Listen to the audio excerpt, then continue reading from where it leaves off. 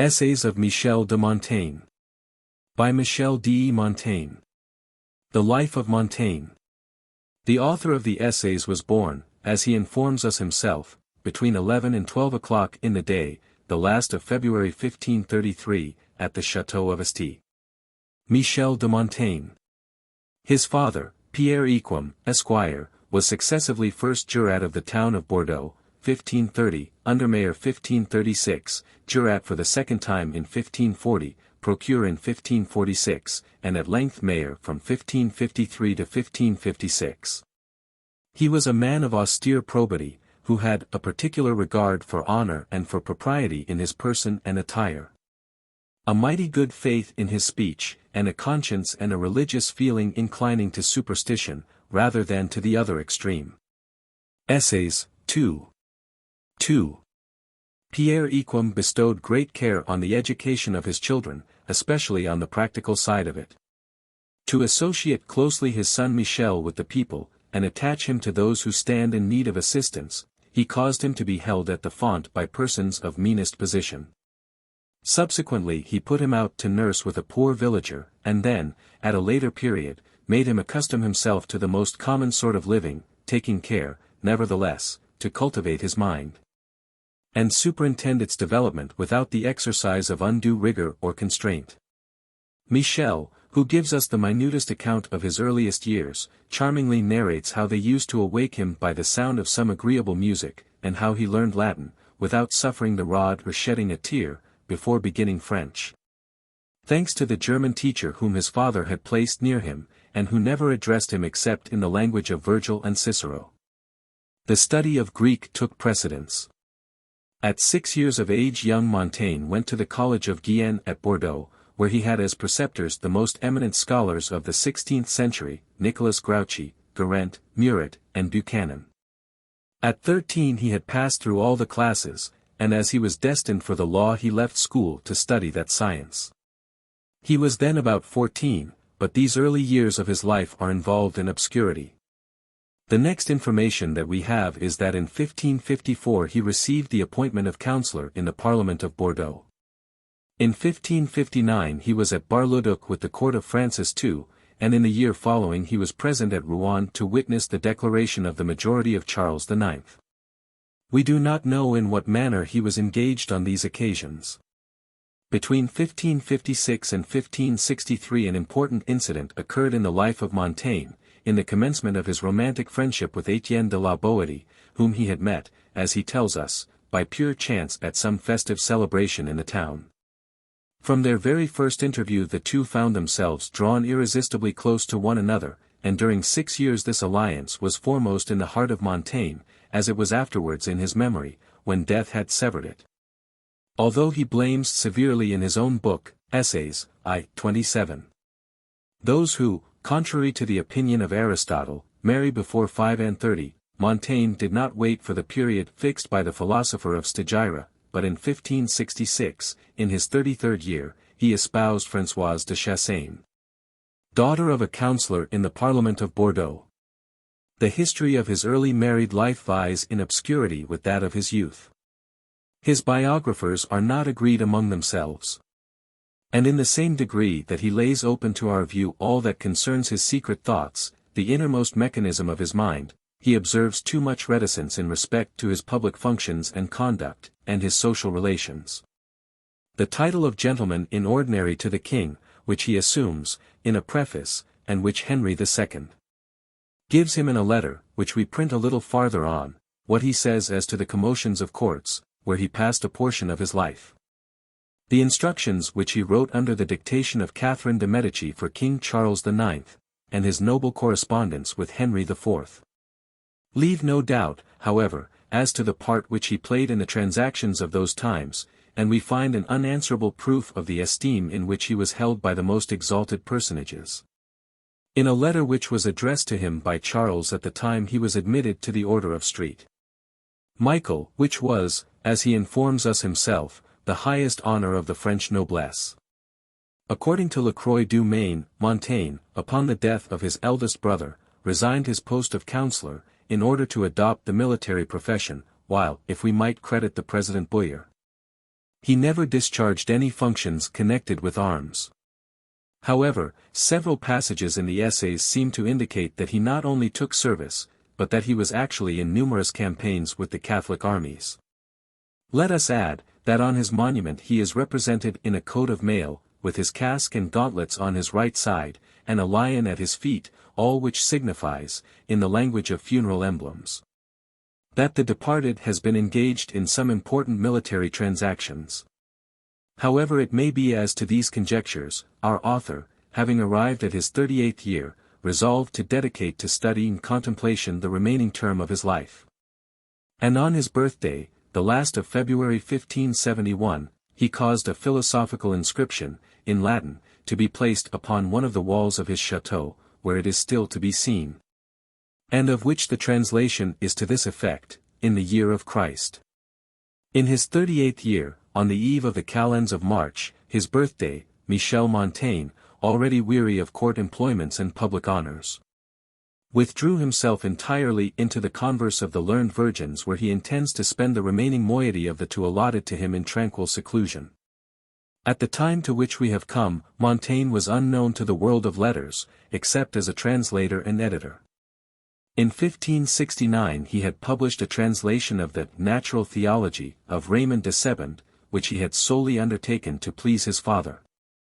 In 1571 he had caused to be printed at Paris certain opuscula of Étienne de la Boétie.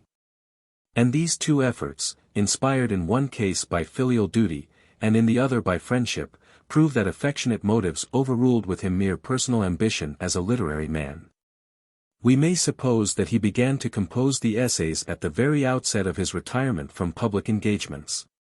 For as, according to his own account, observes the President Boyer, he cared neither for the chase, nor building, nor gardening, nor agricultural pursuits, and was exclusively occupied with reading and reflection.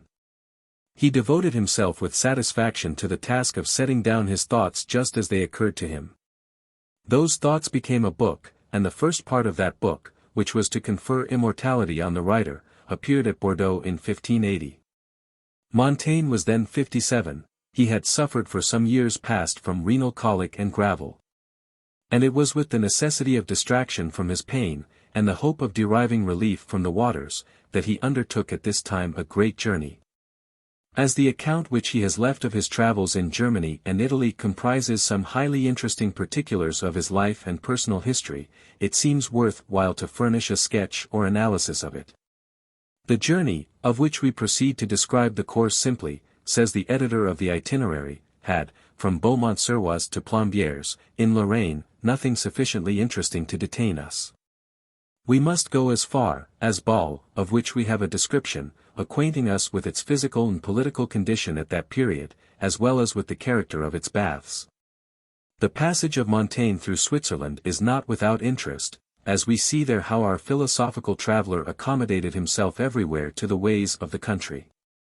The hotels, the provisions, the Swiss cookery, everything, was agreeable to him. It appears, indeed, as if he preferred to the French manners and tastes those of the places he was visiting, and of which the simplicity and freedom, or frankness, accorded more with his own mode of life and thinking. In the towns where he stayed, Montaigne took care to see the Protestant divines, to make himself conversant with all their dogmas. He even had disputations with them occasionally. Having left Switzerland he went to ISNY, an imperial, then on to Augsburg and Munich. He afterwards proceeded to the Tyrol, where he was agreeably surprised, after the warnings which he had received, at the very slight inconveniences which he suffered, which gave him occasion to remark that he had all his life distrusted the statements of others respecting foreign countries, each person's tastes being according to the notions of his native place, and that he had consequently set very little on what he was told beforehand. Upon his arrival at Bautzen, Montaigne wrote to François Hotman, to say that he had been so pleased with his visit to Germany that he quitted it with great regret, although it was to go into Italy.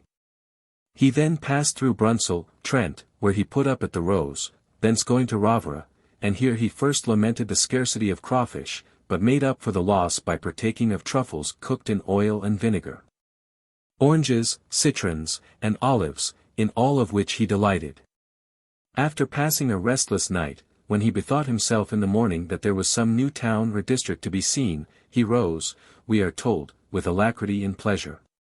His secretary, to whom he dictated his journal, assures us that he never saw him take so much interest in surrounding scenes and persons, and believes that the complete change helped to mitigate his sufferings in concentrating his attention on other points. When there was a complaint made that he had led his party out of the beaten route, and then returned very near the spot from which they started, his answer was that he had no settled course, and that he merely proposed to himself to pay visits to places which he had not seen, and so long as they could not convict him of traversing the same path twice, or revisiting a point already seen, he could perceive no harm in his plan. As to Rome, he cared less to go there, inasmuch as everybody went there, and he said that he never had a lackey who could not tell him all about Florence or Ferrara. He also would say that he seemed to himself like those who are reading some pleasant story or some fine book, of which they fear to come to the end. He felt so much pleasure in traveling that he dreaded the moment of arrival at the place where they were to stop for the night. We see that Montaigne traveled, just as he wrote, completely at his ease, and without the least constraint, turning, just as he fancied, from the common or ordinary roads taken by tourists. The good inns, the soft beds, the fine views, attracted his notice at every point, and in his observations on men and things he confines himself chiefly to the practical side. The consideration of his health was constantly before him, and it was in consequence of this that, while at Venice, which disappointed him, he took occasion to note, for the benefit of readers, that he had an attack of colic, and that he evacuated 2 large stones after supper. On quitting Venice, he went in succession to Ferrara, Rovigo, Padua, Bologna, where he had a stomachache, Florence, and everywhere, before alighting, he made it a rule to send some of his servants to ascertain where the best accommodation was to be had. He pronounced the Florentine women the finest in the world, but had not an equally good opinion of the food, which was less plentiful than in Germany, and not so well served. He lets us understand that in Italy they send up dishes without dressing, but in Germany they were much better seasoned, and served with a variety of sauces and gravies. He remarked further, that the glasses were singularly small and the wines insipid. After dining with the Grand Duke of Florence, Montaigne passed rapidly over the intermediate country, which had no fascination for him, and arrived at Rome on the last day of November, entering by the Porta del Popolo, and putting up at Bare. But he afterwards hired, at 20 crowns a month, fine furnished rooms in the house of a Spaniard, who included in these terms the use of the kitchen fire. What most annoyed him in the Eternal City was the number of Frenchmen he met, who all saluted him in his native tongue, but otherwise he was very comfortable, and his stay extended to 5 months. A mind like his, full of grand classical reflections, could not fail to be profoundly impressed in the presence of the ruins at Rome, and he has enshrined in a magnificent passage of the journal the feelings of the moment. He said, writes his secretary, that at Rome one saw nothing but the sky under which she had been built, and the outline of her site, that the knowledge we had of her was abstract, contemplative, not palpable to the actual senses, that those who said they beheld at least the ruins of Rome, went too far, for the ruins of so gigantic a structure must have commanded greater reverence. It was nothing but her sepulchre. The world, jealous of her prolonged empire, had in the first place broken to pieces that admirable body, and then, when they perceived that the remains attracted worship and awe, had buried the very wreck itself. Compare a passage in one of Horace Walpole's letters to Richard West, March 22, 1740, Cunningham's edit. I. 41, where Walpole, speaking of Rome, describes her very ruins as ruined. As to those small fragments which were still to be seen on the surface, notwithstanding the assaults of time and all other attacks, again and again repeated, they had been favored by fortune to be some slight evidence of that infinite grandeur which nothing could entirely extinguish. But it was likely that these disfigured remains were the least entitled to attention, and that the enemies of that immortal renown, in their fury, had addressed themselves in the first instance to the destruction of what was most beautiful and worthiest of preservation. And that the buildings of this bastard Rome, raised upon the ancient productions, although they might excite the admiration of the present age, reminded him of the crows' and sparrows' nests built in the walls and arches of the old churches, destroyed by the Huguenots. Again, he was apprehensive, seeing the space which this grave occupied, that the whole might not have been recovered, and that the burial itself had been buried. And, moreover, to see a wretched heap of rubbish, as pieces of tile and pottery, grow, as it had ages since, to a height equal to that of Mount Gerson, in Perigord, and thrice the width of it, appeared to show a conspiracy of destiny against the glory and preeminence of that city, affording at the same time a novel and extraordinary proof of its departed greatness. He, Montaigne, observed that it was difficult to believe considering the limited area taken up by any of her 7 hills and particularly the 2 most favored ones, the Capitoline and the Palatine, that so many buildings stood on the site. Judging only from what is left of the Temple of Concord, along the Forum Romanum, of which the fall seems quite recent, like that of some huge mountain split into horrible crags. It does not look as if more than 2 such edifices could have found room on the Capitoline, on which there were at one period from 25 to 30 temples, besides private dwellings. But, in point of fact, there is scarcely any probability of the views which we take of the city being correct, its plan and form having changed infinitely. For instance, the Velabrum, which on account of its depressed level, received the sewage of the city, and had a lake, has been raised by artificial accumulation to a height with the other hills, and Mount Savello has, in truth, grown simply out of the ruins of the theatre of Marcellus. He believed that an ancient Roman would not recognize the place again.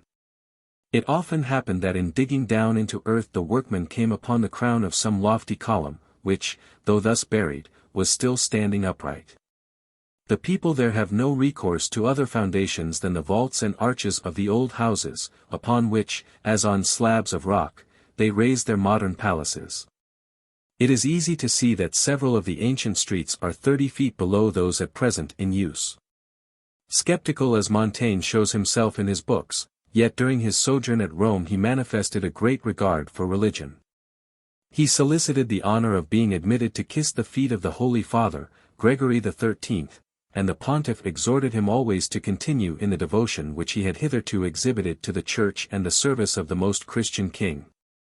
After this, one sees, says the editor of the journal, Montaigne employing all his time in making excursions about the neighborhood on horseback or on foot, in visits, in observations of every kind. The churches, the stations, the processions even, the sermons, then the palaces, the vineyards, the gardens, the public amusements, as the carnival, and nothing was overlooked. He saw a Jewish child circumcised, and wrote down a most minute account of the operation. He met at San Sisto a Muscovite ambassador, the second who had come to Rome since the pontificate of Paul III. This minister had dispatches from his court for Venice, addressed to the Grand Governor of the Signory. The court of Muscovy had at that time such limited relations with the other powers of Europe, and it was so imperfect in its information, that it thought Venice to be a dependency of the Holy See. Of all the particulars with which he has furnished us during his stay at Rome, the following passage in reference to the Essays is not the least singular. The master of the Sacred Palace returned him his Essays, castigated in accordance with the views of the learned monks. He had only been able to form a judgment of them, said he, through a certain French monk. Not understanding French himself, we leave Montaigne himself to tell the story, and he received so complacently my excuses and explanations on each of the passages which had been animadverted upon by the French monk, that he concluded by leaving me at liberty to revise the text agreeably to the dictates of my own conscience. I begged him, on the contrary, to abide by the opinion of the person who had criticized me, confessing, among other matters, as, for example, in my use of the word fortune, in quoting historical poets, in my apology for Julian, in my animadversion on the theory that he who prayed ought to be exempt from vicious inclinations for the time being. Item, in my estimate of cruelty, as something beyond simple death. Item, in my view that a child ought to be brought up to do everything, and so on, that these were my opinions, which I did not think wrong. As to other things, I said that the corrector understood not my meaning. The master, who is a clever man, made many excuses for me, and gave me to suppose that he did not concur in the suggested improvements. And pleaded very ingeniously for me in my presence against another, also an Italian, who opposed my sentiments.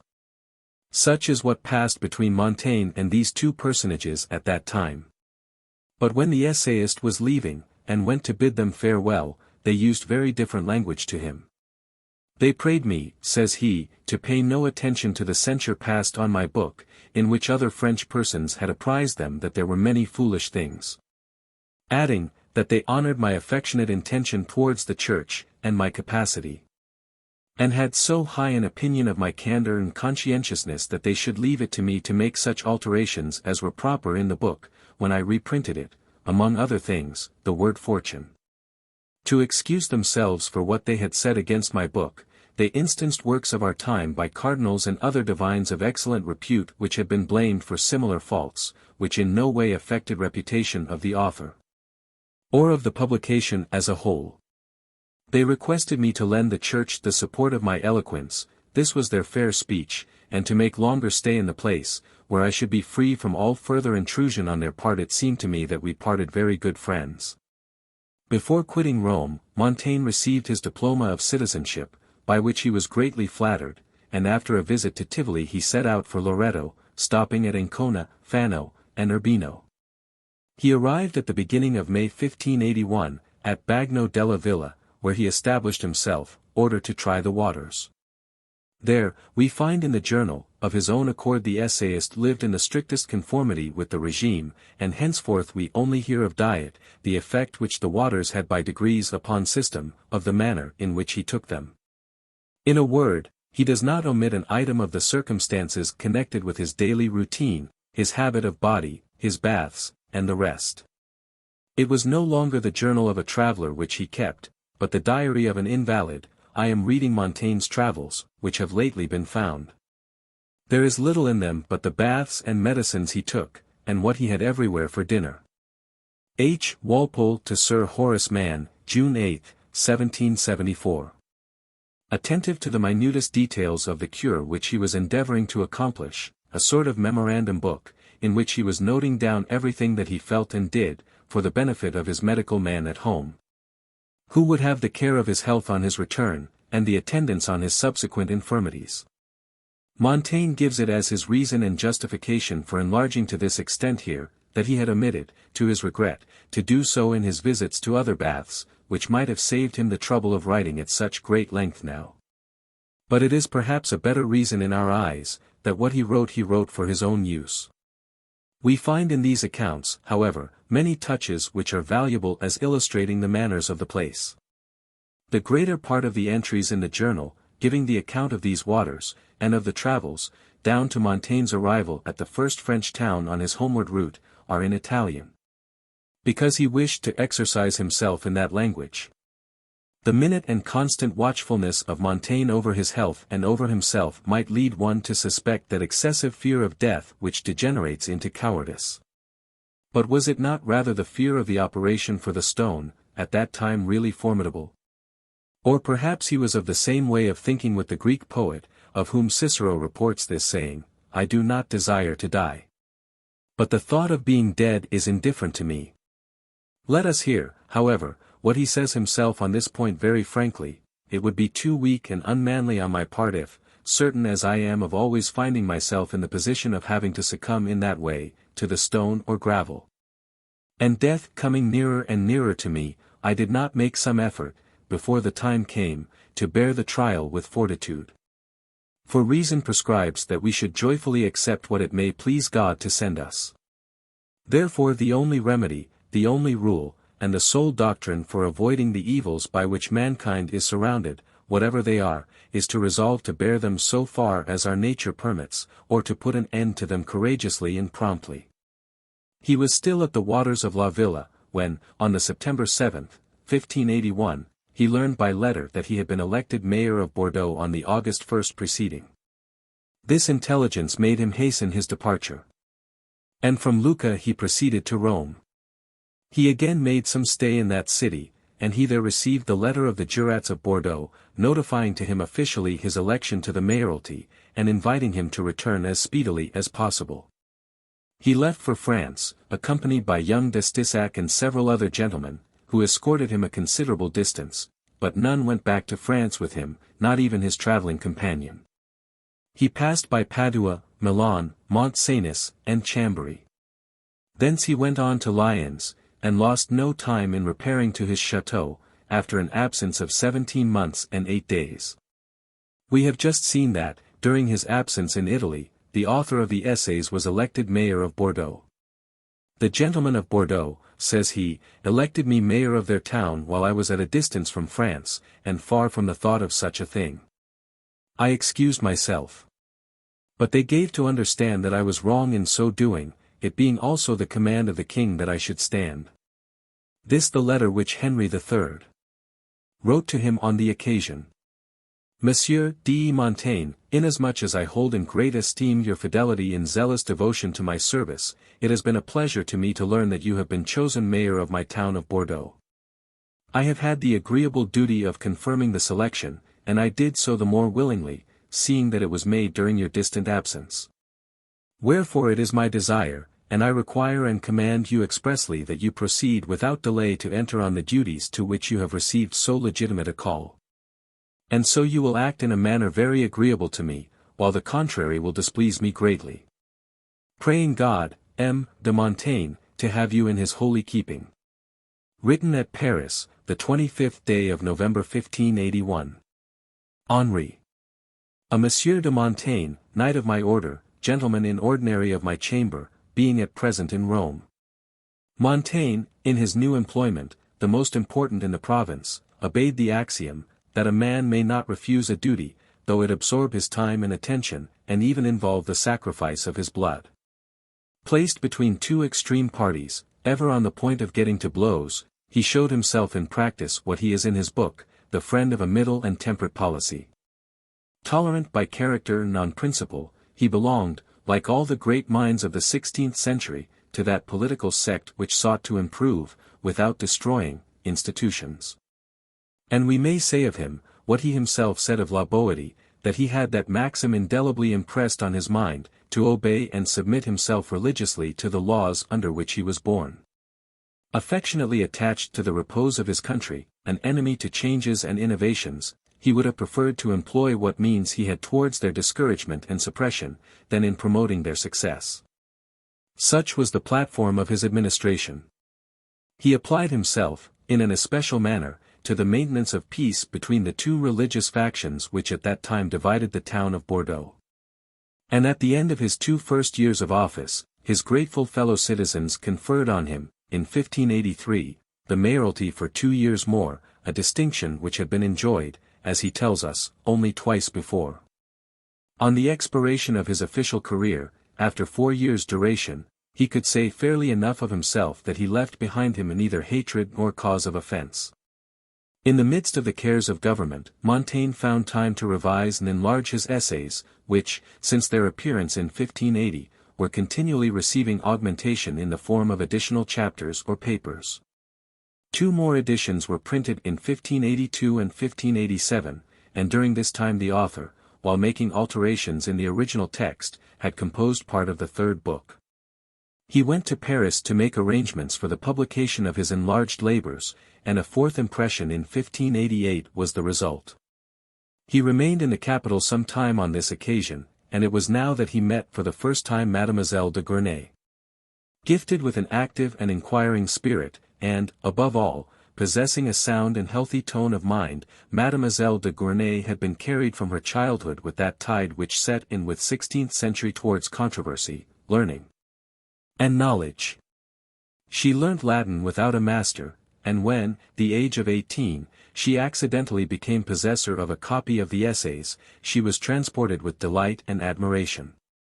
She quitted the chateau of Gournay, to come and see him. We cannot do better, in connection with this journey of sympathy, than to repeat the words of Pusquière, that young lady, allied to several great and noble families of Paris, proposed to herself no other marriage than with her honor. Enriched with the knowledge gained from good books, and, beyond all others, from the Essays of M. de Montaigne, who making in the year 1588 a lengthened stay in the town of Paris, she went there for the purpose of forming his personal acquaintance. And her mother, Madame de Gournay, and herself took him back with them to their chateau, where, at 2 or 3 different times, he spent 3 months altogether, most welcome of visitors. It was from this moment that Mademoiselle de Gournay dated her adoption as Montaigne's daughter, a circumstance which has tended to confer immortality upon her in a far greater measure than her own literary productions. Montaigne, on leaving Paris, stayed a short time at Blois, to attend the meeting of the States General. We do not know what part he took in that assembly, but it is known that he was commissioned, about this period, to negotiate between Henry of Navarre, afterwards Henry IV, and the Duke of Guise. His political life is almost a blank. But De Thou assures us that Montaigne enjoyed the confidence of the principal persons of his time.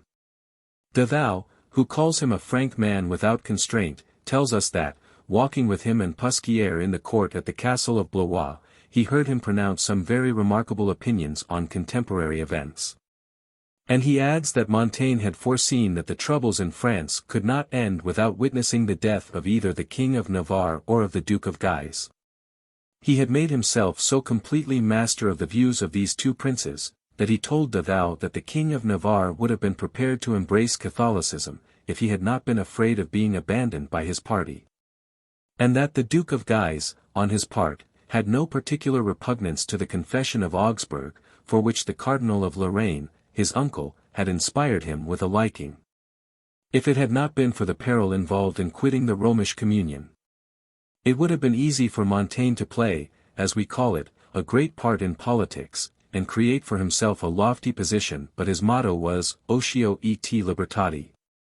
And he returned quietly home to compose a chapter for his next edition on Inconveniences of Greatness. The author of the Essays was now 55. The malady which tormented him grew only worse and worse with years. And yet he occupied himself continually with reading, meditating, and composition. He employed the years 1589, 1590, and 1591 in making fresh additions to his book. And even in the approaches of old age he might fairly anticipate many happy hours, when he was attacked by quinsy, depriving him of the power utterance.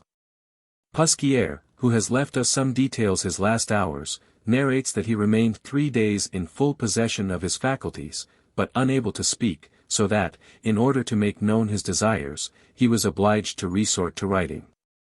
And as he felt his end drawing near, he begged his wife to summon certain of the gentlemen who lived in the neighborhood to bid them a last farewell. When they had arrived, he caused mass to be celebrated in apartment.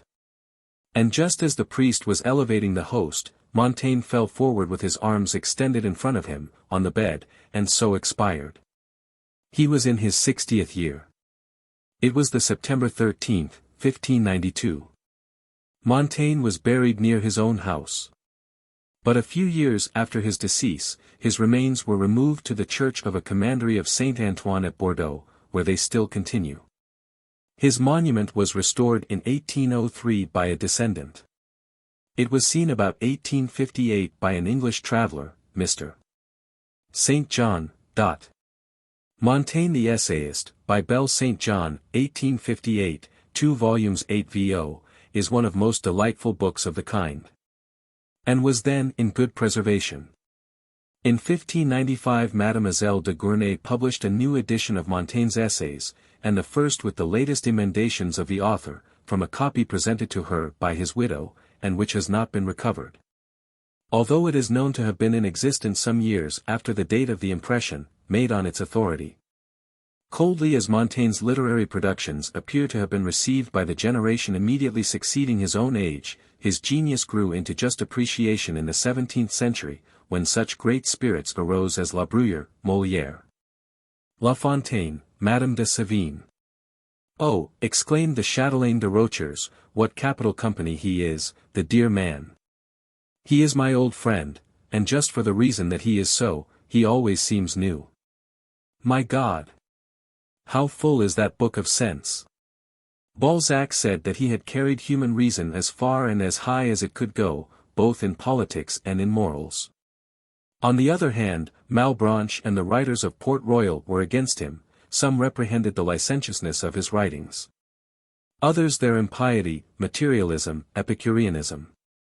Even Pascal, who had carefully read the essays, and gained no small profit by them, did not spare his reproaches. But Montaigne has outlived detraction. As time has gone on, his admirers and borrowers have increased in number, and his Jansenism, which recommended him to the 18th century, may not be his least recommendation in the 19th. Here we have certainly, on the whole, a first-class man, and one proof of his masterly genius seems to be that his merits and his beauties are sufficient to induce us to leave out of consideration blemishes and faults which would have been fatal to an inferior writer. The Letters of Montaigne. To Monsieur de Montaigne. This account of the death of La Boétie begins imperfectly. It first appeared in a little volume of Miscellanies in 1571. See Hazlitt, Ubis Sup. Page 630.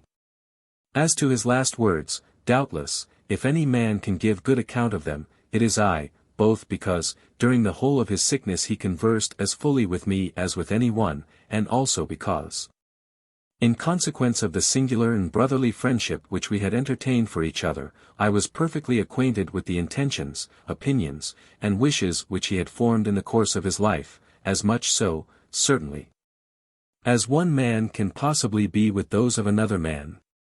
And because I knew them to be elevated, virtuous, full of steady resolution, and, after all said, admirable.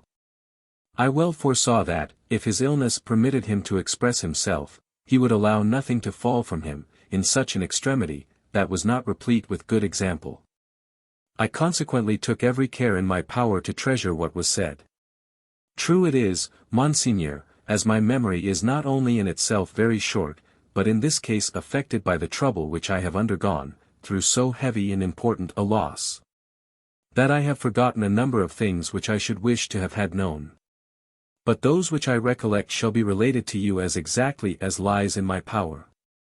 For to represent in full measure his noble career suddenly arrested, to paint to you his indomitable courage, in a body worn out and prostrated by pain and the assaults of death, I confess, would demand a far better ability than mine, because, although, when in former years he discoursed on serious and important matters, he handled them in such a manner that it was difficult to reproduce exactly what he said.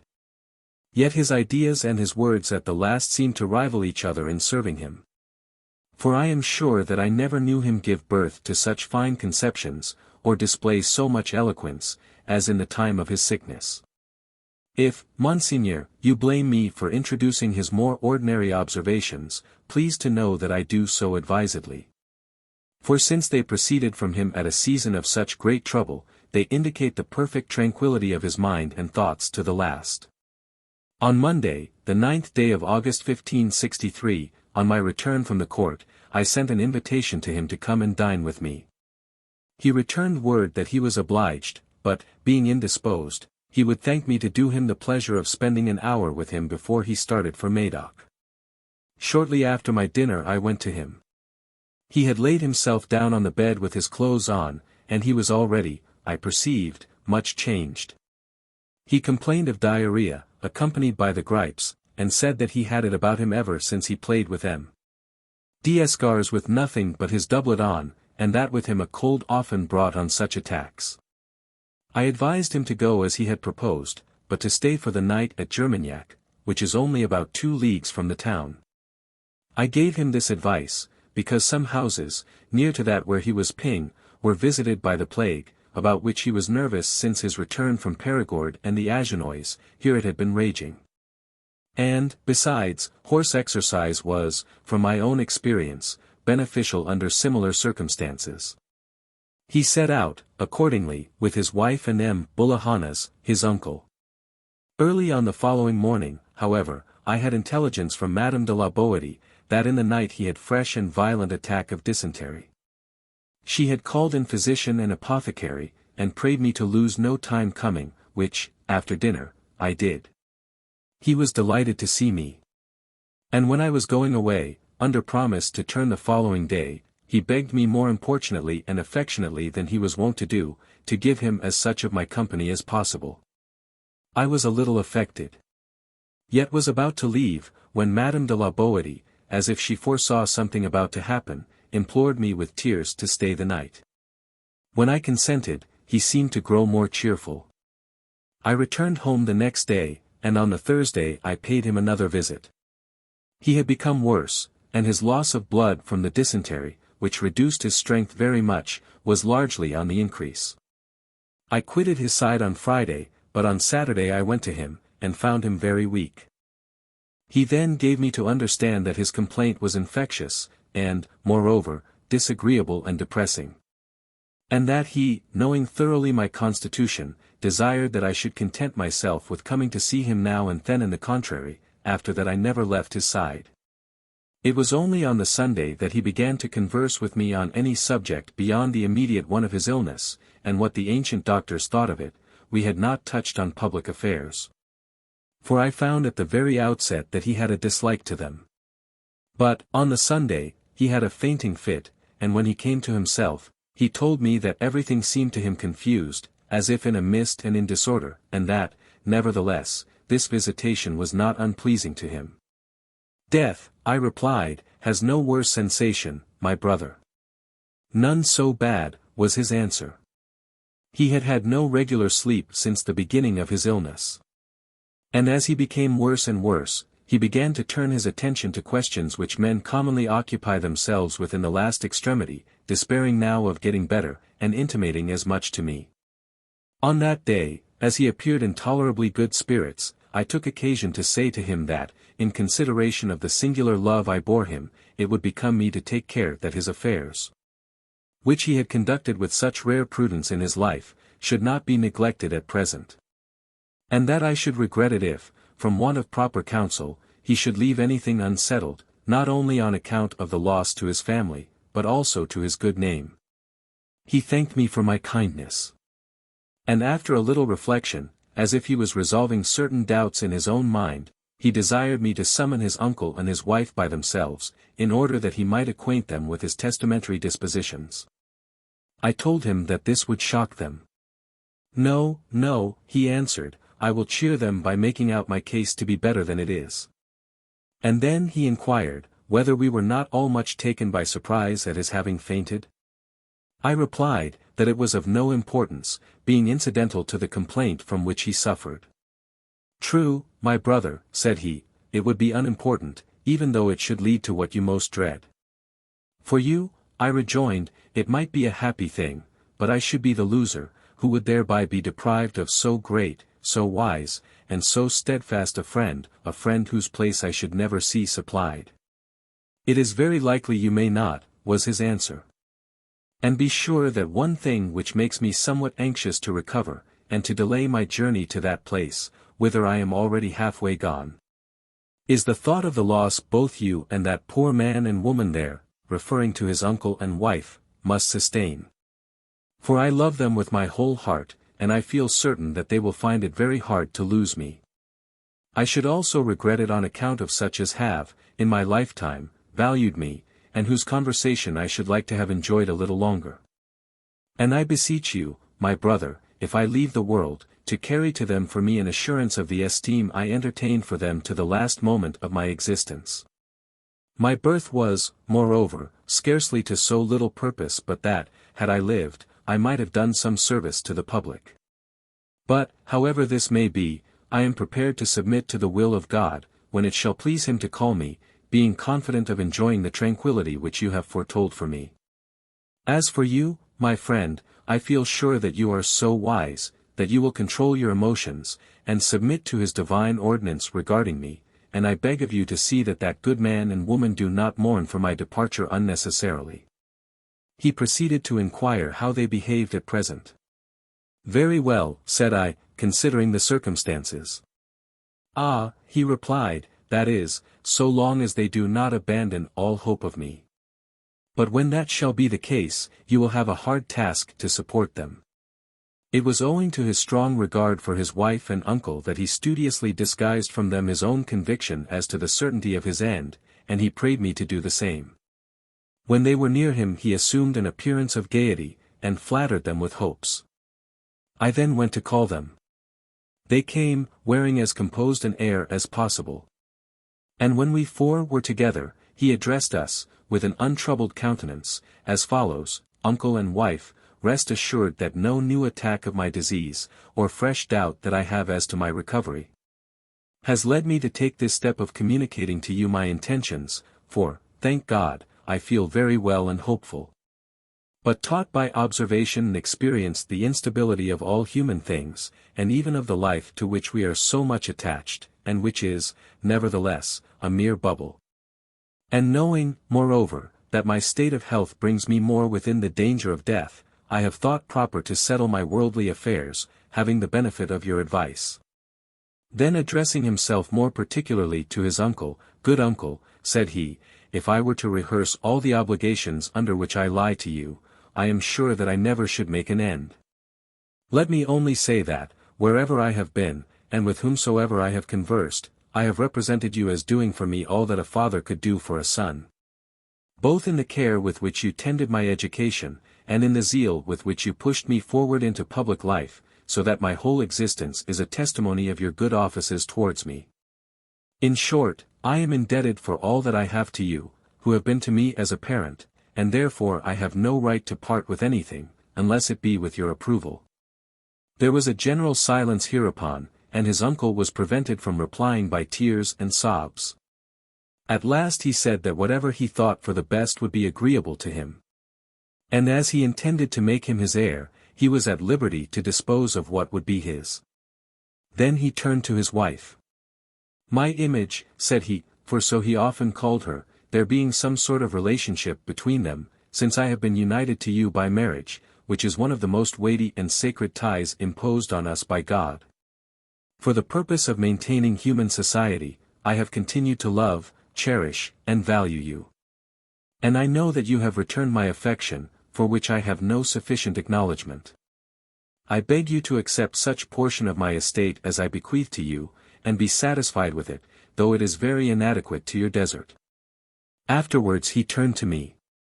My brother, he began, for whom I have so entire a love, and whom I selected out of so large a number, thinking to revive with you that virtuous and sincere friendship which, owing to the degeneracy of the age, has grown to be almost unknown to us, and now exists only in certain vestiges of antiquity, I beg of you, as a mark of my affection to you, to accept my library, a slender offering, but given with a cordial will, and suitable to you. Seeing that you are fond of learning, it will be a memorial of your old companion. Then he addressed all three of us. He blessed God that in his extremity he had the happiness to be surrounded by those whom he held dearest in the world, and he looked upon it as a fine spectacle, where four persons were together, so unanimous in their feelings, and loving each other for each other's sake. He commended us one to the other, and proceeded thus: my worldly matters being arranged, I must now think of the welfare of my soul. I am a Christian, I am a Catholic. I have lived one, and I shall die one. Send for a priest. For I wish to conform to this last Christian obligation. He now concluded his discourse, which he had conducted with such a firm face and with so distinct an utterance, that whereas, when I first entered his room, he was feeble, inarticulate in his speech, his pulse low and feverish, and his features pallid, now, by a sort of miracle, he appeared to have rallied, and his pulse was so strong that for the sake of comparison, I asked him to feel mine. I felt my heart so oppressed at this moment, that I had not the power to make him any answer. But in the course of 2 or 3 hours, solicitous to keep up his courage, and, likewise, out of the tenderness which I had had all my life for his honor and fame, wishing a larger number of witnesses to his admirable fortitude, I said to him, how much I was ashamed to think that I lacked courage to listen to what he, so great a sufferer, had the courage to deliver. That down to the present time I had scarcely conceived that God granted us such command over human infirmities, and had found a difficulty in crediting the examples I had read in histories. But that with such evidence of the thing before my eyes, I gave praise to God that it had shown itself in one so excessively dear to me, and who loved me so entirely, and that his example would help me to act in a similar manner when my turn came. Interrupting me, he begged that it might happen so, and that the conversation which had passed between us might not be mere words, but might be impressed deeply on our minds, to be put in exercise at the first occasion. And that this was the real object and aim of all philosophy. He then took my hand, and continued, "Brother, friend, there are many acts of my life, I think, which have cost me as much difficulty as this one is likely to do. And, after all, I have been long prepared for it, and have my lesson by heart. Have I not lived long enough? I am just upon 33. By the grace of God, my days so far have known nothing but health and happiness. But in the ordinary course of our unstable human affairs, this could not have lasted much longer. It would have become time for me to enter on graver avocations, and I should thus have involved myself in numberless vexations, and, among them, the troubles of old age, from which I shall now be exempt. Moreover, it is probable that hitherto my life has been spent more simply, and with less of evil, than if God had spared me, and I had survived to feel the thirst for riches and worldly prosperity. I am sure, for my part, that I now go to God in the place of the blessed." He seemed to detect in my expression some inquietude at his words, and he exclaimed, "What, my brother, would you make me entertain apprehensions? Had I any, whom would it become so much as yourself to remove them?" The notary, who had been summoned to draw up his will, came in the evening, and when he had the documents prepared, I inquired of La Boitie if he would sign them. "Sign them," cried he, "I will do so with my own hand, but I could desire more time, for I feel exceedingly timid and weak, and in a manner exhausted." But when I was going to change the conversation, he suddenly rallied, said he had but a short time to live, and asked if the notary wrote rapidly, for he should dictate without making any pause. The notary was called, and he dictated his will there and then with such speed that the man could scarcely keep up with him. And when he had done, he asked me to read it out, saying to me, "What a good thing it is to look after what are called our riches. Sunt haec, quo hominibus vocantur bona." As soon as the will was signed, the chamber being full, he asked me if it would hurt him to talk. I answered, that it would not, if he did not speak too loud. He then summoned Mademoiselle de Saint Quentin, his niece, to him, and addressed her thus, "Dear niece, since my earliest acquaintance with thee, I have observed the marks of great natural goodness in thee. But the services which thou rendered to me, with so much affectionate diligence, in my present and last necessity, inspire me with high hopes of thee, and I am under great obligations to thee, and give thee most affectionate thanks. Let me relieve my conscience by counseling thee to be, in the first place, devout to God, for this doubtless is our first duty, failing which all others can be of little advantage or grace, but which, duly observed, carries with it necessarily all other virtues. After God, thou shouldest love thy father and mother, thy mother, my sister, whom I regard as one of the best and most intelligent of women, and by whom I beg of thee to let thy own life be regulated. Allow not thyself to be led away by pleasures. Shun, like the plague, the foolish familiarities thou sayest between some men and women, harmless enough at first, but which by insidious degrees corrupt the heart, and thence lead it to negligence, and then into the vile slough of vice. Credit me, the greatest safeguard to female chastity is sobriety of demeanor. I beseech and direct that thou often call to mind the friendship which was betwixt us. But I do not wish thee to mourn for me too much, an injunction which, so far as it is in my power, I lay on all my friends, since it might seem that by doing so they felt a jealousy of that blessed condition in which I am about to be placed by death. I assure thee, my dear, that if I had the option now of continuing in life or of completing the voyage on which I have set out, I should find it very hard to choose. Adieu, dear niece. Mademoiselle d'Arsat, his stepdaughter, was next called.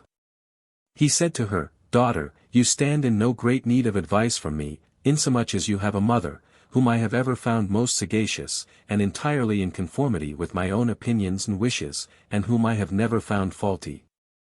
With such a preceptress, you cannot fail to be properly instructed. Do not account it singular that I, with no tie of blood to you, am interested in you. For, being the child of one who is so closely allied to me, I am necessarily concerned in what concerns you, and consequently the affairs of your brother, M. Darasat, have ever been watched by me with as much care as my own. Nor perhaps will it be to your disadvantage that you were my stepdaughter. You enjoy sufficient store of wealth and beauty, you are a lady of good family. It only remains for you to add to these possessions the cultivation of your mind, in which I exhort you not to fail. I do not think necessary to warn you against vice, a thing so odious in women, for I would not even suppose that you could harbor any inclination for it, nay, I believe that you hold the very name in abhorrence. Dear daughter, farewell. All in the room were weeping and lamenting, but he held without interruption the thread of his discourse, which was pretty long. But when he had done, he directed us all to leave the room, except the women attendants, whom he styled his garrison. But first, calling to him my brother, M. de Beauregard, he said to him, M. de Beauregard, you have my best thanks for all the care you have taken of me. I have now a thing which I am very anxious indeed to mention to you, and with your permission I will do so. As my brother gave him encouragement to proceed, he added, I assure you that I never knew any man who engaged in the reformation of our church with greater sincerity, earnestness, and single-heartedness than yourself. I consider that you were led to it by observing the vicious character of our prelates, which no doubt much requires setting in order, and by imperfections which time has brought into our church. It is not my desire at present to discourage you from this course, for I would have no one act in opposition to his conscience. But I wish, having regard to the good repute acquired by your family from its enduring concord, a family than which none can be dearer to me, a family, thank God, no member of which has ever been guilty of dishonor, in regard, further, to the will of your good father to whom you owe so much, and of your uncle, I wish you to avoid extreme means. Avoid harshness and violence, be reconciled with your relatives, do not act apart, but unite. You perceive what disasters our quarrels have brought upon this kingdom, and I anticipate still worse mischiefs. And in your goodness and wisdom, beware of involving your family in such broils, let it continue to enjoy its former reputation and happiness. M. de Beauregard, take what I say in good part, and as a proof of the friendship I feel for you. I postpone till now any communication with you on the subject, and perhaps the condition in which you see me address you, may cause my advice and opinion to carry greater authority. My brother expressed his thanks to him cordially. On the Monday morning he had become so ill that he quite despaired of himself, and he said to me very pitifully, Brother, do not you feel pain for all the pain I am suffering? Do you not perceive now that the help you give me has no other effect than that of lengthening my suffering? Shortly afterwards he fainted, and we all thought him gone, but by the application of vinegar and wine he rallied. But he soon sank, and when he heard us in lamentation, he murmured, O God! Who is it that teases me so? Why did you break the agreeable repose I was enjoying? I beg of you to leave me. And then, when he caught the sound of my voice, he continued, And art thou, my brother, likewise unwilling to see me at peace? Oh, how thou robbest me of my repose! After a while, he seemed to gain more strength, and called for wine, which he relished, and declared it to be the finest drink possible. I, in order to change the current of his thoughts, put in, Surely not, water is the best. Ah, yes, he returned, doubtless so, Greek phrase. He had now become icy cold at his extremities, even to his face, a deathly perspiration was upon him, and his pulse was scarcely perceptible. This morning he confessed, but the priest had omitted to bring with him the necessary apparatus for celebrating Massachusetts. On the Tuesday, however, M. de la Boétie summoned him to aid him, as he said, in discharging the last office of a Christian. After the conclusion of Mass, he took the sacrament. When the priest was about to depart, he said to him, Spiritual Father, I implore you humbly, as well as those over whom you are set, to pray to the Almighty on my behalf. That, if it be decreed in heaven that I am now to end my life, he will take compassion on my soul, and pardon me my sins, which are manifold, it not being possible for so weak and poor a creature as I to obey completely the will of such a master. Or, if he think fit to keep me longer here, that it may please him to release my present extreme anguish, and to direct my footsteps in the right path, that I may become a better man than I have been. He paused to recover breath a little. Priest was about to go away, he called him back and proceeded, I desire to say, besides, in your hearing this, I declare that I was christened and I have lived, and that so I wish to die, in the faith which Moses preached in Egypt. Which afterwards the patriarchs accepted and professed in Judea, and which, in the course of time, has been transmitted to France and to us. He seemed desirous of adding something more, but he ended with a request to his uncle and me to send up prayers for him, for those are, he said, the best duties that Christians can fulfill one for another. In the course of talking, his shoulder was uncovered, and although a manservant stood near him, he asked his uncle to readjust the clothes. Then, turning his eyes towards me, he said, Ingenui est, cui multum debis, ei plurimum vel debir. M. De Bellet called in the afternoon to see him, and M. de la Boitie, taking his hand, said to him, I was on the point of discharging my debt, but my kind creditor has given me a little further time. A little while after, appearing to wake out of a sort of reverie, he uttered words which he had employed once or twice before in the course of his sickness, Ah well, well, whenever the hour comes, I await it with pleasure and fortitude. And then, as they were holding his mouth open by force to give him a draught, he observed to M.D.E. Bellet, and vivere tanti est. As the evening approached, he began perceptibly to sink. And while I supped, he sent for me to come, being no more than the shadow of a man, or, as he put it himself, non homo, sed species hominis. And he said to me with the utmost difficulty, my brother, my friend, please God I may realize the imaginations I have just enjoyed. Afterwards, having waited for some time while he remained silent, and by painful efforts was drawing long sighs, for his tongue at this point began to refuse its functions, I said, what are they? Grand, grand, he replied.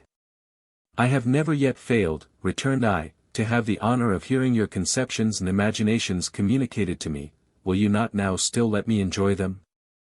I would indeed, he answered, but, my brother, I am not able to do so. They are admirable, infinite, and unspeakable. We stopped short there, for he could not go on. A little before, indeed, he had shown a desire to speak to his wife, and had told her, with as gay a countenance as he could contrive to assume, that he had a story to tell her. And it seemed as if he was making an attempt to gain utterance. But, his strength failing him, he begged a little wine to resuscitate it. It was of no avail, for he fainted away suddenly, and was for some time insensible.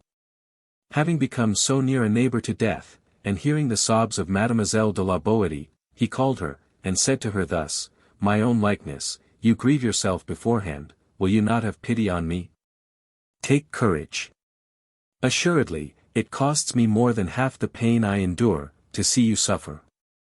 And reasonably so, because the evils which we ourselves feel we do not actually ourselves suffer, but it's certain sentient faculties which God plants in us, that feel them, whereas what we feel on account of others, we feel by consequence of a certain reasoning process which goes on within our minds. But I am going away, that he said because his strength was failing him, and fearing that he had frightened his wife, he resumed, observing, I am going to sleep. Good night, my wife, go thy way. This was the last farewell he took of her. After she had left, my brother, said he to me, keep near me, if you please. And then feeling the advance of death more pressing and more acute, or else the effect of some warm draught which they had made him swallow, his voice grew stronger and clearer, and he turned quite with violence in his bed. So that all began again to entertain the hope which we had lost only upon witnessing his extreme prostration. At this stage he proceeded, among other things, to pray me again and again, in a most affectionate manner, to give him a place. So that I was apprehensive that his reason might be impaired, particularly when, on my pointing out to him that he was doing himself harm, and that these were not of the words of a rational man, he did not yield at first, but redoubled his outcry, saying, my brother, dost thou then refuse me a place, insomuch that he constrained me to demonstrate to him that, as he breathed and spoke, and had his physical being, therefore he had his place. Yes, yes, he responded, I have, but it is not that which I need. And, besides, when all is said, I have no longer any existence. God, I replied, will grant you a better one soon. Would it were now, my brother, was his answer. It is now 3 days since I have been eager to take my departure. Being in this extremity, he frequently called me, merely to satisfy him that I was at his side. At length, he composed himself a little to rest, which strengthened our hopes. So much so, indeed, that I left the room, and went to rejoice thereupon with Mademoiselle de la Boitie. But, an hour or so afterwards, he called me by name once or twice, and then with a long sigh expired at 3 o'clock on Wednesday morning, the August 18th, 1563, having lived 32 years, 9 months, and 17 days. 2. To Monseigneur de Montaigne. This letter is prefixed to Montaigne's translation of the Natural Theology of Raymond de Sebond, printed at Paris in 1569. In pursuance of the instructions which you gave me last year in your house at Montaigne, Monseigneur, I have put into a French dress, with my own hand, Raymond de Sebond, that great Spanish theologian and philosopher. And I have divested him, so far as I could, of that rough bearing and barbaric appearance which you saw him wear at first, that, in my opinion, he is now qualified to present himself in the best company. It is perfectly possible that some fastidious persons will detect in the book some trace of Gascon parentage, but it will be so much the more to their discredit, that they allowed the task to devolve on one who is quite a novice in these things. It is only right, Monseigneur, that the work should come before the world under your auspices, since whatever emendations and polish it may have received, are owing to you. Still I see well that, if you think proper to balance accounts with the author, you will find yourself much his debtor. For against his excellent and religious discourses, his lofty and, so to speak, divine conceptions, you will find that you will have to set nothing but words and phraseology. A sort of merchandise so ordinary and commonplace, that whoever has the most of it, peradventure is the worst off. Monseigneur, I pray God to grant you a very long and happy life. From Paris, this 18th of June, 1568. Your most humble and most obedient son, Michel de Montaigne. 3. To Monsieur de Lansac. This letter appears to belong to 1570. Knight of the King's Order, Privy Councillor, Sub-Controller of his Finance, and Captain of the Cent Guards of his household. Monsieur, I send you the Economics of Xenophon, put into French by the late M. de la Boitie, printed at Paris, 8 VO, 1571, and reissued, with the addition of some notes, in 1572, with a fresh title page.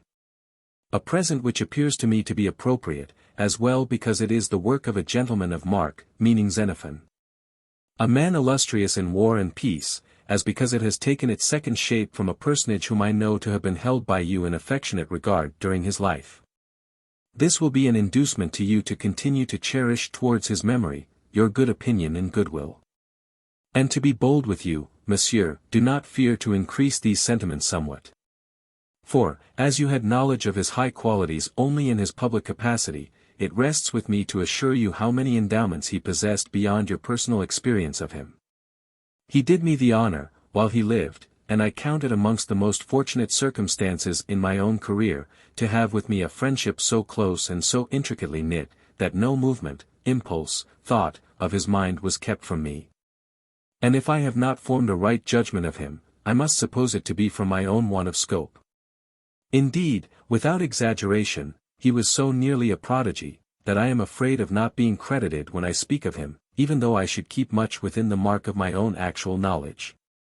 And for this time, monsieur, I shall content myself with praying you, for the honor and respect we owe to truth, to testify and believe that our Guienne never beheld his peer among the men of his vocation. Under the hope, therefore, that you will pay him his just due, and in order to refresh him in your memory, I present you this book, which will answer for me that, were it not for the insufficiency of my power, I would offer you as willingly something of my own, as an acknowledgment of the obligations I owe to you, and of the ancient favor and friendship which you have borne towards the members of our house. But, monsieur, in default of better coin, I offer you in payment the assurance of my desire to do you humble service. Monsieur, I pray God to have you in his keeping. Your obedient servant, Michel de Montaigne. 4.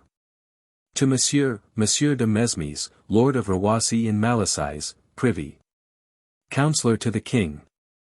Monsieur, it is one of the most conspicuous follies committed by men, to employ the strength of their understanding in overturning and destroying those opinions which are commonly received among us, and which afford us satisfaction and content. For while everything beneath heaven employs the ways and means placed at its disposal by nature for the advancement and commodity of its being, these, in order to appear of a more sprightly and enlightened wit, not accepting anything which has not been tried and balanced 1,000 times with the most subtle reasoning, sacrifice their peace of mind to doubt, uneasiness, and feverish excitement. It is not without reason that childhood and simplicity have been recommended by Holy Writ itself. For my part, I prefer to be quiet rather than clever. Give me content, even if I am not to be so wide in my range. This is the reason, monsieur, why, although persons of an ingenious turn laugh at our care as to what will happen after our own time, for instance, to our souls, which, lodged elsewhere, will lose all consciousness of what goes on here below. Yet I consider it to be a great consolation for the frailty and brevity of life, to reflect that we have the power of prolonging it by reputation and fame. And I embrace very readily this pleasant and favorable notion original with our being, without inquiring too critically how or why it is. Insomuch that having loved, beyond everything, the late M. de la Boitie, the greatest man, in my judgment, of our age, I should think myself very negligent of my duty if I failed, to the utmost of my power, to prevent such a name as his, and a memory so richly meriting remembrance, from falling into oblivion. And if I did not use my best endeavor to keep them fresh, I believe that he feels something of what I do on his behalf, and that my services touch and rejoice him. In fact, he lives in my heart so vividly and so wholly, that I am loath to believe him committed to the dull ground, or altogether cast off from communication with us. Therefore, monsieur, since every new light I can shed on him and his name, is so much added to his second period of existence, and, moreover, since his name is ennobled and honored by the place which receives it, it falls to me not only to extend it as widely as I can, but to confide it to the keeping of persons of honor and virtue, among whom you hold such a rank, that, to afford you the opportunity of receiving this new guest, and giving him good entertainment, I decided on presenting to you this little work, not for any profit you are likely to derive from it, being well aware that you do not need to have Plutarch and his companions interpreted to you, but it is possible that Madame de Rawassi, reading in it the order of her household management and of your happy accord painted to the life, will be pleased to see how her own natural inclination has not only reached but surpassed the theories of the wisest philosophers, regarding the duties and laws of the wedded state. And, at all events, it will be always an honor to me, to be able to do anything which shall be for the pleasure of you and yours, on account of the obligation under which I lie to serve you. Monsieur, I pray God to grant you a long and happy life. From Montaigne, this April 30th, 1570. Your humble servant, Michel de Montaigne. V. To Monsieur de l'Hospital, Chancellor of France. Monseigneur, I am of the opinion that persons such as you, to whom fortune and reason have committed the charge of public affairs, are not more inquisitive in any point than in ascertaining the character of those in office under you. For no society is so poorly furnished, but that, if a proper distribution of authority be used, it has persons sufficient for the discharge of all official duties. And when this is the case, nothing is wanting to make a state perfect in its constitution. Now, in proportion as this is so much to be desired, so it is the more difficult of accomplishment, since you cannot have eyes to embrace a multitude so large and so widely extended, nor to see to the bottom of hearts. In order that you may discover intentions and consciences, matters principally to be considered. So that there has never been any commonwealth so well organized, in which we might not detect often enough defect in such a department or such a choice. And in those systems, where ignorance and malice, favoritism, intrigue, and violence govern, if any selection happens to be made on the ground of merit and regularity, we may doubtless thank fortune, which, in its capricious movements, has for once taken the path of reason. This consideration, Monseigneur, often consoled me, when I beheld M. Etienne de la Boétie, one of the fittest men for high office in France, pass his whole life without employment and notice, by his domestic hearth, to the singular detriment of the public. For, so far as he was concerned, I may assure you, Monseigneur, that he was so rich in those treasures which defy fortune, that never was man more satisfied or content. I know, indeed, that he was raised to the dignities connected with his neighborhood, dignities accounted considerable, and I know also, that no one ever acquitted himself better of them. And when he died at the age of 32, he enjoyed a reputation in that way beyond all who had preceded him. But for all that, it is no reason that a man should be left a common soldier, who deserves to become a captain, nor to assign mean functions to those who are perfectly equal to the highest. In truth, his powers were badly economized and too sparingly employed. Insomuch that, over and above his actual work, there was abundant capacity lying idle which might have been called into service, both to the public advantage and his own private glory. Therefore, Monseigneur, since he was so indifferent to his own fame, for virtue and ambition, unfortunately, seldom lodged together, and since he lived in an age when others were too dull or too jealous to witness to his character, I have it marvelously at heart that his memory, at all events, to which I owe the good offices of a friend, should enjoy the recompense of his brave life, and that it should survive in the good report of men of honor and virtue. On this account, sir, I have been desirous to bring to light, and present to you, such few Latin verses as he left behind. Different from the builder, who places the most attractive portion of his house towards the street, and to the draper, who displays in his window his best goods, that which was most precious in my friend, the juice and marrow of his genius, departed with him, and there have remained to us but the bark and the leaves.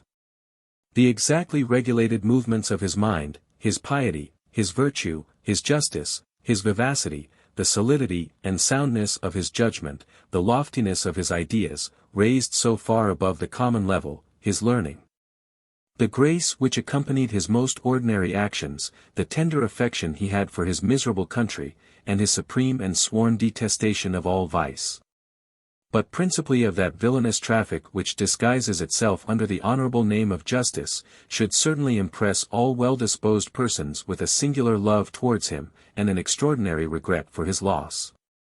But, sir, I am unable to do justice to all these qualities, and of the fruit of his own studies it had not entered into his mind to leave any proof to posterity. All that remains, is the little which, as a pastime, he did at intervals.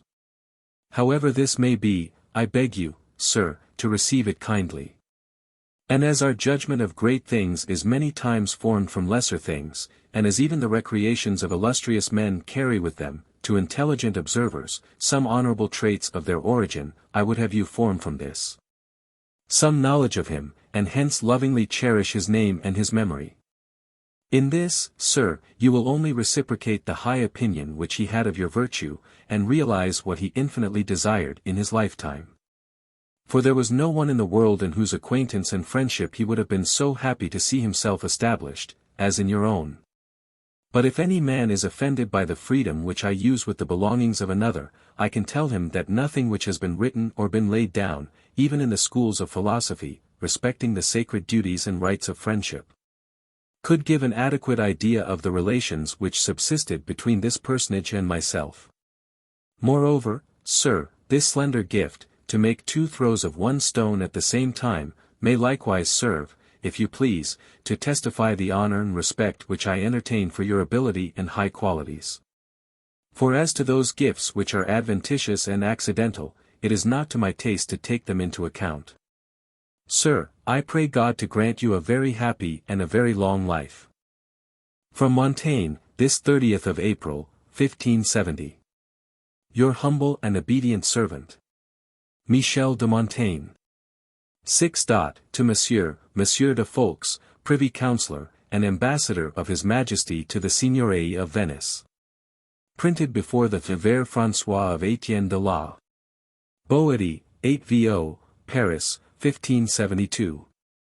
Sir, being on the point of commending to you and to posterity the memory of the late Étienne de la Boétie, as well for his extreme virtue as for the singular affection which he bore to me.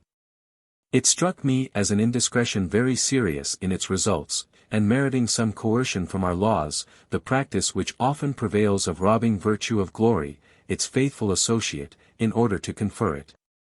In accordance with our private interests and without discrimination, on the first comer. Seeing that our two principal guiding reins are reward and punishment, which only touch us properly, and as men, through the medium of honor and dishonor, forasmuch as these penetrate the mind. And come home to our most intimate feelings, just where animals themselves are susceptible, more or less, to all other kinds of recompense and corporal chastisement. Moreover, it is well to notice that the custom of praising virtue, even in those who are no longer with us, impalpable as it is to them, serves as a stimulant to the living to imitate their example. Just as capital sentences are carried out by the law, more for the sake of warning to others, than in relation to those who suffer. Now, commendation and its opposite being analogous as regards effects, we cannot easily deny the fact, that although the law prohibits one man from slandering the reputation of another, it does not prevent us from bestowing reputation without cause. This pernicious license in respect to the distribution of praise, has formerly been confined in its area of operations, and it may be the reason why poetry once lost favor with the more judicious. However this may be, it cannot be concealed that the vice of falsehood is one very unbecoming in gentlemen, let it assume what guise it will. As for that personage of whom I am speaking to you, sir, he leads me far away indeed from this kind of language, for the danger in his case is not, lest I should lend him anything, but that I might take something from him. And it is his ill fortune that, while he has supplied me, so far as ever a man could, with just and obvious opportunities for commendation, I find myself unable and unqualified to render it to him, I, who am his debtor for so many vivid communications, and who alone have it in my power to answer for 1,000,000 of accomplishments, perfections, and virtues, latent, thanks to his unkind stars, in so noble a soul. For the nature of things having, I know not how, permitted that truth, fair and acceptable, as it may be of itself, is only embraced where there are arts of persuasion, to insinuate it into our minds, I see myself so wanting. Both in authority to support my simple testimony, and in the eloquence requisite for lending it value and weight, that I was on the eve of relinquishing the task. Having nothing of his which would enable me to exhibit to the world a proof of his genius and knowledge. In truth, sir, having been overtaken by his fate in the flower of his age, and in the full enjoyment of the most vigorous health, it had been his design to publish some day works which would have demonstrated to posterity what sort of a man he was. And, peradventure, he was indifferent enough to fame, having formed such a plan in his head, to proceed no further in it. But I have come to the conclusion, that it was far more excusable in him to bury with him all his rare endowments, than it would be on my part to bury also with me the knowledge of them which I had acquired from him. And, therefore, having collected with care all the remains which I found scattered here and there among his papers, I intend to distribute them so as to recommend his memory to as many persons as possible.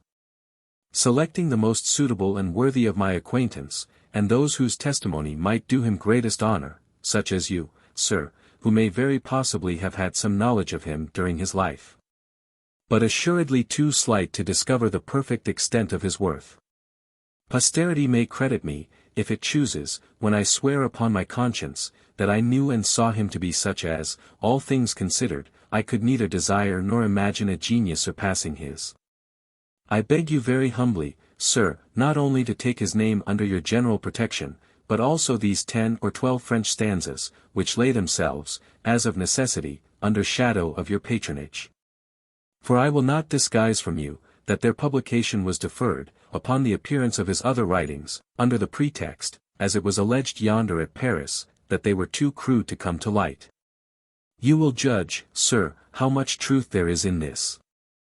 And since it is thought that hereabout nothing can be produced in our own dialect but what is barbarous and unpolished, it falls to you, who, besides your rank as the first house in Guyenne, indeed down from your ancestors, possess every other sort of qualification, to establish, not merely by your example, but by your authoritative testimony, that such is not always the case, the more so that, though 'tis more natural with the Gascons to act than talk, yet sometimes they employ the tongue more than the arm, and wit in place of valor. For my own part, sir, it is not in my way to judge of such matters.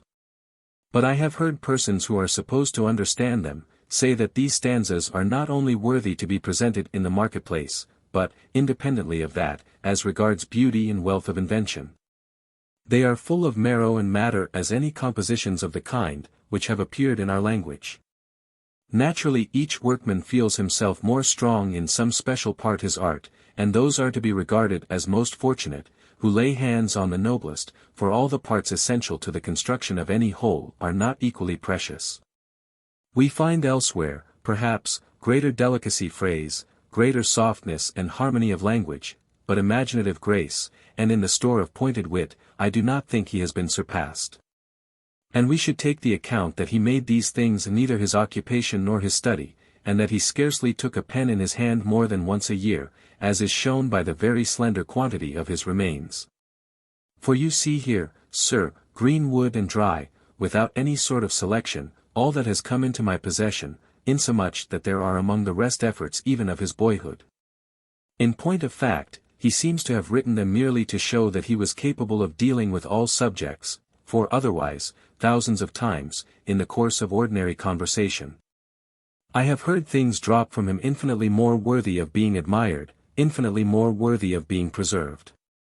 Such, sir, is what justice and affection, forming in this instance a rare conjunction, oblige me to say of this great and good man. And if I have at all offended by the freedom which I have taken in addressing myself to you on such a subject at such a length, be pleased to recollect that the principal result of greatness and eminence is to lay one open to importunate appeals on behalf of the rest of the world. Herewith, after desiring you to accept my affectionate devotion to your service, I beseech God to vouchsafe you, sir, a fortunate and prolonged life from Montaigne, this 1st of September, 1570. Your obedient servant, Michel de Montaigne. 7. To Mademoiselle de Montaigne, my wife. Printed as a preface to the Consolation of Plutarch to his wife, published by Montaigne, with several other tracts by La Boétie, about 1571. My wife, you understand well that it is not proper for a man of the world, according to the rules of this our time, to continue to court and caress you. For they say that a sensible person may take a wife indeed, but that to espouse her is to act like a fool. Let them talk. I adhere for my part the custom of the good old days, I also wear my hair as it used to be then. And, in truth, novelty costs this poor country up to the present moment so dear, and I do not know whether we have reached the highest pitch yet, that everywhere and in everything I renounce the fashion. Let us live, my wife, you and I, in the old French method. Now, you may recollect that the late M. de La Boétie, my brother and inseparable companion, gave me, on his deathbed, all his books and papers, which have remained ever since the most precious part of my effects. I do not wish to keep them niggardly to myself alone, nor do I deserve to have the exclusive use of them, so that I have resolved to communicate them to my friends. And because I have none, I believe, more particularly intimate you, I send you the consolatory letter written by Plutarch to his wife, translated by him into French. Regretting much that fortune has made it so suitable a present you, and that, having had but one child, and that a daughter, long looked for, after 4 years of your married life it was your lot to lose her in the 2nd year of her age. But I leave to Plutarch the duty of comforting you, acquainting you with your duty herein, begging you to put your faith in him for my sake, for he will reveal to you my own ideas, and will express the matter far better than I should myself. Hereupon, my wife, I commend myself very heartily to your good will, and pray God to have you in his keeping. From Paris, this September 10th, 1570. Your good husband, Michel de Montaigne. 8. To Monsieur Dupuy. This is probably the Claude Dupuy, born at Paris in 1545, and one of the 14 judges sent into Guyenne after the Treaty of Fleet in 1580. It was perhaps under these circumstances that Montaigne addressed to him the present letter. The King's Counselor in his Court and Parliament of Paris. Monsieur, the business of the Sieur de Verrez, a prisoner, who is extremely well known to me, deserves, in the arrival at a decision, the exercise of the clemency natural to you, if, in the public interest, you can fairly call it into play. He has done a thing not only excusable, according to the military laws of this age, but necessary and, as we are of opinion, commendable. He committed the act, without doubt, unwillingly and under pressure. There is no other passage of his life which is open to reproach. I beseech you, sir, to lend the matter your attentive consideration. You will find the character of it as I represent it to you. He is persecuted on this crime, in a way which is far worse than the offense itself. If it is likely to be of use to him, I desire to inform you that he is a man brought up in my house, related to several respectable families, and a person who, having led an honorable life, is my particular friend. By saving him you lay me under an extreme obligation. I beg you very humbly to regard him as recommended by me, and, after kissing your hands, I pray God, sir, to grant you a long and happy life. From Castres, this 23d of April 1580. Your affectionate servant, Montaigne. 9. To the Jurats of Bordeaux. Published from the original among the archives of the town of Bordeaux, M. Gustave Brunet in the Bulletin du Bibliophile, July 1839. Gentlemen, I trust that the journey of Monsieur de Courcel will be of advantage to the town. Having in hand a case so just and so favorable, you did all in your power to put the business in good trim. And matters being so well situated, I beg you to excuse my absence for some little time longer, and I will abridge my stay so far as the pressure of my affairs permits. I hope that the delay will be short. However, you will keep me, if you please, in your good grace, and will command me, if the occasion shall arise, in employing me in the public service and in yours. Monsieur de Courcel has also written to me and apprised me of his journey.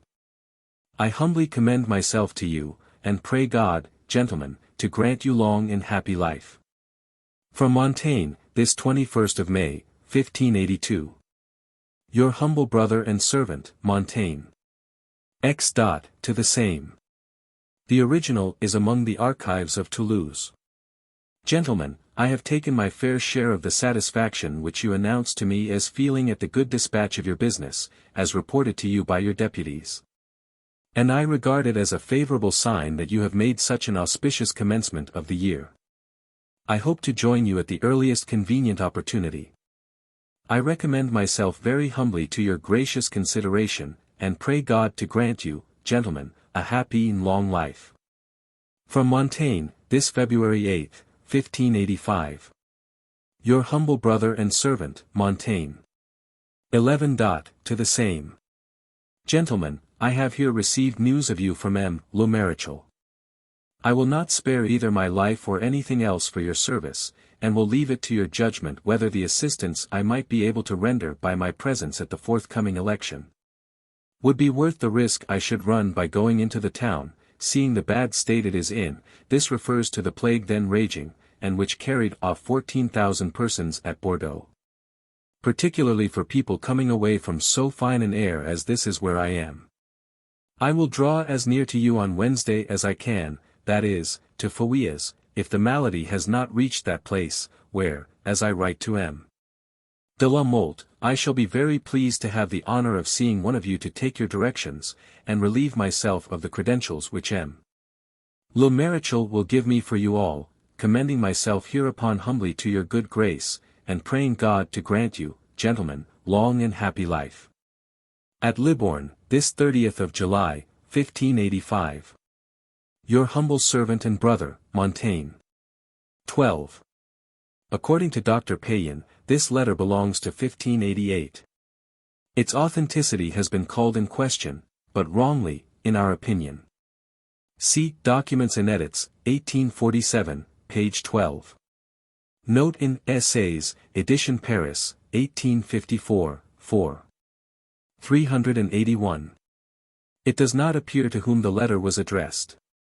Monseigneur, you have heard of our baggage being taken from us under our eyes in the forest of Villebois, then, after a good deal of discussion and delay, of the capture being pronounced illegal by the prince.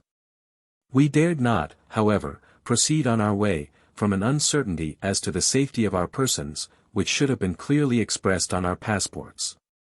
The League has done this, M. de Barrant and M. de la Rochefoucauld. The storm has burst on me, who had my money in my box. I have recovered none of it, and most of my papers and cash. The French word is hards, which St. John renders things. But compare Chambers's Domestic Annals of Scotland, 2d edition I, 48. Remain in their possession. I have not seen the prince. 50 were lost. As for the Count of Thorigny, he lost some ver plate and a few articles of clothing. He diverged from his route to pay a visit to the mourning ladies at Montresor, where are the remains of his 2 brothers and his grandmother, and came to us again in this town, whence we shall resume our journey shortly. The journey to Normandy is postponed. The king has dispatched M. de Bellier and de la Guiche to M. de Guise to summon him to court. We shall be there on Thursday. From Orleans, this 16th of February, in the morning, 1588 to 9. Your very humble servant, Montaigne. 13. To Mademoiselle Paulmeyer. This letter, at the time of the publication of the Variorum edition of 1854, appears to have been in private hands. See Volume 4. Page 382. Mademoiselle, my friends know that, from the first moment of our acquaintance, I have destined a copy of my book for you, for I feel that you have done it much honor. The courtesy of M. Paulmeyer would deprive me of the pleasure of giving it to you now, for he has obliged me since a great deal beyond the worth of my book. You will accept it then, if you please, as having been yours before I owed it to you, and will confer on me the favor of loving it, whether for its own sake or for mine, and I will keep my debt to M. Paulmeyer undischarged, that I may requite him, if I have at some other time the means of serving him. 14. To the King, Henry IV. The original is in the French National Library, in the Dupuy collection. It was first discovered by M. Achille Juvenal, who printed it with a facsimile of the entire autograph, in 1850. St. John gives the date wrongly as the January 1st, 1590. Sire, it is to be above the weight and crowd of your great and important affairs, to know, as you do, how to lend yourself, and attend to small matters in their turn, according to the duty of your royal dignity, which exposes you at all times to every description and degree of person and employment. Yet, that your majesty should have deigned to consider my letter, and direct a reply to be made to it, I prefer to owe, less to your strong understanding, than to your kindness of heart. I have always looked forward to your enjoyment of your present fortune, and you may recollect that, even when I had to make confession of it au my cure, I viewed your successes with satisfaction. Now, with the greater propriety and freedom, I embrace them affectionately. They serve you where you are as positive matters of fact, but they serve us here no less by the fame which they diffuse. The echo carries as much weight as the blow. We should not be able to derive from the justice of your cause such powerful arguments for the maintenance and reduction of your subjects, as we do from the reports of the success of your undertaking. And then I have to assure your majesty, that the recent changes to your advantage, which you observe hereabouts, the prosperous issue of your proceedings at Dieppe, have opportunely seconded the honest zeal and marvellous prudence of M. the Marshal de Matignon, from whom I flatter myself that you do not receive day by day accounts of such good and signal services without remembering my assurances and expectations. I look to the next summer, not only for fruits which we may eat, but for those to grow out of our common tranquillity, and that it will pass over our heads with the same even tenor of happiness, dissipating, like its predecessors, all the fine promises with which your adversaries sustain the spirits of their followers. The popular inclinations resemble a tidal wave. If the current once commences in your favor, it will go on of its own force to the end. I could have desired much that the private gain of the soldiers of your army, and the necessity for satisfying them, had not deprived you, especially in this principal town, of the glorious credit of treating your mutinous subjects, in the midst of victory, with greater clemency than their own protectors, and that, as distinguished from a passing and usurped repute, you could have shown them to be really your own, by the exercise of a protection truly paternal and royal. In the conduct of such affairs as you have in hand, men are obliged to have recourse to unusual expedients. It is always seen that they are surmounted by their magnitude and difficulty. It not being found easy to complete the conquest by arms and force, the end has been accomplished by clemency and generosity, excellent lures to draw men particularly towards the just and legitimate side. If there is to be severity in punishment, let it be deferred till success has been assured. A great conqueror of past times boasts that he gave his enemies as great an inducement to love him, as his friends. And here we feel already some effect of the favorable impression produced upon our rebellious towns by the contrast between their rude treatment, and that of those which are loyal to you. Desiring your Majesty a happiness more tangible and less hazardous, and that you may be beloved rather than feared by your people, and believing that your welfare and theirs are of necessity knit together. I rejoice to think that the progress which you make is one towards more practicable conditions of peace, as well as towards victory. Sire, your letter of the last of November came to my hand only just now, when the time which it pleased you to name for meeting you at Tours had already passed. I take it as a singular favor that you should have deigned to desire a visit from so useless a person, but one who is wholly yours, and more so even by affection than from duty. You have acted very commendably in adapting yourself, in the matter of external forms, to your new fortunes, but the preservation of your old affability and frankness in private intercourse is entitled to an equal share of praise. You have condescended to take thought for my age, no less than for the desire which I have to see you, where you may be at rest from these laborious agitations. Will not that be soon at Paris, sire? And may nothing prevent me from presenting myself there, your very humble and very obedient servant and subject, Montaigne. From Montaigne, this 18th of January, 1590. 15. To the same. This letter is also in the National Collection, among the Dupuy papers. It was first printed in the Journal de l'Instruction Publique, November 4, 1846. Sire, the letter which it pleased your Majesty to write to me on the 20th of July, was not delivered to me till this morning, and found me laid up with a very violent tertian ague. A complaint very common in this part of the country during the last month. Sire, I consider myself greatly honored by the receipt of your commands, and I have not omitted to communicate to M. the Marshal de Matignon 3 times most emphatically my intention and obligation to proceed to him, and even so far as to indicate the route by which I propose to join him secretly, if he thought proper. Having received no answer, I consider that he has weighed the difficulty and risk of the journey to me. Sire, your Majesty will do me the favor to believe, if you please, that I shall never complain of the expense on occasions where I should not hesitate to devote my life. I have never derived any substantial benefit whatever from the bounty of kings, which I have neither sought nor merited, nor have I had any recompense for the services which I have performed for them, whereof your Majesty is in part aware.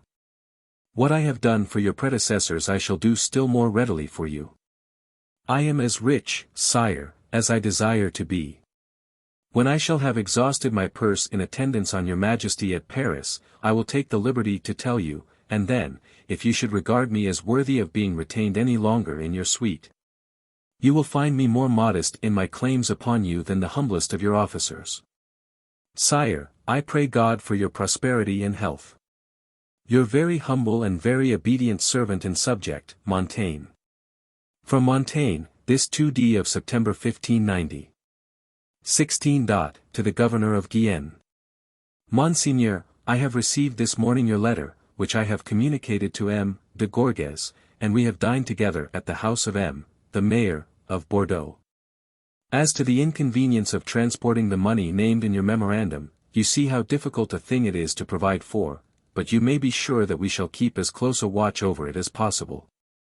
I used every exertion to discover the man of whom you spoke. He has not been here, and M. de Bordeaux has shown me a letter in which he mentions that he could not come to see the director of Bordeaux, as he intended, having been informed that you mistrust him. The letter is of the day before yesterday. If I could have found him, I might perhaps have pursued the gentler course, being uncertain of your views. But I entreat you nevertheless to feel no manner of doubt that I refuse to carry out any wishes of yours, and that, where your commands are concerned, I know no distinction of person or matter. I hope that you have in Guyenne many as well affected to you as I am. They report that the Nantes galleys are advancing towards Bruges. The Marshal de Biron has not yet left. Those who were charged to convey the message to Duz say that they cannot find him, and I believe that, if he has been here, he is so no longer. We keep a vigilant eye on our gates and guards, and we look after them a little more attentively in your absence, which makes me apprehensive, not merely on account of the preservation of the town, but likewise for your own sake. Knowing that the enemies of the king feel how necessary you are to his service, and how ill we should prosper without you. I am afraid that, in the part where you are, you will be overtaken by so many affairs requiring your attention on every side, that it will take you a long time and involve great difficulty before you have disposed of everything. If there is any important news, I will dispatch an express at once.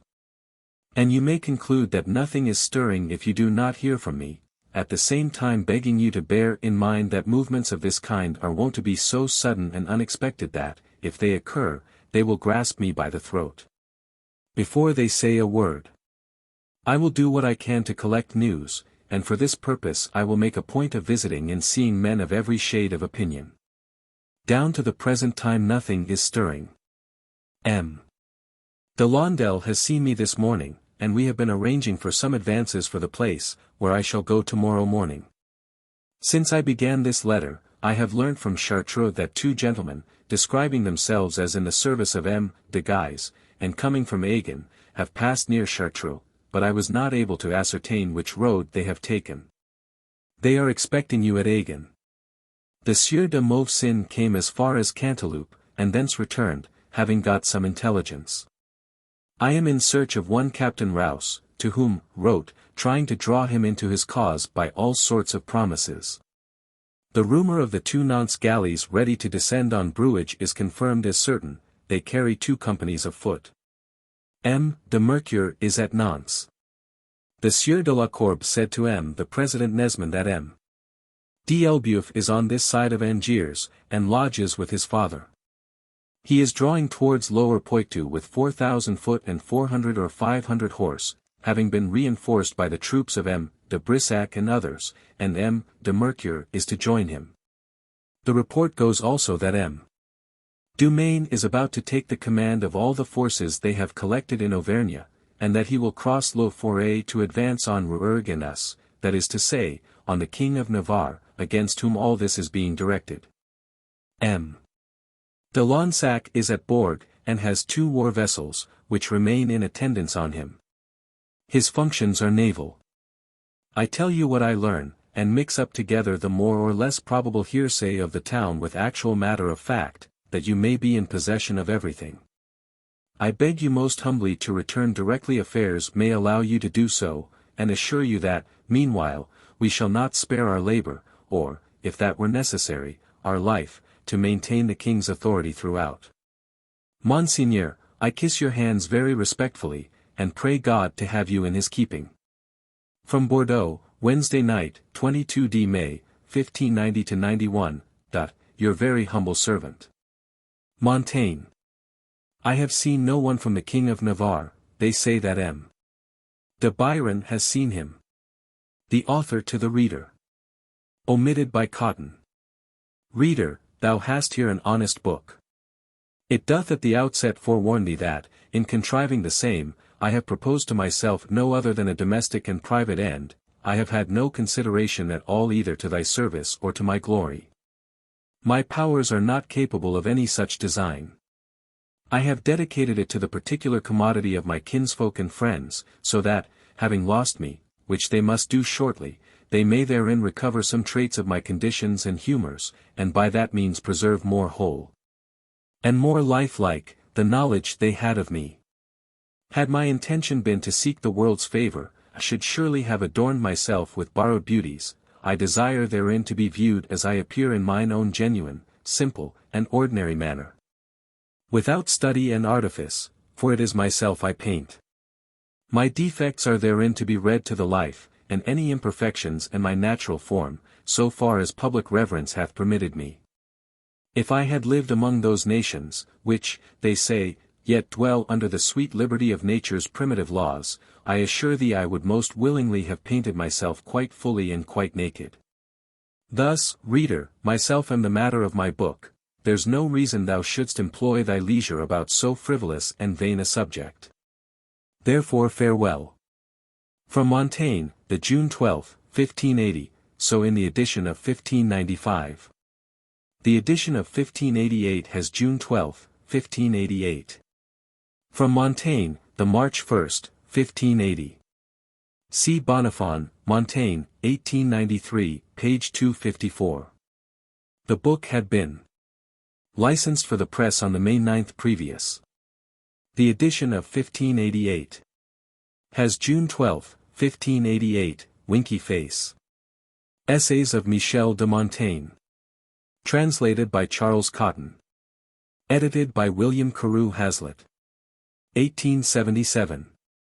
Chapter 1, That men by various ways arrive at the same end.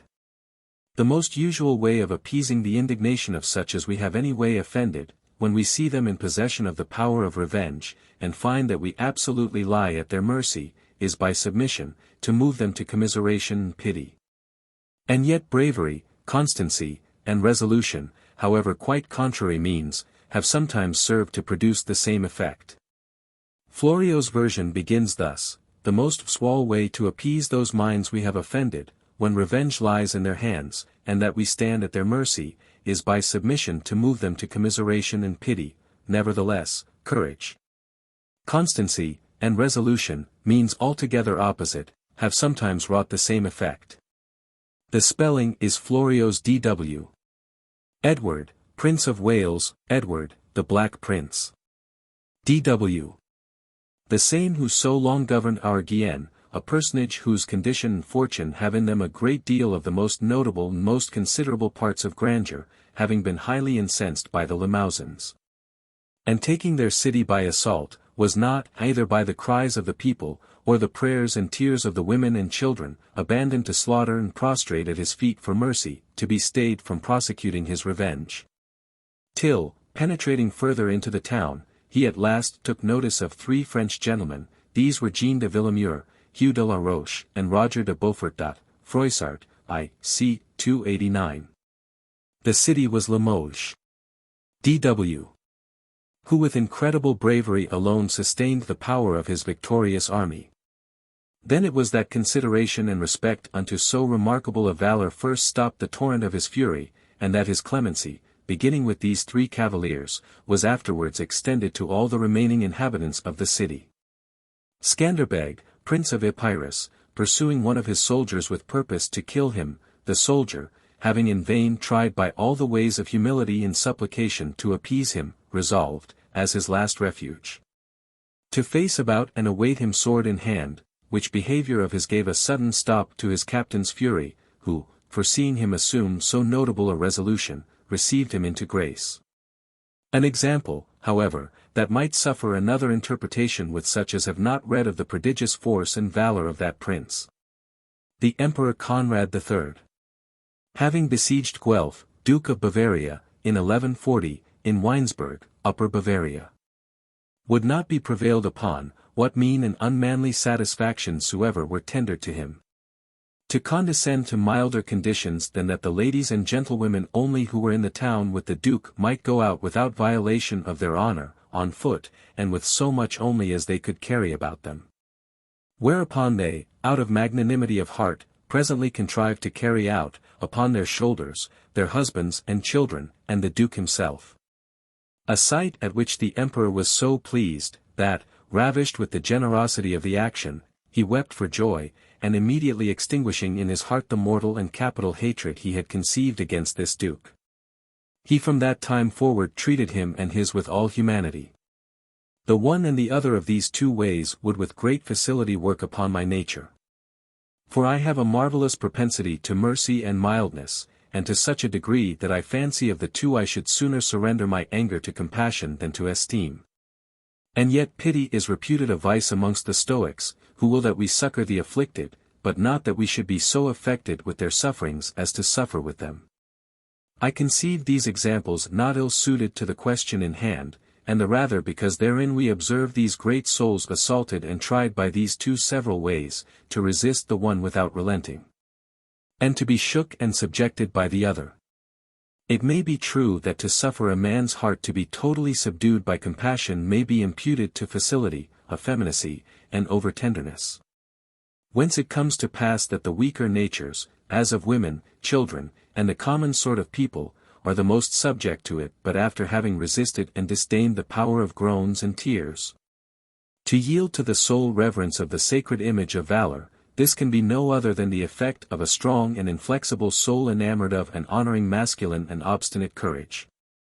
Nevertheless, astonishment and admiration may, in less generous minds, beget a like effect. Witness the people of Thebes, who, having put two of their generals upon trial for their lives for having continued in arms beyond the precise term of their commission, very hardly pardoned Pelopidas, who, bowing under the weight of so dangerous an accusation, made no manner of defense for himself, nor produced other arguments than prayers and supplications.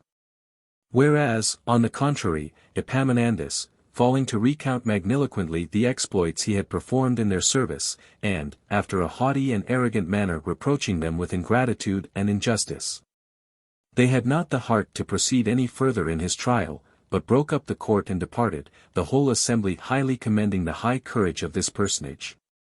Plutarch, How Far a Man May Praise Himself, c. 5.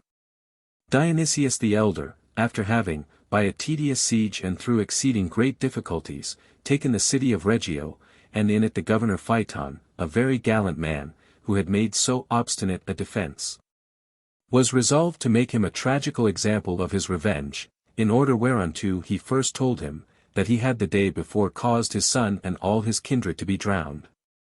To which Phaeton returned no other answer but this, that they were then by one day happier than he.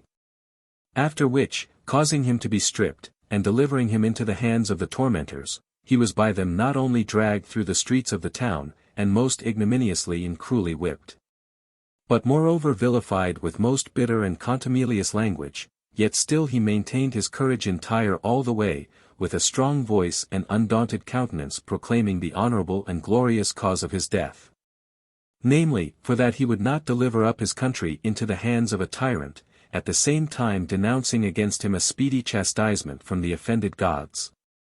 At which Dionysius, reading in his soldiers' looks, that instead of being incensed at the haughty language of this conquered enemy, to the contempt of their captain in his triumph, they were not only struck with admiration of so rare a virtue, but moreover inclined to mutiny, and were even ready to rescue the prisoner out of the hangman's hands, he caused the torturing to cease, and afterwards privately caused him to be thrown into the sea.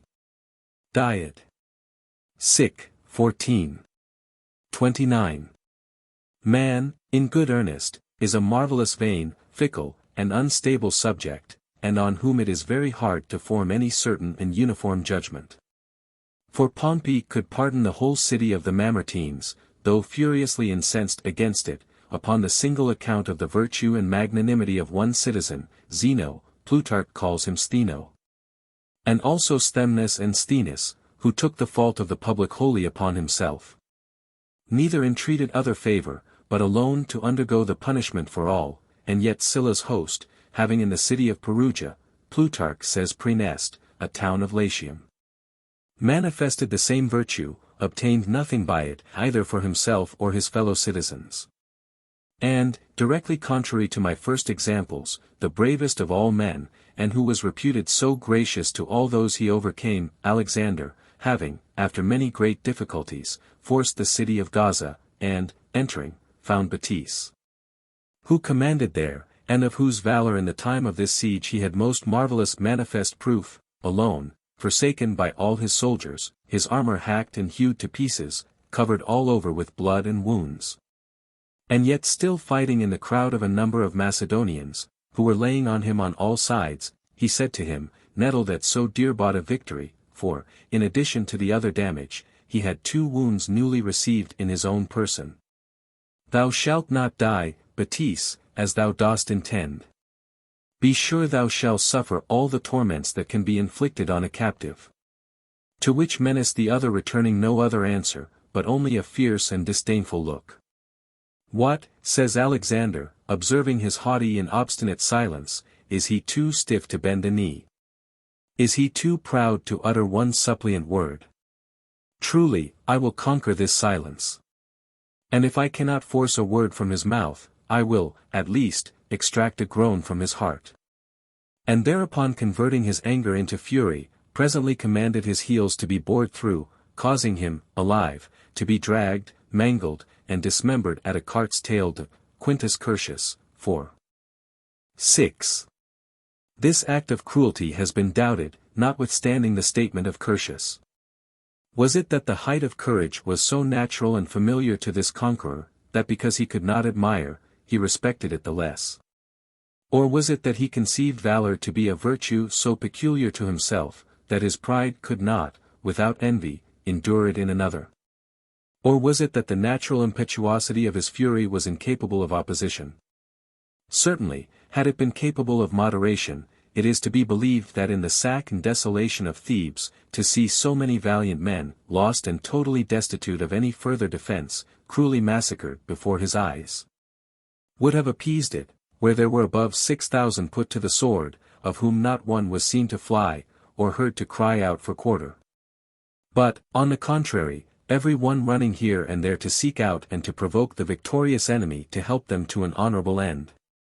Not one was seen who, however weakened with wounds, did not in his last gasp yet endeavor to revenge himself, and with all the arms of a brave despair, to sweeten his own death in the death of an enemy. Yet did their valor create no pity, and the length of one day was not enough to satiate the thirst of the conqueror's revenge, but the slaughter continued to the last drop of blood that was capable of being shed. And stopped not till it met with none but unarmed persons, old men, women, and children, of them to carry away to the number of 30,000 slaves. Chapter 2, of Sorrow. No man living is more free from this passion than I, who yet neither like it in myself nor admire it in others, and yet generally the world, as a settled thing, is pleased to grace it with a particular esteem. Clothing therewith wisdom, virtue, and conscience. Foolish and sordid guise. No man is more free from this passion than I, for I neither love nor regard it, albeit the world hath undertaken, as it were upon covenant, to grace it with a particular favor. Therewith they adorn age, virtue, and conscience. O foolish and base ornament. Florio, 1613, page 3, the Italians have more fitly baptized by this name, la tristezza, malignity, for 'tis a quality always hurtful, always idle and vain. And as being cowardly, mean, and base, it is by the Stoics expressly and particularly forbidden to their sages. But the story, Herodotus, 3. 14. says that Samanitis, king of Egypt, being defeated and taken prisoner by Cambyses, king of Persia, seeing his own daughter pass by him as prisoner, and in a wretched habit, with a bucket to draw water. Though his friends about him were so concerned as to break out into tears and lamentations, yet he himself remained unmoved, without uttering a word, his eyes fixed upon the ground. And seeing, moreover, his son immediately after led to execution, still maintained the same countenance. Till spying at last one of his domestic and familiar friends dragged away amongst the captives, he fell to tearing his hair and beating his breast, with all the other extravagances of extreme sorrow. A story that may very fitly be coupled with another of the same kind, of recent date, of a prince of our own nation, who being at Trent, and having news there brought him of the death of his elder brother. A brother on whom depended the whole support and honor of his house, and soon after of that of a younger brother, the second hope of his family, and having withstood these two assaults with an exemplary resolution. One of his servants happening a few days after to die, he suffered his constancy to be overcome by this last accident. And, parting with his courage, so abandoned himself to sorrow and mourning, that some thence were forward to conclude that he was only touched to the quick by this last stroke of fortune. But, in truth, it was, that being before brimful of grief, the least addition overflowed the bounds of all patience. Which, I think, might also be said of the former example, did not the story proceed to tell us that Cambyses asking Simonides, why, not being moved at the calamity of his son and daughter, he should with so great impatience bear the misfortune of his friend? It is, answered he, because only this last affliction was to be manifested by tears, the two first far exceeding all manner of expression. And, peradventure, something like this might be working in the fancy of the ancient painter, Cicero, De Orator, c. 22, Pliny, 35. 10. Who having, in the sacrifice of Iphigenia, to represent the sorrow of the assistants proportionably to the several degrees of interest every one had in the death of this fair innocent virgin, and having, in the other figures, laid out the utmost power of his art, when he came to that of her father, he drew him with a veil over his face, meaning thereby that no kind of countenance was capable of expressing such a degree of sorrow. Which is also the reason why the poets feign the miserable mother, Niobe, having first lost 7 sons, and then afterwards as many daughters, overwhelmed with her losses, to have been at last transformed into a rock. Dirigis malis. Petrified with her misfortunes. Ovid, Met. 6. 304. Thereby to express that melancholic, dumb, and deaf stupefaction, which benumbs all our faculties, when oppressed with accidents greater than we are able to bear. And, indeed, the violence and impression of an excessive grief must of necessity astonish the soul, and wholly deprive her of her ordinary functions, as it happens to every one of us, who, upon any sudden alarm of very ill news, find ourselves surprised, stupefied, and in a manner deprived of all power of motion, so that the soul, beginning to vent itself in tears and lamentations, seems to free and disengage itself from the sudden oppression, and to have obtained some room to work itself out at greater liberty. Via vix tandem voci laxata dolor est. And at length and with difficulty is a passage opened by grief for utterance. Aeneid, 11. 151. In the war that Ferdinand made upon the widow of King John of Hungary, about Buda, a man-at-arms was particularly taken notice of by every one for his singular gallant behavior in a certain encounter. And, unknown, highly commended, and lamented, being left dead upon the place, but by none so much as by Raciac, a German lord, who was infinitely enamored of so rare a valor. The body being brought off, and the count, with the common curiosity coming to view it, the armor was no sooner taken off but he immediately knew him to be his own son, a thing that added a second blow to the compassion of all the beholders. Only he, without uttering a word, or turning away his eyes from the woeful object, stood fixedly contemplating the body of his son, till the vehemency of sorrow having overcome his vital spirits, made him sink down stone-dead to the ground. Chi può dar com egli arde, in piccol fuoco. He who can say how he burns with love, has little fire. Petrarca, Sonetto 137. Say the innamorados, when they would represent an insupportable passion. Misero quat omniis. Irripit sensus mihi, nam simul tii. Lesbia, aspexi, nihil est super me. Quat loquare mens. Lingua sed torpet, tenuis sub artis. Flamma diminat, sonnetus swapt. Tintinant oras, gemina tegunter. Lumina noct. Love deprives me of all my faculties, Lesbia, when once in thy presence, I have not left the power to tell my distracting passion. My tongue becomes torpid, a subtle flame creeps through my veins, my ears tingle in deafness. My eyes are veiled with darkness. Catullus, Epig. Lee. 5.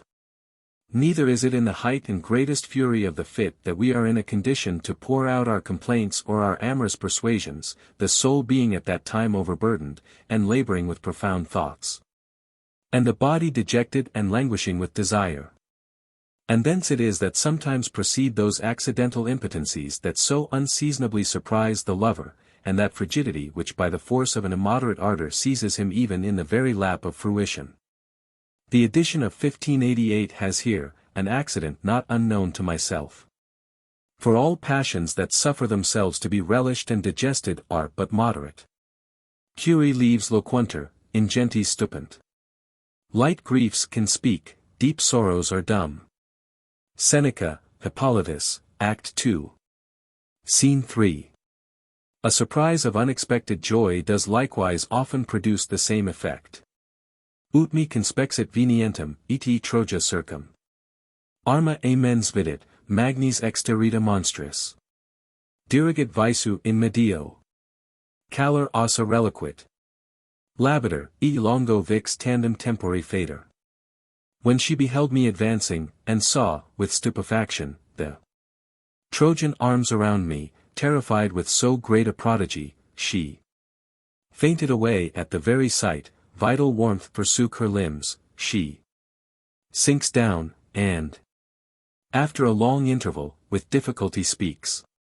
Aeneid, 3. 306. Besides the examples of the Roman lady, who died for joy to see her son safe returned from the defeat of Cannae, and of Sophocles and of Dionysius the tyrant, Pliny, 7. 53, Diodorus Siculus, however, 15. c. 20, tells us that Dionysius was so overjoyed at the news that he made a great sacrifice upon it to the gods, prepared sumptuous feasts, to which he invited all his friends. And therein drank so excessively that it threw him into a very bad distemper. Who died of joy, and of Thalna, who died in Corsica, reading news of the honors the Roman Senate had decreed in his favor. We have, moreover, one in our time, of Pope Leo X. Who upon news of the taking of Milan, a thing he had so ardently desired, was rapt with so sudden an excess of joy that he immediately fell into a fever and died. Guicciardini, Storia d'Italia, Volume 14. And for a more notable testimony of the imbecility of human nature, it is recorded by the ancients, Pliny, Ut Supra, that Diodorus the dialectician died upon the spot, out of an extreme passion of shame, for not having been able in his own school, and in the presence of a great auditory, to disengage himself from a nice argument that was propounded to him. I, for my part, am very little subject to these violent passions. I am naturally of a stubborn apprehension, which also, by reasoning, I every day harden and fortify. Chapter 3, that our affections carry themselves beyond us. Such as accuse mankind of the folly of gaping after future things, and advise us to make our benefit of those which are present, and to set up our rest upon them, as having no grasp upon that which is to come. Even less than that which we have upon what is past, have hit upon the most universal of human errors, if that may be called an error to which nature herself has disposed us, in order to the continuation of her own work, prepossessing us, amongst several others, with this deceiving imagination, as being more jealous of our action than afraid of our knowledge. We are never present with, but always beyond ourselves. Fear, desire, hope, still push us on towards the future, depriving us, in the meantime, of the sense and consideration of that which is to amuse us with the thought of what shall be, even when we shall be no more. 1. Compare, Rousseau, Émile, Livre 2. Calamitosus est animus futuri auxius. The mind anxious about the future is unhappy. Seneca, Epist. 98. We find this great precept often repeated in Plato, do thine own work, and know thyself. Of which two parts, both the one and the other generally, comprehend our whole duty, and do each of them in like manner involve the other. For who will do his own work aright will find that his first lesson is to know what he is, and that which is proper to himself. And who rightly understands himself will never mistake another man's work for his own, but will love and improve himself above all other things, will refuse superfluous employments, and reject all unprofitable thoughts and propositions. As folly, on the one side, though it should enjoy all it desire, would notwithstanding never be content, so, on the other, wisdom, acquiescing in the present, is never dissatisfied with itself. Cicero, Tusc. Quae, 57, v. 18. Epicurus dispenses his sages from all foresight and care of the future. Amongst those laws that relate to the dead, I look upon that to be very sound by which the actions of princes are to be examined after their decease. Diodorus Siculus, I. 6. They are equals with, if not masters of the laws, and, therefore, what justice could not inflict upon their persons. 'Tis but reason should be executed upon their reputations and the estates of their successors, things that we often value above life itself. 'Tis a custom of singular advantage to those countries where it is in use, and by all good princes to be desired, who have reason to take it ill, that the memories of the wicked should be used with the same reverence and respect with their own. We owe subjection and obedience to all our kings, whether good or bad, alike, for that has respect unto their office, but as to esteem and affection, these are only due to their virtue. Let us grant to political government to endure them with patience, however unworthy, to conceal their vices, and to assist them with our recommendation in their indifferent actions, whilst their authority stands in need of our support. But, the relation of prince and subject being once at an end, there is no reason we should deny the expression of our real opinions to our own liberty and common justice. And especially to interdict to good subjects the glory of having reverently and faithfully served a prince, whose imperfections were to them so well known. This were to deprive posterity of a useful example. And such as, out of respect to some private obligation, unjustly espouse and vindicate the memory of a faulty prince, do private right at the expense of public justice. Livy does very truly say, 35. 48. That the language of men bred up in courts is always full of vain ostentation and false testimony, every one indifferently magnifying his own master, and stretching his commendation to the utmost extent of virtue and sovereign grandeur. Some may condemn the freedom of those two soldiers who so roundly answered Nero to his beard, the one being asked by him why he bore him ill will. I loved thee, answered he, whilst thou wert worthy of it, but since thou art become a parricide, an incendiary, a player, and a coachman, I hate thee as thou dost deserve. And the other, why he should attempt to kill him? Because, said he, I could think of no other remedy against thy perpetual mischiefs. Tacitus, Anno, 15. 67. But the public and universal testimonies that were given of him after his death, and so will be to all posterity, both of him and all other wicked princes like him, of his tyrannies and abominable deportment, who, of a sound judgment, can reprove them? I am scandalized, that in so sacred a government as that of the Lacedaemonians there should be mixed so hypocritical a ceremony at the interment of their kings, where all their confederates and neighbors, and all sorts and degrees of men and women, as well as their slaves, cut and slashed their foreheads in token of sorrow, repeating in their cries and lamentations that that king, let him have been as wicked as the devil, was the best that ever they had. Herodotus, 6. 68, by this means attributing to his quality the praise that only belongs to merit, and that of right is due to supreme desert, though lodged in the lowest and most inferior subject. Aristotle, who will still have a hand in everything, makes a query upon the saying of Solon, that none can be said to be happy until he is dead, whether, then, he who has lived and died according to his heart's desire, if he have left an ill repute behind him, and that his posterity be miserable, can be said to be happy. Whilst we have life and motion, we convey ourselves by fancy and preoccupation, whither and to what we please. But once out of being, we have no more any manner of communication with that which is, and it had therefore been better said by Solon that man is never happy, because never so, till he is no more. Quisquam vix redicitus e vita esse tollit, eti icet. Sed facit esse sui quid dam super insius ipsi. Nec removet satis a projecto corpori sisi, vindicat. Scarcely one man can, even in dying, wholly detach himself from the idea of life. In his ignorance he must needs imagine that there is in him something that survives him, and cannot sufficiently separate or emancipate himself from his remains. Lucretius, 3. 890. Bertrand de Guesclin, dying at the siege of the castle of Rancon, near unto Puy, in Auvergne, the besieged were afterwards, upon surrender, enjoined to lay down the keys of the place upon the corpse of the dead general. Bartolomeo di Alviano, the Venetian general, happening to die in the service of the Republic in Brescia, and his corpse being to be carried through the territory of Verona, an enemy's country. Most of the army were inclined to demand safe conduct from the Veronese. But Theodoro Trivulzio opposed the motion, rather choosing to make his way by force of arms, and to run the hazard of a battle, saying it was by no means fit that he who in his life was never afraid of his enemies should seem to apprehend them when he was dead.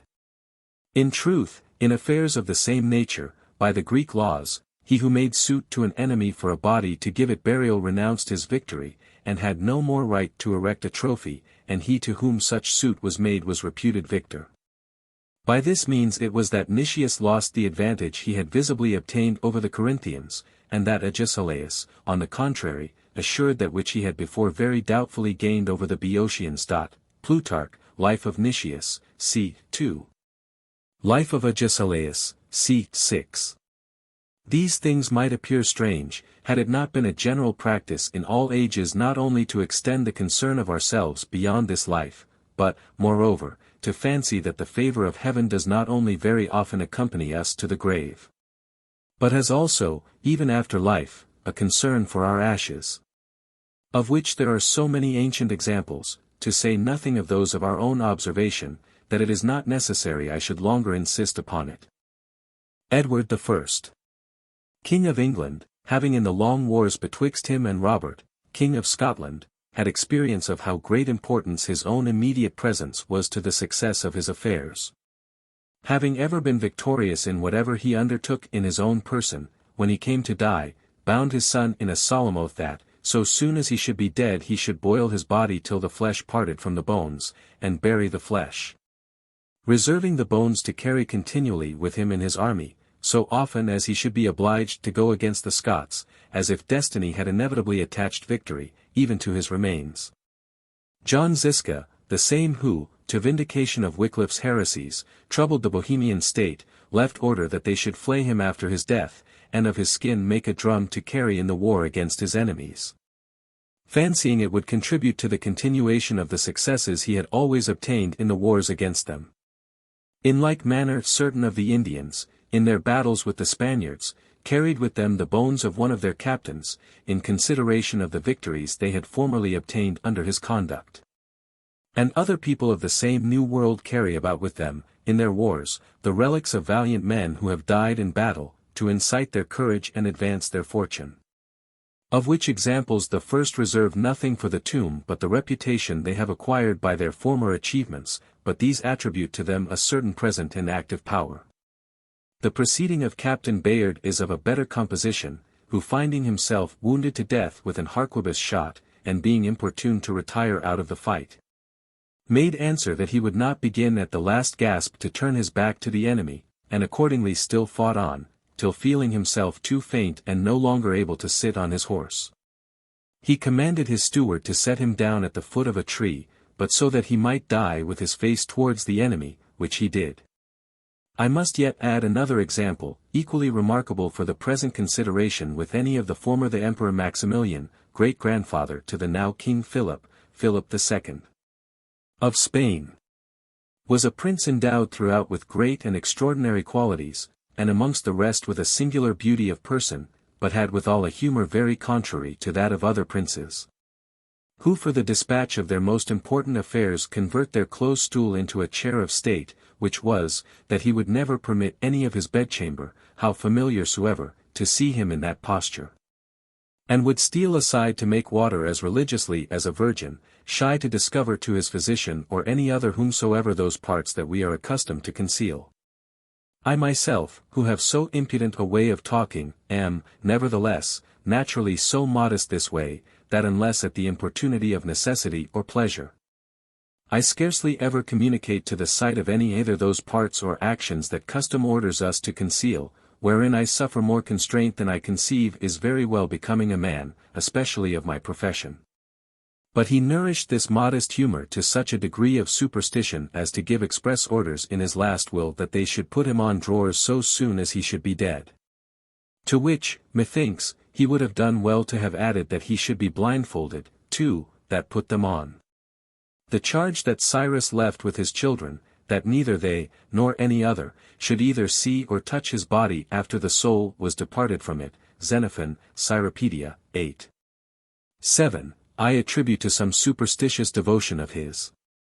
For both his historian and himself, amongst their great qualities, marked the whole course of their lives with a singular respect and reverence to religion.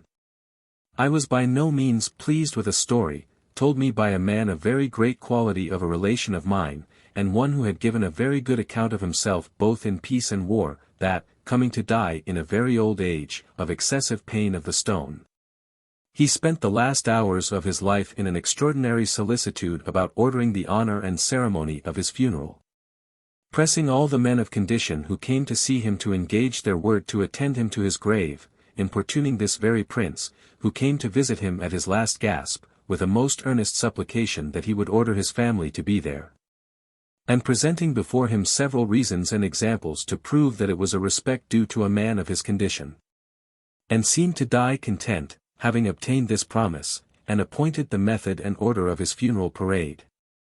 I have seldom heard of so persistent a vanity. Another, though contrary curiosity, of which singularity, also, I do not want domestic example, seems to be somewhat akin to this. That a man shall cudgel his brains at the last moments of his life to contrive his obsequies to so particular and unusual a parsimony as of one servant with a lantern, I see this humour commended, and the appointment of Marcus Aemilius Lepidus, who forbade his heirs to bestow upon his hearse even the common ceremonies in use upon such occasions. Is it yet temperance and frugality to avoid expense and pleasure of which the use and knowledge are imperceptible to us? See, here, an easy and cheap reformation. If instruction were at all necessary in this case, should be of opinion that in this, as in all other actions of life, each person should regulate the matter according to his fortune. And the philosopher Lyco prudently ordered his friends to dispose of his body where they should think most fit, and as to his funeral, to order it neither too superfluous nor too mean. For my part, I should wholly refer the ordering of this ceremony to custom, and shall, when the time comes, accordingly leave it to their discretion to whose lot it shall fall to do me that last office. Totus hic locus est contemptus in nobis, non negligendis in nostris, the place of our sepulture is to be contemned by us, but not to be neglected by our friends. Cicero, Tusc. I. 45. And it was a holy saying of a saint, Curatio funeris, conditio sepultura, pompa exequiarum, magis sunt vivorum solatia, quam subsidia mortuorum. The care of death, the place of sepulture, the pomps of obsequies, are rather consolations to the living than succours to the dead. August. De Civit. Day, I. 12. Which made Socrates answer Crito, who, at death, asked him how he would be buried. How you will, said he. If I were to concern myself beyond the present about this affair, should be most tempted, as the greatest satisfaction of this kind, to imitate those who in their lifetime entertain themselves with the ceremony and honours of their own obsequies beforehand, and are pleased with beholding their own dead countenance in marble. Happy are they who can gratify their senses by insensibility, and live by their death. I am ready to conceive an implacable hatred against all popular domination, though I think it the most natural and equitable of all, so oft as I call to mind the inhuman injustice of the people of Athens, who, without remission, or once vouchsafing to hear what they had to say for themselves, put to death their brave captains newly returned triumphant from a naval victory they had obtained over the Lacedaemonians near the Arginusian Isles. The most bloody and obstinate engagement that ever the Greeks fought at sea. Because, after the victory, they followed up the blow and pursued the advantages presented to them by the rule of war, rather than stay to gather up and bury their dead. And the execution is yet rendered more odious by the behaviour of Diomedon, who, being one of the condemned, and a man of most eminent virtue, political and military, after having heard the sentence, advancing to speak. No audience till then having been allowed, instead of laying before them his own cause, or the impiety of so cruel a sentence, only expressed a solicitude for his judge's preservation, beseeching the gods to convert this sentence to their good, and praying that, for neglecting to fulfill the vows which he and his companions had made, with which he also acquainted them, in acknowledgment of so glorious a success, they might not draw down the indignation of the gods upon them. And so without more words went courageously to his death. Fortune, a few years after, punished them in the same kind. For Chabrias, captain general of their naval forces, having got the better of Pallas, admiral of Sparta, at the Isle of Naxos, totally lost the fruits of his victory, one of very great importance to their affairs. In order not to incur the danger of this example, and so that he should not lose a few bodies of his dead friends that were floating in the sea, gave opportunity to a world of living enemies to sail away in safety. Who afterwards made them pay dear for this unseasonable superstition. Queries, quo jaceus, post obitum, loco? Quo non nata jacent? Dost ask where thou shalt lie after death? Where things not born lie, that never being had. Seneca, Tioa. Coro 2. 30. This other restores the sense of repose to a body without a soul. Nec sepulchrum, quo recipiator, habet, portum corporis, ubi. Remisa human, vita, corpus requiescat a malis. Nor let him have a sepulchre wherein he may be received, a haven. For his body, where, life being gone, that body may rest from its woes. Ennius, A.P. Cicero, Tusk. I. 44. As nature demonstrates to us that several dead things retain yet an occult relation to life, wine changes its flavor and complexion in cellars, according to the changes and seasons of the vine from whence it came. And the flesh of venison alters its condition in the powdering tub, and its taste according to the laws of the living flesh of its kind, as it is said. Chapter 4, that the soul expends its passions upon false objects, where the true are wanting. A gentleman of my country, marvellously tormented with the gout, being importuned by his physicians totally to abstain from all manner of salt meats, was wont pleasantly to reply, that in the extremity of his fits he must needs have something to quarrel with, and that railing at and cursing, one while the Bologna sausages, and another the dried tongues and the hams, was some mitigation to his pain. But, in good earnest, as the arm when it is advanced to strike, if it miss the blow, and goes by the wind, it pains us. And as also, that, to make a pleasant prospect, the sight should not be lost and dilated in vague air, but have some bound and object to limit and circumscribe it at a reasonable distance. Ventus ut emittit vires, nisi rob or densa. Occurrant sylvae, spatio diffusus in me. As the wind loses its force diffused in void space, unless it in its strength encounters the thick wood. Lucan, 3. 362. So it seems that the soul, being transported and discomposed, turns its violence upon itself, if not supplied with something to oppose it, and therefore always requires an object at which to aim, and whereon to act. Plutarch says of those who are delighted with little dogs and monkeys, that the amorous part that is in us, for want of a legitimate object, rather than lie idle, does after that manner forge and create one false and frivolous.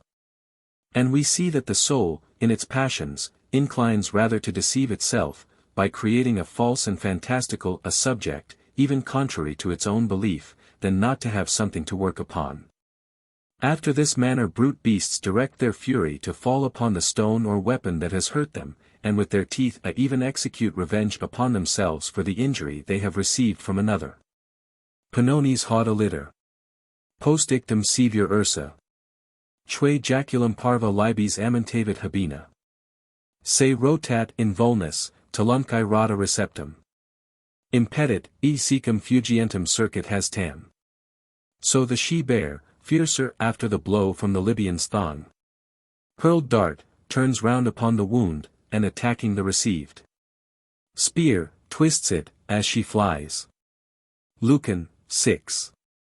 220. What causes of the misadventures that befall us do we not invent? What is it that we do not lay the fault to, right or wrong, that we may have something to quarrel with? It is not those beautiful tresses you tear, nor is it the white bosom that in your anger you so unmercifully beat, that with an unlucky bullet have slain your beloved brother. Quarrel with something else. Livy, speaking of the Roman army in Spain, says that for the loss of the two brothers, their great captains. Flir omnes repent, edi offensere capita. All at once wept and tore their hair. Livy, 25. 37. 'Tis a common practice. And the philosopher Bion said pleasantly of the king, who by handsful pulled his hair off his head for sorrow, does this man think that baldness is a remedy for grief? Cicero, Tusc. Quest, 3. 26. Who has not seen peevish gamesters chew and swallow the cards, and swallow the dice, in revenge for the loss of their money? Xerxes whipped the sea, and wrote a challenge to Mount Athos. Cyrus employed a whole army several days at work, to revenge himself of the river Gindus, for the fright it had put him into in passing over it, and Caligula demolished a very beautiful palace for the pleasure his mother had once enjoyed there. Pleasure, unless plaisir were originally déplaisir, must be understood here ironically, for the house was one in which she had been imprisoned. Seneca, de Ira. 3. 22. I remember there was a story current, when I was a boy, that one of our neighboring kings, probably Alfonso XI. Of Castile, having received a blow from the hand of God, swore he would be revenged, and in order to it, made proclamation that for 10 years to come no one should pray to him, or so much as mention him throughout his dominions, or, so far as his authority went, believe in him. By which they meant to paint not so much the folly as the vainglory of the nation of which this tale was told. They are vices that always go together, but in truth such actions as these have in them still more of presumption than want of wit. Augustus Caesar, having been tossed with a tempest at sea, fell to defying Neptune, and in the pomp of the Circensian games, to be revenged, deposed his statue from the place it had amongst the other deities. Wherein he was still less excusable than the former, and less than he was afterwards when, having lost a battle under Quintilius Varus in Germany, in rage and despair he went running his head against the wall, crying out, O Varus! Give me back my legions, for these exceed all folly, forasmuch as impiety is joined therewith, invading God himself, or at least fortune, as if she had ears that were subject to our batteries. Like the Thracians, who when it thunders or lightens, fall to shooting against heaven with Titanian vengeance, as if by flights of arrows they intended to bring God to reason. Though the ancient poet in Plutarch tells us, Point nesse faux corrusor aux affaires. Il en leur chalt de touts nos scholars. We must not trouble the gods with our affairs. They take no heed of our angers and disputes. Plutarch. But we can never enough decry the disorderly sallies of our minds. Chapter 5, Whether the governor of a place besieged ought himself to go out to parley. Quintus Marcius, the Roman legate in the war against Perseus, king of Macedon, to gain time wherein to reinforce his army, set on foot some overtures of accommodation, with which the king being lulled asleep, concluded a truce for some days, by this means giving his enemy opportunity and leisure to recruit his forces. Which was afterwards the occasion of the king's final ruin. Yet the elder senators, mindful of their forefathers' manners, condemned this proceeding as degenerating from their ancient practice, which, they said, was to fight by valor, and not by artifice, surprises, and night encounters. Neither by pretended flight nor unexpected rallies to overcome their enemies, never making war till having first proclaimed it, and very often assigned both the hour and place of battle. Out of this generous principle it was that they delivered up to Pyrrhus his treacherous physician, and to the Etrurians their disloyal schoolmaster. This was, indeed, a procedure truly Roman, and nothing allied to the Grecian subtlety, nor to the Punic cunning, where it was reputed a victory of less glory to overcome by force than by fraud. Deceit may serve for a need, but he only confesses himself overcome who knows he is neither subdued by policy nor misadventure, but by dint of valor, man to man, in a fair and just war. It very well appears, by the discourse of these good old senators, that this fine sentence was not yet received amongst them. Dolus, and virtus, cas in host requirat. What matters whether by valor or by stratagem we overcome the enemy? Aeneid, 2. 390. The Achaeans, says Polybius, abhorred all manner of double-dealing in war, not reputing it a victory unless where the courage of the enemy was fairly subdued. Eam vir sanctus edi sapiens siet verum esse victoriam, quae salva fide et integra dignitate parabiter. An honest and prudent man will acknowledge that only to be a true victory which shall be obtained saving his own good faith and dignity. Florus, I. 12. Says another. Vossen velit, and me, regner hera, quid ferat. Fers virtut experiamur. Whether you or I shall rule, or what shall happen, let us determine by valor. Cicero, De Offic, I. 12. In the kingdom of Ternate, amongst those nations which we so broadly call barbarians, they have a custom never to commence war, till it be first proclaimed. Adding withal an ample declaration of what means they have to do it with what and how many men, what ammunitions, and what, both offensive and defensive, arms.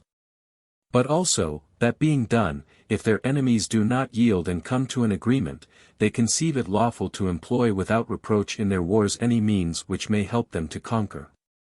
The ancient Florentines were so far from seeking to obtain any advantage over their enemies by surprise, that they always gave them a month's warning before they drew their army into the field. By the continual tolling of a bell they called Martinella. After St. Martin. For what concerns ourselves, who are not so scrupulous in this affair, and who attribute the honor of the war to him who has the profit of it, and who after Lysander say, where the lion's skin is too short, we must eke it out with a bit from that of a fox. The most usual occasions of surprise are derived from this practice, and we hold that there are no moments wherein a chief ought to be more circumspect, and to have his eyes so much at watch, as those of parleys and treaties of accommodation. And it is, therefore, become a general rule amongst the martial men of these latter times, that a governor of a place never ought, in a time of siege, to go out to parley. It was for this that in our fathers' days the Seigneurs de Montmort and de Elasigny, defending Moussen against the Count of Nassau, were so highly censured. But yet, as to this, it would be excusable in that governor who, going out, should, notwithstanding, do it in such manner that the safety and advantage should be on his side. As Count Guido di Rangone did at Reggio, if we are to believe Du Bellay, for Guicciardini says it was he himself, when the Seigneur de Eliscut approached to parley, who stepped so little away from his fort. That a disorder happening in the interim of parley, not only Monsieur de Eliscut and his party who were advanced with him, found themselves by much the weaker, insomuch that Alessandro Travoltio was there slain, but he himself followed the Count, and, relying upon his honor, to secure himself from the danger of the shot within the walls of the town. Eumenes, being shut up in the city of Nora by Antigonus, and by him importuned to come out to speak with him, as he sent him word it was fit he should to a greater man than himself, and one who had now an advantage over him, returned this noble answer. Tell him, said he, that I shall never think any man greater than myself whilst I have my sword in my hand, and would not consent to come out to him till first, according to his own demand. Antigonus had delivered him his own nephew Ptolemaeus in hostage. And yet some have done very well in going out in person to parley, on the word of the assailant, witness Henry de Vaux, a cavalier of Champagne, who being besieged by the English in the castle of Commercy, and Bartholomew de Brune, who commanded at the leaguer, having so sapped the greatest part of the castle without, that nothing remained but setting fire to the props to bury the besieged under the ruins. He requested the said Henry to come out to speak with him for his own good, which he did with 3 more in company. And, his ruin being made apparent to him, he conceived himself singularly obliged to his enemy, to whose discretion he and his garrison surrendered themselves. And fire being presently applied to the mine, the props no sooner began to fail, but the castle was immediately blown up from its foundations, no one stone being left upon another. I could, and do, with great facility, rely upon the faith of another. But I should very unwillingly do it in such a case, as it should thereby be judged that it was rather an effect of my despair and want of courage than voluntarily and out of confidence and security in the faith of him with whom I had to do. Chapter 6, That the Hour of Parley Dangerous. I saw, notwithstanding, lately at Muscadin, a place not far from my house, that those who were driven out thence by our army, and others of their party, highly complained of treachery. For that during a treaty of accommodation, and in the very interim that their deputies were treating, they were surprised and cut to pieces, a thing that, peradventure, in another age, might have had some colour of foul play. But, as I have just said, the practice of arms in these days is quite another thing, and there is now no confidence in an enemy excusable till the treaty is finally sealed.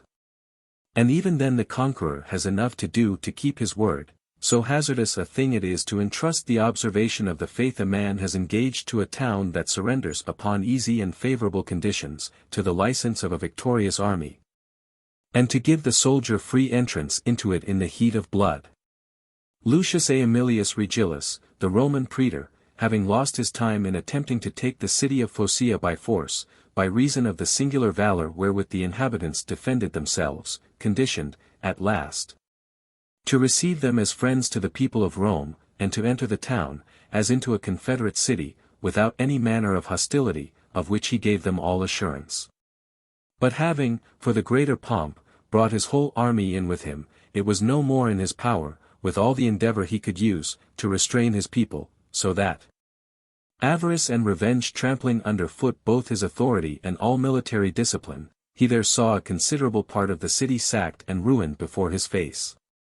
Cleomenes was wont to say, that what mischief soever a man could do his enemy in time of war was above justice, and nothing accountable to it in the sight of gods and men. And so, having concluded a truce with those of Argos for 7 days, the third night after he fell upon them when they were all buried in sleep, and put them to the sword, alleging that there had no knights been mentioned in the truce. But the gods punished this subtle perfidy in a time of parley also. And while the citizens were relying upon their safety warrant, the city of Casilinum was taken by surprise, and that even in the age of the justest captains and the most perfect Roman military discipline. For it is not said that it is not lawful for us, in time and place, to make advantage of our enemies' want of understanding, as well as their want of courage. And, doubtless, war has naturally many privileges that appear reasonable even to the prejudice of reason, and therefore here the rule fails, neminem idea gira ut ex alti rius predator insitia. No one should praise upon another's folly. Cicero, De Offic, 3. 17.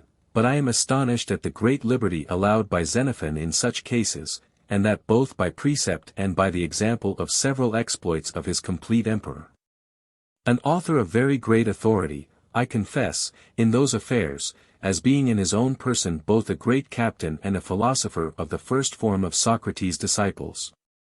And yet I cannot consent to such a measure of license as he dispenses in all things and places. Monsieur d'Aubigny, besieging Capua, and after having directed a furious battery against it, Signor Fabricio Colonna, governor of the town, having from a bastion begun to parley. And his soldiers in the meantime being a little more remiss in their guard, our people entered the place at unawares, and put them all to the sword. And of later memory, at Ivoy, Signor Juliano Romero having played that part of a novice to go out to parley with the constable, at his return found his place taken. But, that we might not scape scot-free, the Marquis of Pescara having laid siege to Genoa, where Duke Ottaviano Fregosa commanded under our protection, and the articles betwixt them being so far advanced that it was looked upon as a done thing, and upon the point to be concluded, the Spaniards in the meantime having slipped in, made use of this treachery as an absolute victory. And since, at Ligny, in Barrois, where the Count de Brienne commanded, the Emperor having in his own person beleaguered that place, and Bertheville, the said Count's lieutenant, going out to parley, whilst he was capitulating the town was taken. Fu il vincer sempremi laudable cosa. Vincasi o per fortuna, o per ingegno. Victory is ever worthy of praise, whether obtained by valor or wisdom. Ariosto, 15. I. But the philosopher Chrysippus was of another opinion, wherein I also concur, for he was used to say that those who run a race ought to employ all the force they have in what they are about, and to run as fast as they can. But that it is by no means fair in them to lay any hand upon their adversary to stop him, nor to set a leg before him to throw him down. And yet more generous was the answer of that great Alexander to Polyperchon, who was persuading him to take the advantage of the night's obscurity to fall upon Darius. By no means, said B. It is not for such a man as I am to steal a victory, malo me fortuni poenidiet, quam victoria putit. I had rather complain of ill fortune than be ashamed of victory. Quint. Curt, 4. 13. At idem fugientem baud est dignatus oroden. Sternera, nec jacta secum der cuspide vulnus. Obvious, adversoca currit, sic viro vir. Consulat, haud furto melior, sed fortibus armis. He deigned not to throw down Oroda as he fled, or with the darted spear to give him a wound unseen.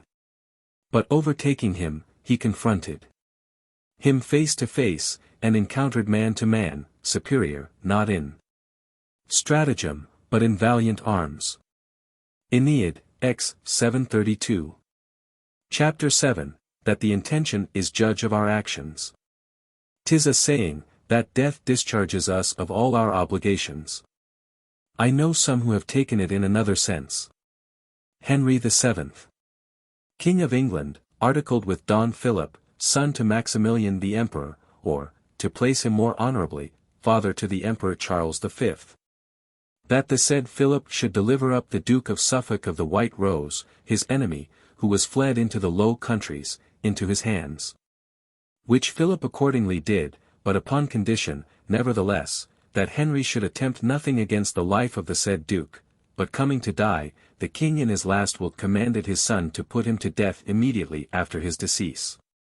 And lately, in the tragedy that the Duke of Alva presented to us in the persons of the Counts Horn and Egmont at Brussels, decapitated June 4, 1568, there were very remarkable passages, and one amongst the rest. That Count Egmont, upon the security of whose word and faith Count Horn had come and surrendered himself to the Duke of Alva, earnestly entreated that he might first mount the scaffold, to the end that death might disengage him from the obligation he had passed to the other.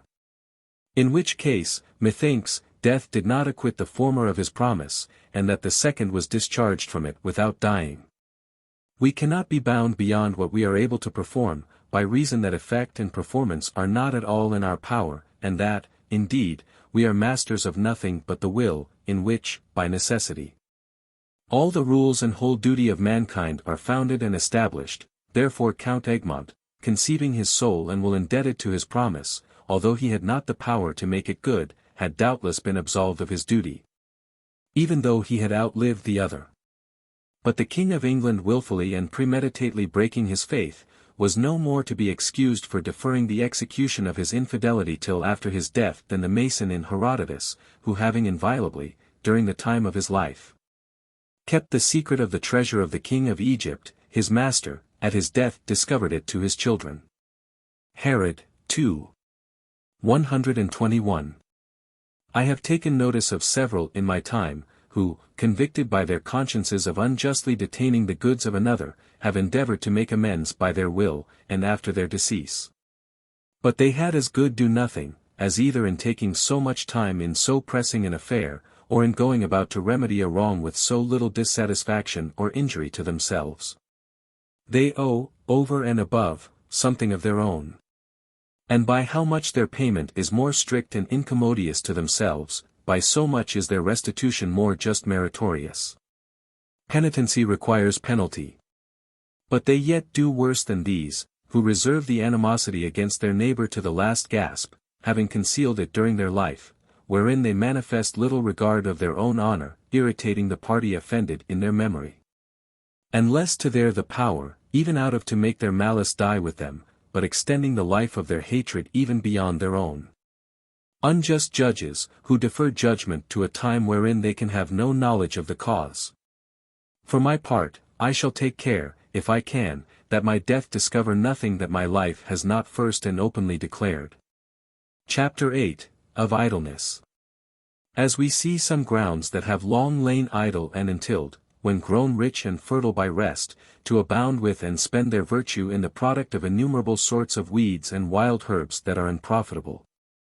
And that to make them perform their true office, we are to cultivate and prepare them for such seeds as are proper for our service. And as we see women that, without knowledge of man, do sometimes of themselves bring forth inanimate and formless lumps of flesh. But that to cause a natural and perfect generation they are to be husbanded with another kind of seed, even so it is with minds, which if not applied to some certain study that may fix and restrain them, run into 1,000 extravagances, eternally roving here and there in the vague expanse of the imagination. Sic et aqua tremulum labris bubi lumina hinis. Sol repercussum, aut radiantis imagine luni. Omnia prevalitat late loca. Jamque sub auras. Irigitor, samic ferit laquiaria tecti. As when in brazen vats of water the trembling beams of light, reflected from the sun, or from the image of the radiant moon, swiftly float over every place around, and now are darted up on high, and strike the ceilings of the upmost roof. Aeneid, 8. 22. In which wild agitation there is no folly, nor idle fancy they do not light upon. Volo egri somnia, vani. Fingunter species. As a sick man's dreams, creating vain phantasms. Hor, de arte poetica, 7. The soul that has no established aim loses itself, for, as it is said, quisquis ubique habitat, Maxime, nusquam habitat. He who lives everywhere, lives nowhere. Martial, 7. 73. When I lately retired to my own house, with a resolution, as much as possibly I could, to avoid all manner of concern in affairs, and to spend in privacy and repose the little remainder of time I have to live, I fancied I could not more oblige my mind than to suffer it at full leisure to entertain and divert itself, which I now hoped it might henceforth do, as being by time become more settled and mature. But I find, variam semper dant otia mentem. Leisure ever creates varied thought. Lucan, 4. 704. That, quite contrary, it is like a horse that has broke from his rider, who voluntarily runs into a much more violent career than any horseman would put him to, and creates me so many chimeras and fantastic monsters, one upon another, without order or design, that, the better at leisure to contemplate their strangeness and absurdity, I have begun to commit them to writing, hoping in time to make it ashamed of itself. Chapter 9, of Liars. There is not a man living whom it would so little become to speak from memory as myself, for I have scarcely any at all, and do not think that the world has another so marvellously treacherous as mine. My other faculties are all sufficiently ordinary and mean, but in this I think myself very rare and singular, and deserving to be thought famous. Besides the natural inconvenience I suffer by it, for, certes, the necessary use of memory considered, Plato had reason when he called it a great and powerful goddess. In my country, when they would say a man has no sense, they say, such an one has no memory. And when I complain of the defect of mine, they do not believe me, and reprove me, as though I accused myself for a fool, not discerning the difference betwixt memory and understanding, which is to make matters still worse for me. But they do me wrong, for experience, rather, daily shows us, on the contrary, that a strong memory is commonly coupled with infirm judgment. They do me, moreover, who am so perfect in nothing as in friendship, a great wrong in this, that they make the same words which accuse my infirmity, represent me for an ungrateful person. They bring my affections into question upon the account of my memory, and from a natural imperfection, make out a defect of conscience. He has forgot, says one, this request, or that promise, he no more remembers his friends. He has forgot to say or do, or conceal such and such a thing, for my sake. And, truly, I am apt enough to forget many things, but to neglect anything my friend has given me in charge, I never do it. And it should be enough, methinks, that I feel the misery and inconvenience of it, without branding me with malice, a vice so contrary to my humor. However, I derive these comforts from my infirmity, first, that it is an evil from which principally I have found reason to correct a worse, that would easily enough have grown upon me, namely, ambition. The defect being intolerable in those who take upon them public affairs. That, like examples in the progress of nature demonstrate to us, she has fortified me in my other faculties proportionably as she has left me unfurnished in this. I should otherwise have been apt implicitly to have reposed my mind and judgment upon the bare report of other men, without ever setting them to work upon their own force. Had the inventions and opinions of others been ever present with me by the benefit of memory. That by this means I am not so talkative, for the magazine of the memory is ever better furnished with matter than that of the invention. Had mine been faithful to me, I had ere this deafened all my friends with my babble, the subjects themselves arousing and stirring up the little faculty I have of handling and employing them, heating and distending my discourse. Which were a pity, as I have observed in several of my intimate friends, who, as their memories supply them with an entire and full view of things, begin their narrative so far back, and crowd it with so many impertinent circumstances, that though the story be good in itself, they make a shift to spoil it. And if otherwise, you are either to curse the strength of their memory or the weakness of their judgment, and it is a hard thing to close up a discourse, and to cut it short, when you have once started. There is nothing wherein the force of a horse is so much seen as in a round and sudden stop. I see even those who are pertinent enough, who would, but cannot stop short in their career. For whilst they are seeking out a handsome period to conclude with, they go on at random, straggling about upon impertinent trivialities, as men staggering upon weak legs. But, above all, old men who retain the memory of things past, and forget how often they have told them, are dangerous company. And I have known stories from the mouth of a man of very great quality, otherwise very pleasant in themselves, become very wearisome by being repeated 100 times over and over again to the same people. Secondly, that, by this means, I the less remember the injuries I have received, insomuch that, as the ancient said, Cicero, pro ligar. c. 12.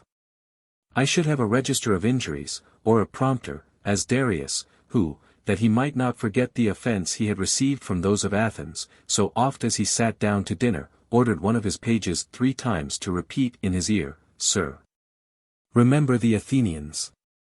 Herod, v. 105.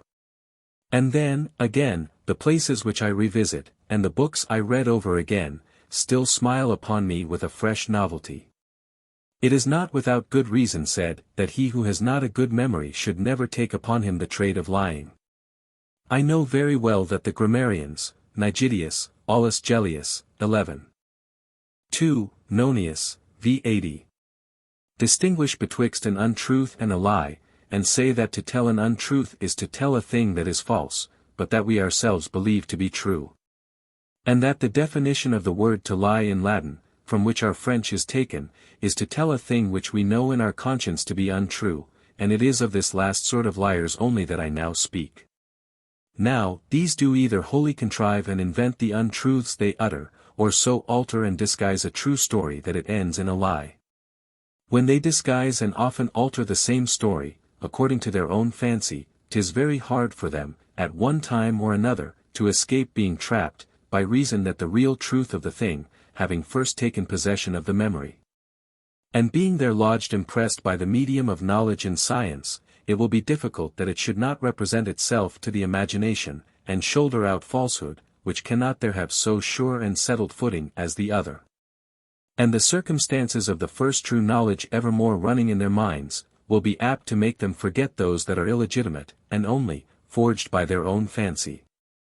In what they, wholly invent, forasmuch as there is no contrary impression to jostle their invention there seems to be less danger of tripping. And yet even this by reason it is a vain body and without any hold, is very apt to escape the memory, if it be not well assured. Of which I had very pleasant experience, at the expense of such as profess only to form and accommodate their speech to the affair they have in hand, or to humor of the great folks to whom they are speaking. For the circumstances to which these men stick not to enslave their faith and conscience being subject to several changes, their language must vary accordingly, whence it happens that of the same thing they tell one man that it is this, and another that it is that, giving it several colors. Which men, if they once come to confer notes, and find out the cheat, what becomes of this fine art? To which may be added, that they must of necessity very often ridiculously trap themselves. For what memory can be sufficient to retain so many different shapes as they have forged upon one and the same subject? I have known many in my time very ambitious of the repute of this fine wit. But they do not see that if they have the reputation of it, the effect can no longer be. In plain truth, lying is an accursed vice. We are not men, nor have other tie upon one another, but by our word. If we did but discover the horror and gravity of it, we should pursue it with fire and sword, and more justly than other crimes. I see that parents commonly, and with indiscretion enough, correct their children for little innocent faults, and torment them for wanton tricks, that have neither impression nor consequence. Whereas, in my opinion, lying only, and, which is of something a lower form, obstinacy, are the faults which are to be severely whipped out of them, both in their infancy and in their progress, otherwise they grow up and increase with them. And after a tongue has once got the knack of lying, 'tis not to be imagined how impossible it is to reclaim it, whence it comes to pass that we see some, who are otherwise very honest men, so subject and enslaved to this vice. I have an honest lad to my tailor, whom I never knew guilty of one truth, no, not when it had been to his advantage. If falsehood had, like truth, but one face only, we should be upon better terms. For we should then take for certain the contrary to what the liar says, but the reverse of truth has 100,000 forms, and a field indefinite, without bound or limit. The Pythagoreans make good to be certain and finite, and evil, infinite and uncertain. There are 1,000 ways to miss the white, there is only one to hit it. For my own part, I have this vice in so great horror, that I am not sure I could prevail with my conscience to secure myself from the most manifest and extreme danger by an impudent and solemn lie. An ancient father says, that a dog we know is better company than a man whose language we do not understand. Ut externus alieno pene non sit hominis vice. As a foreigner cannot be said to supply us the place of a man. Pliny, Nat. History 7. I. And how much less sociable is false speaking than silence? King Francis I. Vaunted that he had by this means nonplussed Francesco Taverna, ambassador of Francesco Sforza, Duke of Milan, a man very famous for his science in talking in those days. This gentleman had been sent to excuse his master to his majesty about a thing of very great consequence, which was this: the king, still to maintain some intelligence with Italy, out of which he had lately been driven, and particularly with the Duchy of Milan, had thought it convenient to have a gentleman on his behalf to be with that duke, an ambassador in effect, but in outward appearance a private person who pretended to reside there upon his own particular affairs. For the duke, much more depending upon the emperor, especially at a time when he was in a treaty of marriage with his niece, daughter to the King of Denmark, who is now Dowager of Lorraine, could not manifest any practice in conference with us without his great interest. For this commission one Merville, a Milanese gentleman, and an equerry to the king, being thought very fit, was accordingly dispatched thither with private credentials, and instructions as ambassador, and with other letters of recommendation to the duke about his own private concerns, the better to mask and colour the business. And was so long in that court, that the emperor at last had some inkling of his real employment there, which was the occasion of what followed after, as we suppose. Which was, that under pretence of some murder, his trial was in 2 days dispatched, and his head in the night struck off in prison. Messire Francesco being come, and prepared with a long counterfeit history of the affair, for the king had applied himself to all the princes of Christendom, as well as to the duke himself, to demand satisfaction, had his audience at the morning council, where, after he had for the support of his cause laid open several plausible justifications of the fact, that his master had never looked upon this Merville for other than a private gentleman and his own subject, who was there only in order to his own business, neither had he ever lived under any other aspect, absolutely disowning that he had ever heard he was one of the king's household or that his majesty so much as knew him, so far was he from taking him for an ambassador, the king, in his turn, pressing him with several objections and demands, and challenging him on all sides, tripped him up at last by asking, why, then, the execution was performed by night, and as it were by stealth. At which the poor confounded ambassador, the more handsomely to disengage himself, made answer, that the Duke would have been very loath, out of respect to his Majesty, that such an execution should have been performed by day. Any one may guess if he was not well rated when he came home, for having so grossly tripped in the presence of a prince of so delicate a nostril as King Francis. Pope Julius II. Having sent an ambassador to the King of England to animate him against King Francis, the ambassador having had his audience, and the king, before he would give an answer, insisting upon the difficulties he should find in setting on foot so great a preparation as would be necessary to attack so potent a king, and urging some reasons to that effect. The ambassador very unseasonably replied that he had also himself considered the same difficulties, and had represented them to the Pope.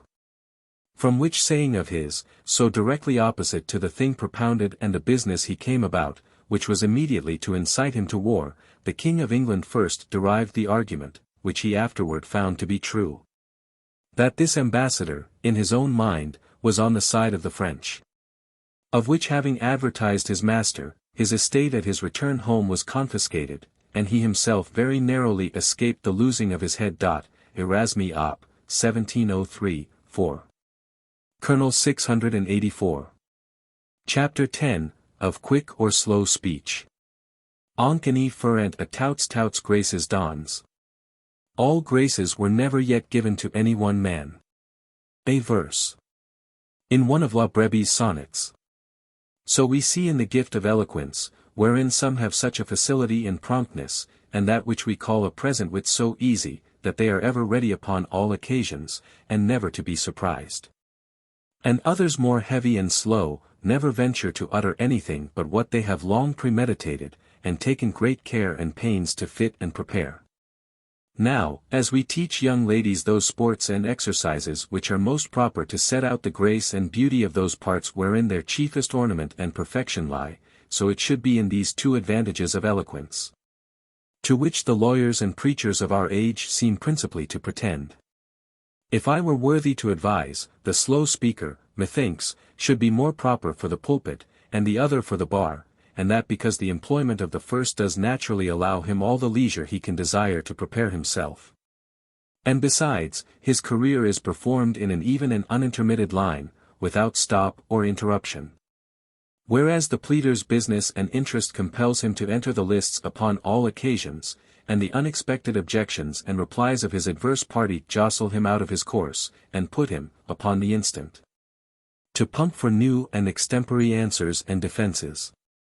Yet, at the interview betwixt Pope Clement and King Francis at Marseilles, it happened, quite contrary, that Monsieur Poyet, a man bred up all his life at the bar, and in the highest repute for eloquence, having the charge of making the harangue to the Pope committed to him, and having so long meditated on it beforehand, as, so they said, to have brought it ready-made along with him from Paris.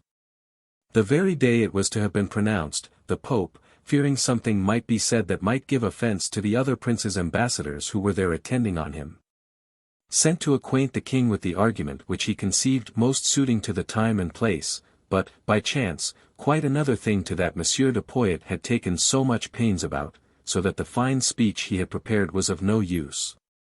And he was upon the instant to contrive another, which finding himself unable to do, Cardinal du Bellay was constrained to perform that office.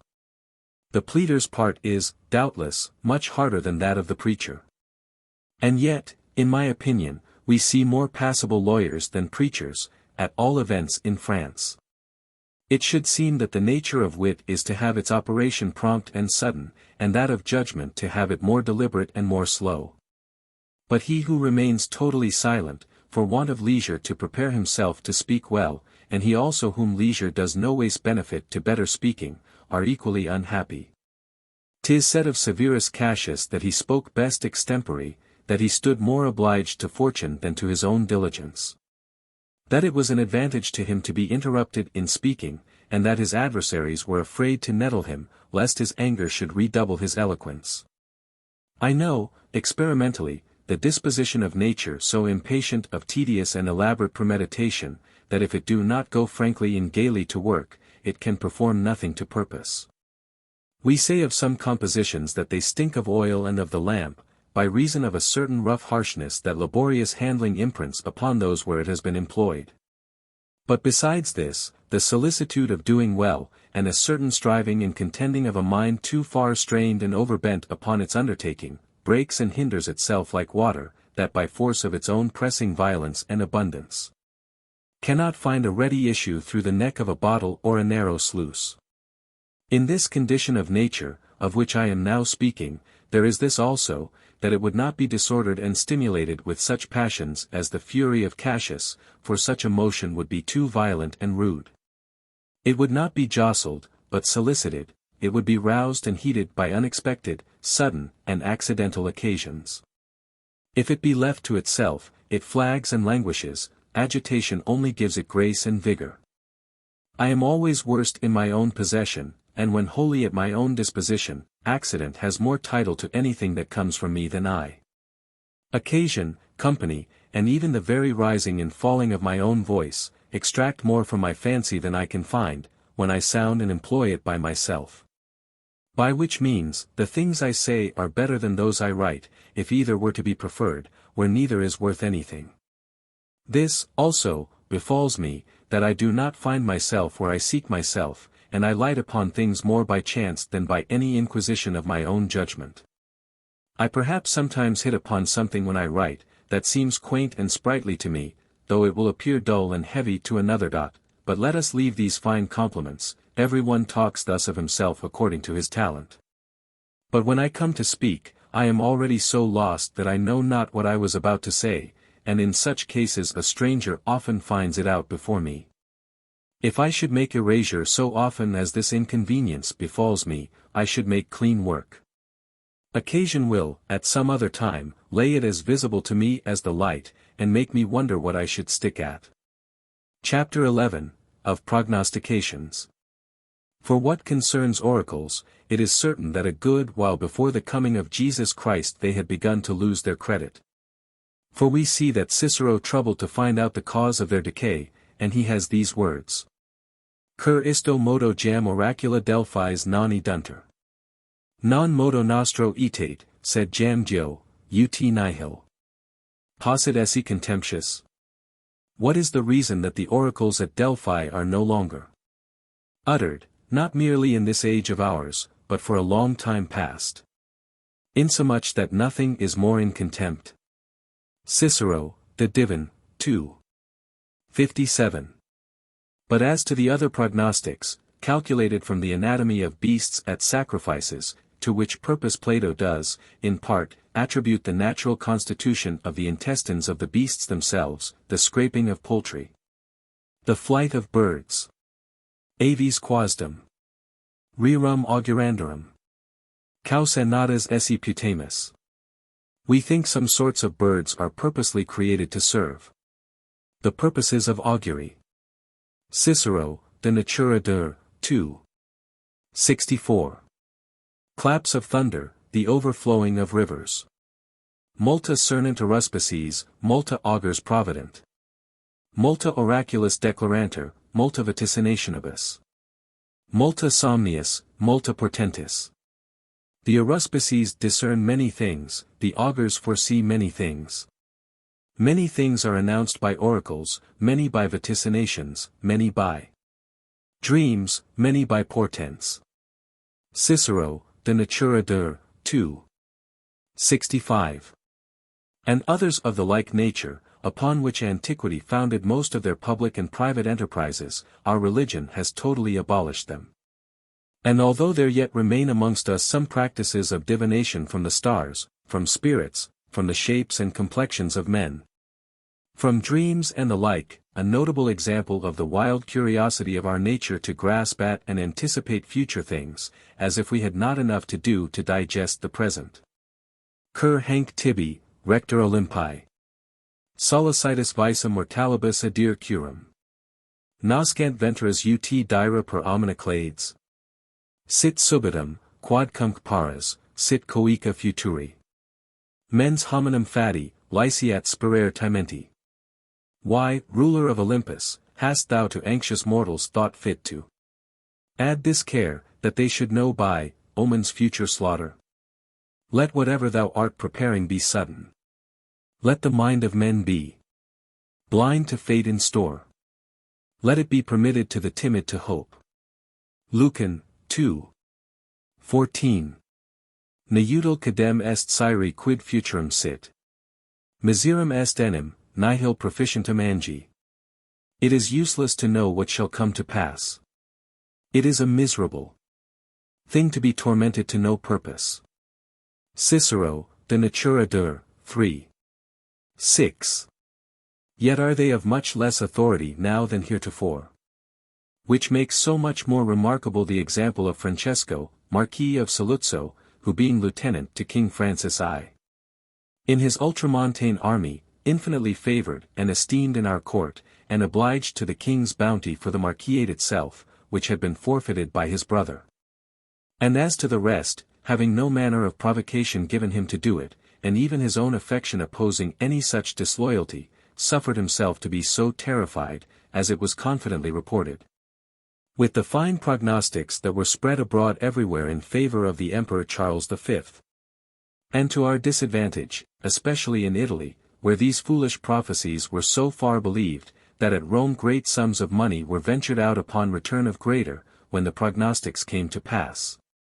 So certain they made themselves of our ruin, that, having often bewailed, to those of his acquaintance who were most intimate with him, the mischiefs that he saw would inevitably fall upon the crown of France and the friends he had in that court. He revolted and turned to the other side. To his own misfortune, nevertheless, what constellation soever governed at that time. But he carried himself in this affair like a man agitated by divers passions. For having both towns and forces in his hands, the enemy's army under Antonio de Leyva close by him, and we not at all suspecting his design, it had been in his power to have done more than he did. For we lost no men by this infidelity of his, nor any town, but Fossano only, and that after a long siege and a brave defense. 1536. Prudens futuri temporis exitum. Caliginosa noct primit Deus. Redec, esse mortalis ultra. Fos trepidat. A wise God covers with thick night the path of the future, and laughs at the man who alarms himself without reason. Hor, Odi, 3. 29. Al poten sue. Latusque deget, cui licet in diem. Dixis vixi. Cras vel atra. Nub polum pater occupado. Vel sol poro. He lives happy and master of himself who can say as each day passes on, I have lived, whether tomorrow our Father shall give us a clouded sky or a clear day. Hor, Odi, 3. 29. Laetus in presens animus. Quat ultra est. Oderit curari. A mind happy, cheerful in the present state, will take good care not to think of what is beyond it. Ibid, 2. 25. And those who take this sentence in a contrary sense interpret it amiss. Ista sic reciprocanter, ut etsi divinatio sit.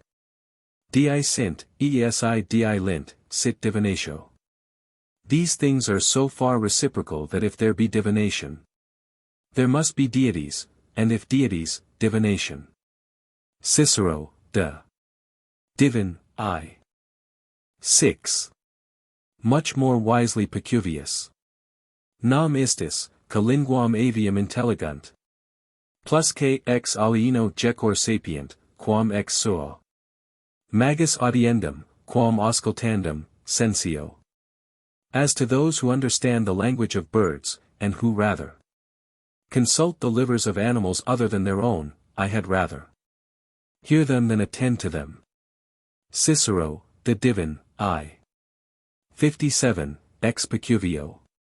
The so celebrated art of divination amongst the Tuscans took its beginning thus: a laborer striking deep with his cutter into the earth, saw the demigod Tages ascend, with an infantine aspect, but endued with a mature and senile wisdom. Upon the rumor of which, all the people ran to see the sight, by whom his words and science, containing the principles and means to attain to this art, were recorded, and kept for many ages. Cicero, De Divina, 2. 23, a birth suitable to its progress, for my part, should sooner regulate my affairs by the chance of a die than by such idle and vain dreams, and, indeed, in all republics, a good share of the government has ever been referred to chance. Plato, in the civil regimen that he models according to his own fancy, leaves to it the decision of several things of very great importance, and will, amongst other things, that marriages should be appointed by lot. Attributing so great importance to this accidental choice as to ordain that the children begotten in such wedlock be brought up in the country, and those begotten in any other be thrust out as spurious and base. Yet so, that if any of those exiles, notwithstanding, should, peradventure, in growing up give any good hope of himself, he might be recalled, as, also, that such as had been retained, should be exiled. In case they gave little expectation of themselves in their early growth. I see some who are mightily given to study and comment upon their almanacs, and produce them to us as an authority when anything has fallen out pat. And, for that matter, it is hardly possible but that these alleged authorities sometimes stumble upon a truth amongst an infinite number of lies. Quis est enim, que totum diem jaculans? Non aliquando colonit? For who shoots all day at butts that does not sometimes hit the white? Cicero, De Divin, 2. 59. I think never the better of them for some such accidental hit. There would be more certainty in it if there were a rule and a truth of always lying. Besides, nobody records their flimflams and false prognostics, forasmuch as they are infinite and common. But if they chop upon one truth, that carries a mighty report, as being rare, incredible, and prodigious. So Diogenes, surnamed the Atheist, answered him in Samothrace, who, showing him in the temple the several offerings and stories in painting of those who had escaped shipwreck, said to him, Look, you who think the gods have no care of human things. What do you say to so many persons preserved from death by their especial favor? Why, I say, answered he, that their pictures are not here who were cast away, who are by much the greater number. Cicero, De Natura Deor, I. 37. Cicero observes that of all the philosophers who have acknowledged a deity, Xenophanes the Colophonian only has endeavored to eradicate all manner of divination, Cicero, De Divin, I. 3. Which makes it the less a wonder if we have now and then seen some of our princes, sometimes to their own cost, rely too much upon these vanities. I had given anything with my own eyes to see those two great marvels, the book of Joachim the Calabrian abbot, which foretold all the future popes, their names and qualities. And that of the Emperor Leo, which prophesied all the emperors and patriarchs of Greece. This I have been an eyewitness of, that in public confusions, men astonished at their fortune, have abandoned their own reason, superstitiously to seek out in the stars the ancient causes and menaces of the present mishaps. And in my time have been so strangely successful in it, as to make me believe that this being an amusement of sharp and volatile wits, those who have been versed in this knack of unfolding and untying riddles, are capable, in any sort of writing, to find out what they desire. But above all, that which gives them the greatest room to play in, is the obscure, ambiguous, and fantastic gibberish of the prophetic canting, where their authors deliver nothing of clear sense, but shroud all in riddle. To the end that posterity may interpret and apply it according to its own fancy. Socrates' demon might, perhaps, be no other but a certain impulsion of the will, which obtruded itself upon him without the advice or consent of his judgment. And in a soul so enlightened as his was, and so prepared by a continual exercise of wisdom and virtue, 'tis to be supposed those inclinations of his, though sudden and undigested, were very important and worthy to be followed. Every one finds in himself some image of such agitations, of a prompt, vehement, and fortuitous opinion. And I may well allow them some authority, who attribute so little to our prudence, and who also myself have had some, weak in reason, but violent in persuasion and dissuasion, which were most frequent with Socrates, Plato. In his account of the Pythagorean, by which I have suffered myself to be carried away so fortunately, and so much to my own advantage, that they might have been judged to have had something in them of a divine inspiration. Chapter 12, of Constancy. The law of resolution and constancy does not imply that we ought not, as much as in us lies, to decline and secure ourselves from the mischiefs and inconveniences that threaten us. Nor, consequently, that we shall not fear lest they should surprise us. On the contrary, all decent and honest ways and means of securing ourselves from harms, are not only permitted, but, moreover, commendable. And the business of constancy chiefly is, bravely to stand to, and stoutly to suffer those inconveniences which are not possibly to be avoided. So that there is no supple motion of body, nor any movement in the handling of arms, how irregular or ungraceful soever, that we need condemn, if they serve to protect us from the blow that is made against us. Several very warlike nations have made use of a retreating and flying way of fight as a thing of singular advantage, and, by so doing, have made their backs more dangerous to their enemies than their faces. Of which kind of fighting the Turks still retain something in their practice of arms, and Socrates, in Plato, laughs at Laches, who had defined fortitude to be a standing firm in the ranks against the enemy. What? Says he, would it, then, be a reputed cowardice to overcome them by giving ground, urging, at the same time, the authority of Homer, who commends in Aeneas the science of flight? And whereas Laches, considering better of it, admits the practice as to the Scythians, and, in general, all cavalry whatever. He again attacks him with the example of the Lacedaemonian foot, a nation of all other the most obstinate in maintaining their ground, who, in the battle of Plataea, not being able to break into the Persian phalanx, bethought themselves to disperse and retire, that by the enemy supposing they fled, they might break and disunite that vast body of men in the pursuit, and by that stratagem obtained the victory. As for the Scythians, 'tis said of them, that when Darius went his expedition to subdue them, he sent, by a herald, highly to reproach their king, that he always retired before him and declined a battle, to which Idanthyrsus, Herod, 4. 127. For that was his name, returned answer, that it was not for fear of him, or of any man living, that he did so, but that it was the way of marching in practice with his nation, who had neither tilled fields, cities, nor houses to defend, or to fear the enemy should make any advantage of, but that if he had such a stomach to fight, let him but come to view their ancient places of sepulture, and there he should have his fill. Nevertheless, as to cannon shot, when a body of men are drawn up in the face of a train of artillery, as the occasion of war often requires, it is unhandsome to quit their post to avoid the danger. Forasmuch as by reason of its violence and swiftness we account it inevitable.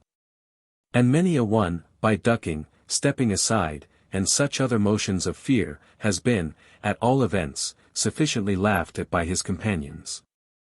And yet, in the expedition that the Emperor Charles V made against us into Provence, the Marquis de Guaste going to reconnoitre the city of Alls, and advancing out of the cover of a windmill, under favour of which he had made his approach, was perceived by the Seigneurs de Bonneville and the Seneschal of Agenois, who were walking upon the Theatre aux, who having shown him to the Sieur de Villiers, commissary of the artillery, he pointed a culverin so admirably well, and levelled it so exactly right against him, that had not the Marquis, seeing fire given to it, slipped aside, it was certainly concluded the shot had taken him full in the body. And, in like manner, some years before, Lorenzo de' Medici, Duke of Urbino, and father to the Queen Mother, Catherine de' Medici, mother of Henry III, laying siege to Mondolfo, a place in the territories of the Vicariate in Italy, seeing the cannoneer give fire to a piece that pointed directly against him, it was well for him that he ducked, for otherwise the shot, that only raised the top of his head, had doubtless hit him full in the breast. To say truth, I do not think that these evasions are performed upon the account of judgment, for how can any man living judge of high or low aim on so sudden an occasion? And it is much more easy to believe that fortune favoured their apprehension, and that it might be as well at another time to make them face the danger, as to seek to avoid it.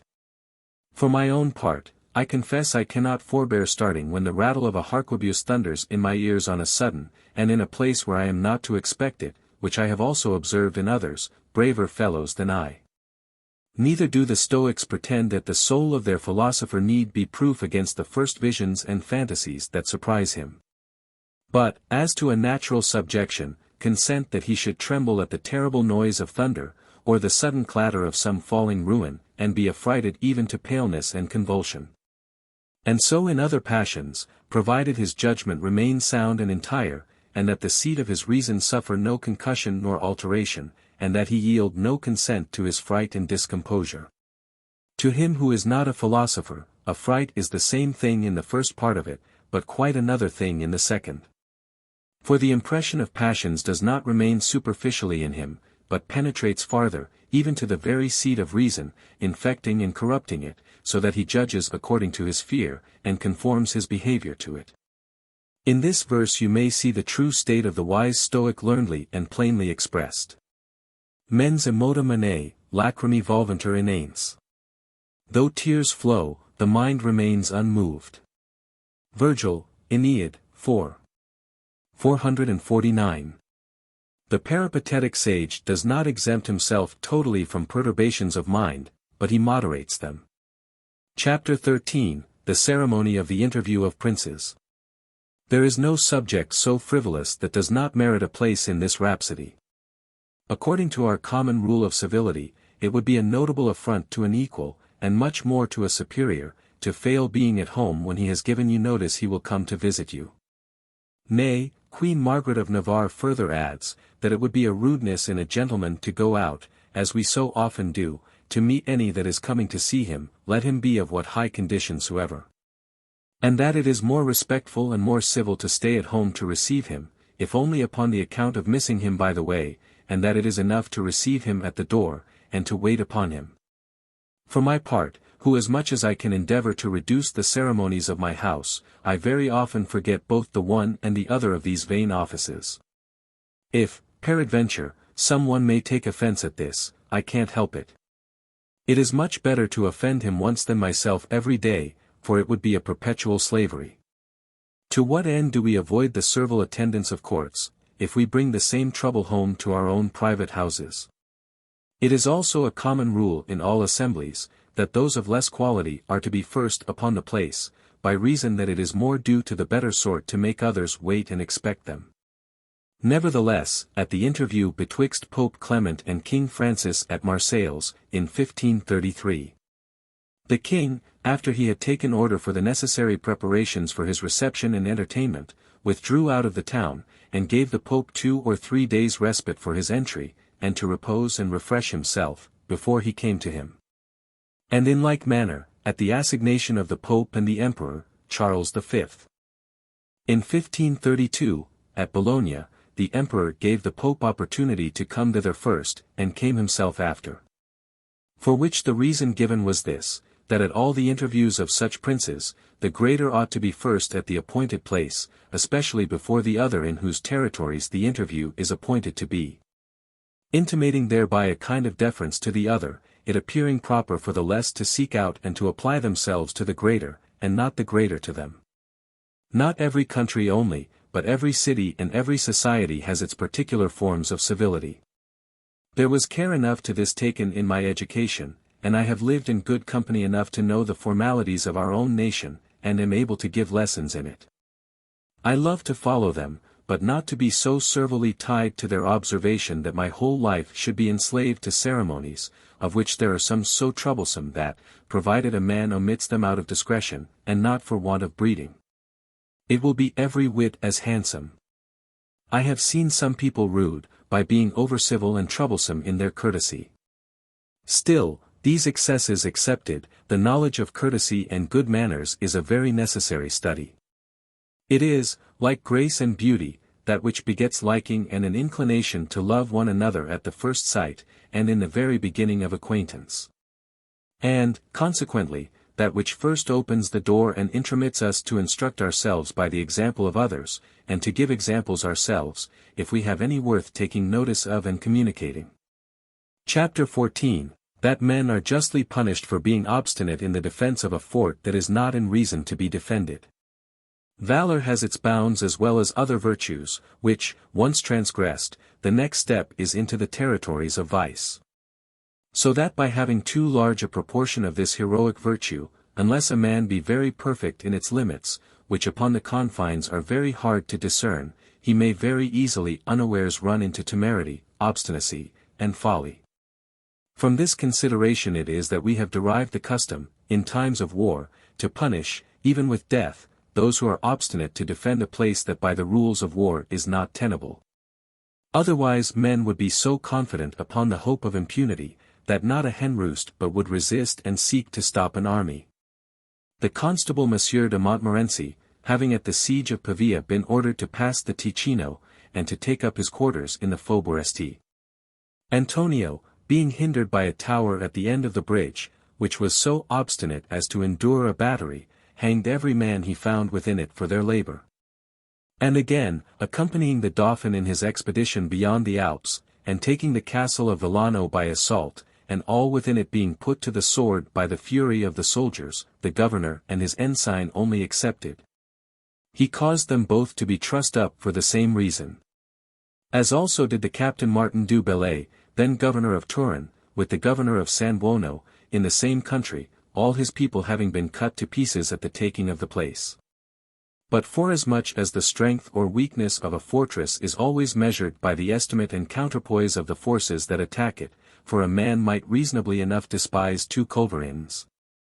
That would be a madman to abide a battery of 30 pieces of cannon, where also the greatness of the prince who is master of the field, his reputation, and the respect that is due unto him, are also put into the balance. There is danger that the balance be pressed too much in that direction. And it may happen that a man is possessed with so great an opinion of himself and his power, that thinking it unreasonable any place should dare to shut its gates against him, he puts all to the sword where he meets with any opposition. Whilst his fortune continues. As is plain in the fierce and arrogant forms of summoning towns and denouncing war, savouring so much of barbarian pride and insolence, in use amongst the Oriental princes, and which their successors to this day do yet retain and practice. And in that part of the world where the Portuguese subdued the Indians, they found some states where it was a universal and inviolable law amongst them that every enemy overcome by the king in person, or by his lieutenant, was out of composition. So above all both of ransom and mercy a man should take heed, if he can, of falling into the hands of a judge who is an enemy and victorious. Chapter 15, of the Punishment of Cowardice. I once heard of a prince, and a great captain, having a narration given him as he sat at table of the proceeding against Monsieur de Vervins, who was sentenced to death for having surrendered Boulogne to the English, to Henry VIII. In 1544, openly maintaining that a soldier could not justly be put to death for want of courage. And, in truth, 'tis reason that a man should make a great difference betwixt faults that merely proceed from infirmity, and those that are visibly the effects of treachery and malice, for, in the last, we act against the rules of reason that nature has imprinted in us. Whereas, in the former, it seems as if we might produce the same nature, who left us in such a state of imperfection and weakness of courage, for our justification. Insomuch that many have thought we are not fairly questionable for anything but what we commit against our conscience. And it is partly upon this rule that those ground their opinion who disapprove of capital or sanguinary punishments inflicted upon heretics and misbelievers. And there's also who advocate or a judge is not accountable for having from mere ignorance failed in his administration. But as to cowardice, it is certain that the most usual way of chastising it is by ignominy, and it is supposed that this practice brought into use by the legislator Charondas. And that, before his time, the laws of Greece punished those with death who fled from a battle. Whereas he ordained only that they be for 3 days exposed in the public dressed in woman's attire, hoping yet for some service from them, having awakened their courage by this open shame. Suffundera malis homum sanguinem. Qua me fundera. Rather bring the blood into a man's cheek than let it out of his body. Tertullian in his Apologetic. It appears also that the Roman laws did anciently punish those with death who had run away. For Ammianus Marcellinus says that the Emperor Julian commanded 10 of his soldiers, who had turned their backs in an encounter against the Parthians, to be first degraded, and afterward put to death, according, says he, to the ancient laws. Ammianus Marcellinus, 24. 4. 26. And yet elsewhere for the like offence he only condemned others to remain amongst the prisoners under the baggage ensign. The severe punishment the people of Rome inflicted upon those who fled from the battle of Cannae, and those who ran away with Aeneas Fulvius at his defeat, did not extend to death. And yet, methinks, 'tis to be feared, lest disgrace should make such delinquents desperate, and not only faint friends, but enemies. Of late memory, in 1523, the Seigneur de Frigette, lieutenant to the Marescal de Chatillon's company, having by the Marescal de Chabannes been put in government of Fuenterrabia in the place of Monsieur de Lude, and having surrendered it to the Spaniard, he was for that condemned to be degraded from all nobility, and both himself and his posterity declared ignoble, taxable, and for ever incapable of bearing arms. Which severe sentence was afterwards accordingly executed at Lyons. In 1536, and, since that, all the gentlemen who were in Guise when the Count of Nassau entered into it, underwent the same punishment, as several others have done since for the like offence. Notwithstanding, in case of such a manifest ignorance or cowardice as exceeds all ordinary example, 'tis but reason to take it for a sufficient proof of treachery and malice, and for such to be punished. Chapter 16, A Proceeding of some Ambassadors. I observe in my travels this custom, ever to learn something from the information of those with whom I confer, which is the best school of all others. And to put my company upon those subjects they are the best able to speak of. Busti al Naciero Ragener de Venti. Al Bifalco de Torai. Idlu su Piag. Contiel Guerriere, Contiel Pastor Gli Armenti. Let the sailor content himself with talking of the winds, the cowherd of his oxen, the soldier of his wounds, the shepherd of his flocks.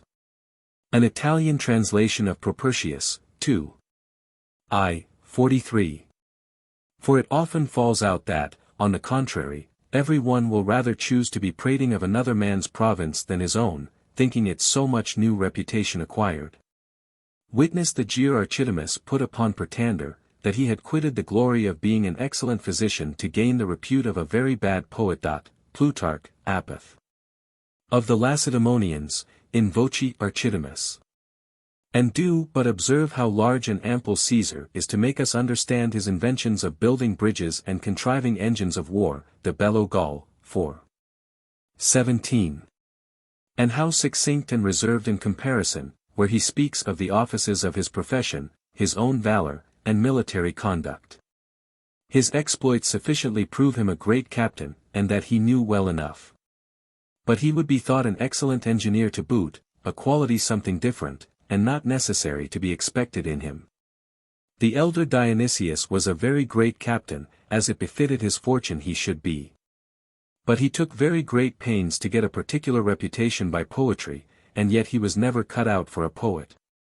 A man of the legal profession being not long since brought to see a study furnished with all sorts of books, both of his own and all other faculties, took no occasion at all to entertain himself with any of them, but fell very rudely and magisterially to descant upon a barricade placed on the winding stair before the study door, a thing that 100 captains and common soldiers see every day without taking any notice or offence.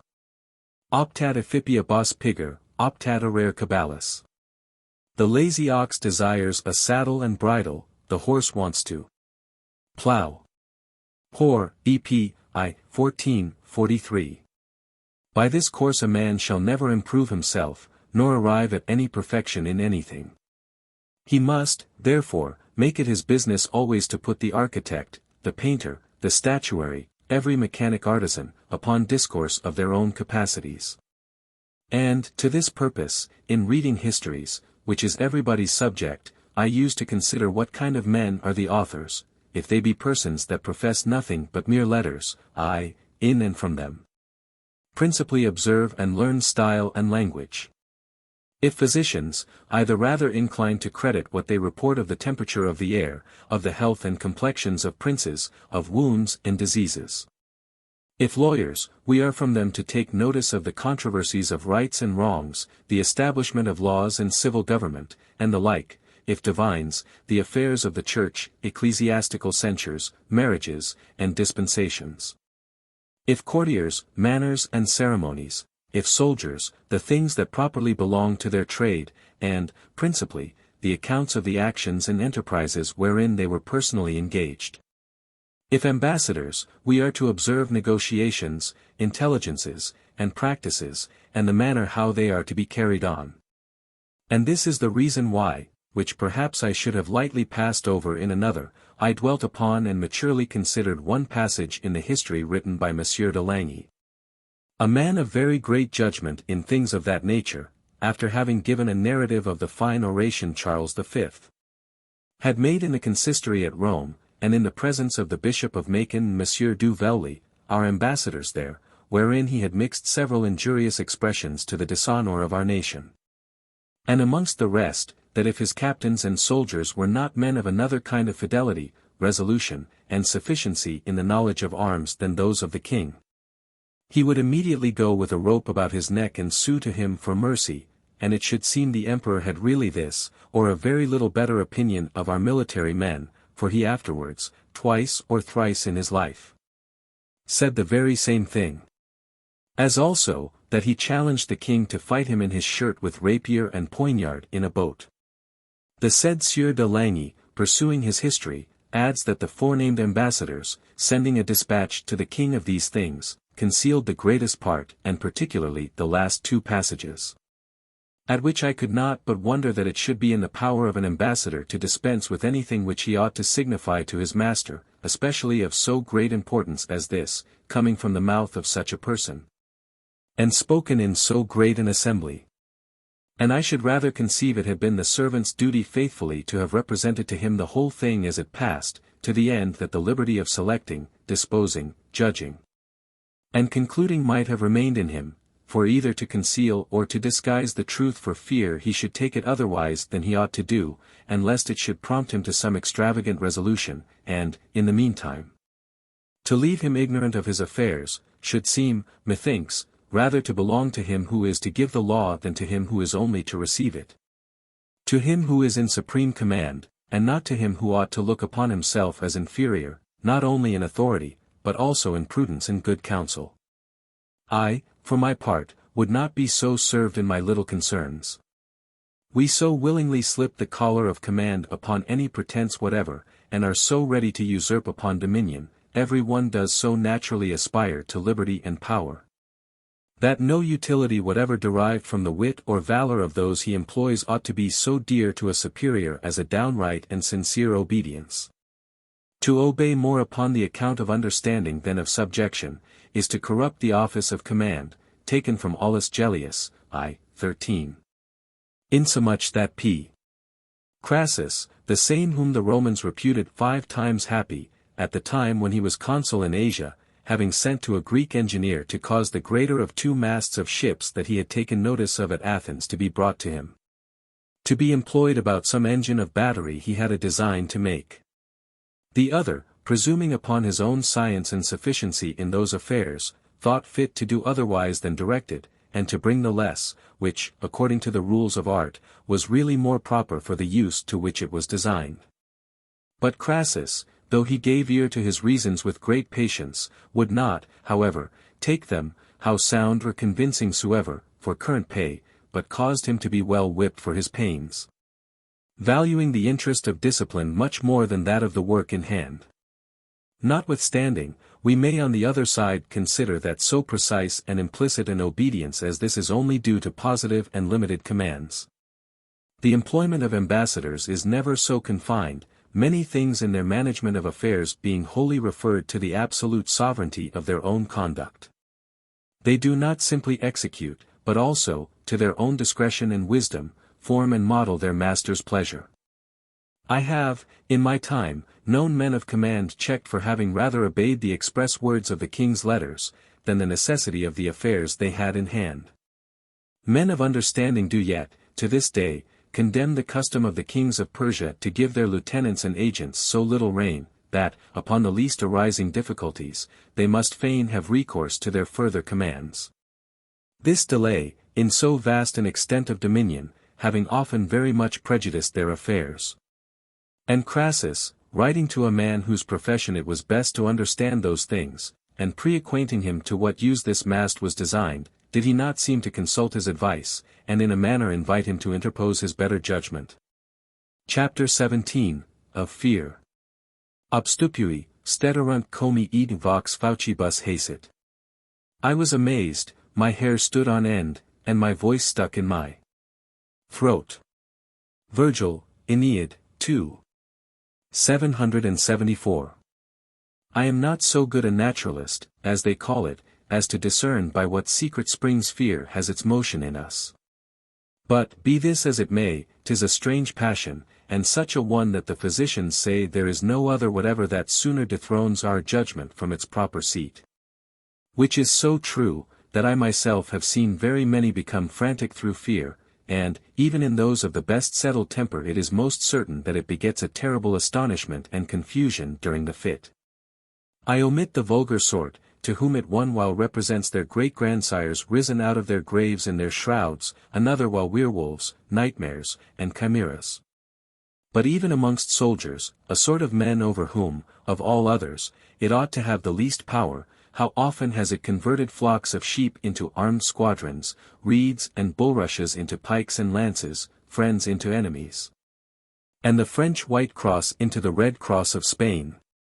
When M. de Bourbon took Rome, in 1527, an ensign who was upon guard at Borgo San Pietro was seized with such a fright upon the first alarm, that he threw himself out at a breach with his colours upon his shoulder, and ran directly upon the enemy, thinking he had retreated toward the inward defences of the city, and with much ado, seeing M. de Bourbon's people, who thought it had been a sally upon them, draw up to receive him, at last came to himself, and saw his error. And then facing about, he retreated full speed through the same breach by which he had gone out, but not till he had first blindly advanced above 300 paces into the open field. It did not, however, fall out so well with Captain Giulio's ensign, at the time when St. Paul was taken from us by the Comte de Bears and M. de Roux, for he, being so astonished with fear as to throw himself, colours and all, out of a porthole, was immediately cut to pieces by the enemy.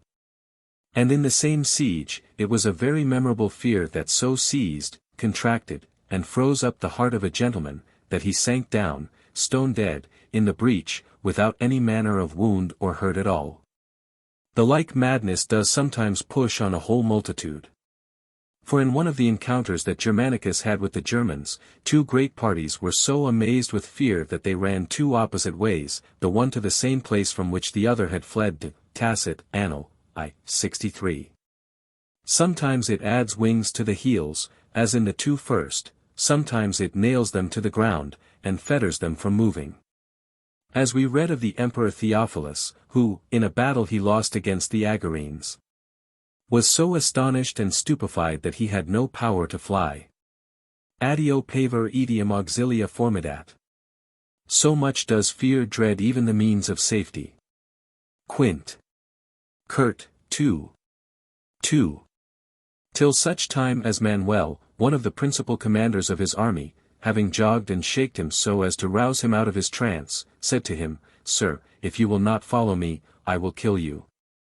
For it is better you should lose your life than, by being taken, lose your empire. Zonaras, lib. 3. But fear does then manifest its utmost power when it throws us upon a valiant despair, having before deprived us of all sense both of duty and honor. In the first pitched battle the Romans lost against Hannibal, under the consul Sempronius, a body of 10,000 foot, that had taken fright, seeing no other escape for their cowardice, went and threw themselves headlong upon the great battalion of the enemies, which with marvellous force and fury they charged through, and routed with a very great slaughter of the Carthaginians, thus purchasing an ignominious flight at the same price they might have gained a glorious victory. Livy, 2156. The thing in the world I am most afraid of is fear, that passion alone, in the trouble of it, exceeding all other accidents. What affliction could be greater or more just than that of Pompey's friends, who, in his ship, were spectators of that horrible murder? Yet so it was, that the fear of the Egyptian vessels they saw coming to board them, possessed them with so great alarm that it is observed they thought of nothing but calling upon the mariners to make haste, and by force of oars to escape away. Till being arrived at Tyre, and delivered from fear, they had leisure to turn their thoughts to the loss of their captain, and to give vent to those tears and lamentations that the other more potent passion had till then suspended. Cum pavor sapientium omnem mihi ex animo expectorat. Then fear drove out all intelligence from my mind. Ennius, A.P. Cicero, Tusk, 4. 8. Such as have been well rubbed in some skirmish, may yet, all wounded and bloody as they are, be brought on again the next day to charge. But such as have once conceived a good sound fear of the enemy, will never be made so much as to look him in the face. Such as are in immediate fear of losing their estates, of banishment, or of slavery, live in perpetual anguish, and lose all appetite and repose, whereas such as are actually poor, slaves, or exiles, ofttimes live as merrily as other folk. And the many people who, impatient of the perpetual alarms of fear, have hanged or drowned themselves, or dashed themselves to pieces, give us sufficiently to understand that fear is more importunate and insupportable than death itself. The Greeks acknowledged another kind of fear, differing from any we have spoken of yet, that surprises us without any visible cause, by an impulse from heaven, so that whole nations and whole armies have been struck with it. Such a one was that which brought so wonderful a desolation upon Carthage, where nothing was to be heard but affrighted voices and outcries. Where the inhabitants were seen to sally out of their houses as to an alarm, and there to charge, wound, and kill one another, as if they had been enemies come to surprise their city. All things were in disorder and fury till, with prayers and sacrifices, they had appeased their gods, died. Sic. 15. 7. And this is that they call panic terrors. Ibid, Plutarch on Isis and Osiris, c. 8. Chapter 18, that men are not to judge of our happiness till after death. Charon has borrowed with unusual liberality from this and the succeeding chapter. See Notier, Questions, page 206. Silicet ultima semper. Expectanda dies homini est, disic beatus. Ante obitum nemo supramaque funera debet. We should all look forward to our last day, no one can be called happy till he is dead and buried. Ovid, Met. 3. 135. The very children know the story of King Croesus to this purpose, who being taken prisoner by Cyrus, and by him condemned to die, as he was going to execution cried out, O Solon, Solon. Which being presently reported to Cyrus, and he sending to inquire of him what it meant, Croesus gave him to understand that he now found the teaching Solon had formerly given him true to his cost. Which was, that men, however fortune may smile upon them, could never be said to be happy till they had been seen to pass over the last day of their lives, by reason of the uncertainty in mutability of human things, which, upon very light and trivial occasions, are subject to be totally changed into a quite contrary condition. And so it was that Agesilaus made answer to one who was saying what a happy young man the king of Persia was, to come so young to so mighty a kingdom. 'Tis true, said he, but neither was Priam unhappy at his years. Plutarch, Apothegms of the Lacedaemonians. In a short time, kings of Macedon, successors to that mighty Alexander, became joiners and scriveners at Rome, a tyrant of Sicily, a pedant at Corinth. A conqueror of one half of the world and general of so many armies, a miserable suppliant to the rascally officers of a king of Egypt, so much did the prolongation of 5 or 6 months of life cost the great Pompey. And, in our father's days, Ludovico Sforza, the 10th Duke of Milan, whom all Italy had so long truckled under, was seen to die a wretched prisoner at Laux, but not till he had lived 10 years in captivity, he was imprisoned by Louis XI. In an iron cage, which was the worst part of his fortune. The fairest of all queens, Mary, Queen of Scots, widow to the greatest king in Europe, did she not come to die by the hand of an executioner? Unworthy and barbarous cruelty. And 1,000 more examples there are of the same kind. For it seems that as storms and tempests have a malice against the proud and overtowering heights of our lofty buildings, there are also spirits above that are envious of the greatnesses here below. Usque adeo residential humanas vis abdita quidem. Opterit, edi pulchros facies, sevasque secures. Proculcare. Ac ludibrio sibi habira videter. So true it is that some occult power upsets human affairs, the glittering fasces and the cruel axes spurns underfoot, and seems to make sport of them. Lucretius, v. 1231. And it should seem, also, that fortune sometimes lies in wait to surprise the last hour of our lives, to show the power she has, in a moment, to overthrow what she was so many years in building. Making us cry out with Liberius. Nimerum hac die. Una plus vixi mihi, quam vivendum fuit. I have lived longer by this one day than I should have done. Macrobius, 2. 7. And, in this sense, this good advice of Solon may reasonably be taken.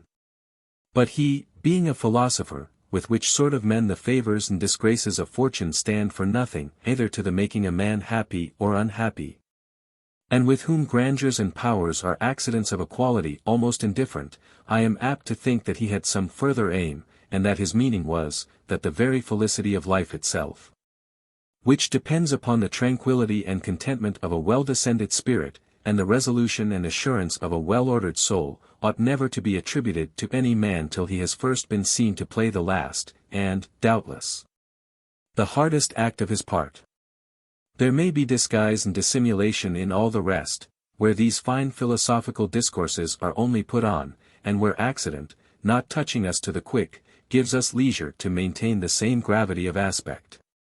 But, in this last scene of death, there is no more counterfeiting, we must speak out plain, and discover what there is of good and clean in the bottom of the pot. Nam vera, voces turn demum pectorabimo. Igicienter. Iti irripator persona, mene res. Then at last truth issues from the heart, the visor's gone. The man remains. Lucretius, 3. 57. Wherefore, at this last, all the other actions of our life ought to be tried and sifted. 'Tis the master day, 'tis the day that is judge of all the rest, 'tis the day, says one of the ancients, Seneca, E.P. 102, that must be judge of all my foregoing years.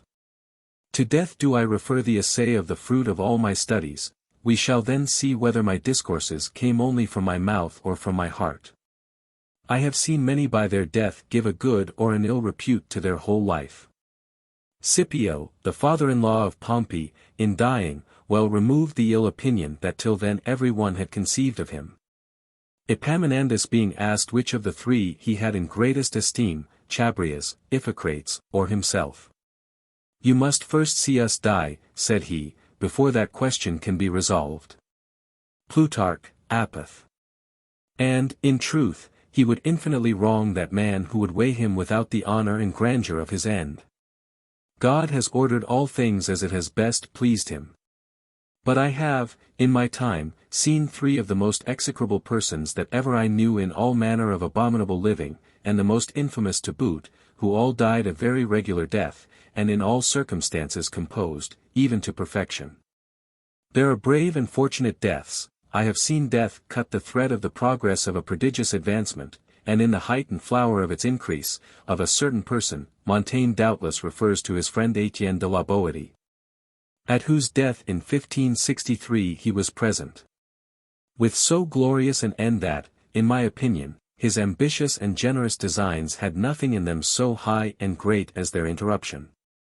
He arrived, without completing his course, at the place to which his ambition aimed, with greater glory than he could either have hoped or desired, anticipating by his fall the name and power to which he aspired in perfecting his career. In the judgment I make of another man's life, I always observe how he carried himself at his death, and the principal concern I have for my own is that I may die well, that is, patiently and tranquilly. Chapter 19, that to study philosophy is to learn to die. Cicero says, Tusc. I. 31. That to study philosophy is nothing but to prepare one's self to die. The reason of which is, because study and contemplation do in some sort withdraw from us our soul, and employ it separately from the body, which is a kind of apprenticeship and a resemblance of death. Or, else, because all the wisdom and reasoning in the world do in the end conclude in this point, to teach us not to fear to die. And to say the truth, either our reason mocks us, or it ought to have no other aim but our contentment only, nor to endeavor anything but, in sum, to make us live well, and, as the Holy Scripture says, at our ease. All the opinions of the world agree in this, that pleasure is our end, though we make use of divers means to attain it, they would, otherwise, be rejected at the first motion. For who would give ear to him that should propose affliction and misery for his end? The controversies and disputes of the philosophical sects upon this point are merely verbal. Transcurrimus solertissimus nugas. Let us skip over those subtle trifles. Seneca, E.P. 117. There is more in them of opposition and obstinacy than is consistent with so sacred a profession, but whatsoever personage a man takes upon himself to perform, he ever mixes his own part with it. Let the philosophers say what they will, the thing at which we all aim, even in virtue, is pleasure. It amuses me to rattle in ears this word, which they so nauseate to, and if it signify some supreme pleasure and contentment, it is more due to the assistance of virtue than to any other assistance whatever. This pleasure, for being more gay, more sinewy, more robust and more manly, is only the more seriously voluptuous, and we ought give it the name of pleasure, as that which is more favorable, gentle, and natural. And not that from which we have denominated it. The other and meaner pleasure, if it could deserve this fair name, it ought to be by way of competition, and not of privilege. I find it less exempt from traverses and inconveniences than virtue itself. And, besides that the enjoyment is more momentary, fluid, and frail, it has its watchings, fasts, and labors, its sweat and its blood. And, moreover, has particular to itself so many several sorts of sharp and wounding passions, and so dull a satiety attending it, as equal it to the severest penance. And we mistake if we think that these incommodities serve it for a spur and a seasoning to its sweetness, as in nature one contrary is quickened by another, or say, when we come to virtue, that like consequences and difficulties overwhelm and render it austere and inaccessible.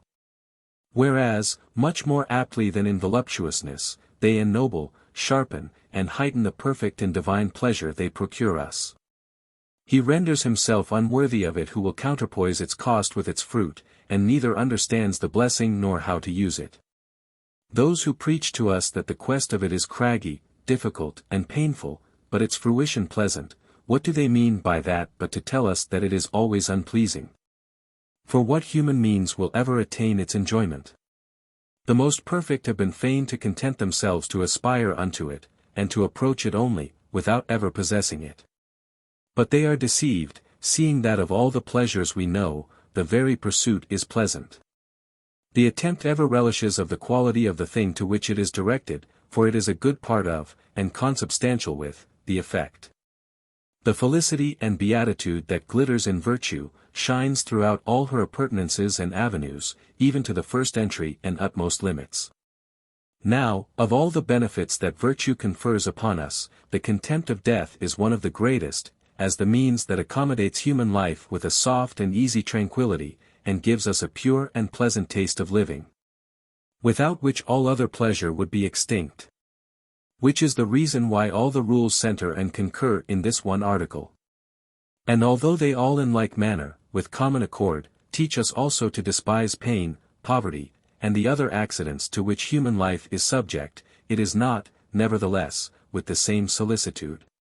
As well by reason these accidents are not of so great necessity, the greater part of mankind passing over their whole lives without ever knowing what poverty is, and some without sorrow or sickness, as Xenophilus the musician, who lived 106 years in a perfect and continual health. As also because, at the worst, death can, whenever we please, cut short and put an end to all other inconveniences.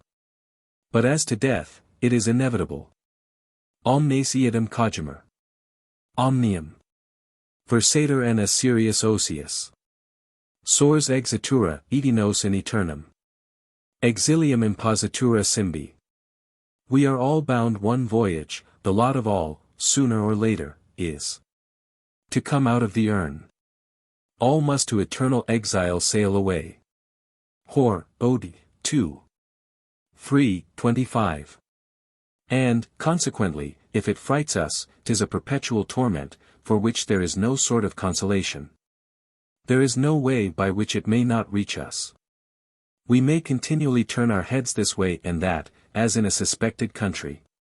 Quae, quasi saxum Tantalo, semper impendit. Ever, like Tantalus stone, hangs over us. Cicero, De Finib, I. 18. Our courts of justice often send back condemned criminals to be executed upon the place where the crime was committed. But, carry them to fine houses by the way. Prepare for them the best entertainment you can. Non siculi dapes. Dulcem elaborabunt saporum. Non avium sciathecii cantus. Somnum reducent. Sicilian dainties will not tickle their palates, nor the melody of birds and harps bring back sleep. Hor, Ode, 3. 1:18. Do you think they can relish it? And that the fatal end of their journey being continually before their eyes, would not alter and deprave their palate from tasting these regalios? Audit iter, numerat dies, spatioque virum. Mediter vitam.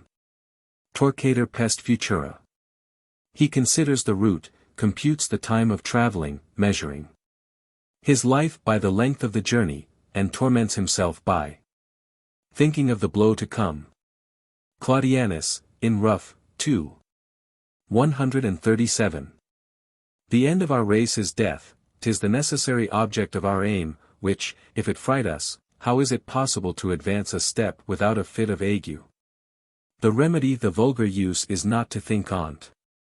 But from what brutish stupidity can they derive so gross a blindness? They must bridle the ass by the tail. Cacapite ipsi sua instituit vestigia retro. Who in his folly seeks to advance backwards, Lucretius, 4. 474. 'Tis no wonder if he be often trapped in the pitfall. They affright people with the very mention of death, and many cross themselves, as it were the name of the devil. And because the making a man's will is in reference to dying, not a man will be persuaded to take a pen in hand to that purpose, till the physician has passed sentence upon and totally given him over, and then betwixt and terror. God knows in how fit a condition of understanding he is to do it. The Romans, by reason that this poor syllable death sounded so harshly to their ears and seemed so ominous, found out a way to soften and spin it out by a periphrasis, and instead of pronouncing such a one is dead, said, such a one has lived. Or, such a one has ceased to live, Plutarch, Life of Cicero, c. 22, for, provided there was any mention of life in the case, though past, it carried yet some sound of consolation. And from them it is that we have borrowed our expression, the late Monsieur such and such a one. Faux Monsieur un telephone. Peradventure, as the saying is, the term we have lived is worth our money. I was born betwixt 11 and 12 o'clock in the forenoon the last day of February 1533, according to our computation, beginning the year the 1st of January, this was in virtue of an ordinance of Charles IX. In 1563. Previously the year commenced at Easter, so that the January 1st, 1563 became the first day of the year 1563.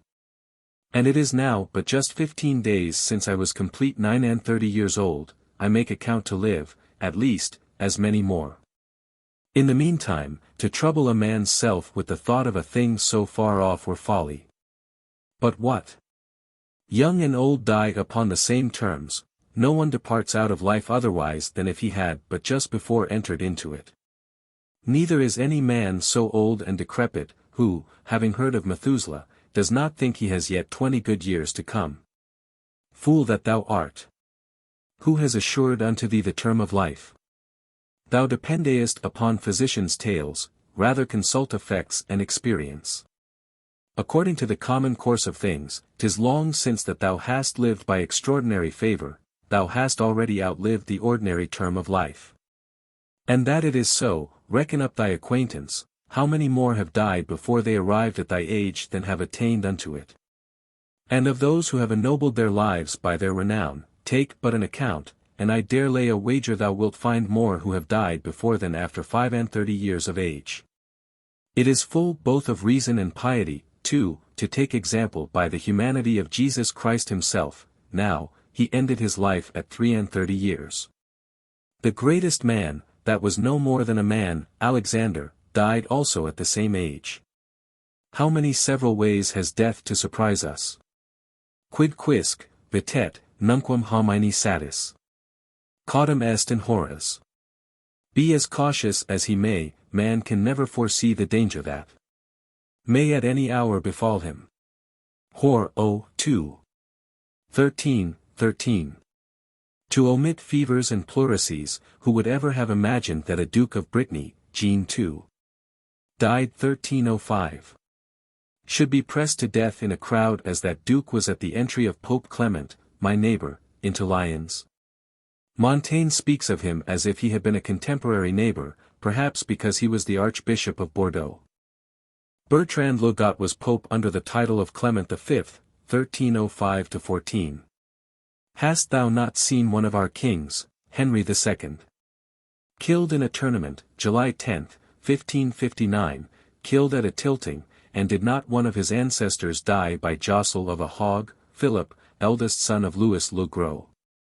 Aeschylus, threatened with the fall of a house, was to much purpose circumspect to avoid that danger, seeing that he was knocked on the head by a tortoise falling out of an eagle's talons in the air. Another was choked with a grapestone, Val Max.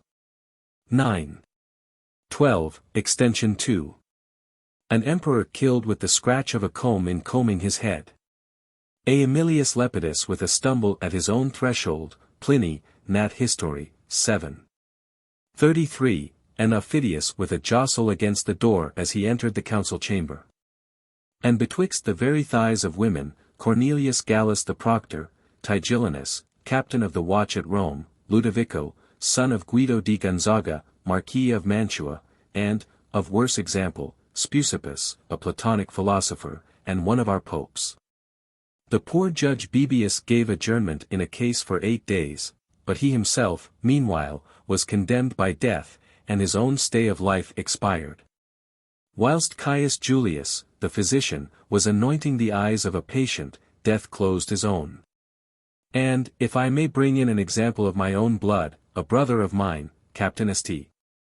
Martin, a young man, 23 years old, who had already given sufficient testimony of his valor, playing a match at tennis, received a blow of a ball a little above his right ear, which, as it gave no manner of sign of wound or contusion, he took no notice of it, nor so much as sat down to repose himself, but, nevertheless, died within 5 or 6 hours after of an apoplexy occasioned by that blow. These so frequent and common examples passing every day before our eyes, how is it possible a man should disengage himself from the thought of death, or avoid fancying that it has us every moment by the throat? What matter is it, you will say, which way it comes to pass, provided a man does not terrify himself with the expectation? For my part, I am of this mind, and if a man could by any means avoid it, though by creeping under a calf's skin, I am one that should not be ashamed of the shift. All I aim at is, to pass my time at my ease, and the recreations that will most contribute to it, I take hold of, as little glorious and exemplary as you will. Praetolarem. Delirus inersque videri. Dum mea delectant mala me, vel denique fallant. Quam sapere, iti ringi. I had rather seem mad and a sluggard, so that my defects are agreeable to myself, or that I am not painfully conscious of them. Then be wise, and captious. Hor. Ep. 2. 126. But 'tis folly to think of doing anything that way. They go, they come, they gallop and dance, and not a word of death. All this is very fine. But withal, when it comes either to themselves, their wives, their children, or friends, surprising them at unawares and unprepared, then, what torment, what outcries, what madness and despair! Did you ever see anything so subdued, so changed, and so confounded? A man must, therefore, make more early provision for it. And this brutish negligence, could it possibly lodge in the brain of any man of sense, which I think utterly impossible, sells us its merchandise too dear. Were it an enemy that could be avoided, I would then advise to borrow arms even of cowardice itself. But seeing it is not, and that it will catch you as well flying and playing the poltroon, as standing took like an honest man. Nempiti fugissum persequitur virum. Nec parsit imbellis juventi. Poplitibus timidoque tergo. He pursues the flying poltroon, nor spares the hamstrings of the unwarlike youth who turns his back. Hor, EP, 3. 2, 14. And seeing that no temper of arms is of proof to secure us. Au licet ferro cautis, esse condat etier. Mors tamen inclosum protrahet in capit. Let him hide beneath iron or brass in his fear. Death will pull his head out of his armor. Propertius 3. 18. Let us learn bravely to stand our ground, and fight him. And to begin to deprive him of the greatest advantage he has over us, let us take a way quite contrary to the common course. Let us disarm him of his novelty and strangeness, let us converse and be familiar with him, and have nothing so frequent in our thoughts as death. Upon all occasions represent him to our imagination in his every shape. At the stumbling of a horse, at the falling of a tile, at the least prick with a pin, let us presently consider, and say to ourselves, well, and what if it had been death itself, and, thereupon, let us encourage and fortify ourselves. Let us evermore, amidst our jollity and feasting, set the remembrance of our frail condition before our eyes, never suffering ourselves to be so far transported with our delights, but that we have some intervals of reflecting upon. And considering how many several ways this jollity of ours tends to death, and with how many dangers it threatens it. The Egyptians were wont to do after this manner, who in the height of their feasting and mirth caused a dried skeleton of a man to be brought into the room to serve for a memento to their guests. Omnem creed diem tibi deluxis supremum. Grata superveniet, quae non sperabitur, ora. Think each day when past is thy last, the next day, as unexpected, will be the more welcome. Hor, EP, I, 4, 13. Where death waits for us is uncertain, let us look for him everywhere. The premeditation of death is the premeditation of liberty, he who has learned to die has unlearned to serve. There is nothing evil in life for him who rightly comprehends that the privation of life is no evil, to know how to die delivers us from all subjection and constraint. Paulus Emilius answered him whom the miserable king of Macedon, his prisoner, sent to entreat him that he would not lead him in his triumph, let him make that request to himself. Plutarch, Life of Paulus Emilius, c. 17, Cicero, Tusk, v. 40. In truth, in all things, if nature do not help a little, it is very hard for art and industry to perform anything to purpose. I am in my own nature not melancholic, but meditative. And there is nothing I have more continually entertained myself withal than imaginations of death, even in the most wanton time of my age. Jucundum quum idis florida ver ageret. When my florid age rejoiced in pleasant spring. Catullus, 68. In the company of ladies, and at games, some have perhaps thought me possessed with some jealousy, or the uncertainty of some hope, whilst I was entertaining myself with the remembrance of some one, surprised, a few days before, with a burning fever of which he died, returning from an entertainment like this, with his head full of idle fancies of love and jollity, as mine was then, and that, for aught I knew, the same destiny was attending me. Jam furit, nec post unquam revocar licebit. Presently the present will have gone, never to be recalled. Lucretius, 3. 928. Yet did not this thought wrinkle my forehead any more than any other. It is impossible but we must feel a sting in such imaginations as these, at first. But with often turning and returning them in one's mind, they, at last, become so familiar as to be no trouble at all, otherwise, for my part, should be in a perpetual fright and frenzy. For never man was so distrustful of his life, never man so uncertain as to its duration. Neither health, which I have hitherto ever enjoyed very strong and vigorous, and very seldom interrupted, does prolong, nor sickness contract my hopes. Every minute, methinks, I am escaping, and it eternally runs in my mind, that what may be done tomorrow, may be done today. Hazards and dangers do, in truth, little or nothing hasten our end. And if we consider how many thousands more remain and hang over our heads, besides the accident that immediately threatens us, we shall find that the sound and the sick, those that are abroad at sea, and those that sit by the fire, those who are engaged in battle, and those who sit idle at home, are the one as near it as the other. Nemo altero fragilior est, nemo in crastinum sui certior. No man is more fragile than another, no man more certain than another of tomorrow. Seneca, EP, 91. For anything I have to do before I die, the longest leisure would appear too short, were it but an hour's business I had to do. A friend of mine the other day turning over my tablets, found therein a memorandum of something I would have done after my decease, whereupon I told him, as it was really true, that though I was no more than a league's distance only from my own house, and merry and well, yet when that thing came into my head, I made haste to write it down there, because I was not certain to live till I came home.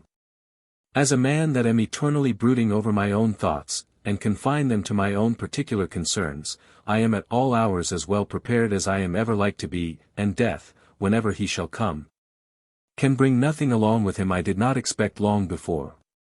We should always, as near as we can, be booted and spurred, and ready to go, and, above all things, take care, at that time, to have no business with any one but one's self. Quid brevi fortes jaculamer avu? Multa. Why for so short a life tease ourselves with so many projects? Hor, Ode, 2. 16, 17. For we shall there find work enough to do, without any need of addition. One man complains, more than of death, that he is thereby prevented of a glorious victory, another, that he must die before he has married his daughter, or educated his children, a third seems only troubled that he must lose the society of his wife. A fourth, the conversation of his son, as the principal comfort and concern of his being. For my part, I am, thanks be to God, at this instant in such a condition, that I am ready to dislodge, whenever it shall please him, without regret for anything whatsoever. I disengage myself throughout from all worldly relations. My leave is soon taken of all but myself. Never did any one prepare to bid adieu to the world more absolutely and unreservedly, and to shake hands with all manner of interest in it, than I expect to do. The deadest deaths are the best. Miser, O miser, iant, omnia adamit. Una dies in festa mihi tot premia vitae. Wretch that I am, they cry, one fatal day has deprived me of all joys of life. Lucretius, 3. 911. And the builder. Manuet, says he, opera interrupta, minaec. Murorum ingentes. The works remain incomplete, the tall pinnacles of the walls unmade. Aeneid, 4. 88. A man must design nothing that will require so much time to the finishing, or, at least, with no such passionate desire to see it brought to perfection. We are born to action. Quum morier, medium solvar et inter opus. When I shall die, let it be doing that I had designed. Ovid, Amor, 2. 10, 36. I would always have a man to be doing, and, as much as in him lies, to extend and spin out the offices of life. And then let death take me planting my cabbages, indifferent to him, and still less of my gardens not being finished. I saw one die, who, at his last gasp, complained of nothing so much as that destiny was about to cut the thread of a chronicle he was then compiling, when he was gone no farther than the 15th or 16th of our kings. Illid in his rebus non addent, nec tibi eram. Jam desiderium rerum super incidet una. They do not add, that dying, we have no longer a desire to possess things. Lucretius, 3. 913. We are to discharge ourselves from these vulgar and hurtful humors. To this purpose it was that men first appointed the places of sepulture adjoining the churches, and in the most frequented places of the city, to accustom, says Lycurgus, the common people, women, and children, that they should not be startled at the sight of a corpse, and to the end, that the continual spectacle of bones, graves, and funeral obsequies should put us in mind of our frail condition. Quin etiam exhilarare viris convivia quid. Mos olim, iti misere pula spectacula dira. Certantum ferro. Cpt super ipsa cadentum. Pocula, respersus non parco sanguine menses. It was formerly the custom to enliven banquets with slaughter, and to combine with the repast the dire spectacle of men contending with the sword, the dying in many cases falling upon the cups, and covering the tables with blood. Silius Italicus, 11. 51. And as the Egyptians after their feasts were wont to present the company with a great image of death, by one that cried out to them, Drink and be merry, for such shalt thou be when thou art dead. So it is my custom to have death not only in my imagination, but continually in my mouth. Neither is there anything of which I am so inquisitive, and delight to inform myself, as the manner of men's deaths, their words, looks, and bearing. Nor any places in history I am so intent upon, and it is manifest enough, by my crowding in examples of this kind, that I have a particular fancy for that subject. If I were a writer of books, I would compile a register, with a comment, of the various deaths of men. He who should teach men to die would at the same time teach them to live. Dicarchus made one, to which he gave that title. But it was designed for another and less profitable end. Peradventure, some one may object, that the pain and terror of dying so infinitely exceed all manner of imagination, that the best fencer will be quite out of his play when it comes to the push. Let them say what they will, to premeditate is doubtless a very great advantage, and besides, is it nothing to go so far, at least, without disturbance or alteration? Moreover, nature herself assists and encourages us. If the death be sudden and violent, we have not leisure to fear. If otherwise, I perceive that as I engage further in my disease, I naturally enter into a certain loathing and disdain of life. I find I have much more ado to digest this resolution of dying, when I am well in health, than when languishing of a fever. And by how much I have less to do with the commodities of life, by reason that I begin to lose the use and pleasure of them, by so much I look upon death with less terror.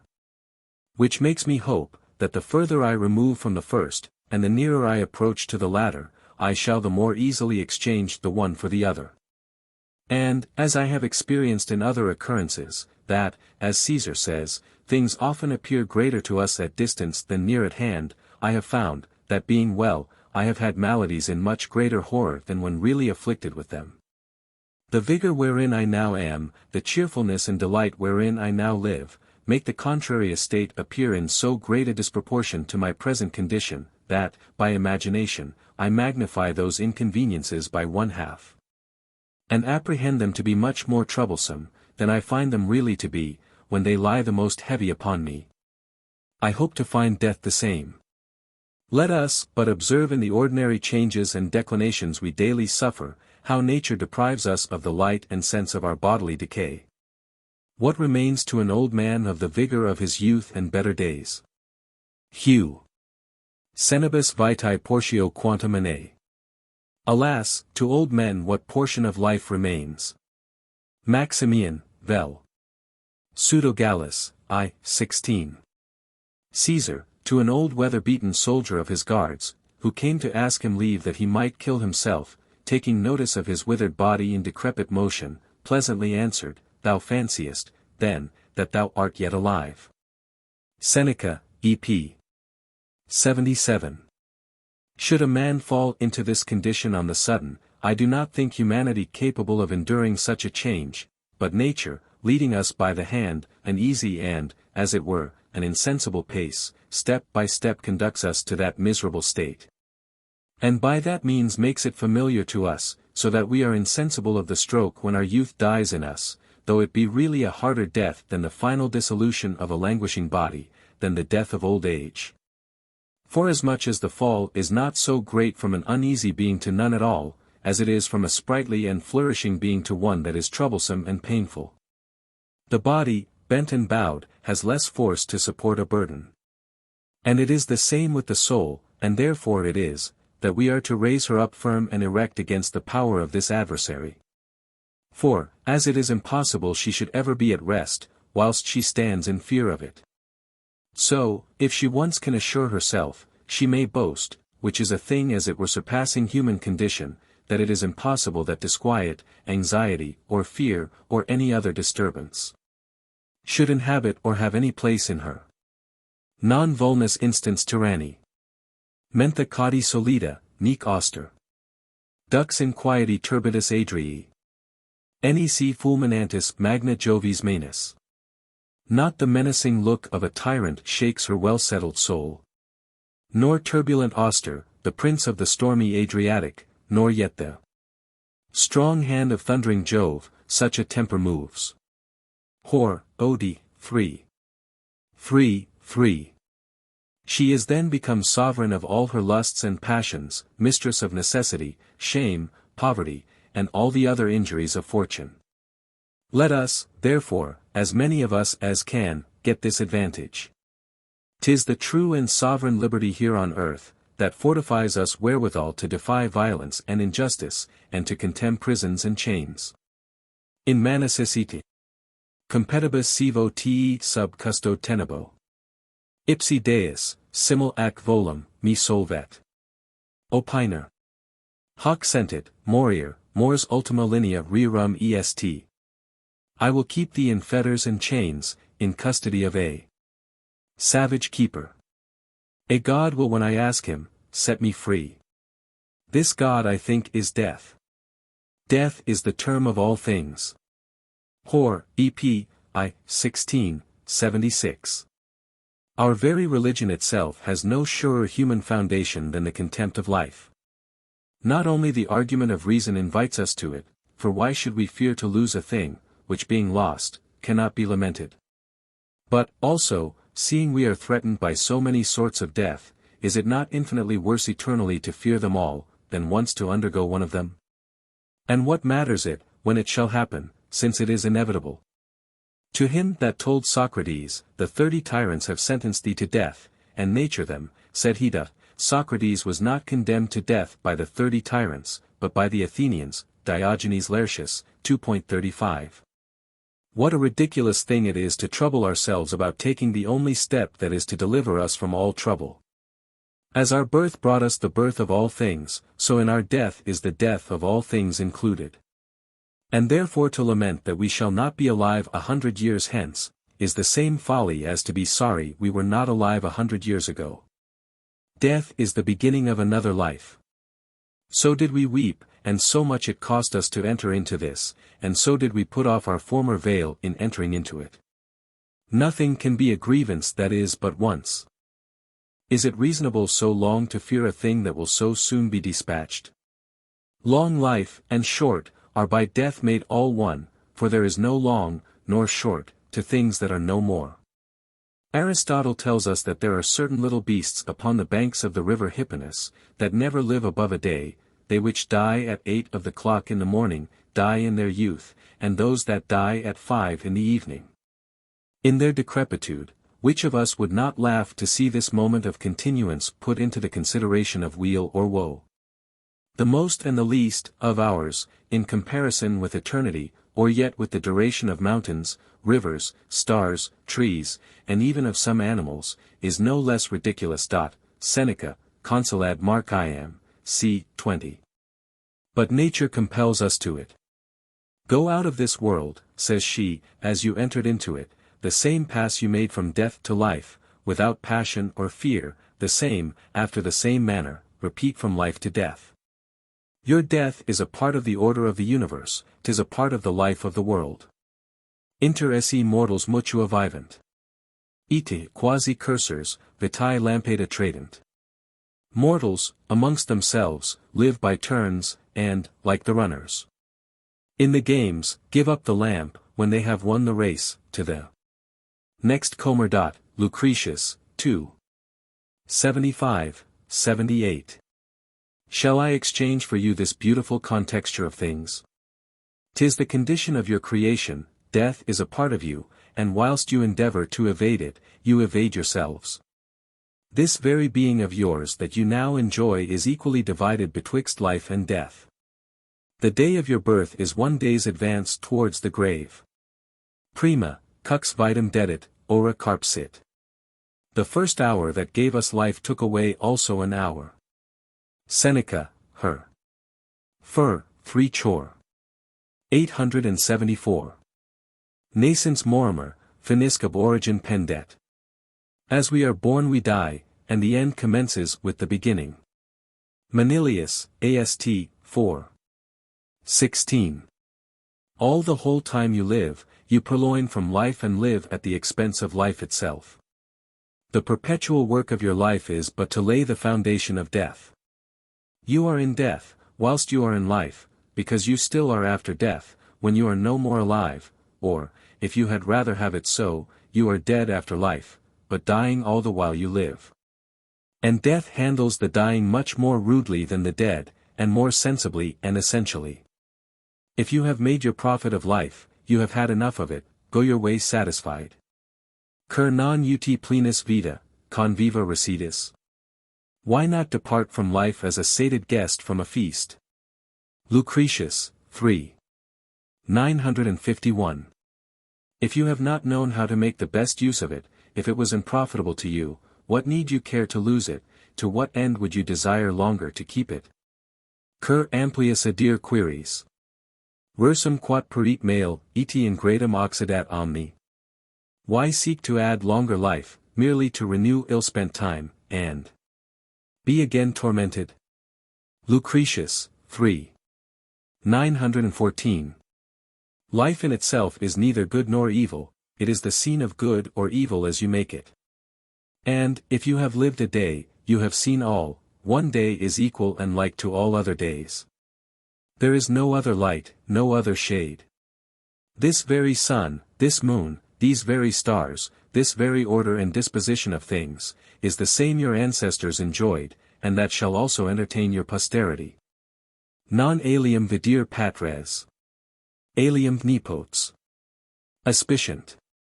Your grandsires saw no other thing, nor will your posterity. Manilius, I, 529. And, come the worst that can come, the distribution and variety of all the acts of my comedy are performed in a year. If you have observed the revolution of my 4 seasons, they comprehend the infancy, the youth, the virility, and the old age of the world. The year has played his part, and knows no other art but to begin again. It will always be the same thing. Versumer ibidem, ac insumus usque. We are turning in the same circle, ever therein confined. Lucretius, 3. 1093. Ac in sesua per vestigia volvitur annus. The year is ever turning around in the same footsteps. Virgil, George, 2. 402. I am not prepared to create for you any new recreations. Nam tibi praexteria quat machiner, invenient. Quat placeat, nihil est, idem sunt omnia semper. I can devise, nor find anything else to please you, 'tis the same thing over and over again. Lucretius 3. 957. Give place to others, as others have given place to you. Equality is the soul of equity. Who can complain of being comprehended in the same destiny, wherein all are involved? Besides, live as long as you can, you shall by that nothing shorten the space you are to be dead, 'tis all to no purpose.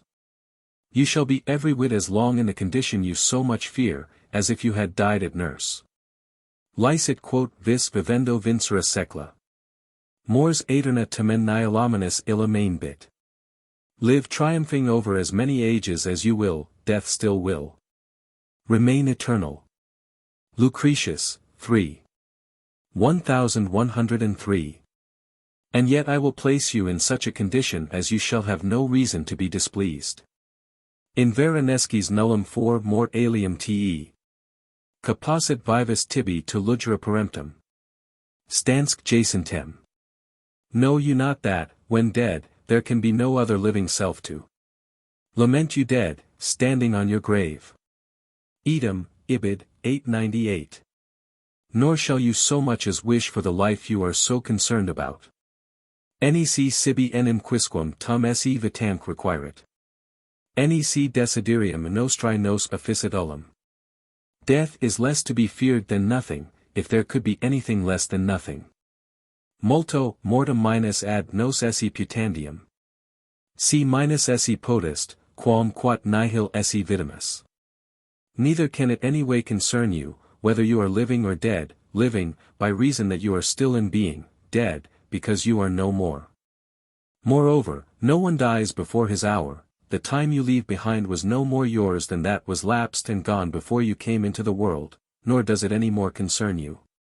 Respice enim, quam nil ad nos anteacta vetustas. Temporis eterni furit. Consider how as nothing to us is the old age of times past. Lucretius 3. 985. Wherever your life ends, it is all there. The utility of living consists not in the length of days, but in the use of time. A man may have lived long, and yet lived but a little.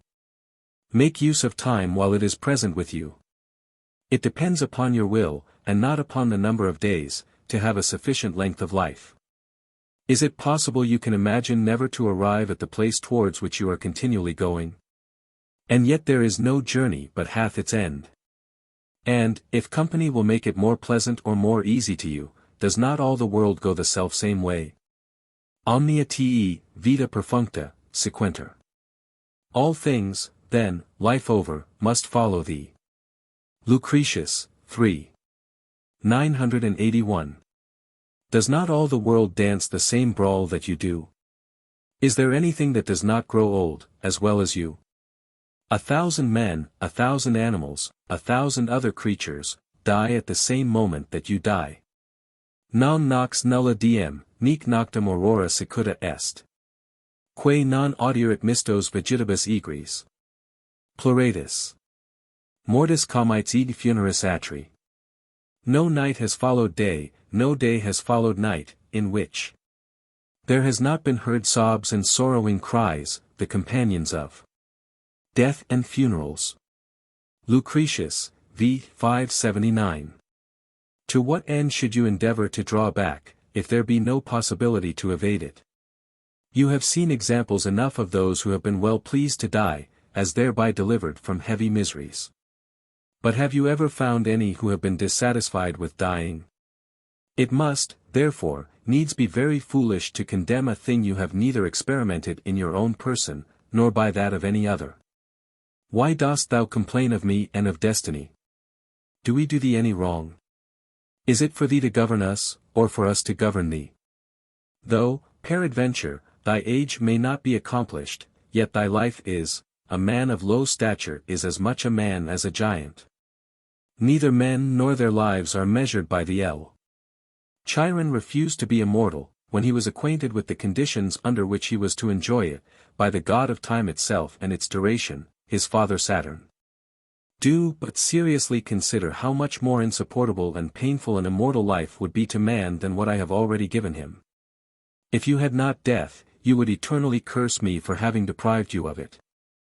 I have mixed a little bitterness with it, to the end, that seeing of what convenience it is, you might not too greedily and indiscreetly seek and embrace it, and that you might be so established in this moderation, as neither to nauseate life, nor have any antipathy for dying, which I have decreed you shall once do. I have tempered the one and the other betwixt pleasure and pain. It was I that taught Thales, the most eminent of your sages, that to live and to die were indifferent, which made him, very wisely, answer him, why then he did not die. Because, said he, it is indifferent. Diogenes Laertius, I. 35. Water, earth, air, and fire, and the other parts of this creation of mine, are no more instruments of thy life than they are of thy death. Why dost thou fear thy last day?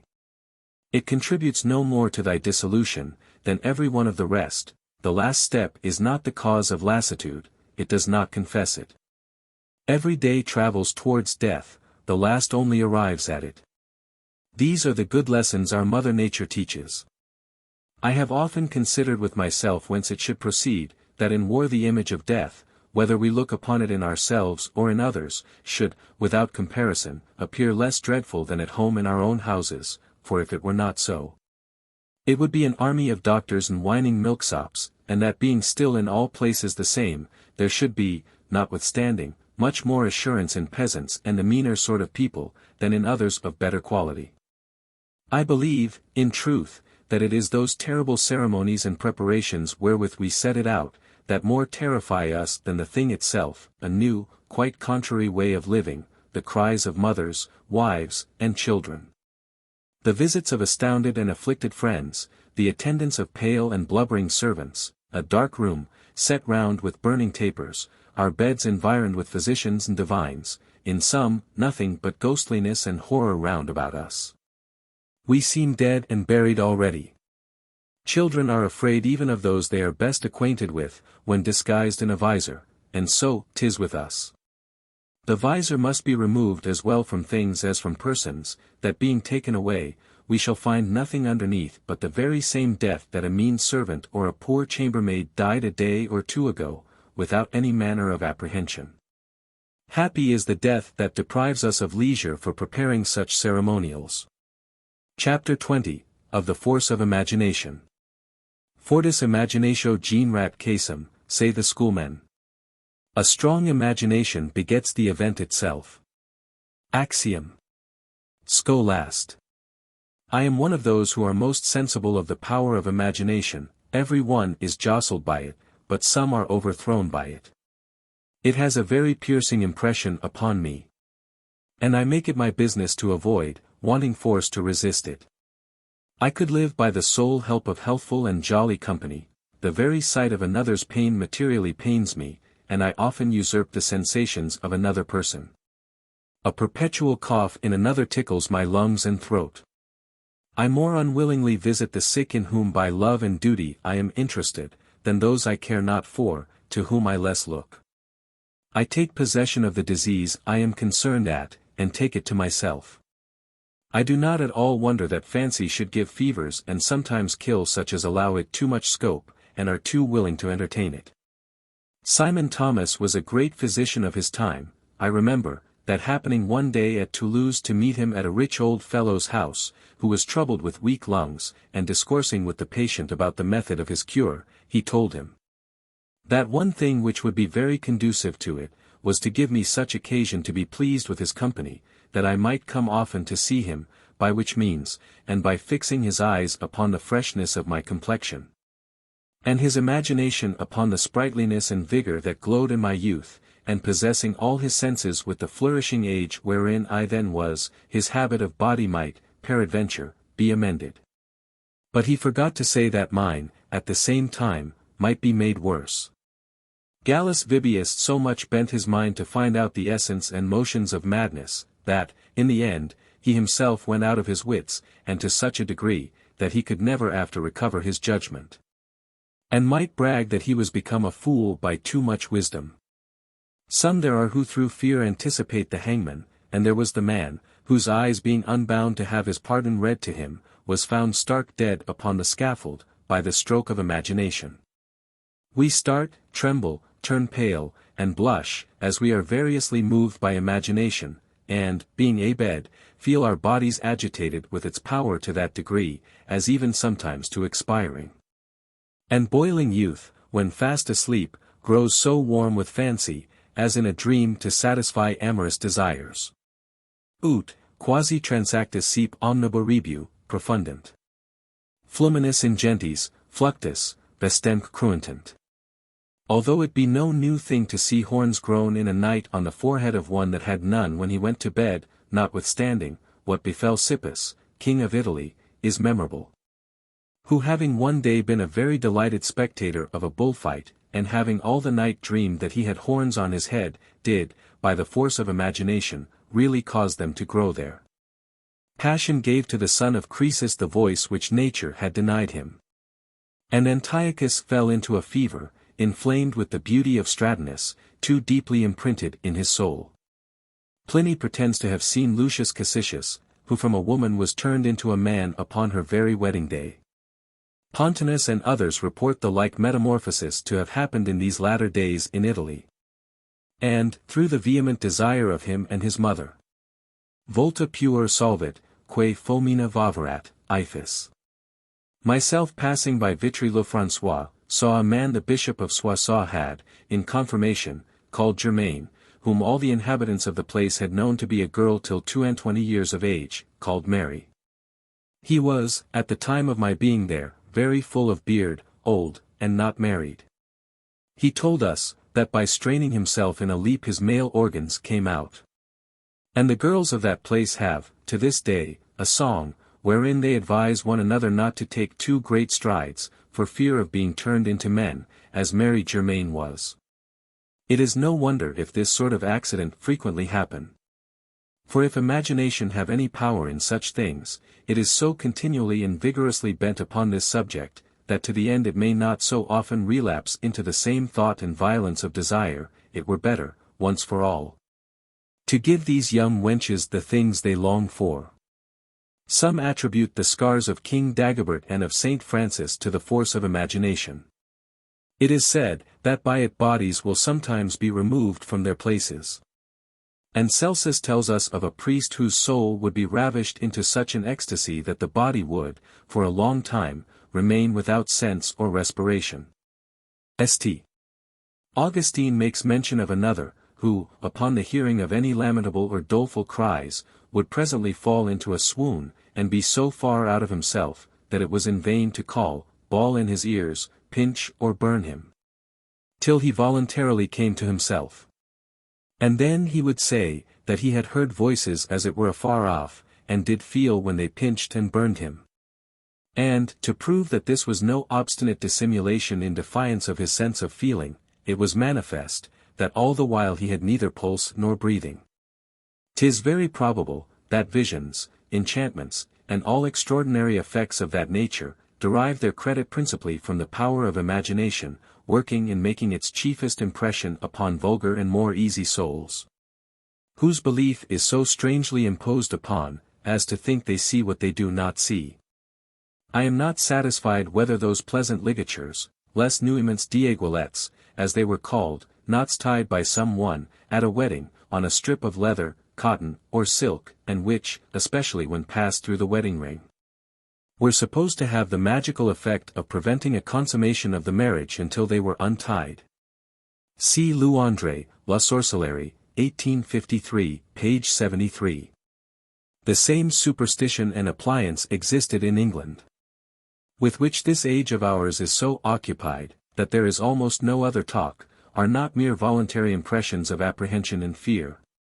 For I know, by experience, in the case of a particular friend of mine, one for whom I can be as responsible as for myself, and a man that cannot possibly fall under any manner of suspicion of insufficiency, and as little of being enchanted, who having heard a companion of his make a relation of an unusual frigidity that surprised him at a very unseasonable time, being afterwards himself engaged upon the same account, the horror of the former story on a sudden so strangely possessed his imagination, that he ran the same fortune the other had done. And from that time forward, the scurvy remembrance of his disaster running in his mind and tyrannizing over him, he was subject to relapse into the same misfortune. He found some remedy, however, for this fancy in another fancy, by himself frankly confessing and declaring beforehand to the party with whom he was to have to do, this subjection of his, by which means, the agitation of his soul was, in some sort, appeased. And knowing that, now, some such misbehavior was expected from him, the restraint upon his faculties grew less. And afterwards, at such times as he was in no such apprehension, when setting about the act, his thoughts being then disengaged and free, and his body in its true and natural estate, he was at leisure to cause the part to be handled and communicated to the knowledge of the other party, he was totally freed from that vexatious infirmity. After a man has once done a woman right, he is never after in danger of misbehaving himself with that person, unless upon the account of some excusable weakness. Neither is this disaster to be feared, but in adventures, where the soul is overextended with desire or respect, and, especially, where the opportunity is of an unforeseen and pressing nature. In those cases, there is no means for a man to defend himself from such a surprise, as shall put him altogether out of sorts. I have known some, who have secured themselves from this mischance, by coming half-sated elsewhere, purposely to abate the ardor of the fury, and others, who, being grown old, find themselves less impotent by being less able. And one, who found an advantage in being assured by a friend of his, that he had a countercharm of enchantments that would secure him from this disgrace.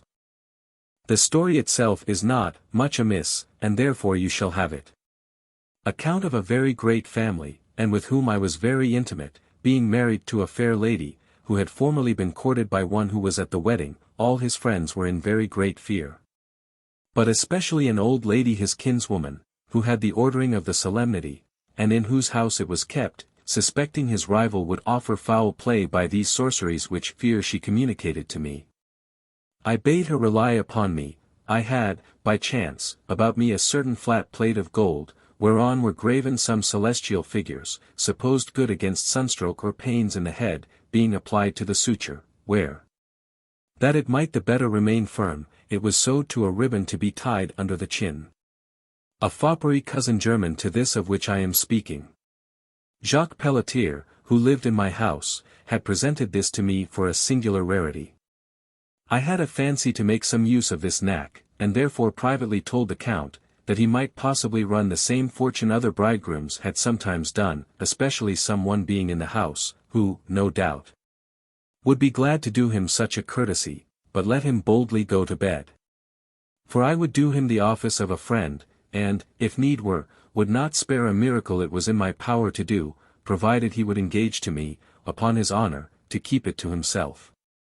And only, when they came to bring him his caudle, a custom in France to bring the bridegroom a caudle in the middle of the night on his wedding night, if matters had not gone well with him, to give me such a sign, and leave the rest to me.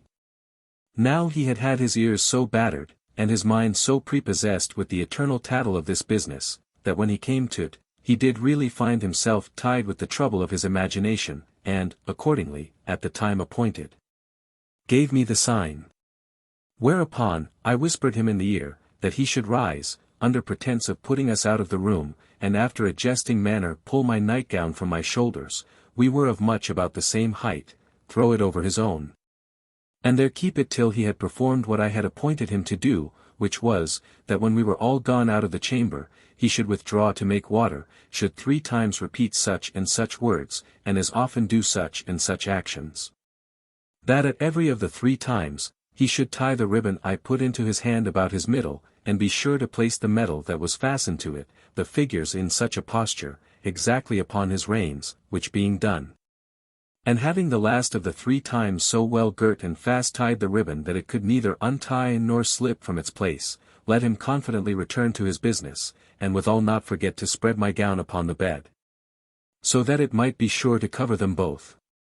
These apes' tricks are the main of the effect, our fancy being so far seduced as to believe that such strange means must, of necessity, proceed from some abstruse science, their very inanity gives them weight and reverence.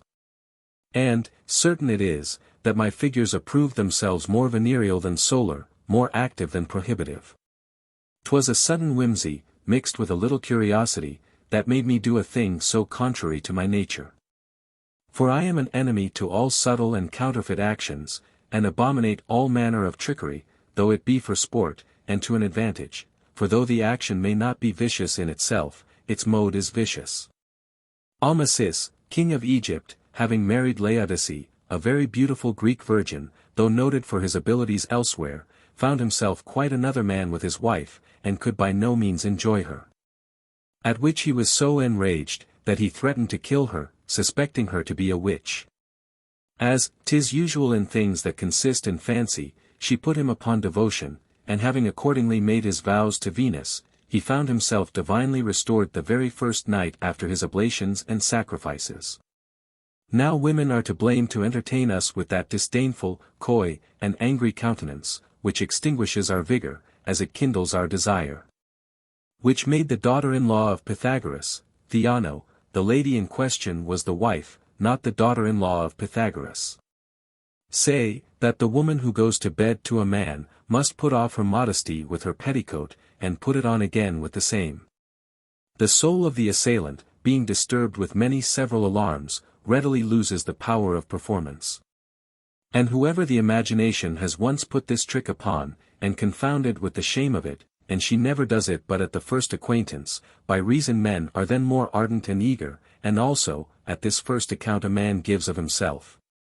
He is much more timorous of miscarrying, having made an ill beginning, he enters into such fever and despite at the accident, as are apt to remain and continue with him upon following occasions. Married people, having all their time before them, ought never to compel or so much as to offer at the feet, if they do not find themselves quite ready, and it is less unseemly to fail of handselling the nuptial sheets.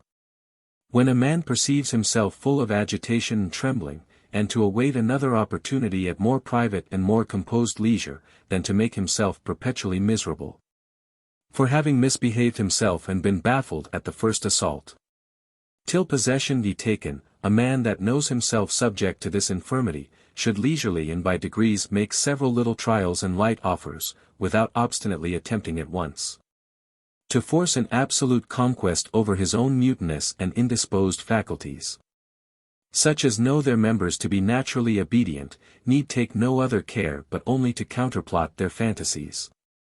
The indocile liberty of this member is very remarkable, so importunately unruly in its timidity and impatience, when we do not require it, and so unseasonably disobedient when we stand most in need of it, so imperiously contesting in authority with the will, and with so much haughty obstinacy denying all solicitation, both of hand and mind. And yet, though his rebellion is so universally complained of, and that proof is thence deduced to condemn him, if he had, nevertheless, feed me to plead his cause, I should peradventure bring the rest of his fellow members into suspicion of complotting this mischief against him, out of pure envy at the importance and pleasure especial to his employment. And to have, by confederacy, armed the whole world against him, by malevolently charging him alone, with their common offense. For let any one consider, whether there is any one part of our bodies that does not often refuse to perform its office at the precept of the will, and that does not often exercise its function in defiance of her command. They have every one of them passions of their own, that rouse and awaken, stupefy and benumb them, without our leave or consent. How often do the involuntary motions of the countenance discover our inward thoughts, and betray our most private secrets to the bystanders? The same cause that animates this member, does also, without our knowledge, animate the lungs, pulse, and heart, the sight of a pleasing object imperceptibly diffusing a flame through all our parts, with a feverish motion. Is there nothing but these veins and muscles that swell and flag without the consent, not only of the will, but even of our knowledge also? We do not command our hairs to stand on end, nor our skin to shiver either with fear or desire. The hands often convey themselves to parts to which we do not direct them, the tongue will be interdict, and the voice congealed, when we know not how to help it. When we have nothing to eat, and would willingly forbid it, the appetite does not, for all that, forbear to stir up the parts that are subject to it, no more nor less than the other appetite we were speaking of, and in like manner, as unseasonably leaves us, when it thinks fit. The vessels that serve to discharge the belly have their own proper dilatations and compressions, without and beyond our concurrence, as well as those which are destined to purge the reins, and that which, to justify the prerogative of the will, St. Augustine urges, of having seen a man who could command his rear to discharge as often together as he pleased. Vives, his commentator, yet further fortifies with another example in his time, of one that could break wind in tune. But these cases do not suppose any more pure obedience in that part, for is anything commonly more tumultuary or indiscreet? To which let me add, that I myself knew one so rude and ungoverned, as for 40 years together made his master vent with one continued and unintermitted outbursting, and 'tis like will do so till he die of it. And I could heartily wish, that I only knew by reading, how often a man's belly, by the denial of one single puff, brings him to the very door of an exceeding painful death. And that the Emperor Claudius, who, however, according to Suetonius, Vita, c. 32, only intended to authorize this singular privilege by an edict. Who gave liberty to let fly in all places, had, at the same time, given us power to do it. But for our will, in whose behalf we prefer this accusation, with how much greater probability may we reproach herself with mutiny and sedition, for her irregularity in disobedience? Does she always will what we would have her to do? Does she not often will what we forbid her to will, and that to our manifest prejudice? Does she suffer herself, more than any of the rest, to be governed and directed by the results of our reason? To conclude, I should move, in the behalf of the gentleman, my client, it might be considered, that in this fact, his cause being inseparably and indistinctly conjoined with an accessory, yet he only is called in question. And that by arguments and accusations, which cannot be charged upon the other. Whose business, indeed, it is sometimes inopportunely to invite, but never to refuse, and invite, moreover, after a tacit and quiet manner, and therefore is the malice and injustice of his accusers most manifestly apparent. But be it how it will, protesting against the proceedings of the advocates and judges, nature will, in the meantime, proceed after her own way, who had done but well, had she endowed this member with some particular privilege. The author of the sole immortal work of mortals, a divine work, according to Socrates, and love, the desire of immortality, and himself an immortal demon. Some one, perhaps, by such an effect of imagination may have had the good luck to leave behind him here, the scrofula, which his companion who has come after, has carried with him into Spain. And 'tis for this reason you may see why men in such cases require a mind prepared for the thing that is to be done. Why do the physicians possess, beforehand, their patients' credulity with so many false promises of cure, if not to the end, that the effect of imagination may supply the imposture of their decoctions? They know very well, that a great master of their trade has given it under his hand, that he has known some with whom the very sight of physic would work. All which conceits come now into my head, by the remembrance of a story was told me by a domestic apothecary of my father's, a blunt Swiss, a nation not much addicted to vanity and lying, of a merchant he had long known at Toulouse, who being a valetudinary, and much afflicted with the stone, had often occasion to take clysters, of which he caused several sorts to be prescribed him by the physicians, according to the accidents of his disease.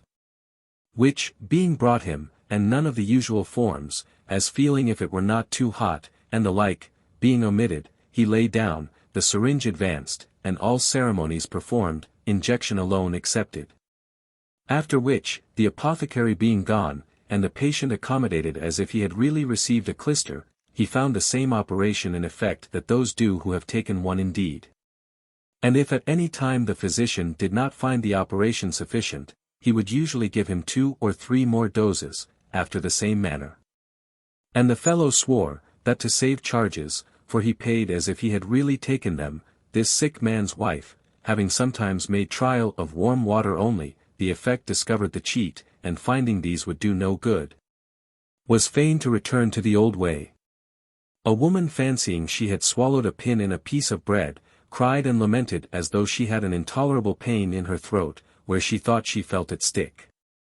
But an ingenious fellow that was brought to her, seeing no outward tumour nor alteration, supposing it to be only a conceit taken at some crust of bread that had hurt her as it went down, caused her to vomit, and, unseen, threw a crooked pin into the basin, which the woman no sooner saw, but believing she had cast it up, she presently found herself eased of her pain.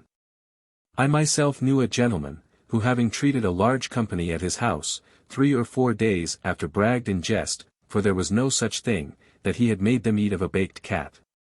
At which, a young gentlewoman, who had been at the feast, took such a horror, that falling into a violent vomiting and fever, there was no possible means to save her. Even brute beasts are subject to the force of imagination as well as we.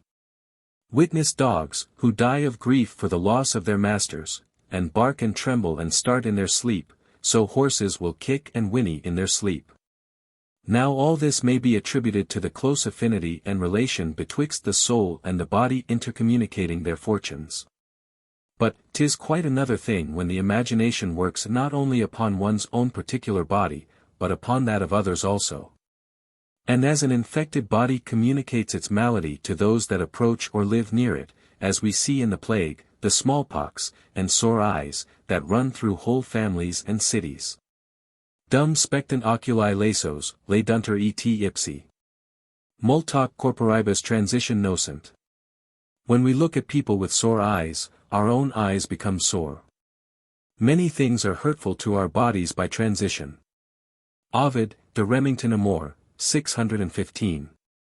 So the imagination, being vehemently agitated, darts out infection capable of offending the foreign object. The ancients had an opinion of certain women of Scythia, that being animated and enraged against any one, they killed him only with their looks. Tortoises and ostriches hatched their eggs with only looking on them, which infers that their eyes have in them some ejaculative virtue. And the eyes of witches are said to be assailant and hurtful. Nesciocas teneros oculis mihi fascinat agnos. Some eye, I know not whose is bewitching my tender lambs. Virgil, Eclogue, 3. 103. Magicians are no very good authority with me. But we experimentally see that women impart the marks of their fancy to the children they carry in the womb, witness her that was brought to bed of a Moor. And there was presented to Charles the Emperor and King of Bohemia, a girl from about Pisa, all over rough and covered with hair, whom her mother said to be so conceived by reason of a picture of St. John the Baptist, that hung within the curtains of her bed. It is the same with beasts, witness Jacob's sheep, and the hares and partridges that the snow turns white upon the mountains.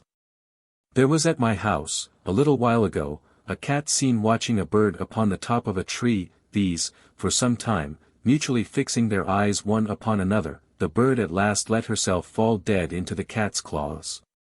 Either dazzled by the force of its own imagination, or drawn by some attractive power of the cat. Such as are addicted to the pleasures of the field, have, I make no question, heard the story of the falconer, who having earnestly fixed his eyes upon a kite in the air, laid a wager that he would bring her down with the sole power of his sight, and did so, as it was said, for the tales I borrow I charge upon the consciences of those from whom I have them. The discourses are my own, and found themselves upon the proofs of reason, not of experience, to which every one has liberty to add his own examples. And who has none, let him not forbear, the number and varieties of accidents considered, to believe that there are plenty of them. If I do not apply them well, let some other do it for me. And, also, in the subject of which I treat, our manners and motions, testimonies and instances, how fabulous soever, provided they are possible, serve as well as the true. Whether they have really happened or no, at Rome or Paris, to John or Peter, 'tis still within the verge of human capacity, which serves me to good use. I see, and make my advantage of it, as well in shadow as in substance. And amongst the various readings thereof in history, I cull out the most rare and memorable to fit my own turn. There are authors whose only end and design it is to give an account of things that have happened. Mine, if I could arrive unto it, should be to deliver of what may happen. There is a just liberty allowed in the schools, of supposing similitudes, when they have none at hand. I do not, however, make any use of that privilege, and as to that matter, in superstitious religion, surpass all historical authority. In the examples which I here bring in, of what I have heard, read, done, or said, I have forbidden myself to dare to alter even the most light and indifferent circumstances. My conscience does not falsify one tittle. What my ignorance may do, I cannot say. And this it is that makes me sometimes doubt in my own mind, whether a divine, or a philosopher, and such men of exact and tender prudence and conscience, are fit to write history, for how can they stake their reputation upon a popular faith? How be responsible for the opinions of men they do not know? And with what assurance deliver their conjectures for current pay? Of actions performed before their own eyes, wherein several persons were actors, they would be unwilling to give evidence upon oath before a judge. And there is no man, so familiarly known to them, for whose intentions they would become absolute caution. For my part, I think it less hazardous to write of things past, than present, by how much the writer is only to give an account of things every one knows he must of necessity borrow upon trust. I am solicited to write the affairs of my own time by some, who fancy I look upon them with an eye less blinded with passion than another, and have a clearer insight into them by reason of the free access fortune has given me to the heads of various factions. But they do not consider, that to purchase the glory of Sallust, I would not give myself the trouble, sworn enemy as I am to obligation, assiduity, or perseverance, that there is nothing so contrary to my style, as a continued narrative. I so often interrupt and cut myself short in my writing for want of breath. I have neither composition nor explanation worth anything, and am ignorant, beyond a child, of the phrases and even the very words proper to express the most common things. And for that reason it is, that I have undertaken to say only what I can say, and have accommodated my subject to my strength. Should I take one to be my guide, peradventure I should not be able to keep pace with him, and in the freedom of my liberty might deliver judgments, which upon better thoughts, and according to reason, would be illegitimate and punishable. Plutarch would say of what he has delivered to us, that it is the work of others, that his examples are all and everywhere exactly true, that they are useful to posterity, and are presented with a lustre that will light us the way to virtue. Is his own work. It is not of so dangerous consequence, as in a medicinal drug, whether an old story be so or so. Chapter 21, that the profit of one man is the damage of another. Demades the Athenian, Seneca, De Beneficiis, 6. 38, whence nearly the whole of this chapter is taken. Condemned one of his city, whose trade it was to sell the necessaries for funeral ceremonies, upon pretence that he demanded unreasonable profit, and that that profit could not accrue to him, but by the death of a great number of people. A judgment that appears to be ill-grounded, forasmuch as no profit whatever can possibly be made but at the expense of another, and that by the same rule he should condemn all gain of what kind soever. The merchant only thrives by the debauchery of youth, the husbandman by the dearness of grain, the architect by the ruin of buildings, lawyers and officers of justice by the suits and contentions of men, nay, even the honor and office of divines are derived from our death and vices. A physician takes no pleasure in the health even of his friends, says the ancient Greek comic writer, nor a soldier in the peace of his country, and so of the rest. And, which is yet worse, let every one but dive into his own bosom, and he will find his private wishes spring and his secret hopes grow up at another's expense. Upon which consideration it comes into my head, that nature does not in this swerve from her general polity. For physicians hold, that the birth, nourishment, and increase of every thing is the dissolution and corruption of another. Nam quodcumque sui mutatum finibus exit. Continuo hoc mors est ilius, quod fiut ante. For, whatever from its own confines passes changed, this is at once the death of that which before it was. Lucretius, 2:752. Chapter 22, of custom, and that we should not easily change a law received. He seems to me to have had a right and true apprehension of the power of custom, who first invented the story of a countrywoman who, having accustomed herself to play with and carry a young calf in her arms, and daily continuing to do so as it grew up, obtained this by custom, that, when grown to be a great ox, she was still able to bear it. For, in truth, custom is a violent and treacherous schoolmistress. She, by little and little, slyly and unperceived, slips in the foot of her authority, but having by this gentle and humble beginning, with the benefit of time, fixed and established it, she then unmasks a furious and tyrannic countenance, against which we have no more the courage or the power so much as to lift up our eyes. We see her, at every turn, forcing and violating the rules of nature.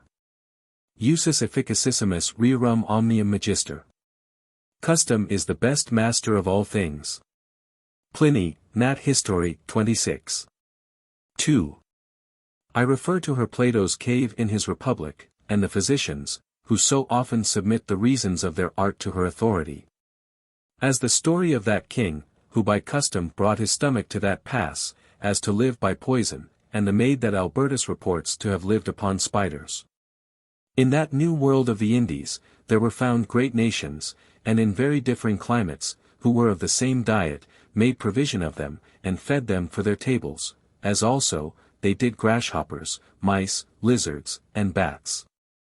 And in a time of scarcity of such delicacies, a toad was sold for 6 crowns, all which they cook, and dish up with several sauces. There were also others found, to whom our diet, and the flesh we eat, were venomous and mortal. Consuetudinis magna vis est, pronoctant venators in nive. In montibus uriasi pediunter, pugils, castibus contussi. Eni ingemiscent cadem. The power of custom is very great, huntsmen will lie out all night in the snow, or suffer themselves to be burned up by the sun. On the mountains, boxers, hurt by the caestus, never utter a groan. Cicero, Tusk, 2. 17. These strange examples will not appear so strange if we consider what we have ordinary experience of, how much custom stupefies our senses. We need not go to what is reported of the people about the cataracts of the Nile. And what philosophers believe of the music of the spheres, that the bodies of those circles being solid and smooth, and coming to touch and rub upon one another, cannot fail of creating a marvelous harmony. The changes and cadences of which cause the revolutions and dances of the stars. But that the hearing sense of all creatures here below, being universally, like that of the Egyptians, deafened, and stupefied with the continual noise, cannot, how great soever, perceive it. This passage is taken from Cicero, Dream of Scipio.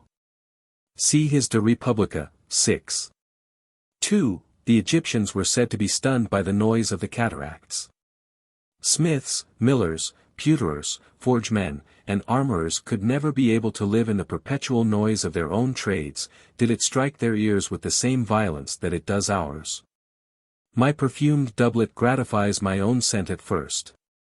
But after I have worn it 3 days together, 'tis only pleasing to the bystanders.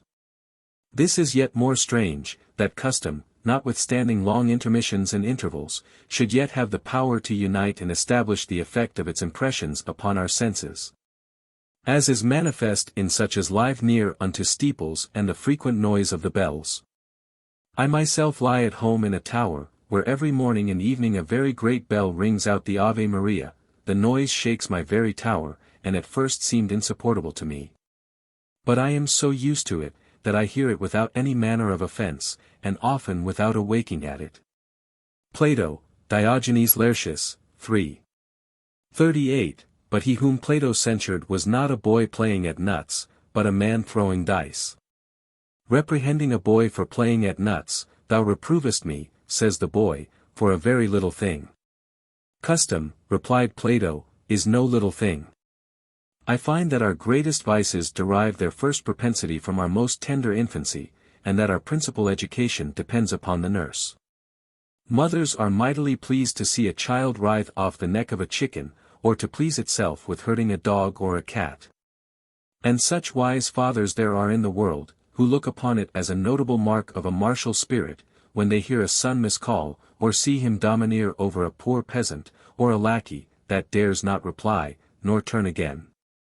And a great sign of wit, when they see him cheat and overreach his playfellow by some malicious treachery and deceit. Yet these are the true seeds and roots of cruelty, tyranny, and treason.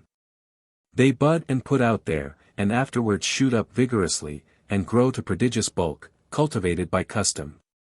And it is a very dangerous mistake to excuse these vile inclinations upon the tenderness of their age, and the triviality of the subject. First, it is nature that speaks, whose declaration is then more sincere, and inward thoughts more undisguised.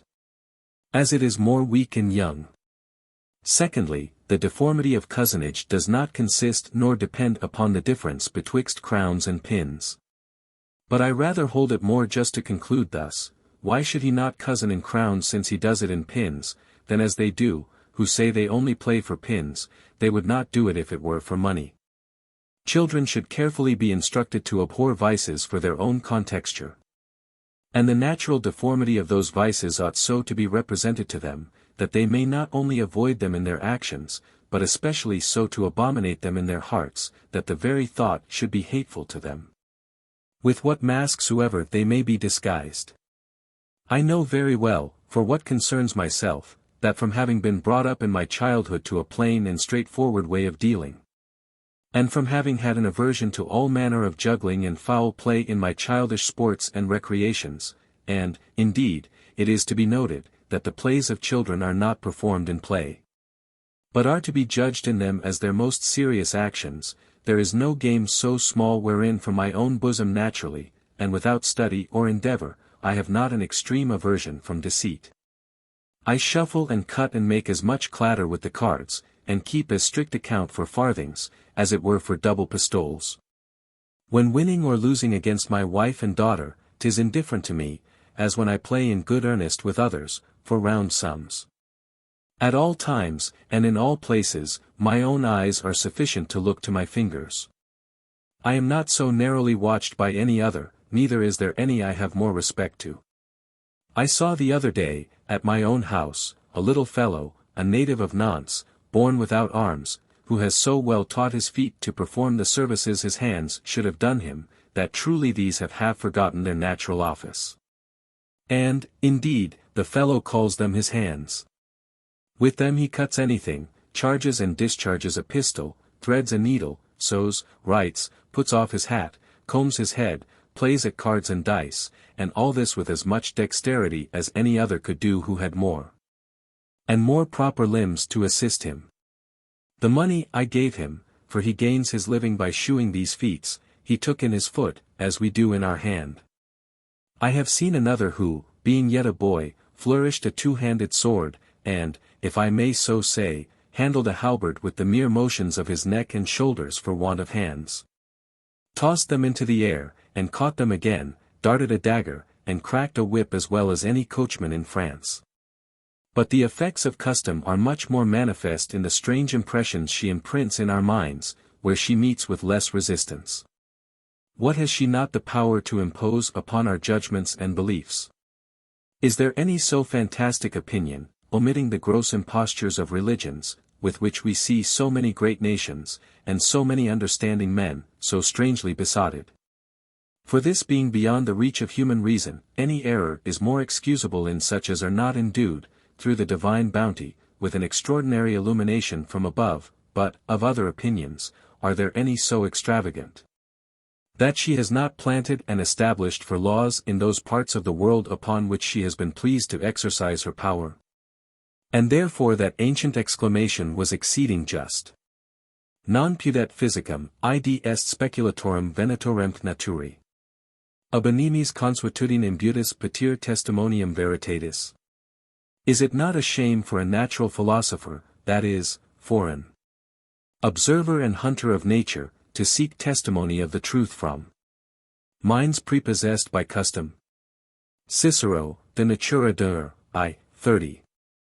I do believe, that no so absurd or ridiculous fancy can enter into human imagination, that does not meet with some example of public practice, and that, consequently, our reason does not ground and back up. There are people, amongst whom it is the fashion to turn their backs upon him they salute, and never look upon the man they intend to honor. There is a place, where, whenever the king spits, the greatest ladies of his court put out their hands to receive it, and another nation, where the most eminent persons about him stoop to take up his ordure in a linen cloth. Let us here steal room to insert a story. A French gentleman was always wont to blow his nose with his fingers, a thing very much against our fashion, and he justifying himself for so doing, and he was a man famous for pleasant repartees, he asked me what privilege this filthy excrement had, that we must carry about us a fine handkerchief to receive it, and, which was more, afterwards to lap it carefully up, and carry it all day about in our pockets, which, he said, could not but be much more nauseous and offensive, than to see it thrown away, as we did all other evacuations. I found that what he said was not altogether without reason, and by being frequently in his company, that slovenly action of his was at last grown familiar to me, which nevertheless we make a face at, when we hear it reported of another country. Miracles appear to be so, according to our ignorance of nature, and not according to the essence of nature. The continually being accustomed to anything, blinds the eye of our judgment. Barbarians are no more a wonder to us, than we are to them. Nor with any more reason, as every one would confess, if after having travelled over those remote examples, men could settle themselves to reflect upon, and rightly to confer them, with their own. Human reason is a tincture almost equally infused into all our opinions and manners, of what form soever they are, infinite in matter, infinite in diversity. But I return to my subject. There are peoples, where, his wife and children excepted, no one speaks to the king but through a tube. In one and the same nation, the virgins discover those parts that modesty should persuade them to hide, and the married women carefully cover and conceal them. To which, this custom, in another place, has some relation, where chastity, but in marriage, is of no esteem, for unmarried women may prostitute themselves to as many as they please, and being got with child, may lawfully take physic. In the sight of every one, to destroy their fruit. And, in another place, if a tradesman marry, all of the same condition, who are invited to the wedding, lie with the bride before him. And the greater number of them there is, the greater is her honor, and the opinion of her ability and strength. If an officer marry, 'tis the same with a laborer, or one of mean condition. But then it belongs to the lord of the place to perform that office, and yet a severe loyalty during marriage is afterward strictly enjoined. There are places where brothels of young men are kept for the pleasure of women. Where the wives go to war as well as the husbands, and not only share in the dangers of battle, but, moreover, in the honors of command. Others, where they wear rings not only through their noses, lips, cheeks, and on their toes, but also weighty gimmels of gold thrust through their paps and buttocks. Where, in eating, they wipe their fingers upon their thighs, genitories, and the soles of their feet, where children are excluded, and brothers and nephews only inherit. And elsewhere, nephews only, saving in the succession of the prince, where, for the regulation of community in goods and estates, observed in the country, certain sovereign magistrates have committed to them the universal charge and overseeing of the agriculture, and distribution of the fruits, according to the necessity of every one, where they lament the death of children. And feast at the decease of old men, where they lie 10 or 12 in a bed, men and their wives together, where women, whose husbands come to violent ends, may marry again. And others not, where the condition of women is looked upon with such contempt, that they kill all the native females, and buy wives of their neighbors to supply their use. Where husbands may repudiate their wives, without showing any cause, but wives cannot part from their husbands, for what cause soever, where husbands may sell their wives in case of sterility. Where they boil the bodies of their dead, and afterward pound them to a pulp, which they mix with their wine, and drink it, where the most coveted sepulchre is to be eaten by dogs, and elsewhere by birds. Where they believe the souls of the blessed live in all manner of liberty, in delightful fields, furnished with all sorts of delicacies, and that it is these souls, repeating the words we utter, which we call echo. Where they fight in the water, and shoot their arrows with the most mortal aim, swimming, where, for a sign of subjection, they lift up their shoulders, and hang down their heads, where they put off their shoes when they enter the king's palace. Where the eunuchs, who take charge of the sacred women, have, moreover, their lips and noses cut off, that they may not be loved. Where the priests put out their own eyes, to be better acquainted with their demons, and the better to receive their oracles, where every one makes to himself a deity of what he likes best, the hunter of a lion or a fox, the fisher of some fish. Idols of every human action or passion, in which place, the sun, the moon, and the earth are the principal deities, and the form of taking an oath is, to touch the earth, looking up to heaven, where both flesh and fish is eaten raw. Where the greatest oath they take is, to swear by the name of some dead person of reputation, laying their hand upon his tomb. Where the New Year's gift the king sends every year to the princes, his vassals, is fire, which being brought, all the old fire is put out, and the neighboring people are bound to fetch of the new, every one for themselves, upon pain of high treason. Where, when the king, to betake himself wholly to devotion, retires from his administration, which often falls out, his next successor is obliged to do the same. And the right of the kingdom devolves to the third in succession, where they vary the form of government, according to the seeming necessity of affairs, depose the king when they think good, substituting certain elders to govern in his stead. and sometimes transferring it into the hands of the commonalty, where men and women are both circumcised and also baptized, where the soldier, who in one or several engagements has been so fortunate as to present 7 of the enemy's heads to the king, is made noble, where they live in that rare and unsociable opinion of the mortality of the soul, where the women are delivered without pain or fear, where the women wear copper leggings upon both legs, and if a louse bite them, are bound in magnanimity to bite them again, and dare not marry, till first they have made their king a tender of their virginity, if he please to accept it, where the ordinary way of salutation is by putting a finger down to the earth, and then pointing it up toward heaven, where men carry burdens upon their heads, and women on their shoulders, where the women make water standing, and the men squatting, where they send their blood in token of friendship, and offer incense to the men they would honor, like gods, where, not only to the 4th, but in any other remote degree, kindred are not permitted to marry, where the children are 4 years at nurse, and often 12. In which place, also, it is accounted mortal to give the child suck the first day after it is born, where the correction of the male children is peculiarly designed to the fathers, and to the mothers of the girls. The punishment being to hang them by the heels in the smoke, where they circumcise the women, where they eat all sorts of herbs, without other scruple than of the badness of the smell, where all things are open the finest houses, furnished in the richest manner, without doors, windows, trunks, or chests to lock, a thief being there punished double what they are in other places, where they crack lice with their teeth like monkeys, and abhor to see them killed with one's nails, where in all their lives they neither cut their hair nor pare their nails. And, in another place, pare those of the right hand only, letting the left grow for ornament and bravery, where they suffer the hair on the right side to grow as long as it will, and shave the other. And in the neighboring provinces, some let their hair grow long before, and some behind, shaving close the rest, where parents let out their children, and husbands their wives, to their guests to hire, where a man may get his own mother with child, and fathers make use of their own daughters or sons, without scandal, where, at their solemn feasts, they interchangeably lend their children to one another, without any consideration of nearness of blood. In one place, men feed upon human flesh, in another, 'tis reputed a pious office for a man to kill his father at a certain age. Elsewhere, the fathers dispose of their children, whilst yet in their mothers' wombs, some to be preserved and carefully brought up, and others to be abandoned or made away elsewhere. The old husbands lend their wives to young men. And in another place they are in common without offence.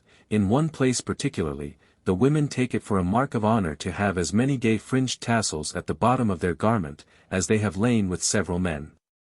Moreover, has not custom made a republic of women separately by themselves? Has it not put arms into their hands, and made them raise armies and fight battles? And does she not, by her own precept, instruct the most ignorant vulgar, and make them perfect in things which all the philosophy in the world could never beat into the heads of the wisest men? For we know entire nations, where death was not only despised, but entertained with the greatest triumph, where children of 7 years old suffered themselves to be whipped to death, without changing countenance. Where riches were in such contempt, that the meanest citizen would not have deigned to stoop to take up a purse of crowns. And we know regions, very fruitful in all manner of provisions, where, notwithstanding, the most ordinary diet, and that they are most pleased with, is only bread, cresses, and water. Did not custom, moreover, work that miracle in chaos that, in 700 years, it was never known that ever maid or wife committed any act to the prejudice of her honor? To conclude, there is nothing, in my opinion, that she does not, or may not do, and therefore, with very good reason it is that Pindar calls her the ruler of the world. He that was seen to beat his father, and reproved for so doing, made answer, that it was the custom of their family. That, in like manner, his father had beaten his grandfather his great-grandfather, and this, says he, pointing to his son, when he comes to my age, shall beat me. And the father, whom the son dragged and hauled along the streets, commanded him to stop at a certain door, for he himself, he said, had dragged his father no farther. That being the utmost limit of the hereditary outrage the sons used to practice upon the fathers in their family. It is as much by custom as infirmity, says Aristotle, that women tear their hair, bite their nails, and eat coals and earth, and more by custom than nature that men abuse themselves with one another. The laws of conscience, which we pretend to be derived from nature, proceed from custom. Every one, having an inward veneration for the opinions and manners approved and received amongst his own people, cannot, without very great reluctance, depart from them, nor apply himself to them without applause. In times past, when those of Crete would curse any one, they prayed the gods to engage him in some ill custom. But the principal effect of its power is, so to seize and ensnare us, that it is hardly in us to disengage ourselves from its gripe, or so to come to ourselves, as to consider of and to weigh the things it enjoins. To say the truth, by reason that we suck it in with our milk, and that the face of the world presents itself in this posture to our first sight, it seems as if we were born upon condition to follow on this track. And the common fancies that we find in repute everywhere about us, and infused into our minds with the seed of our fathers, appear to be the most universal and genuine. From whence it comes to pass, that whatever is off the hinges of custom, is believed to be also off the hinges of reason, how unreasonably for the most part, God knows. If, as we who study ourselves have learned to do, every one who hears a good sentence, would immediately consider how it does in any way touch his own private concern, every one would find, that it was not so much a good saying as a severe lash to the ordinary stupidity of his own judgment, but men receive the precepts and admonitions of truth, as directed to the common sort, and never to themselves. And instead of applying them to their own manners, do only very ignorantly and unprofitably commit them to memory. But let us return to the empire of custom. Such people as have been bred up to liberty, and subject to no other dominion but the authority of their own will, look upon all other form of government as monstrous and contrary to nature. Those who are inured to monarchy do the same.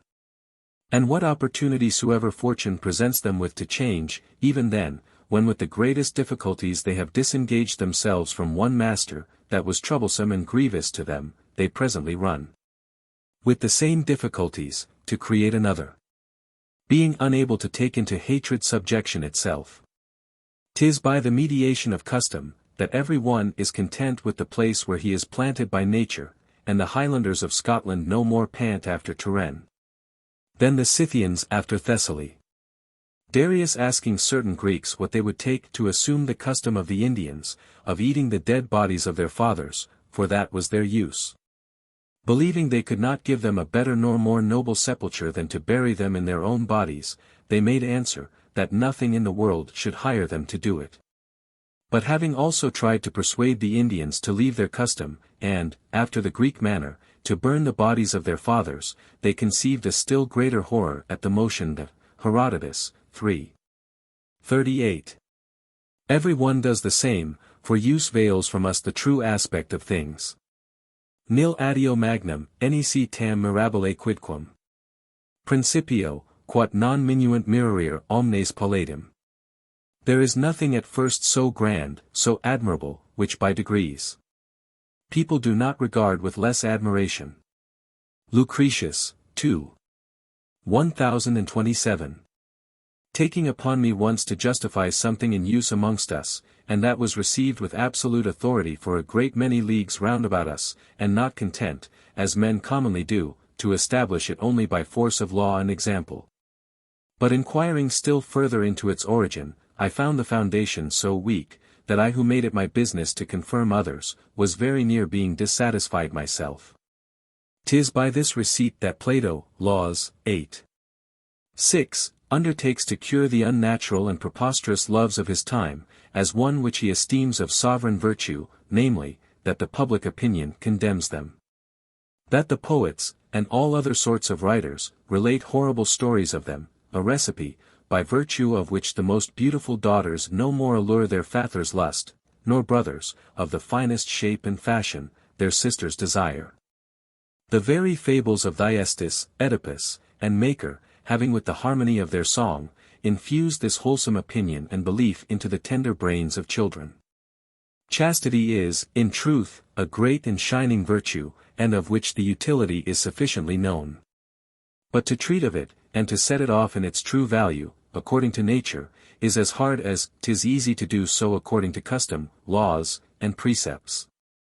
The fundamental and universal reasons are of very obscure and difficult research, and our masters either lightly pass them over, or not daring so much as to touch them, precipitate themselves into the liberty and protection of custom.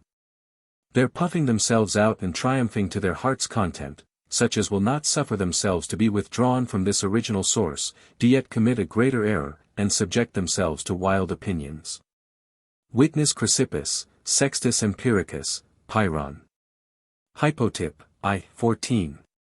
Who, in so many of his writings, has strewed the little account he made of incestuous conjunctions, committed with how near relations soever. Whoever would disengage himself from this violent prejudice of custom, would find several things received with absolute and undoubting opinion, that have no other support than the hoary head and ravelled face of ancient usage. But the mask taken off, and things being referred to the decision of truth and reason, he will find his judgment as it were altogether overthrown, and yet restored to a much more sure estate. For example, I shall ask him, what can be more strange than to see a people obliged to obey laws they never understood? Bound in all their domestic affairs, as marriages, donations, wills, sales, and purchases, to rules they cannot possibly know, being neither written nor published in their own language, and of which they are of necessity to purchase both the interpretation and the use. Not according to the ingenious opinion of Isocrates, discourse to Nicocles, who counselled his king to make the traffics and negotiations of his subjects, free, frank, and of profit to them, and their quarrels and disputes burdensome, and laden with heavy impositions and penalties. But, by a prodigious opinion, to make sale of reason itself, and to give to laws a course of merchandise. I think myself obliged to fortune that, as our historians report, it was a Gascon gentleman, a countryman of mine, who first opposed Charlemagne, when he attempted to impose upon us Latin and imperial laws. What can be more savage, than to see a nation where, by lawful custom, the office of a judge is bought and sold, where judgments are paid for with ready money, and where justice may legitimately be denied to him that has not wherewithal to pay? A merchandise in so great repute, as in a government to create a fourth estate of wrangling lawyers, to add to the three ancient ones of the church, nobility, and people. Which fourth estate, having the laws in their own hands, and sovereign power over men's lives and fortunes, makes another body separate from nobility, whence it comes to pass, that there are double laws, those of honor and those of justice, in many things altogether opposite one to another. The nobles as rigorously condemning a lie taken, as the other do a lie revenged, by the law of arms, he shall be degraded from all nobility and honor who puts up with an affront. And by the civil law, he who vindicates his reputation by revenge incurs a capital punishment, he who applies himself to the law for reparation of an offense done to his honor, disgraces himself. And he who does not, is censured and punished by the law. Yet of these two so different things, both of them referring to one head, the one has the charge of peace, the other of war, those have the profit, these the honor. Those the wisdom, these the virtue, those the word, these the action, those justice, these valor, those reason, these force, those the long robe, these the short, divided betwixt them. For what concerns indifferent things, as clothes, who is there seeking to bring them back to their true use, which is the body's service and convenience, and upon which their original grace and fitness depend. For the most fantastic, in my opinion, that can be imagined, I will instance amongst others, our flat caps, that long tail of velvet that hangs down from our women's heads, with its parti-colored trappings. And that vain and futile model of a member we cannot in modesty so much as name, which, nevertheless, we make show and parade of in public. These considerations, notwithstanding, will not prevail upon any understanding man to decline the common mode.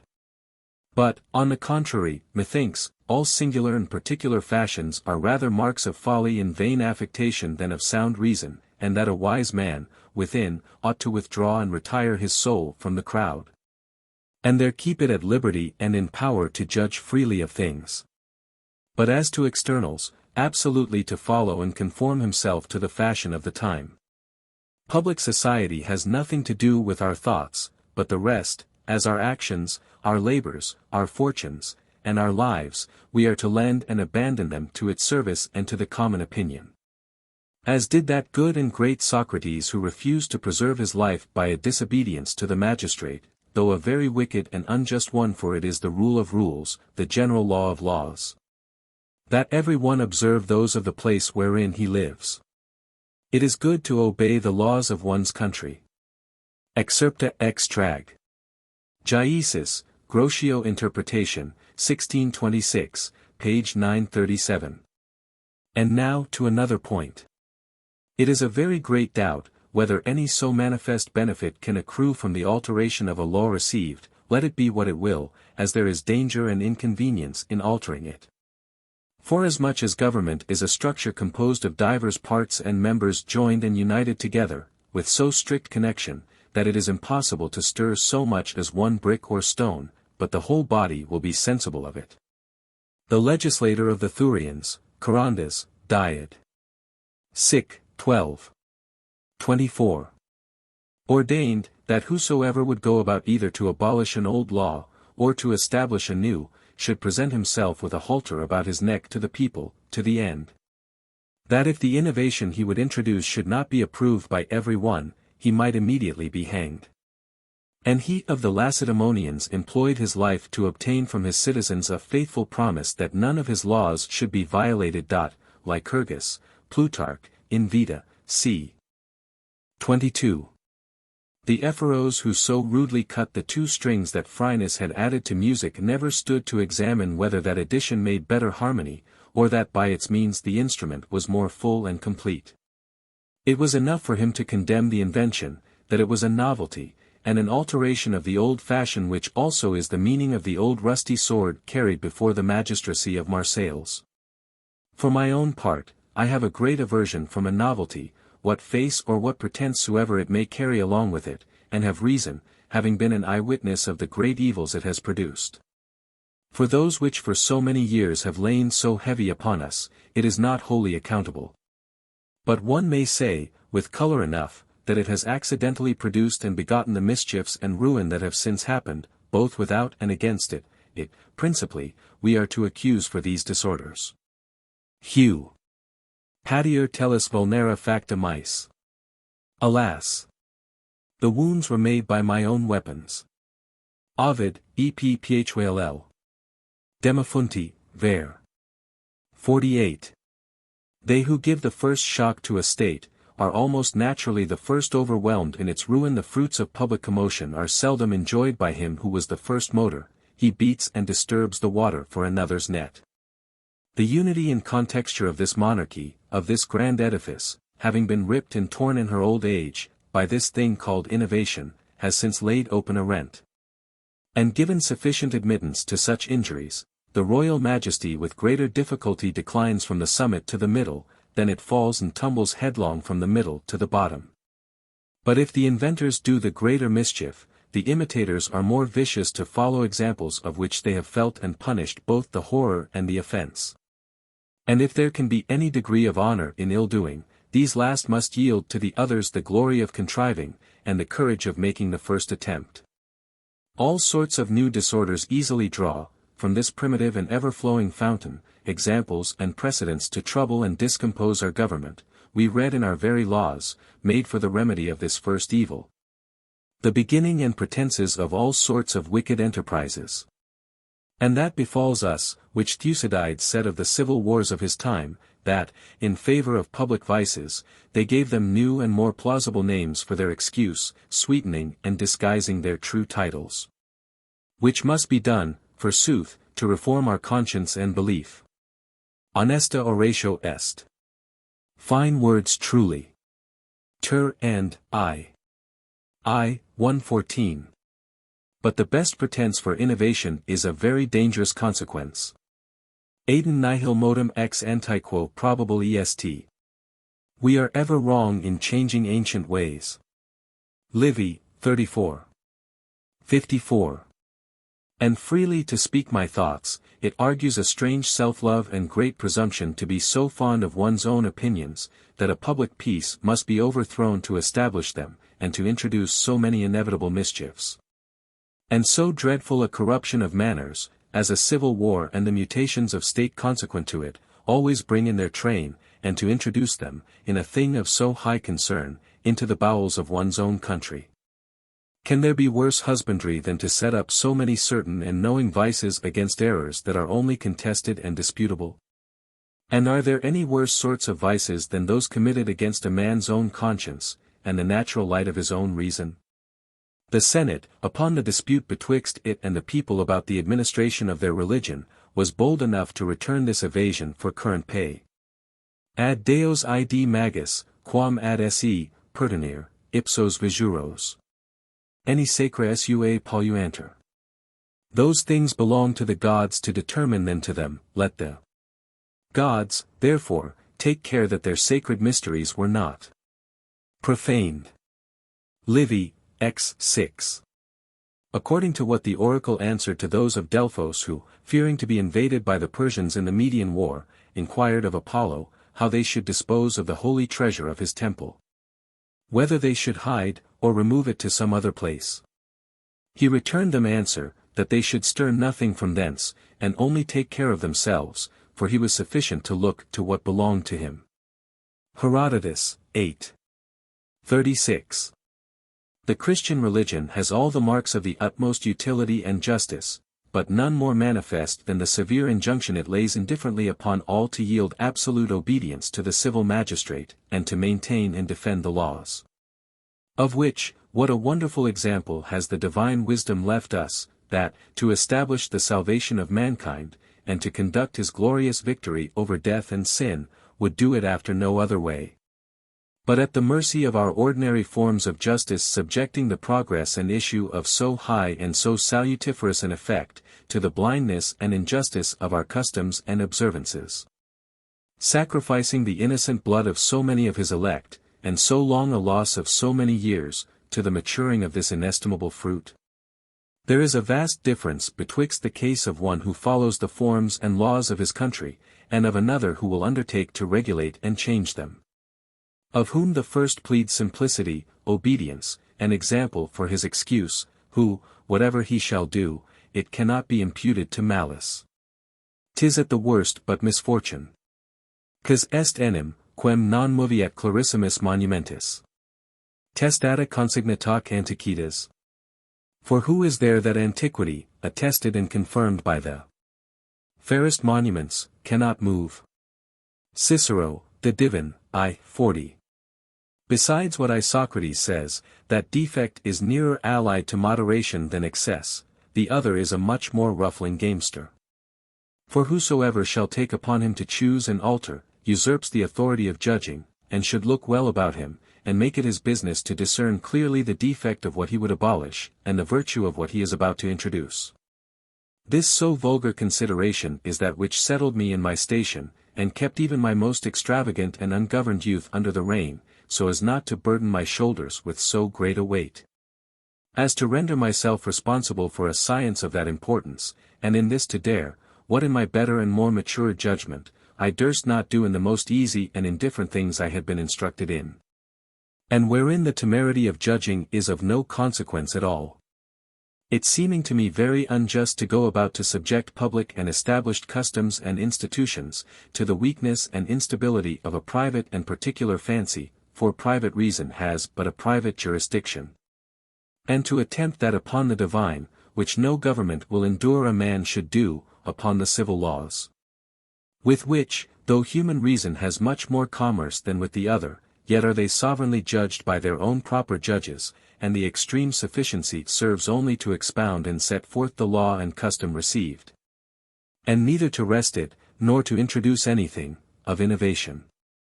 If, sometimes, the divine providence has gone beyond the rules to which it has necessarily bound and obliged us men, it is not to give us any dispensation to do the same. Those are masterstrokes of the divine hand, which we are not to imitate, but to admire, and extraordinary examples, marks of express and particular purposes, of the nature of miracles, presented before us for manifestations of its almightiness. Equally above both are rules and force, which it would be folly and impiety to attempt to represent and imitate.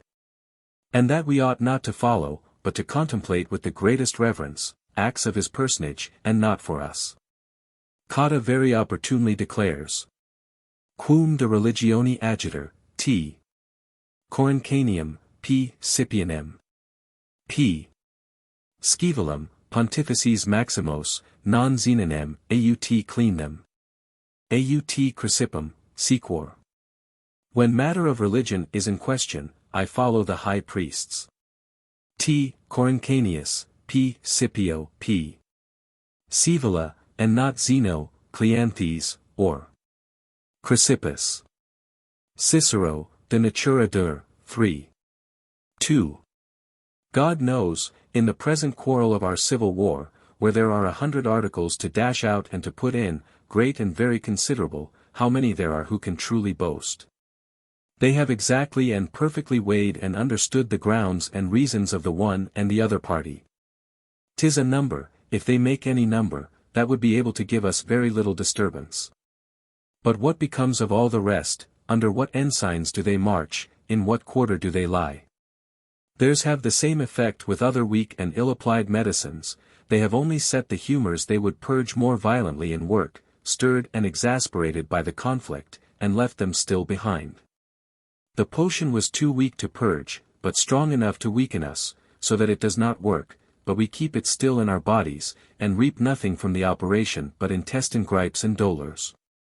So it is, nevertheless, that fortune still reserving her authority in defiance of whatever we are able to do or say, sometimes presents us with a necessity so urgent, that 'tis requisite the laws should a little yield and give way. And when one opposes the increase of an innovation that thus intrudes itself by violence, to keep a man's self in so doing, in all places and in all things within bounds and rules against those who have the power, and to whom all things are lawful that may in any way serve to advance their design, who have no other law nor rule but what serves best to their own purpose. 'Tis a dangerous obligation and an intolerable inequality. Additum nocendi perfido praestat fides.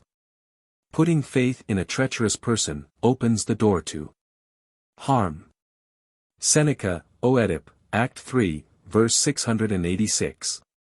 Forasmuch as the ordinary discipline of a healthful state does not provide against these extraordinary accidents. It presupposes a body that supports itself in its principal members and offices, and a common consent to its obedience and observation. A legitimate proceeding is cold, heavy, and constrained, and not fit to make head against a headstrong and unbridled proceeding. 'Tis known to be to this day cast in the dish of those two great men, Octavius and Cato, in the two civil wars of Sylla and Caesar, that they would rather suffer their country to undergo the last extremities, than relieve their fellow citizens at the expense of its laws, or be guilty of any innovation. For in truth, in these last necessities, where there is no other remedy, it would, peradventure, be more discreetly done, to stoop and yield a little to receive the blow, than, by opposing without possibility of doing good, to give occasion to violence to trample all under foot. And better to make the laws do what they can, when they cannot do what they would. After this manner did he, Agesilaus, who suspended them for 24 hours, and he who, for once shifted a day in the calendar, and that other, Alexander the Great, who of the month of June made a 2nd of May. The Lacedaemonians themselves, who were so religious observers of the laws of their country, being straitened by one of their own edicts, by which it was expressly forbidden to choose the same man twice to be admiral. And on the other side, their affairs necessarily requiring, that Lysander should again take upon him that command, they made one Aratus admiral, 'tis true, but withal, Lysander went general of the navy. And, by the same subtlety, one of their ambassadors being sent to the Athenians to obtain the revocation of some decree, and Pericles remonstrating to him, that it was forbidden to take away the tablet wherein a law had once been engrossed. He advised him to turn it only, that being not forbidden. And Plutarch commends Philopoemen, that being born to command, he knew how to do it, not only according to the laws, but also to overrule even the laws themselves, when the public necessity so required. Chapter 23, Various Events from the same Council. Jacques Amiot, Grand Almoner of France, one day related to me this story, much to the honor of a prince of ours, and ours he was upon several very good accounts. Though originally of foreign extraction, the Duc de Guise, surnamed Le Balafre. That in the time of our first commotions, at the siege of Rouen, in 1562, this prince, having been advertised by the Queen Mother of a conspiracy against his life, and in her letters particular notice being given him of the person who was to execute the business, who was a gentleman of Anjou or of Maine, and who to this effect ordinarily frequented this prince's house, discovered not a syllable of this intelligence to any one whatever.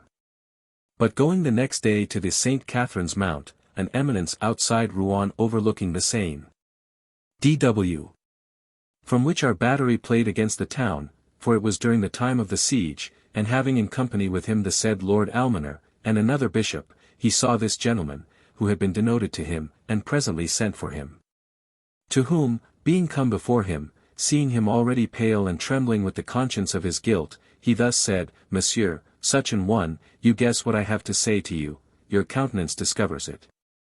'Tis in vain to disguise your practice, for I am so well informed of your business, that it will but make worse for you. To go about to conceal or deny it, you know very well such and such passages, which were the most secret circumstances of his conspiracy, and therefore be sure, as you tender your own life, to confess to me the whole truth of the design. The poor man seeing himself thus trapped and convicted, for the whole business had been discovered to the Queen by one of the accomplices, was in such a taking, he knew not what to do. But, folding his hands, to beg and sue for mercy, he threw himself at his prince's feet, who taking him up, proceeded to say, Come, sir, tell me, have I at any time done you offence? Or have I, through private hatred or malice, offended any kinsman or friend of yours? It is not above 3 weeks that I have known you, what inducement, then, could move you to attempt my death?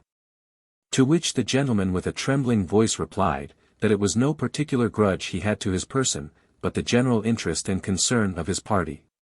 And that he had been put upon it by some who had persuaded him it would be a meritorious act, by any means, to extirpate so great and so powerful an enemy of their religion.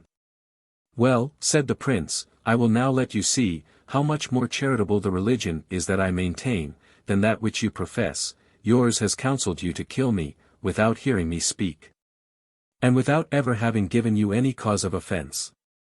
And mine commands me to forgive you, convict as you are, by your own confession, of a design to kill me without reason. Imitated by Voltaire. See Nodier, Questions, page 165.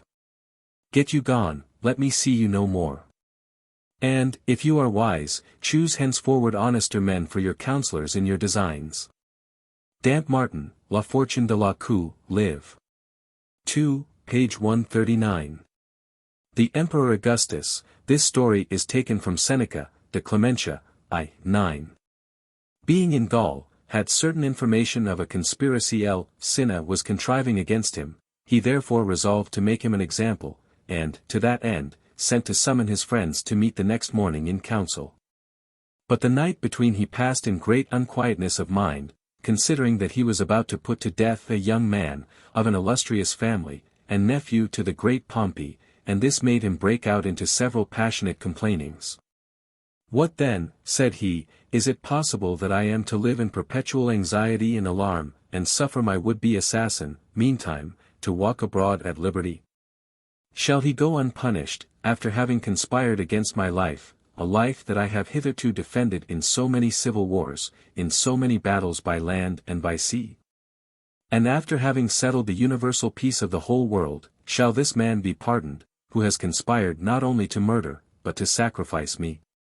For the conspiracy was to kill him at sacrifice. After which, remaining for some time silent, he began again, in louder tones, and exclaimed against himself, saying, Why livest thou, if it be for the good of so many that thou shouldst die? Must there be no end of thy revenges and cruelties? Is thy life of so great value, that so many mischiefs must be done to preserve it? His wife Livia, seeing him in this perplexity, Will you take a woman's counsel? Said she. Do as the physicians do, who, when the ordinary recipes will do no good, make trial of the contrary. By severity you have hitherto prevailed nothing. Lepidus has followed Salvadianus, Murena, Lepidus, Scipio, Murena, Ignatius, Scipio. Begin now, and try how sweetness and clemency will succeed. Cinna is convict, forgive him, he will never henceforth have the heart to hurt thee, and it will be an act to thy glory. Augustus was well pleased that he had met with an advocate of his own humor, wherefore, having thanked his wife, and, in the morning, countermanded his friends he had before summoned to council, he commanded Cinna all alone to be brought to him. Who being accordingly come, and a chair by his appointment set him, having ordered all the rest out of the room, he spake to him after this manner: In the first place, Cinna, I demand of thee patient audience. Do not interrupt me in what I am about to say, and I will afterwards give thee time and leisure to answer. Thou knowest, Cinna, this passage, borrowed from Seneca, has been paraphrased in verse by Corneille. See Notier, Questions de la littérature Gaëlle, 1828, pages 7, 160. The monologue of Augustus in this chapter is also from Seneca. Ibid, 164. That having taken thee prisoner in the enemy's camp, and thou an enemy, not only so become, but born so, I gave thee thy life, restored to thee all thy goods, and, finally, put thee in so good a posture, by my bounty, of living well and at thy ease, that the victorious envied the conquered. The sacerdotal office which thou madest suit to me for, I conferred upon thee, after having denied it to others, whose fathers have ever borne arms in my service. After so many obligations, thou hast undertaken to kill me. At which Cinna crying out that he was very far from entertaining any so wicked a thought, Thou dost not keep thy promise, Cinna, continued Augustus, that thou wouldst not interrupt me. Yes, thou hast undertaken to murder me in such a place, on such a day, in such and such company, and in such a manner. At which words, seeing Cinna astounded and silent, not upon the account of his promise so to be, but interdict with the weight of his conscience, why, proceeded Augustus, to what end wouldst thou do it? Is it to be emperor? Believe me, the republic is in very ill condition, if I am the only man betwixt thee and the empire. Thou art not able so much as to defend thy own house, and but t'other day was baffled in a suit, by the opposed interest of a mere manumitted slave. What, hast thou neither means nor power in any other thing, but only to undertake Caesar? I quit the throne, if there be no other than I to obstruct thy hopes. Canst thou believe that Paulus, that Fabius, that the Cassii and the Servilii, and so many noble Romans, not only so entitle, but who by their virtue honor their nobility, would suffer or endure thee? After this, and a great deal more that he said to him, for he was 2 long hours in speaking, Now go, Cinna, go thy way, I give thee that life as traitor and parricide, which I before gave thee in the quality of an enemy. Let friendship from this time forward begin betwixt us, and let us show whether I have given, or thou hast received thy life with the better faith, and so departed from him. Some time after, he preferred him to the consular dignity, complaining that he had not the confidence to demand it, had him ever after for his very great friend, and was, at last, made by him sole heir to all his estate. Now, from the time of this accident which befell Augustus in the 40th year of his age, he never had any conspiracy or attempt against him, and so reaped the due reward of this his so generous clemency. But it did not so happen with our prince, his moderation and mercy not so securing him, but that he afterwards fell into the toils of the like treason. The Duc de Guise was assassinated in 1563 by Poltrot. So vain and futile a thing is human prudence, throughout all our projects, counsels and precautions, fortune will still be mistress of events. We repute physicians fortunate when they hit upon a lucky cure, as if there was no other art but theirs that could not stand upon its own legs, and whose foundations are too weak to support itself upon its own basis. As if no other art stood in need of fortune's hand to help it. For my part, I think of physic as much good or ill as any one would have me, for, thanks be to God, we have no traffic together. I am of a quite contrary humor to other men, for I always despise it.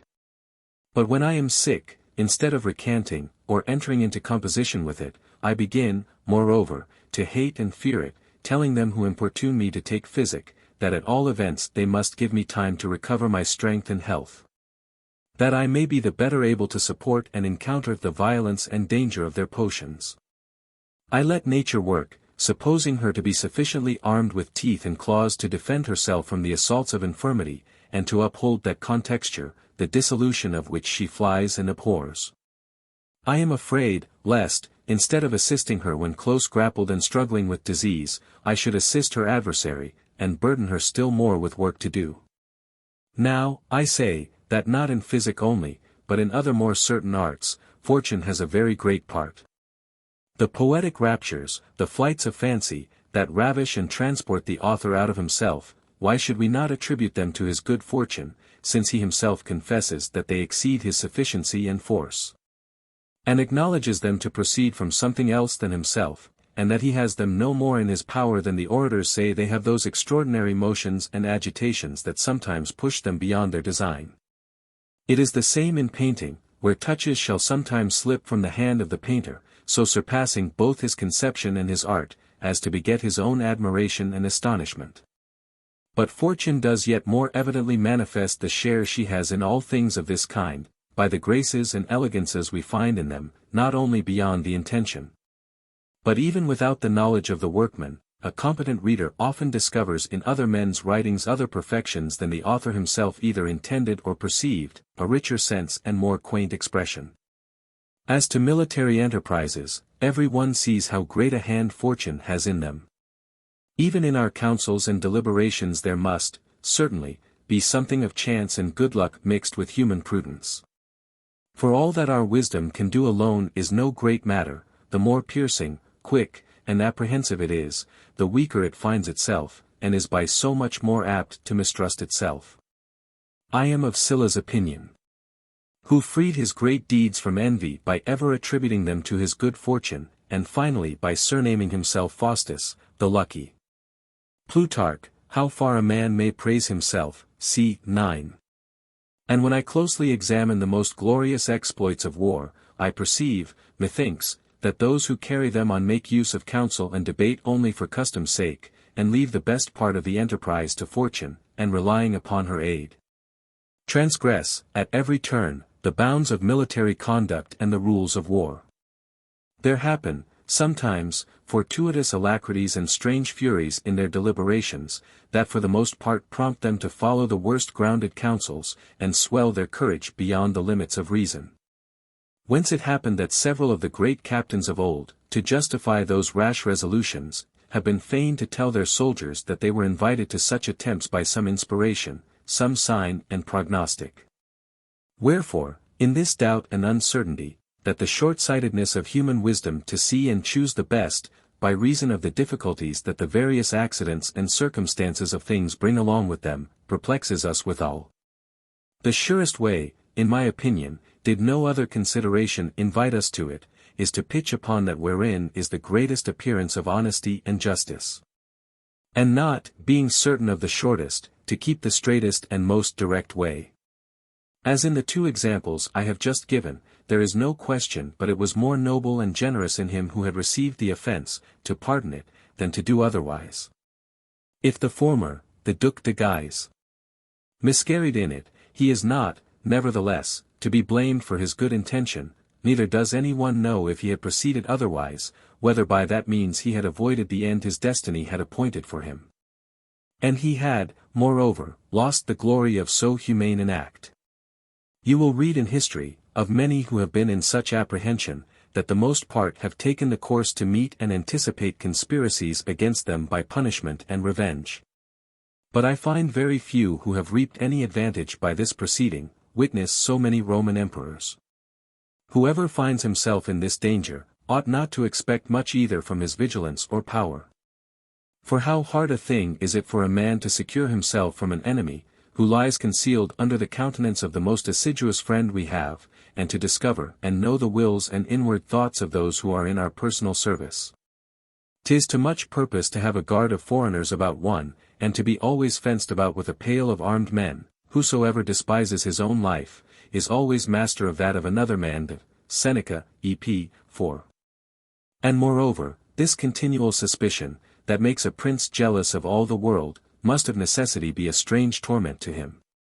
Therefore it was, that Dion, being advertised that Callippus watched all opportunities to take away his life, had never the heart to inquire more particularly into it, saying, that he had rather die than live in that misery.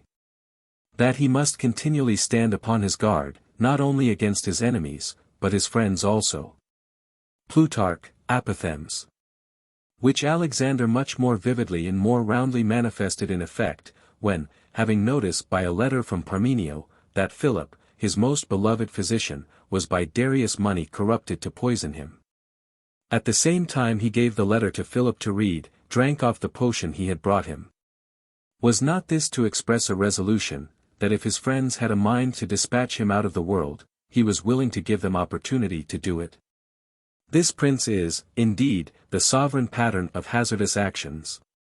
But I do not know whether there be another passage in his life wherein there is so much firm courage as in this, nor so illustrious an image of the beauty and greatness of his mind.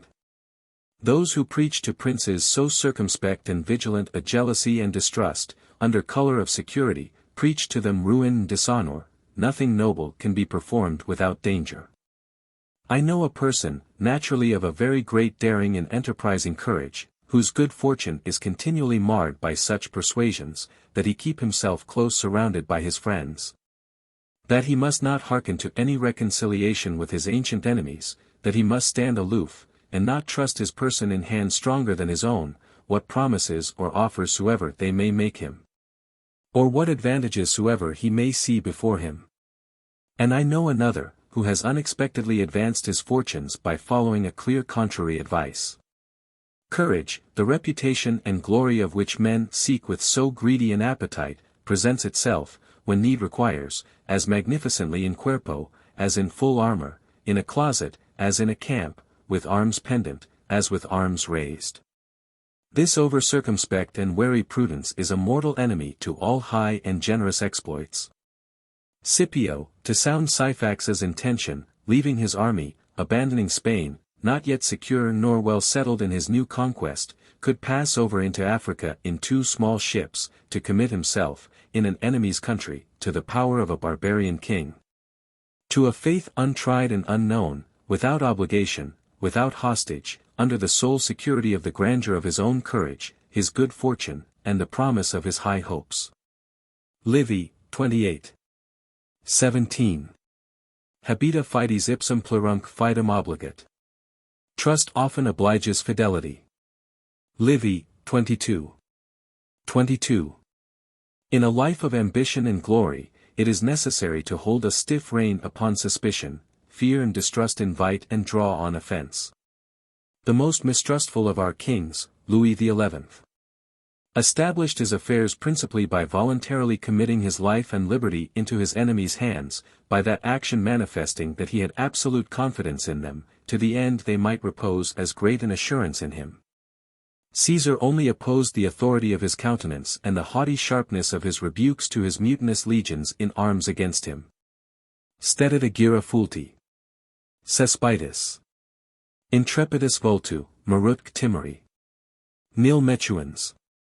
He stood on a mound, his countenance intrepid, and merited to be feared, he fearing nothing. Lucan, v. 3:16.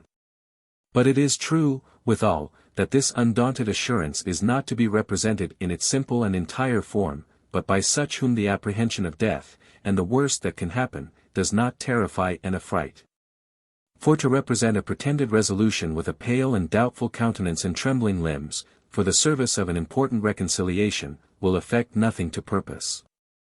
'Tis an excellent way to gain the heart and will of another, to submit and entrust one's self to him, provided it appear to be freely done, and without the constraint of necessity, and in such a condition that a man manifestly does it out of a pure and entire confidence in the party, at least, with a countenance clear from any cloud of suspicion. I saw, when I was a boy, a gentleman, who was governor of a great city, upon occasion of a popular commotion and fury, not knowing what other course to take, go out of a place of very great strength and security, and commit himself to the mercy of the seditious rabble, in hopes by that means to appease the tumult before it grew to a more formidable head.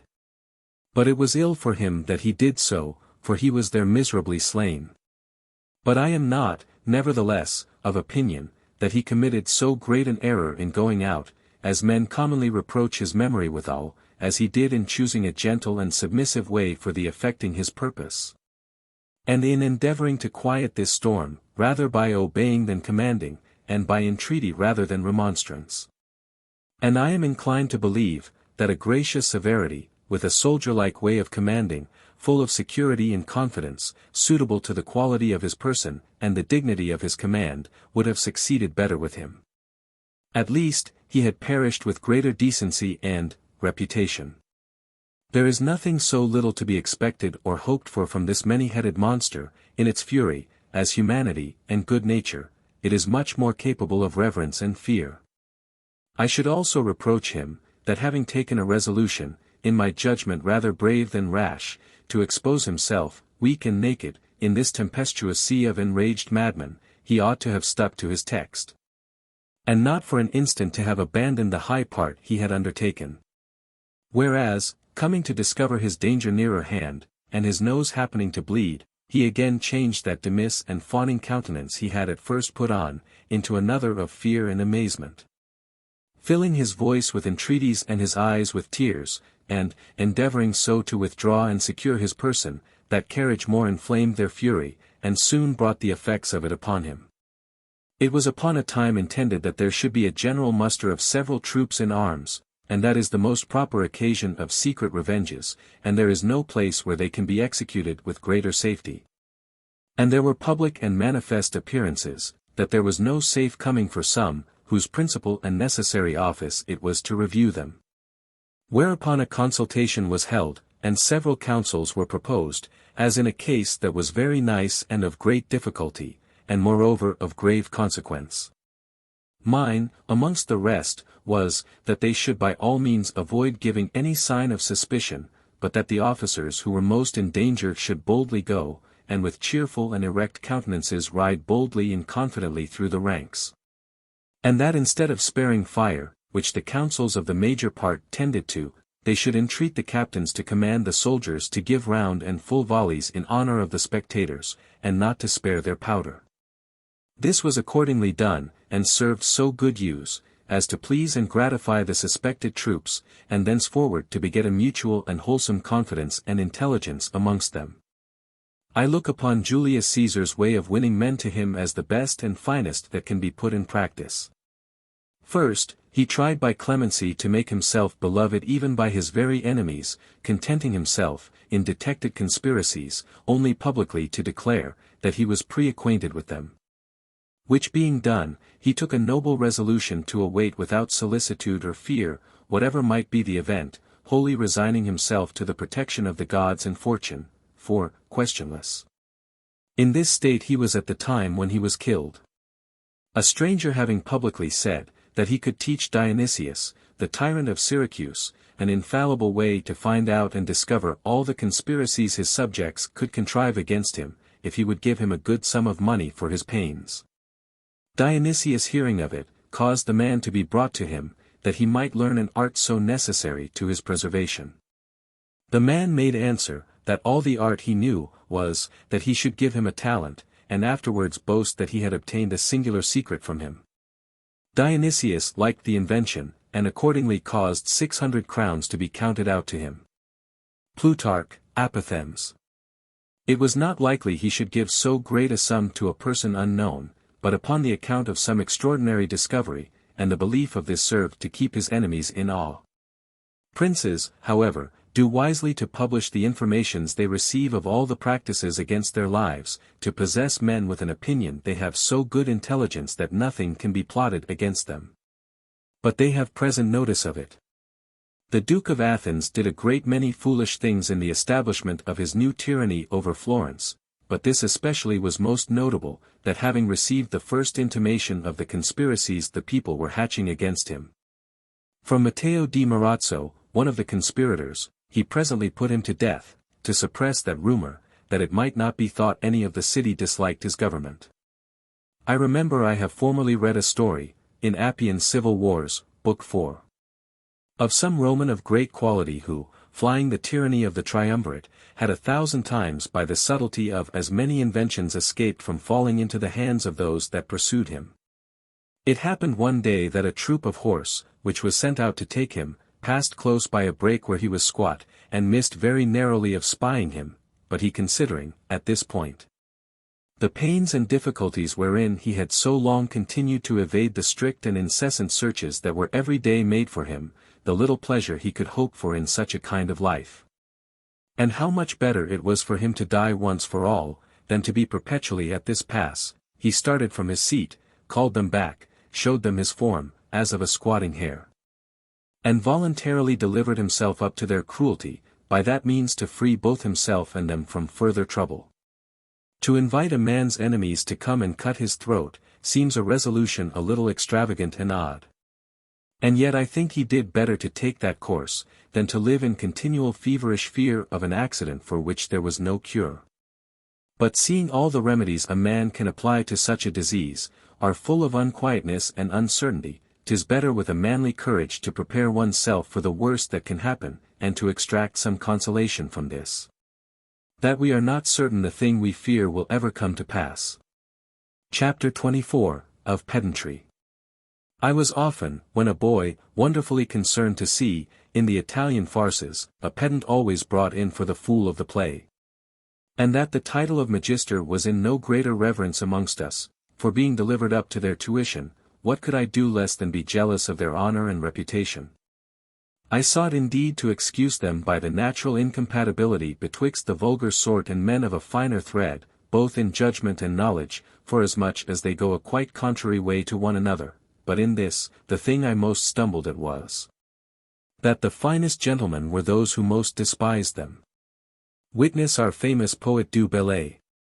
Mais j'ai par sur tout un savoir pedantesque.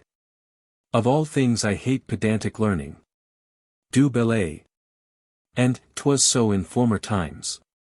For Plutarch says that Greek and scholar were terms of reproach and contempt amongst the Romans.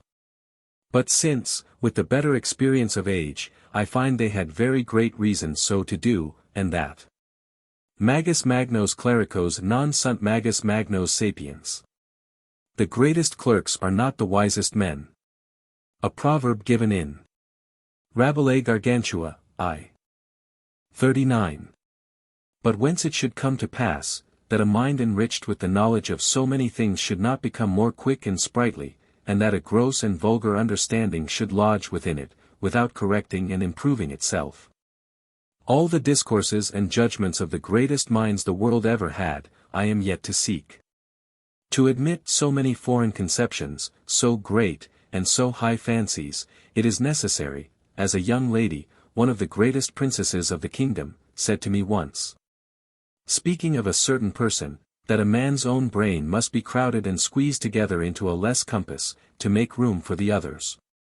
I should be apt to conclude, that as plants are suffocated and drowned with too much nourishment, and lamps with too much oil, so with too much study in matter is the active part of the understanding which, being embarrassed and confounded with a great diversity of things, loses the force and power to disengage itself, and by the pressure of this weight, is bowed, subjected, and doubled up. But it is quite otherwise, for our soul stretches and dilates itself proportionably as it fills. And in the examples of elder times, we see, quite contrary, men very proper for public business, great captains, and great statesmen very learned withal. And, as to the philosophers, a sort of men remote from all public affairs, they have been sometimes also despised by the comic liberty of their times, their opinions and manners making them appear, to men of another sort, ridiculous. Would you make them judges of a lawsuit, of the actions of men? They are ready to take it upon them, and straight begin to examine if there be life, if there be motion, if man be any other than an ox. If Montaigne has copied all this from Plato's Theaetetus, page 127, f. As it is plain by all which he has added immediately after, that he has taken it from that dialogue, he has grossly mistaken Plato's sentiment, who says here no more than this, that the philosopher is so ignorant of what his neighbor does, that he scarce knows whether he is a man, or some other animal, cost. What it is to do and to suffer. What animals law and justice are? Do they speak of the magistrates, or to him, 'tis with a rude, irreverent, and indecent liberty do they hear their prince, or a king commended? They make no more of him, than of a shepherd, goatherd, or neatherd, a lazy corydon, occupied in milking and shearing his herds and flocks, but more rudely and harshly than the herd or shepherd himself. Do you repute any man the greater for being lord of 2,000 acres of land? They laugh at such a pitiful pittance, as laying claim themselves to the whole world for their possession. Do you boast of your nobility, as being descended from 7 rich successive ancestors? They look upon you with an eye of contempt, as men who have not a right idea of the universal image of nature, and that do not consider how many predecessors every one of us has had, rich, poor, kings, slaves, Greeks, and barbarians. And though you were the 50th descendant from Hercules, they look upon it as a great vanity, so highly to value this, which is only a gift of fortune. And 'twas so the vulgar sort contemned them, as men ignorant of the most elementary and ordinary things, as presumptuous and insolent. But this Platonic picture is far different from that these pedants are presented by. Those were envied for raising themselves above the common sort, for despising the ordinary actions and offices of life, for having assumed a particular and inimitable way of living, and for using a certain method of high flight and obsolete language, quite different from the ordinary way of speaking, but these are contemned as being as much below the usual form, as incapable of public employment, as leading a life and conforming themselves to the mean and vile manners of the vulgar.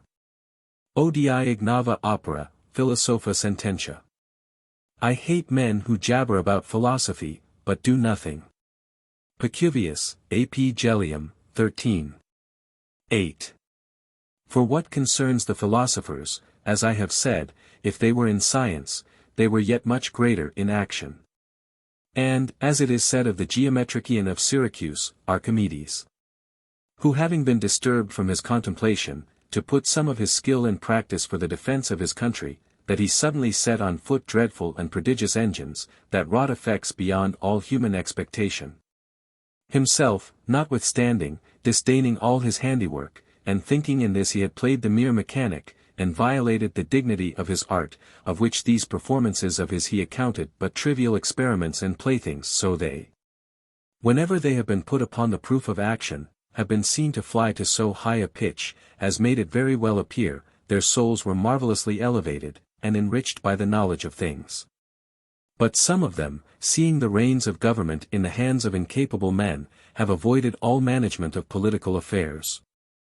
And he who demanded of Crates, how long it was necessary to philosophize, received this answer, till our armies are no more commanded by fools. Diogenes Laertius, 6. 92, Heraclitus resigned the royalty to his brother. And, to the Ephesians, who reproached him that he spent his time in playing with children before the temple, is it not better, said he, to do so, than to sit at the helm of affairs in your company? Others having their imagination advanced above the world and fortune, have looked upon the tribunals of justice, and even the thrones of kings, as paltry and contemptible. Insomuch, that Empedocles refused the royalty that the Agrigentines offered to him. Thales, once inveighing in discourse against the pains and care men put themselves to become rich, was answered by one in the company, that he did like the fox, who found fault with what he could not obtain. Whereupon, he had a mind, for the jest's sake, to show them to the contrary. And having, for this occasion, made a muster of all his wits, wholly to employ them in the service of profit and gain, he set a traffic on foot, which in 1 year brought him in so great riches, that the most experienced in that trade could hardly in their whole lives, with all their industry, have raked so much together. Diogenes Laertius, Life of Thales, I. 26, Cicero, De Divin, I. 49. That which Aristotle reports of some who called both him and Anaxagoras, and others of their profession, wise but not prudent, in not applying their study to more profitable things, though I do not well digest this verbal distinction, that will not, however, serve to excuse my pedants, for to see the low and necessitous fortune wherewith they are content, we have rather reason to pronounce that they are neither wise nor prudent. But letting this first reason alone, I think it better to say, that this evil proceeds from their applying themselves the wrong way to the study of the sciences. And that, after the manner we are instructed, it is no wonder if neither the scholars nor the masters become, though more learned, ever the wiser, or more able. In plain truth, the cares and expense our parents are at in our education, point at nothing, but to furnish our heads with knowledge, but not a word of judgment and virtue. Cry out, of one that passes by, to the people, oh, what a learned man! And of another, oh, what a good man! Translated from Seneca, EP. 88. They will not fail to turn their eyes, and address their respect to the former. There should then be a third crier, oh, the blockheads! Men are apt presently to inquire, does such a one understand Greek or Latin? Is he a poet? Or does he write in prose? But whether he be grown better or more discreet, which are qualities of principal concern, these are never thought of. We should rather examine, who is better learned, than who is more learned. We only labor to stuff the memory, and leave the conscience and the understanding unfurnished and void. Like birds who fly abroad to forage for grain, and bring it home in the beak, without tasting it themselves, to feed their young. So our pedants go picking knowledge here and there, out of books, and hold it at the tongue's end, only to spit it out and distribute it abroad. And here I cannot but smile to think how I have paid myself in showing the foppery of this kind of learning, who myself am so manifest an example, for, do I not the same thing throughout almost this whole composition? I go here and there, culling out of several books the sentences that best please me, not to keep them, for I have no memory to retain them in, but to transplant them into this. Where, to say the truth, they are no more mine than in their first places. We are, I conceive, knowing only in present knowledge, and not at all in what is past, or more than is that which is to come. But the worst on't is, their scholars and pupils are no better nourished by this kind of inspiration. And it makes no deeper impression upon them, but passes from hand to hand, only to make a show to be tolerable company, and to tell pretty stories, like a counterfeit coin in counters, of no other use or value, but to reckon with. Or to set up at cards. Apud alios loci didiscerent non ipsi secum. They have learned to speak from others, not from themselves. Cicero, Tusc. Quas, v. 36. Non est locendum, sed gubernandum. Speaking is not so necessary as governing. Seneca, EP. 108. Nature, to shew that there is nothing barbarous where she has the sole conduct, oftentimes, in nations where art has the least to do, causes productions of wit, such as may rival the greatest effect of art whatever. In relation to what I am now speaking of, the Gascon proverb, derived from a cornpipe, is very quaint and subtle. Buha prou buha, massa remuda laus dits quem. You may blow till your eyes start out. But if once you offer to stir your fingers, it is all over. We can say, Cicero says thus, these were the manners of Plato, these are the very words of Aristotle, but what do we say ourselves? What do we judge? A parrot would say as much as that. And this puts me in mind of that rich gentleman of Rome, Calvisius Sabinus. Seneca, EP. 27. Who had been solicitous, with very great expense, to procure men that were excellent in all sorts of science, whom he had always attending his person, to the end that when amongst his friends any occasion fell out of speaking of any subject whatsoever, they might supply his place, and be ready to prompt him, one with a sentence of Seneca, another with a verse of Homer, and so forth. Every one according to his talent. And he fancied this knowledge to be his own, because it was in the heads of those who lived upon his bounty, as they also do, whose learning consists in having noble libraries. I know one, who, when I question him what he knows, he presently calls for a book to shew me, and dares not venture to tell me so much, as that he has piles in his posteriors, till first he has consulted his dictionary. What piles and what posteriors are? We take other men's knowledge and opinions upon trust, which is an idle and superficial learning. We must make it our own. We are in this very like him, who having need of fire, went to a neighbor's house to fetch it, and finding a very good one there, sat down to warm himself without remembering to carry any with him home. Plutarch, how a man should listen. What good does it do us to have the stomach full of meat, if it do not digest, if it be not incorporated with us, if it does not nourish and support us?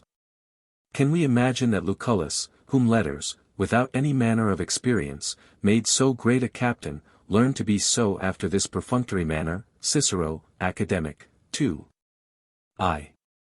We suffer ourselves to lean and rely so strongly upon the arm of another, that we destroy our own strength and vigor. Would I fortify myself against the fear of death, it must be at the expense of Seneca. Would I extract consolation from myself or my friend, I borrow it from Cicero. I might have found it in myself, had I been trained to make use of my own reason. I do not like this relative and mendicant understanding, for though we could become learned by other men's learning, a man can never be wise but by his own wisdom.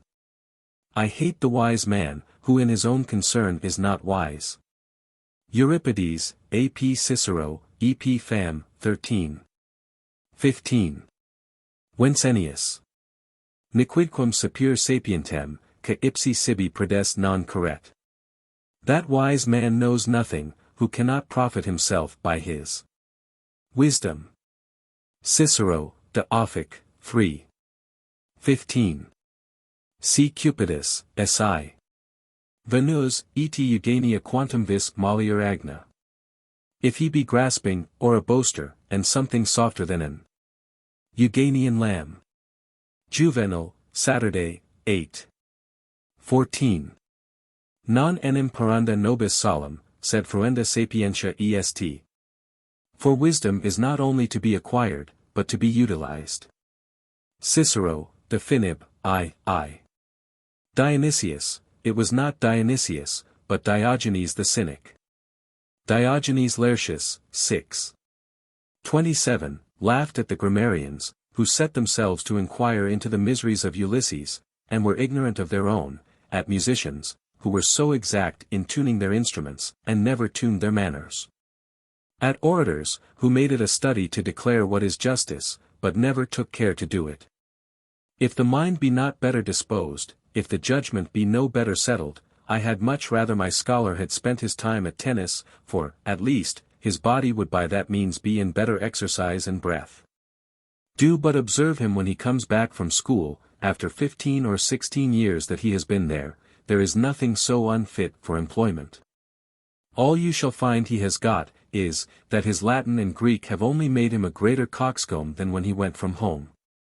He should bring back his soul replete with good literature, and he brings it only swelled and puffed up with vain and empty shreds and patches of learning, and has really nothing more in him than he had before. Plato's Dialogues, Protagoras. These pedants of ours, as Plato says of the sophists, their cousin Germans, are, of all men, they who most pretend to be useful to mankind, and who alone, of all men, not only do not better and improve that which is committed to them, as a carpenter or a mason would do, but make them much worse, and make us pay them for making them worse, to boot. If the rule which Protagoras proposed to his pupils were followed, either that they should give him his own demand, or make affidavit upon oath in the temple how much they valued the profit they had received under his tuition, and satisfy him accordingly, my pedagogues would find themselves sorely gravelled, if they were to be judged by the affidavits of my experience. My Perigordin patois very pleasantly calls these pretenders to learning, lettreferates, as a man should say, letter-marked, men on whom letters have been stamped by the blow of a mallet. And, in truth, for the most part, they appear to be deprived even of common sense, for you see the husbandman and the cobbler go simply and fairly about their business, speaking only of what they know and understand. Whereas these fellows, to make parade and to get opinion, mustering this ridiculous knowledge of theirs, that floats on the superficies of the brain, are perpetually perplexing, and entangling themselves in their own nonsense. They speak fine words sometimes, 'tis true, but let somebody that is wiser apply them.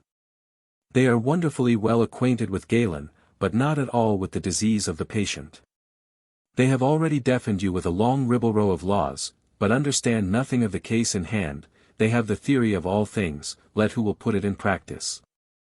I have sat by, when a friend of mine, in my own house, for sport sake, has with one of these fellows counterfeited a jargon of Gallimimus, patched up of phrases without head or tail. Saving that he interlarded here and there some terms that had relation to their dispute, and held the coxcomb in play a whole afternoon together, who all the while thought he had answered pertinently and learnedly to all his objections. And yet this was a man of letters, and reputation, and a fine gentleman of the long robe. Vos, o patricius sanguis, quos vivere par est. Occipitae Kiko, posticia currite sani. O you, of patrician blood, to whom it is permitted to live. Without eyes in the back of your head, beware of grimaces at you. From behind. Persius, Saturday, I, 61. Whosoever shall narrowly pry into and thoroughly sift this sort of people, wherewith the world is so pestered, will, as I have done, find, that for the most part, they neither understand others, nor themselves. And that their memories are full enough, but the judgment totally void and empty, some excepted, whose own nature has of itself formed them into better fashion. As I have observed, for example, in Adrian Turnebus, who having never made other profession than that of mere learning only, and in that, in my opinion, he was the greatest man that has been these 1,000 years. Had nothing at all in him of the pedant, but the wearing of his gown, and a little exterior fashion, that could not be civilized to courtier ways, which in themselves are nothing. I hate our people, who can worse endure an ill-contrived robe than an ill-contrived mind, and take their measure by the leg a man makes, by his behavior, and so much as the very fashion of his boots, what kind of man he is. For within there was not a more polished soul upon earth.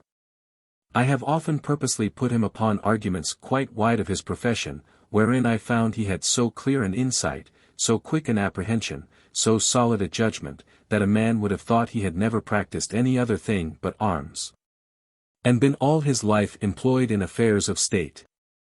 These are great and vigorous natures. Quaes arte benigna.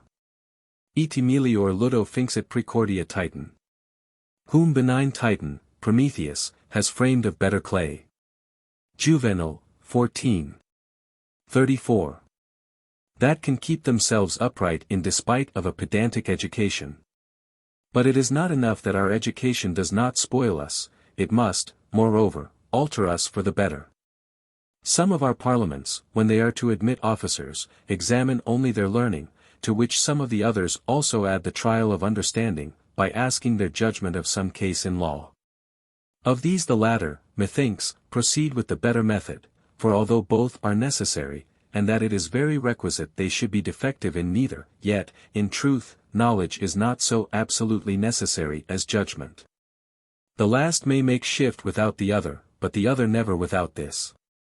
For as the Greek verse says, to what use serves learning, if understanding be away? Apud Stobaeus, Tit. 3, page 37, 1609. Would to God that, for the good of our judicature, these societies were as well furnished with understanding and conscience as they are with knowledge. Non vita, said Scoli Discimus. We do not study for life, but only for the school. Seneca, EP, 106. We are not to tie learning to the soul, but to work and incorporate them together, not to tincture it only, but to give it a thorough and perfect dye. Which, if it will not take color, and meliorate its imperfect state, it were without question better to let it alone. 'Tis a dangerous weapon, that will hinder and wound its master, if put into an awkward and unskilful hand. Ut furit melius non didacis. So that it were better not to have learned. Cicero, Tusc. Quas. 2. 4. And this, peradventure, is the reason why neither we nor theology require much learning in women, and that Francis, Duke of Brittany, son of John V. One talking with him about his marriage with Isabella the daughter of Scotland, and adding that she was homely bred, and without any manner of learning, made answer, that he liked her the better, and that a woman was wise enough, if she could distinguish her husband's shirt from his doublet. So that it is no so great wonder, as they make of it, that our ancestors had letters in no greater esteem, and that even to this day they are but rarely met with in the principal councils of princes. And if the end and design of acquiring riches, which is the only thing we propose to ourselves, by the means of law, physic, pedantry, and even divinity itself, did not uphold and keep them in credit, you would, with doubt, see them in as pitiful a condition as ever. And what loss would this be, if they neither instruct us to think well nor to do well? Postquam docti prodierent, boni desunt. Seneca, EP, 95. Since the savans have made their appearance among us, the good people have become eclipsed. Rousseau, Discours sur les lettres. All other knowledge is hurtful to him who has not the science of goodness. But the reason I glanced upon but now, may it not also hence proceed, that, our studies in France having almost no other aim but profit, except as to those who, by nature born to offices and employments rather of glory than gain, addict themselves to letters, if at all, only for so short a time, being taken from their studies before they can come to have any taste of them, to a profession that has nothing to do with books. There ordinarily remain no others to apply themselves wholly to learning, but people of mean condition, who in that only seek the means to live. And by such people, whose souls are, both by nature and by domestic education and example, of the basest alloy, the fruits of knowledge are immaturely gathered and ill-digested, and delivered to their recipients quite another thing. For it is not for knowledge to enlighten a soul that is dark of itself, nor to make a blind man see. Her business is not to find a man's eyes, but to guide, govern, and direct them, provided he have sound feet and straight legs to go upon. Knowledge is an excellent drug, but no drug has virtue enough to preserve itself from corruption and decay, if the vessel be tainted and impure wherein it is put to keep. Such a one may have a sight clear enough who looks asquint, and consequently sees what is good, but does not follow it, and sees knowledge, but makes no use of it. Plato's principal institution in his Republic is to fit his citizens with employments suitable to their nature. Nature can do all, and does all. Cripples are very unfit for exercises of the body, and lame souls for exercises of the mind. Degenerate and vulgar souls are unworthy of philosophy. If we see a shoemaker with his shoes out at the toes, we say, 'tis no wonder, for, commonly, none go worse shod than they. In like manner, experience often presents us a physician worse physicked, a divine less reformed, and, constantly, a scholar of less sufficiency, than other people.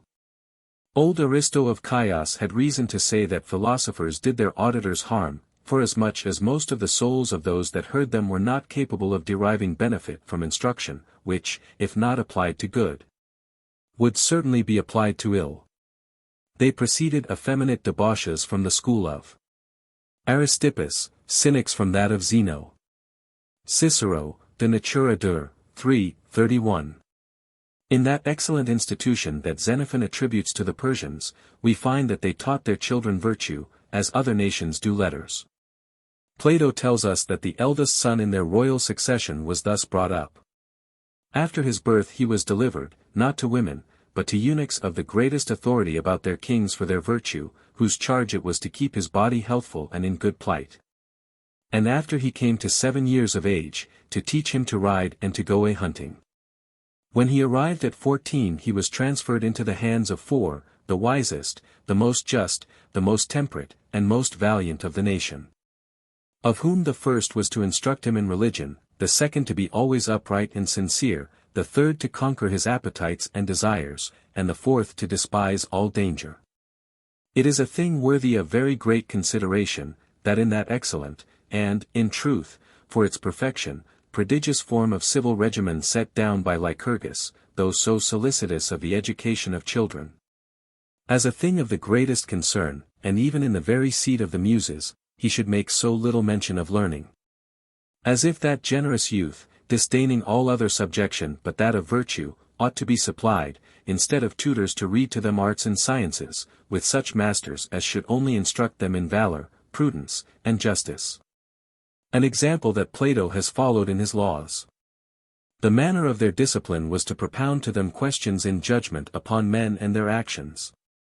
And if they commended or condemned this or that person or fact, they were to give a reason for so doing, by which means they at once sharpened their understanding, and learned what was right.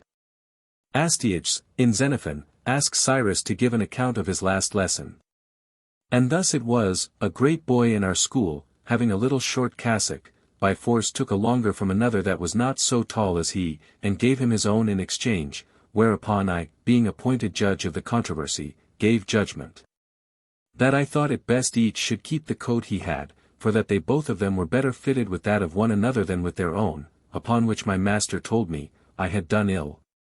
In that I had only considered the fitness of the garments, whereas I ought to have considered the justice of the thing, which required that no one should have anything forcibly taken from him that is his own. And Cyrus adds that he was whipped for his pains, as we are in our villages for forgetting the first aorist of.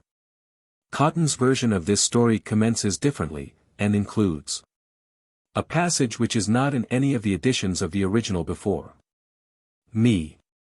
Mandain, in Xenophon, asking Cyrus how he would do to learn justice and the other virtues amongst the Medes, having left all his masters behind him in Persia.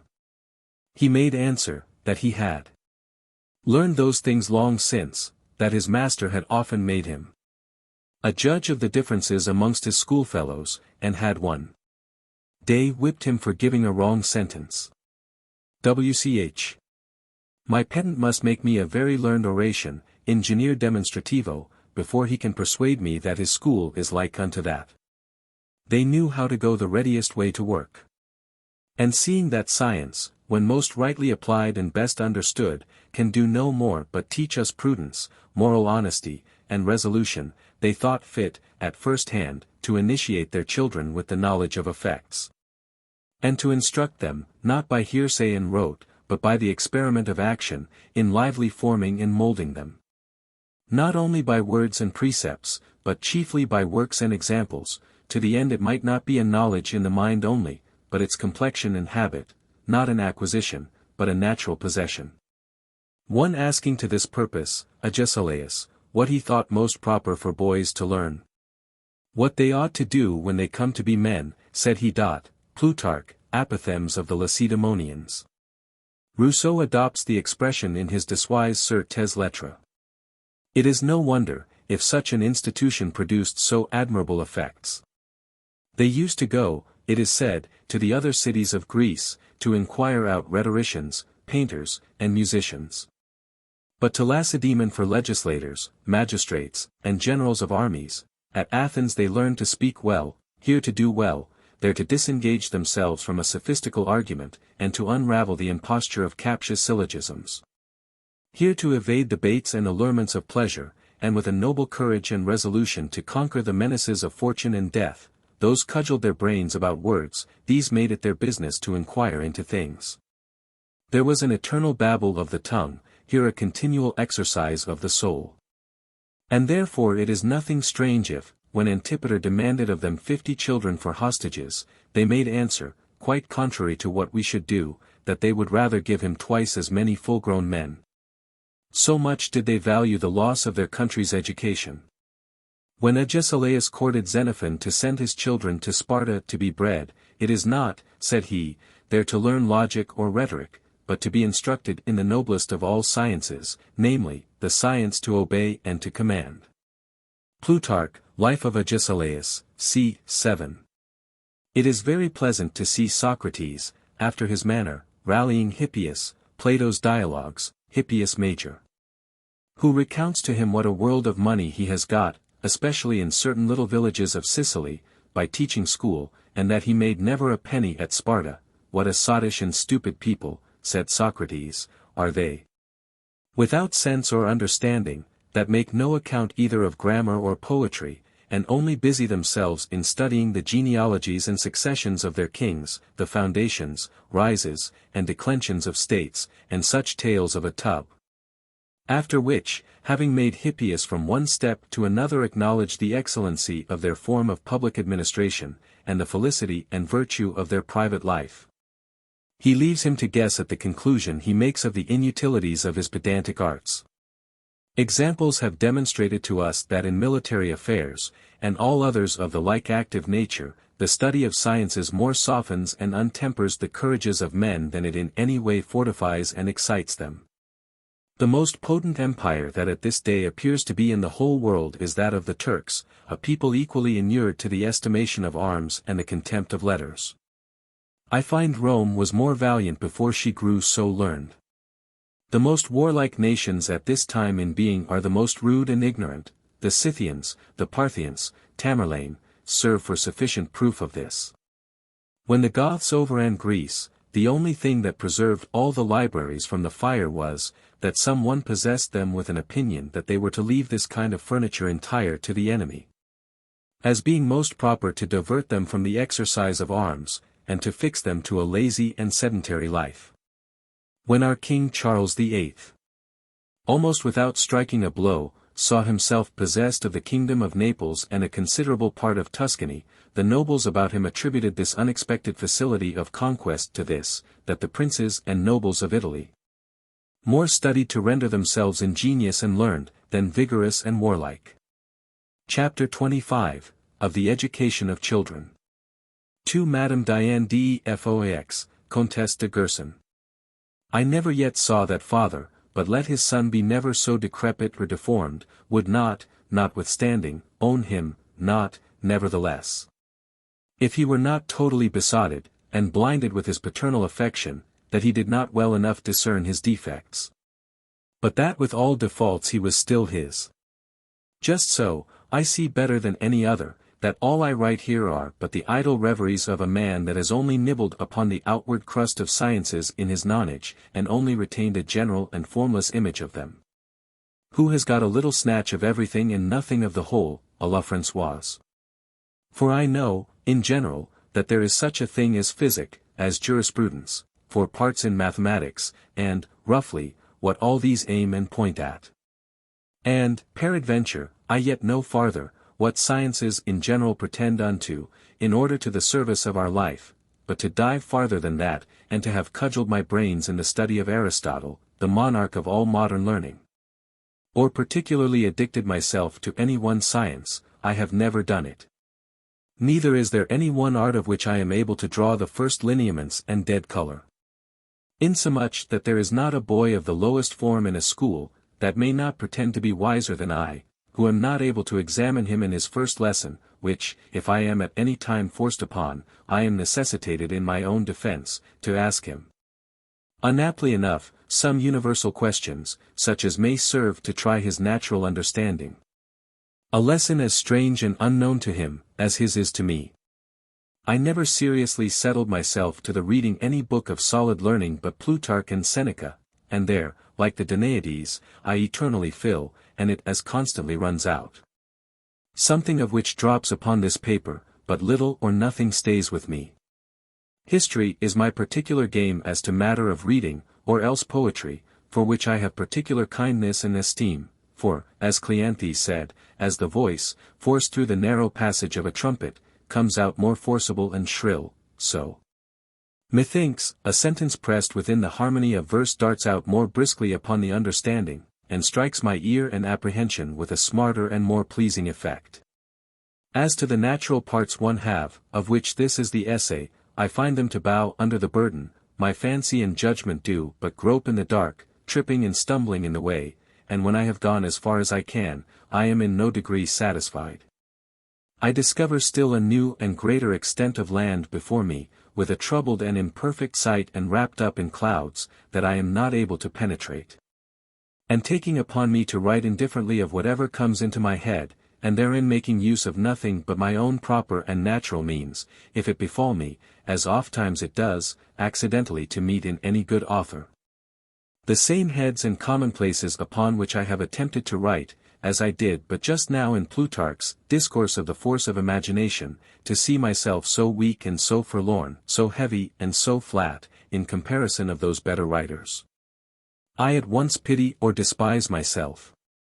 Yet do I please myself with this, that my opinions have often the honor and good fortune to jump with theirs, and that I go in the same path, though at a very great distance, and can say, ah, that is so.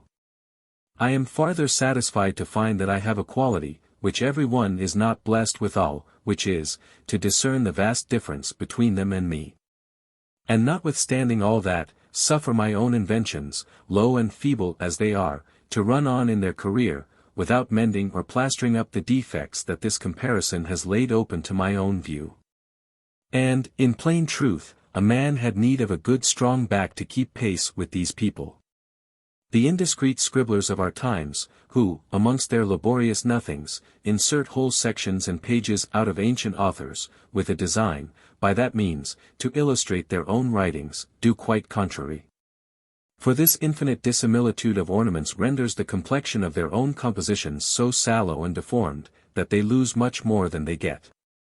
The philosophers, Chrysippus and Epicurus, were in this of two quite contrary humours, the first not only in his books mixed passages and sayings of other authors, but entire pieces, and, in one, the whole Medea of Euripides. Which gave Apollodorus occasion to say, that should a man pick out of his writings all that was none of his, he would leave him nothing but blank paper, whereas the latter, quite on the contrary, in 300 volumes that he left behind him, has not so much as one quotation. Diogenes Laertius, Lives of Chrysippus, 7. 181, and Epicurus, XXII. I happened the other day upon this piece of fortune. I was reading a French book, whereafter I had a long time run dreaming over a great many words, so dull, so insipid, so void of all wit or common sense, that indeed they were only French words, after a long and tedious travel. I came at last to meet with a piece that was lofty, rich, and elevated to the very clouds.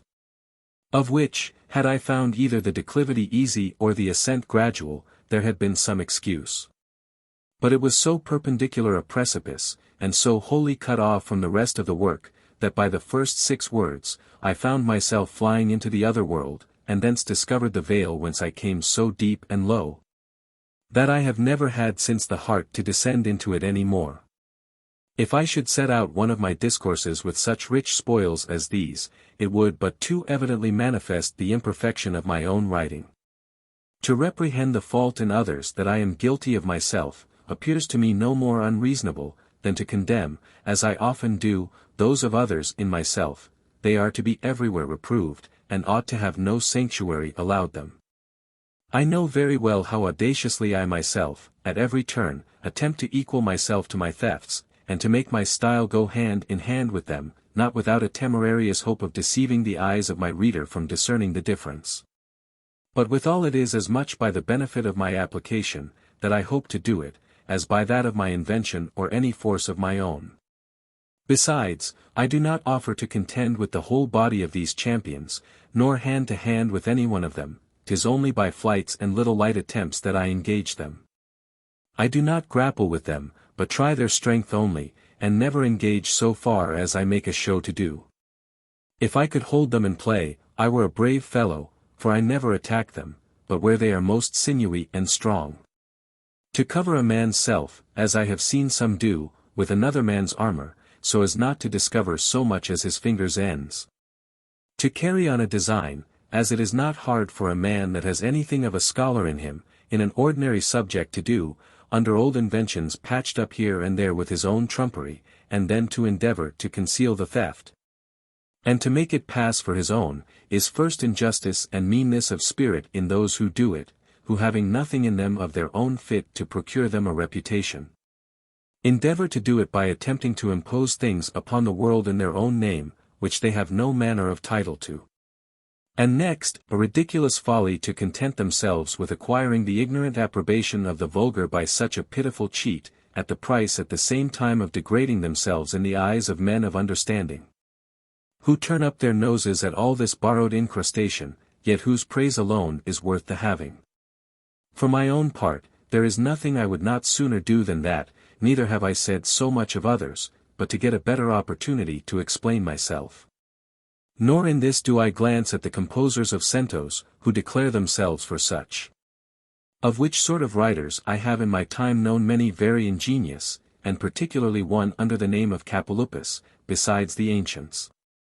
These are really men of wit, and that make it appear they are so, both by that and other ways of writing. As for example, Lipsius, in that learned and laborious contexture of his politics.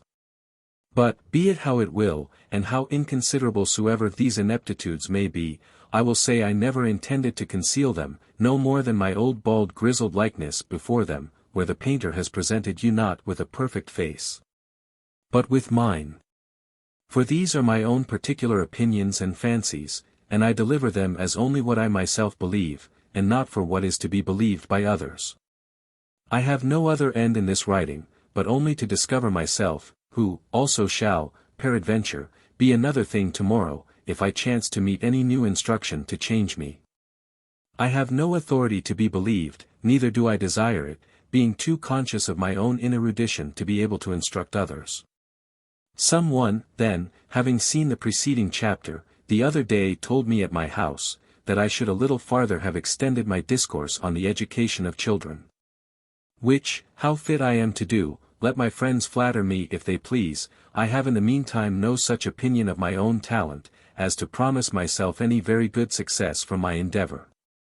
This passage would appear to be an interpolation by Cotton at all events. I do not find it in the original editions before me, or in cost. Now, madam, if I had any sufficiency in this subject, I could not possibly better employ it than to present my best instructions to the little man that threatens you shortly with a happy birth, for you are too generous to begin otherwise than with a male. For, having had so great a hand in the treaty of your marriage, I have a certain particular right and interest in the greatness and prosperity of the issue that shall spring from it. Beside that, your having had the best of my services so long in possession, sufficiently obliges me to desire the honor and advantage of all wherein you shall be concerned. But, in truth, all I understand as to that particular is only this, that the greatest and most important difficulty of human science is the education of children. For as in agriculture, the husbandry that is to precede planting, as also planting itself, is certain, plain, and well known. But after that which is planted comes to life, there is a great deal more to be done, more art to be used, more care to be taken, and much more difficulty to cultivate and bring it to perfection. So it is with men. It is no hard matter to get children, but after they are born, then begins the trouble, solicitude, and care rightly to train, principle, and bring them up. The symptoms of their inclinations in that tender age are so obscure, and the promises so uncertain and fallacious, that it is very hard to establish any solid judgment or conjecture upon them. Look at Simon, for example, and Themistocles, and 1,000 others, who very much deceived the expectation men had of them. Cubs of bears and puppies readily discover their natural inclination. But men, so soon as ever they are grown up, applying themselves to certain habits, engaging themselves in certain opinions, and conforming themselves to particular laws and customs, easily alter, or at least disguise, their true and real disposition. And yet it is hard to force the propension of nature. Whence it comes to pass, that for not having chosen the right course, we often take very great pains, and consume a good part of our time in training up children to things, for which, by their natural constitution, they are totally unfit. In this difficulty, nevertheless, I am clearly of opinion, that they ought to be element in the best and most advantageous studies, without taking too much notice of, or being too superstitious in those light prognostics they give of themselves in their tender years, and to which Plato, in his Republic, gives, methinks, too much authority. Madam, science is a very great ornament, and a thing of marvelous use, especially in persons raised to that degree of fortune in which you are. And, in truth, in persons of mean and low condition, it cannot perform its true and genuine office, being naturally more prompt to assist in the conduct of war, in the government of peoples, in negotiating the leagues and friendships of princes and foreign nations, than in forming a syllogism in logic, in pleading a process in law, or in prescribing a dose of pills in physic. Wherefore, madam, believing you will not omit this so necessary feature in the education of your children, who yourself have tasted its sweetness, and are of a learned extraction, for we yet have the writings of the ancient Counts of Foy, from whom my lord, your husband, and yourself, are both of you descended, and Monsieur de Candaile, your uncle, every day obliges the world with others, which will extend the knowledge of this quality in your family for so many succeeding ages. I will, upon this occasion, presume to acquaint your ladyship with one particular fancy of my own, contrary to the common method, which is all I am able to contribute to your service in this affair. The charge of the tutor you shall provide for your son, upon the choice of whom depends the whole success of his education, has several other great and considerable parts and duties required in so important a trust. Besides that of which I am about to speak, these, however, I shall not mention, as being unable to add anything of moment to the common rules, and in this, wherein I take upon me to advise, he may follow it so far only as it shall appear advisable. For a boy of quality then, who pretends to letters not upon the account of profit, for so mean an object is unworthy of the grace and favor of the Muses, and moreover, in it a man directs his service to and depends upon others. Nor so much for outward ornament, as for his own proper and peculiar use, and to furnish and enrich himself within, having rather a desire to come out an accomplished cavalier than a mere scholar or learned man. For such a one, I say, I would, also, have his friend solicitous to find him out a tutor, who has rather a well-made than a well-filled head, tête bien faite, an expression created by Montaigne, and which has remained a part of our language. Servan. Seeking, indeed, both the one and the other, but rather of the two to prefer manners and judgment to mere learning, and that this man should exercise his charge after a new method. 'Tis the custom of pedagogues to be eternally thundering in their pupils' ears, as they were pouring into a funnel, whilst the business of the pupil is only to repeat what the others have said. Now I would have a tutor to correct this error, and that at the very first, he should according to the capacity he has to deal with, put it to the test, permitting his pupil himself to taste things, and of himself to discern and choose them, sometimes opening the way to him, and sometimes leaving him to open it for himself. That is, I would not have him alone to invent and speak, but that he should also hear his pupil speak in turn. Socrates, and since him Arcesilaus, made first their scholars speak, and then they spoke to them, Diogenes Laertius, 4. 36. Obeist plurumque iis, que dicere volunt. Auctoritas ierum, que docent. The authority of those who teach, is very often an impediment to those who desire to learn. Cicero, De Natura Deor, I. 5. It is good to make him, like a young horse, trot before him, that he may judge of his going, and how much he is to abate of his own speed, to accommodate himself to the vigor and capacity of the other. For want of which due proportion we spoil all. Which also to know how to adjust, and to keep within an exact and due measure, is one of the hardest things I know, and 'tis the effect of a high and well-tempered soul. To know how to condescend to such puerile motions and to govern and direct them. I walk firmer and more secure uphill than down.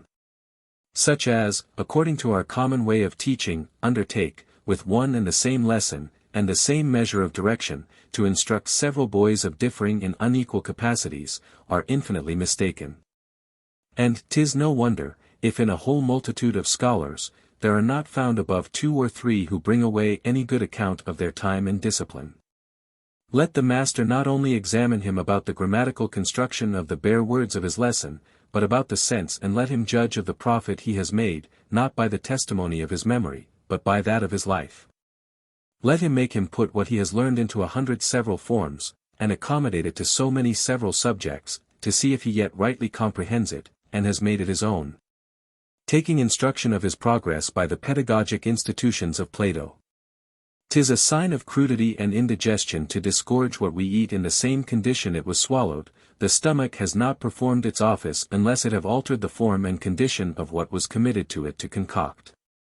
Our minds work only upon trust, when bound and compelled to follow the appetite of another's fancy, enslaved and captivated under the authority of another's instruction. We have been so subjected to the trammel, that we have no free, nor natural pace of our own vigor and liberty are extinct and gone. Nunquam tutelli sui fiant. They are ever in wardship. Seneca, E.P. 33. I was privately carried at Pisa to see a very honest man, but so great an Aristotelian, that his most usual thesis was, that the touchstone and square of all solid imagination, and of all truth, was an absolute conformity to Aristotle's doctrine. And that all besides was nothing but inanity and chimera, for that he had seen all, and said all. A position, that for having been a little too injuriously and broadly interpreted, brought him once and long kept him in great danger of the Inquisition at Rome. Let him make him examine and thoroughly sift everything he reads, and lodge nothing in his fancy upon simple authority and upon trust. Aristotle's principles will then be no more principles to him, than those of Epicurus and the Stoics. Let this diversity of opinions be propounded to, and laid before him, he will himself choose, if he be able, if not, he will remain in doubt.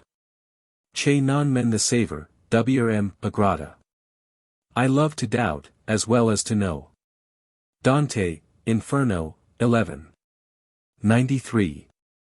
For, if he embrace the opinions of Xenophon and Plato, by his own reason, they will no more be theirs, but become his own. Who follows another, follows nothing, finds nothing, nay, is inquisitive after nothing. Non summus sub rege. Sibi quisque esse vindicet. We are under no king, let each vindicate himself.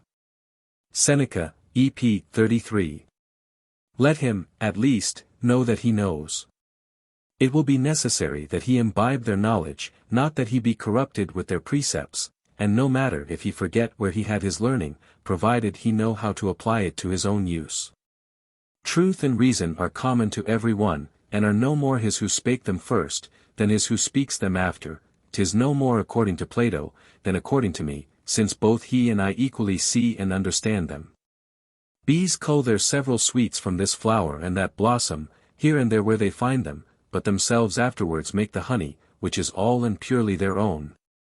And no more thyme and marjoram, so the several fragments he borrows from others, he will transform and shuffle together to compile a work that shall be absolutely his own. That is to say, his judgment, his instruction, labor and study, tend to nothing else but to form that. He is not obliged to discover whence he got the materials that have assisted him, but only to produce what he has himself done with them. Men that live upon pillage and borrowing, expose their purchases and buildings to every one's view, but do not proclaim how they came by the money. We do not see the fees and perquisites of a gentleman of the long robe. But we see the alliances wherewith he fortifies himself and his family, and the titles and honors he has obtained for him and his. No man divulges his revenue, or, at least, which way it comes in, but every one publishes his acquisitions. The advantages of our study are to become better and more wise. 'Tis, says Epicharmus, the understanding that sees and hears, 'tis the understanding that improves everything, that orders everything, and that acts, rules, and reigns. All other faculties are blind, and deaf, and without soul. And certainly we render it timorous and servile, in not allowing it the liberty and privilege to do anything of itself. Whoever asked his pupil what he thought of grammar and rhetoric, or of such and such a sentence of Cicero? Our masters stick them, full-feathered, in our memories, and there establish them like oracles, of which the letters and syllables are of the substance of the thing. To know by rote, is no knowledge, and signifies no more but only to retain what one has entrusted to our memory. That which a man rightly knows and understands, he is the free disposer of at his own full liberty, without any regard to the author from whence he had it, or fumbling over the leaves of his book. A mere bookish learning is a poor, paltry learning. It may serve for ornament, but there is yet no foundation for any superstructure to be built upon it, according to the opinion of Plato, who says, that constancy, faith, and sincerity, are the true philosophy, and the other sciences that are directed to other ends, mere adulterate paint. I could wish that Paluel or Pompey, those two noted dancers of my time, could have taught us to cut capers, by only seeing them do it, without stirring from our places. As these men pretend to inform the understanding without ever setting it to work, or that we could learn to ride, handle a pike, touch a lute, or sing without the trouble of practice, as these attempt to make us judge and speak well, without exercising us in judging or speaking. Now in this initiation of our studies in their progress, whatsoever presents itself before us is book sufficient, a roguish trick of a page, a sottish mistake of a servant, a jest at the table, are so many new subjects. And for this reason, conversation with men is of very great use, and travel into foreign countries, not to bring back, as most of our young messieurs do, an account only of how many paces Santa Rotunda, the Pantheon of Agrippa, is in circuit. Or of the richness of Signor Olivia's petticoats, or, as some others, how much Nero's face, in a statue in such an old ruin, is longer and broader than that made for him on some medal. But to be able chiefly to give an account of the humours, manners, customs, and laws of those nations where he has been, and that we may whet and sharpen our wits by rubbing them against those of others. I would that a boy should be sent abroad very young, and first, so as to kill two birds with one stone, into those neighbouring nations whose language is most differing from our own, and to which, if it be not formed betimes, the tongue will grow too stiff to bend. And also, 'tis the general opinion of all, that a child should not be brought up in his mother's lap. Mothers are too tender, and their natural affection is apt to make the most discreet of them all so over-fond, that they can neither find in their hearts to give them due correction for the faults they may commit, nor suffer them to be inured to hardships and hazards, as they ought to be. They will not endure to see them return all dust and sweat from their exercise, to drink cold drink when they are hot, nor see them mount an unruly horse, nor take a foil in hand against a rude fencer, or so much as to discharge a carbine. And yet there is no remedy. Whoever will breed a boy to be good for anything when he comes to be a man, must by no means spare him when young, and must very often transgress the rules of physic. Vitanque sub dio et trepidis agit. In rebus. Let him live in open air, and ever in movement about something. Horace, Od. 2, 3, 5. It is not enough to fortify his soul, you are also to make his sinews strong. For the soul will be oppressed if not assisted by the members, and would have too hard a task to discharge two offices alone. I know very well to my cost, how much mine groans under the burden, from being accommodated with a body so tender and indisposed, as eternally leans and presses upon her. And often in my reading perceive that our masters, in their writings, make examples pass for magnanimity and fortitude of mind, which really are rather toughness of skin and hardness of bones. For I have seen men, women, and children, naturally born of so hard and insensible a constitution of body, that a sound cudgelling has been less to them than a flirt with a finger would have been to me, and that would neither cry out, wince, nor shrink, for a good swinging beating. And when wrestlers counterfeit the philosophers in patience, 'tis rather strength of nerves than stoutness of heart. Now to be inured to undergo labour, is to be accustomed to endure pain. Labour callum obducit dolori. Labour hardens us against pain. Cicero, Tusc. Quas, 2. 15. A boy is to be broken into the toil and roughness of exercise, so as to be trained up to the pain and suffering of dislocations, colics, cauteries, and even imprisonment in the rack itself. For he may come by misfortune to be reduced to the worst of these, which, as this world goes, is sometimes inflicted on the good as well as the bad. As for proof, in our present civil war whoever draws his sword against the laws, threatens the honestest men with the whip and the halter. And, moreover, by living at home, the authority of this governor, which ought to be sovereign over the boy he has received into his charge, is often checked and hindered by the presence of parents. To which may also be added, that the respect the whole family pay him, as their master's son, and the knowledge he has of the estate and greatness he is heir to, are, in my opinion, no small inconveniences in these tender years. And yet, even in this conversing with men I spoke of but now, I have observed this vice, that instead of gathering observations from others, we make it our whole business to lay ourselves open to them, and are more concerned how to expose and set out our own commodities, than how to increase our stock by acquiring new. Silence, therefore, and modesty are very advantageous qualities in conversation. One should, therefore, train up this boy to be sparing and an husband of his knowledge when he has acquired it, and to forbear taking exceptions at or reproving every idle saying or ridiculous story that is said or told in his presence, for it is a very unbecoming rudeness to carp at everything that is not agreeable to our own palate. Let him be satisfied with correcting himself, and not seem to condemn everything in another he would not do himself, nor dispute it as against common customs. Licet sapere sine pompa, sine invidia. Let us be wise without ostentation, without envy. Seneca, EP, 103. Let him avoid these vain and uncivil images of authority, this childish ambition of coveting to appear better bred and more accomplished, than he really will, by such carriage, discover himself to be. And, as if opportunities of interrupting and reprehending were not to be omitted, to desire thence to derive the reputation of something more than ordinary. For as it becomes none but great poets to make use of the poetical license, so it is intolerable for any but men of great and illustrious souls to assume privilege above the authority of custom. Si quid Socrates ant Aristippus contra morum et consuetudinem fecerunt. Idem sibi inni arbitriter licera, magnis enim illi et. Divinis bonus hanc licentium sequebantur. If Socrates and Aristippus have committed any act against manners and custom, let him not think that he is allowed to do the same, for it was by great and divine benefits that they obtained this privilege. Cicero, De Offic. I-41.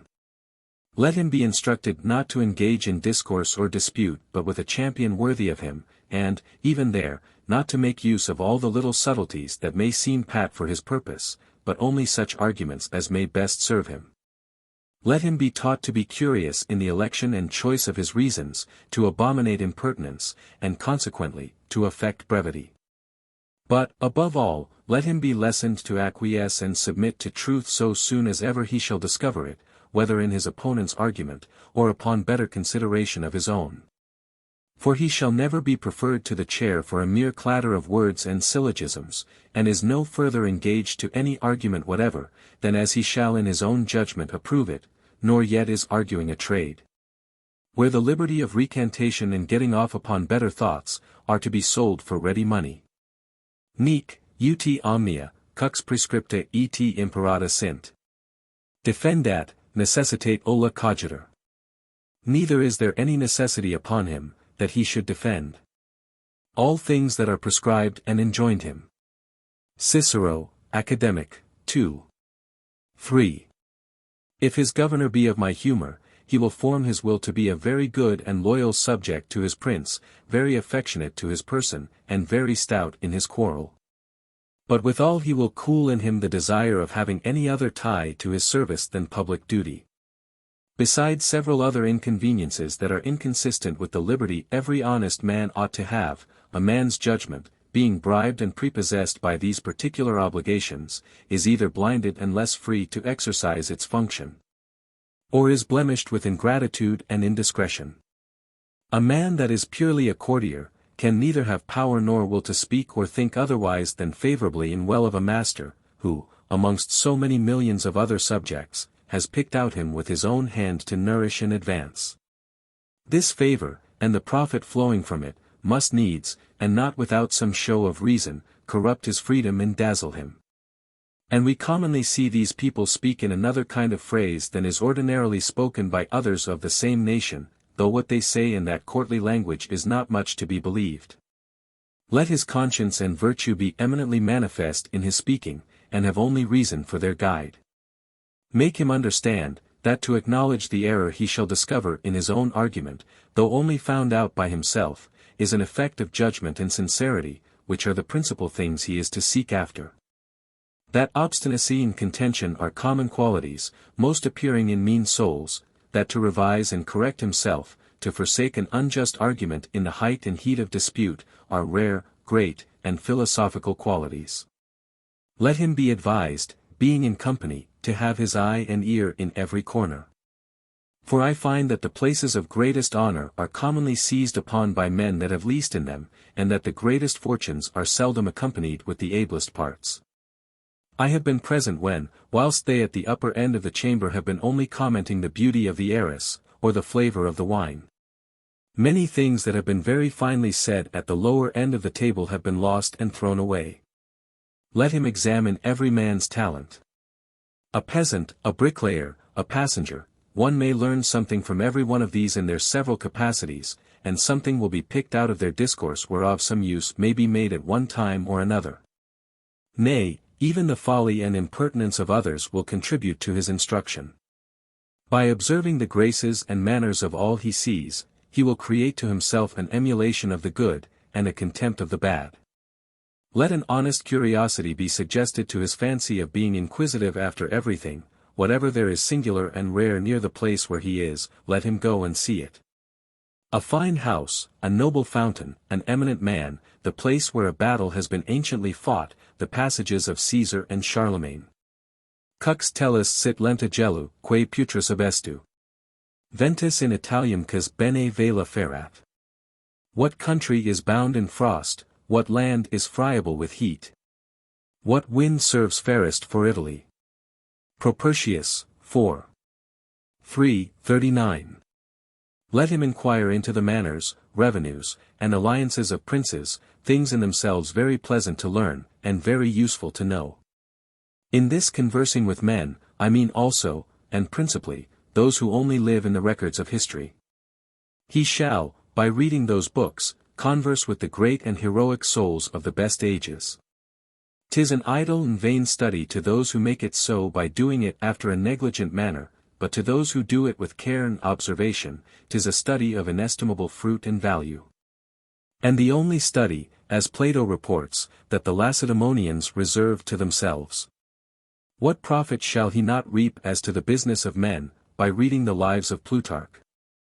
But, withal, let my governor remember to what end his instructions are principally directed, and that he do not so much imprint in his pupil's memory the date of the ruin of Carthage, as the manners of Hannibal and Scipio. Nor so much where Marcellus died, as why it was unworthy of his duty that he died there. Let him not teach him so much the narrative parts of history as to judge them. The reading of them, in my opinion, is a thing that of all others we apply ourselves unto with the most differing measure. I have read 100 things in Livy that another has not, or not taken notice of at least. And Plutarch has read 100 more there than ever I could find, or than, peradventure, that author ever wrote. To some it is merely a grammar study, to others the very anatomy of philosophy, by which the most abstruse parts of our human nature penetrate. There are in Plutarch many long discourses very worthy to be carefully read and observed, for he is, in my opinion, of all others the greatest master in that kind of writing. But there are 1,000 others which he has only touched and glanced upon, where he only points with his finger to direct us which way we may go if we will. And contents himself sometimes with giving only one brisk hit in the nicest article of the question, whence we are to grope out the rest. As, for example, where he says, in the essay on false shame, that the inhabitants of Asia came to be vassals to one only, for not having been able to pronounce one syllable, which is no. Which saying of his gave perhaps matter and occasion to La Boétie to write his Voluntary Servitude. Only to see him pick out a light action in a man's life, or a mere word that does not seem to amount even to that, is itself a whole discourse. 'Tis to our prejudice that men of understanding should so immoderately affect brevity, no doubt their reputation is the better by it, but in the meantime we are the worse. Plutarch had rather we should applaud his judgment than commend his knowledge, and had rather leave us with an appetite to read more, than glutted with that we have already read. He knew very well, that a man may say too much even upon the best subjects, and that Alexandridas justly reproached him who made very good. But 2 long speeches to the Ephori, when he said, O stranger! Thou speakest the things thou shouldst speak, but not as thou shouldst speak them. Plutarch, Apothegms of the Lacedaemonians. Such as have lean and spare bodies stuff themselves out with clothes. So they who are defective in matter endeavor to make amends with words. Human understanding is marvelously enlightened by daily conversation with men, for we are, otherwise, compressed and heaped up in ourselves, and have our sight limited to the length of our own noses. One asking Socrates of what country he was, he did not make answer, of Athens, but of the world, Cicero, Tusk. Quas, v. 37, Plutarch, on exile, c. 4.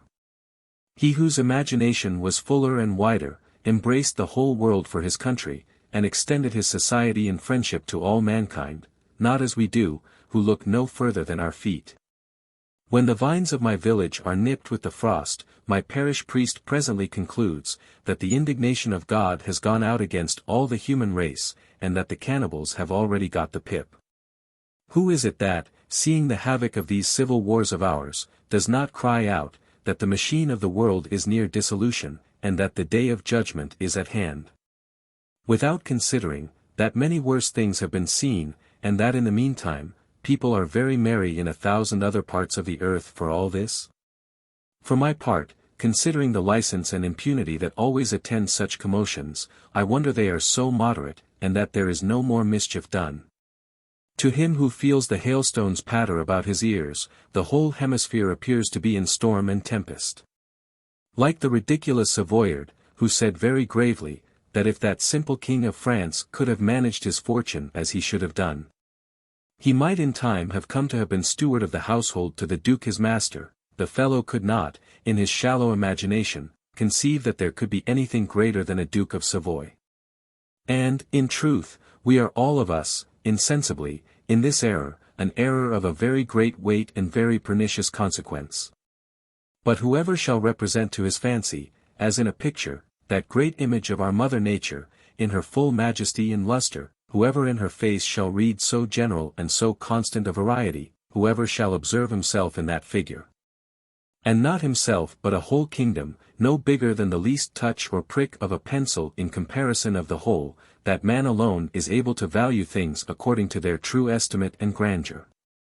This great world which some do yet multiply as several species under one genus, is the mirror wherein we are to behold ourselves, to be able to know ourselves as we ought to do in the true bias. In short, I would have this to be the book my young gentlemen should study with the most attention. So many humors, so many sects, so many judgments, opinions, laws, and customs, teach us to judge aright of our own, and inform our understanding to discover its imperfection and natural infirmity, which is no trivial speculation. So many mutations of states and kingdoms, and so many turns and revolutions of public fortune, will make us wise enough to make no great wonder of our own. So many great names, so many famous victories and conquests drowned and swallowed in oblivion, render our hopes ridiculous of eternizing our names by the taking of 50 of light horse, or a hen roost, which only derives its memory from its ruin. The pride and arrogance of so many foreign pomps, the inflated majesty of so many courts and grandeurs, accustom and fortify our sight without closing our eyes to behold the lustre of our own. So many trillions of men, buried before us, encourage us not to fear to go seek such good company in the other world, and so of the rest Pythagoras was wont to say, Cicero, Tusc. Quas, v. That our life resembles the great and populous assembly of the Olympic games, wherein some exercise the body, that they may carry away the glory of the prize, others bring merchandise to sell for profit, there are also some, and those none of the worst sort, who pursue no other advantage than only to look on, and consider how and why everything is done, and to be spectators of the lives of other men, thereby the better to judge of and regulate their own. To examples may fitly be applied all the profitable discourses of philosophy, to which all human actions, as to their best rule, ought to be especially directed. A scholar shall be taught to know. Quid fas optar, quid asper. Util nummus habet, patrix curisque propinquis. Quantum elargiri decit, quern te deus esse. Just sit. Id humana qua part locatus es in re. Quid summus, e quid nam victuri gignomer. Learn what it is right to wish, what is the true use of coin. Money, how much it becomes us to give in liberality to our country and our dear relations. Whom and what the deity commanded thee to be, and in what part of the human system thou art placed, what we are and to what purpose engendered. Persius, 3. 69. What it is to know, and what to be ignorant. What ought to be the end and design of study, what valor, temperance, and justice are, the difference betwixt ambition and avarice, servitude and subjection, license and liberty, by what token a man may know true and solid contentment. How far death, affliction, and disgrace are to be apprehended. quo quemque modo fugiac ferat laborum. And how you may shun or sustain every hardship. Virgil, Aeneid, 3. 459. By what secret springs we move, and the reason of our various agitations and irresolutions, for, methinks the first doctrine with which one should season his understanding, ought to be that which regulates his manners and his sense. That teaches him to know himself, and how both well to dig and well to live. Amongst the liberal sciences, let us begin with that which makes us free. Not that they do not all serve in some measure to the instruction and use of life, as all other things in some sort also do, but let us make choice of that which directly and professedly serves to that end. If we are once able to restrain the offices of human life within their just and natural limits, we shall find that most of the sciences in use are of no great use to us, and even in those that are. That there are many very unnecessary cavities and dilatations which we had better let alone, and, following Socrates' direction, limit the course of our studies to those things only where is a true and real utility. Sapere Ode. Insipe, correct vivendi prorogat horum. Rusticus expectat, dum deflut amnis, at isle. Labater, edi labater in omni volubilis evum. Dare to be wise, begin.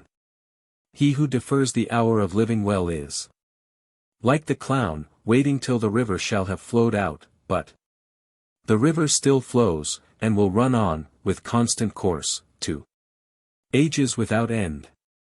Horace, Ep. I. 2. 'Tis a great foolery to teach our children. Quid movant Pisces, animos aeque signa Leonis. Lotus ii Hesperia quid Capricornus aqua. What influence Pisces have, or the sign of angry Leo, or Capricorn, washed by the Hesperian wave. Propertius, 4.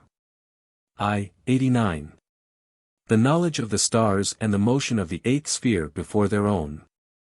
What care I about the Pleiades or the stars of Taurus? Anacreon, Ode, 17. 10. Anaximenes writing to Pythagoras, to what purpose, said he, should I trouble myself in searching out the secrets of the stars, having death or slavery continually before my eyes? For the kings of Persia were at that time preparing to invade his country. Every one ought to say thus, being assaulted, as I am by ambition, avarice, temerity, superstition, and having within so many other enemies of life, shall I go ponder over the world's changes?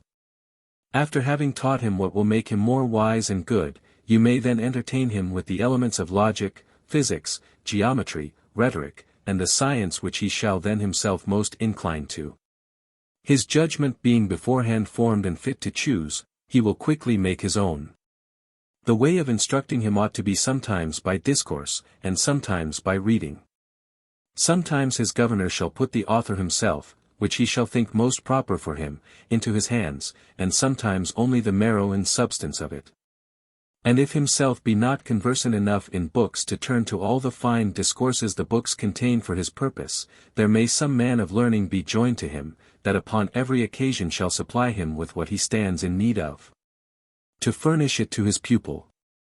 And who can doubt but that this way of teaching is much more easy and natural than that of Gaza, Theodore Gaza, rector of the Academy of Ferrara, in which the precepts are so intricate, and so harsh, and the words so vain, lean, and insignificant, that there is no hold to be taken of them, nothing that quickens and elevates the wit and fancy, whereas here the mind has what to feed upon and to digest. This fruit, therefore, is not only without comparison, much more fair and beautiful, but will also be much more early ripe. 'Tis a thousand pities that matters should be at such a pass in this age of ours, that philosophy, even with men of understanding, should be looked upon as a vain and fantastic name, a thing of no use, no value, either in opinion or effect. Of which I think those ergotisms and petty sophistries, by prepossessing the avenues to it, are the cause. And people are much to blame to represent it to children for a thing of so difficult access, and with such a frowning, grim, and formidable aspect. Who is it that has disguised it thus, with this false, pale, and ghostly countenance? There is nothing more airy, more gay, more frolic, and I had like to have said, more wanton. She preaches nothing but feasting and jollity, a melancholic anxious look shows that she does not inhabit there. Demetrius the grammarian, finding in the temple of Delphos a knot of philosophers set chatting together, said to them, Plutarch, treatise on oracles which have ceased, either I am much deceived, or by your cheerful and pleasant countenances. You are engaged in no, very deep discourse.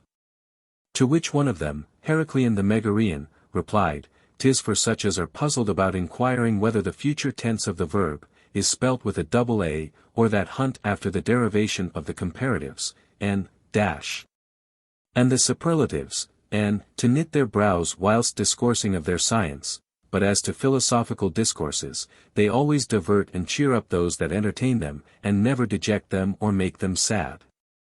Deprendas animi tormenta latentis in egro. Corpori, deprendas id gaudia, sumit utrunc. Int habitum facies. You may discern the torments of mind lurking in a sick body. You may discern its joys, either expression the face assumes from the mind.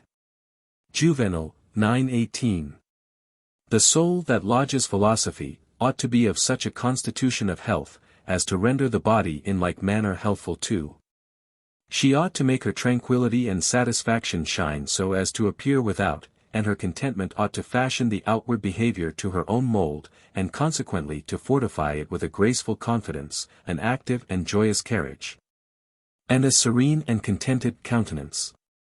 The most manifest sign of wisdom is a continual cheerfulness. Her state is like that of things in the regions above the moon, always clear and serene. 'Tis Barocco and Barolipton, two terms of the ancient scholastic logic, that render their disciples so dirty and ill-favored, and not she, they do not so much as know her but by hearsay. What? It is she that calms and appeases the storms and tempests of the soul, and who teaches famine and fevers to laugh and sing. And that, not by certain imaginary epicycles, but by natural and manifest reasons. She has virtue for her end, which is not, as the schoolmen say, situate upon the summit of a perpendicular, rugged, inaccessible precipice, such as have approached or find her, quite on the contrary, to be seated in a fair, fruitful, and flourishing plain, whence she easily discovers all things below. To which place any one may, however, arrive, if he know but the way, through shady, green, and sweetly flourishing avenues, by a pleasant, easy, and smooth descent, like that of the celestial vault. 'Tis for not having frequented this supreme, this beautiful, triumphant, and amiable, this equally delicious and courageous virtue, this so professed and implacable enemy to anxiety, sorrow, fear, and constraint, who, having nature for her guide, has fortune and pleasure for her companions, that they have gone, according to their own weak imagination, and created this ridiculous, this sorrowful, querulous, despiteful, threatening, terrible image of it to themselves and others, and placed it upon a rock apart, amongst thorns and brambles, and made of it a hobgoblin to affright people. But the governor that I would have, that is such a one as knows it to be his duty to possess his pupil with as much or more affection than reverence to virtue, will be able to inform him that the poets have evermore accommodated themselves to the public humor, and make him sensible, that the gods have planted more toil and sweat in the avenues of the cabinets of Venus than in those of Minerva. And when he shall once find him begin to apprehend, and shall represent to him a Bradamante or an Angelica, heroines of Ariosto, for a mistress, a natural, active, generous, and not a viragoish, but a manly beauty, in comparison of a soft, delicate, artificial simpering, and affected form. The one in the habit of a heroic youth, wearing a glittering helmet, the other tricked up in curls and ribbons like a wanton minx. He will then look upon his own affection as brave and masculine, when he shall choose quite contrary to that effeminate shepherd of Phrygia. Such a tutor will make a pupil digest this new lesson, that the height and value of true virtue consists in the facility, utility, and pleasure of its exercise. So far from difficulty, that boys, as well as men, and the innocent as well as the subtle, may make it their own, it is by order, and not by force, that it is to be acquired. Socrates, her first minion, is so averse to all manner of violence, as totally to throw it aside, to slip into the more natural facility of her own progress. 'Tis the nursing mother of all human pleasures, who in rendering them just, renders them also pure and permanent, in moderating them, keeps them in breath and appetite. In interdicting those which she herself refuses, whets our desire to those that she allows. And, like a kind and liberal mother, abundantly allows all that nature requires, even to satiety, if not to lassitude, unless we mean to say that the regimen which stops the toper before he has drunk himself drunk, the glutton before he has eaten to a surfeit, and the lecher before he has got the pox, is an enemy to pleasure. If the ordinary fortune fail, she does without it, and forms another, wholly her own, not so fickle and unsteady as the other. She can be rich, be potent and wise, and knows how to lie upon soft perfumed beds. She loves life, beauty, glory, and health. But her proper and peculiar office is to know how to regulate the use of all these good things, and how to lose them without concern, an office much more noble than troublesome, and without which the whole course of life is unnatural, turbulent, and deformed. And there it is indeed, that men may justly represent those monsters upon rocks and precipices. If this pupil shall happen to be of so contrary a disposition, that he had rather hear a tale of a tub than the true narrative of some noble expedition or some wise and learned discourse, who at the beat of drum, that excites the youthful ardor of his companions, leaves that to follow another that calls to a Morris or the Bears, who would not wish, and find it more delightful and more excellent, to return all dust and sweat victorious from a battle, than from tennis or from a ball, with the prize of those exercises. I see no other remedy, but that he be bound prentice in some good town to learn to make minced pies, though he were the son of a duke. According to Plato's precept, that children are to be placed out and disposed of, not according to the wealth, qualities, or condition of the father, but according to the faculties and the capacity of their own souls. Since philosophy is that which instructs us to live, and that infancy has there its lessons as well as other ages, why is it not communicated to children betimes? Udum et mal ludum est. Nunc properandis, eti acri. Fingendus sine fine rota. The clay is moist and soft, now make haste, and form the pitcher on the rapid wheel. Persius, 3. 23. They begin to teach us to live when we have almost done living. 100 students have got the pox before they have come to read Aristotle's lecture on temperance. Cicero said, that though he should live 2 men's ages, he should never find leisure to study the lyric poets, and I find these sophisters yet more deplorably unprofitable. The boy we would breed has a great deal less time to spare. He owes but the first 15 or 16 years of his life to education, the remainder is due to action. Let us, therefore, employ that short time in necessary instruction. Away with the thorny subtleties of dialectics. They are abuses, things by which our lives can never be amended. Take the plain philosophical discourses, learn how rightly to choose, and then rightly to apply them. They are more easy to be understood than one of Boccaccio's novels. A child from nurse is much more capable of them, than of learning to read or to write. Philosophy has discourses proper for childhood, as well as for the decrepit age of men. I am of Plutarch's mind, that Aristotle did not so much trouble his great disciple with the knack of forming syllogisms, or with the elements of geometry, as with infusing into him good precepts concerning valor, prowess, magnanimity, temperance, and the contempt of fear. And with this ammunition, sent him, whilst yet a boy, with no more than 30,000 foot, 4,000 horse, and but 42,000 crowns, to subjugate the empire of the whole earth. For the other acts and sciences, he says, Alexander highly indeed commended their excellence and charm, and had them in very great honor and esteem, but not ravished with them to that degree as to be tempted to affect the practice of them in his own person. Petit hinc, juvenesque senesque. Finem amo certum, miserisque viatica canis. Young men and old men, derive hence a certain end to the mind, and stores for miserable grey hairs. Persius, v. 64. Epicurus, in the beginning of his letter to Menicius, Diogenes Laertius, x. 122. says, that neither the youngest should refuse to philosophize, nor the oldest grow weary of it. Who does otherwise, seems tacitly to imply, that either the time of living happily is not yet come, or that it is already past. And yet, for all that, I would not have this pupil of ours imprisoned and made a slave to his book, nor would I have him given up to the morosity and melancholic humor of a sour ill-natured pedant.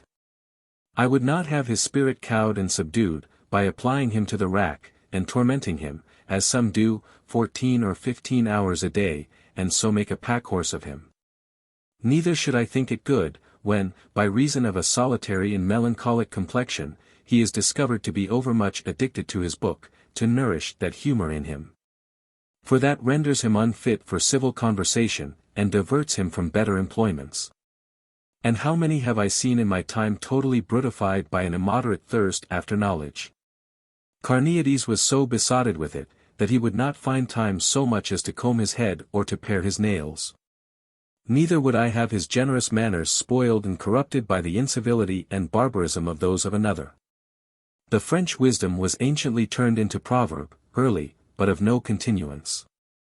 And, in truth, we yet see, that nothing can be more ingenious and pleasing than the children of France. But they ordinarily deceive the hope and expectation that have been conceived of them. And grown up to be men, have nothing extraordinary or worth taking notice of, I have heard men of good understanding say. These colleges of ours to which we send our young people, and of which we have but too many, make them such animals as they are. Hobbes said that if he had been at college as long as other people he should have been as great a blockhead as they. W.C.H.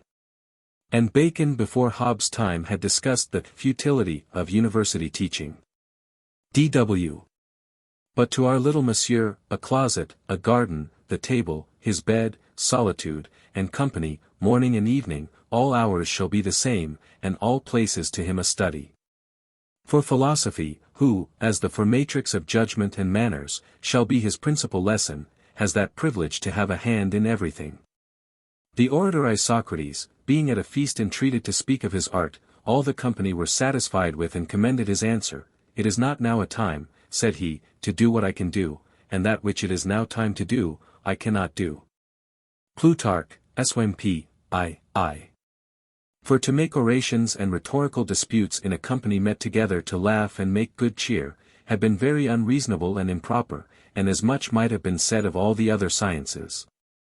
But as to what concerns philosophy, that part of it at least that treats of man, and of his offices and duties, it has been the common opinion of all wise men, that, out of respect to the sweetness of her conversation, she is ever to be admitted in all sports and entertainments. And Plato, having invited her to his feast, we see after how gentle and obliging a manner, accommodated both to time and place, she entertained the company. Though in a discourse of the highest and most important nature. Ec pauperibus prodest, locupaletibus ec. Ite neglecta, ec pueris senibusque nocebit. It profits poor and rich alike, but, neglected, equally hurts old and young. Horace, E.P. I. 25. By this method of instruction, my young pupil will be much more and better employed than his fellows of the college are. But as the steps we take in walking to and fro in a gallery, though 3 times as many, do not tire a man so much as those we employ in a formal journey, so our lesson, as it were accidentally occurring, without any set obligation of time or place, and falling naturally into every action, will insensibly insinuate itself. By which means our very exercises and recreations, running, wrestling, music, dancing, hunting, riding, and fencing, will prove to be a good part of our study. I would have his outward fashion and mien, and the disposition of his limbs, formed at the same time with his mind. 'Tis not a soul, 'tis not a body that we are training up, but a man, and we ought not to divide him. And, as Plato says, we are not to fashion one without the other, but make them draw together like 2 horses harnessed to a coach. By which saying of his, does he not seem to allow more time for, and to take more care of exercises for the body, and to hold that the mind, in a good proportion, does her business at the same time too? As to the rest, this method of education ought to be carried on with a severe sweetness, quite contrary to the practice of our pedants, who, instead of tempting and alluring children to letters by apt and gentle ways, do in truth present nothing before them but rods and ferrules, horror and cruelty.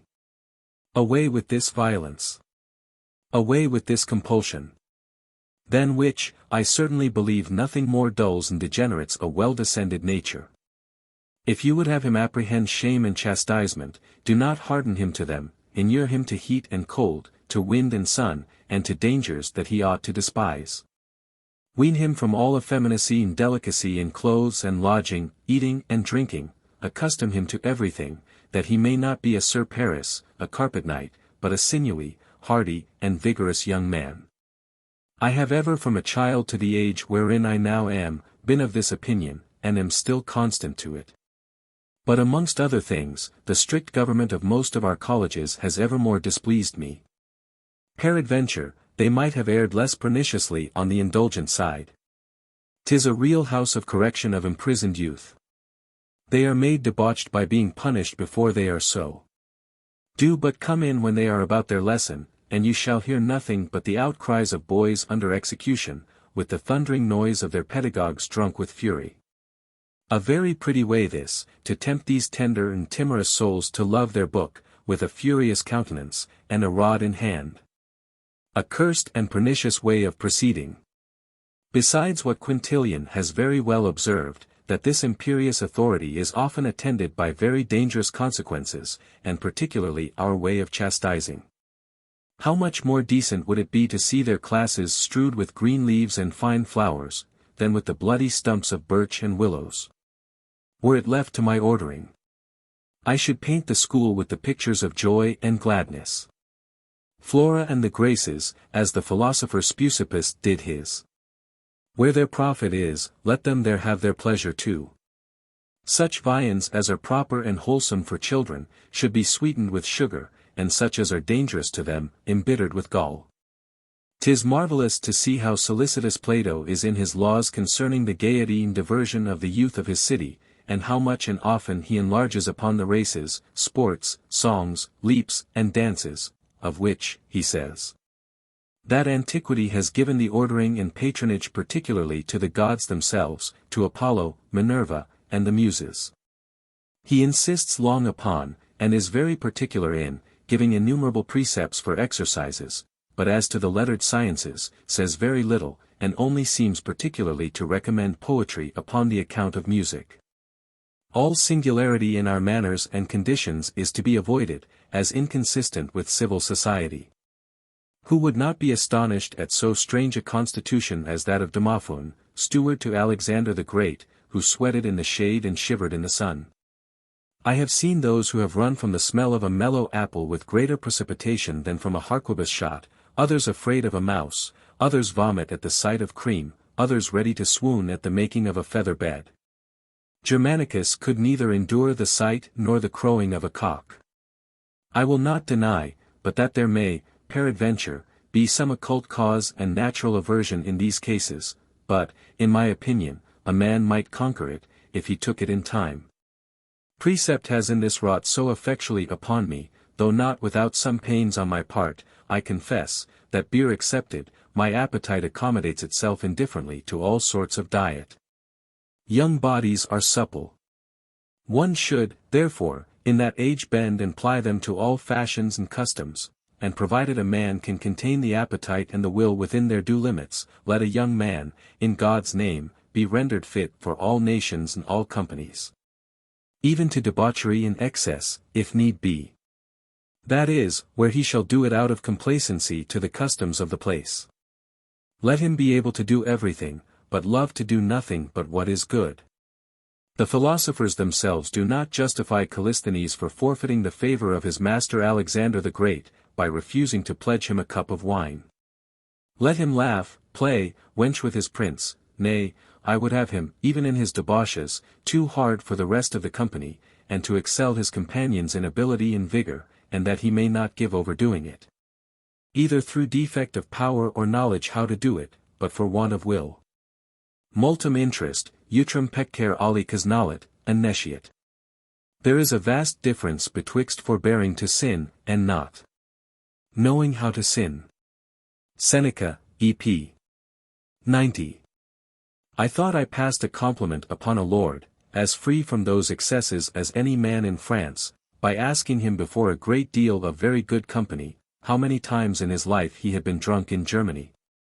In the time of his being there about his Majesty's affairs. Which he also took as it was intended, and made answer, 3 times, and withal told us the whole story of his debauches. I know some who, for want of this faculty, have found a great inconvenience in negotiating with that nation. I have often with great admiration reflected upon the wonderful constitution of Alcibiades, who so easily could transform himself to so various fashions without any prejudice to his health.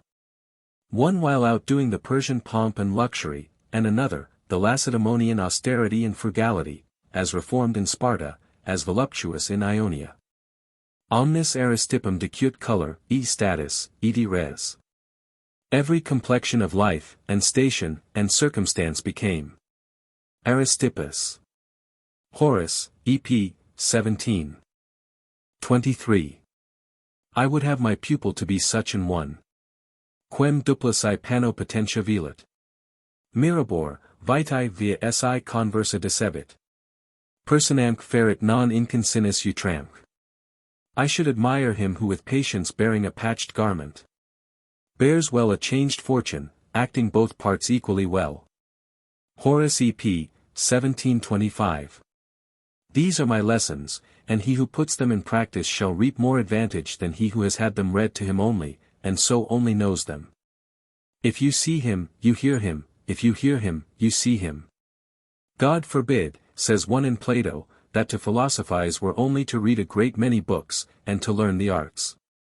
Hanc amplissimum omnium artium bene vivendi disciplinam. Vita magis quam literis, persecuti sunt.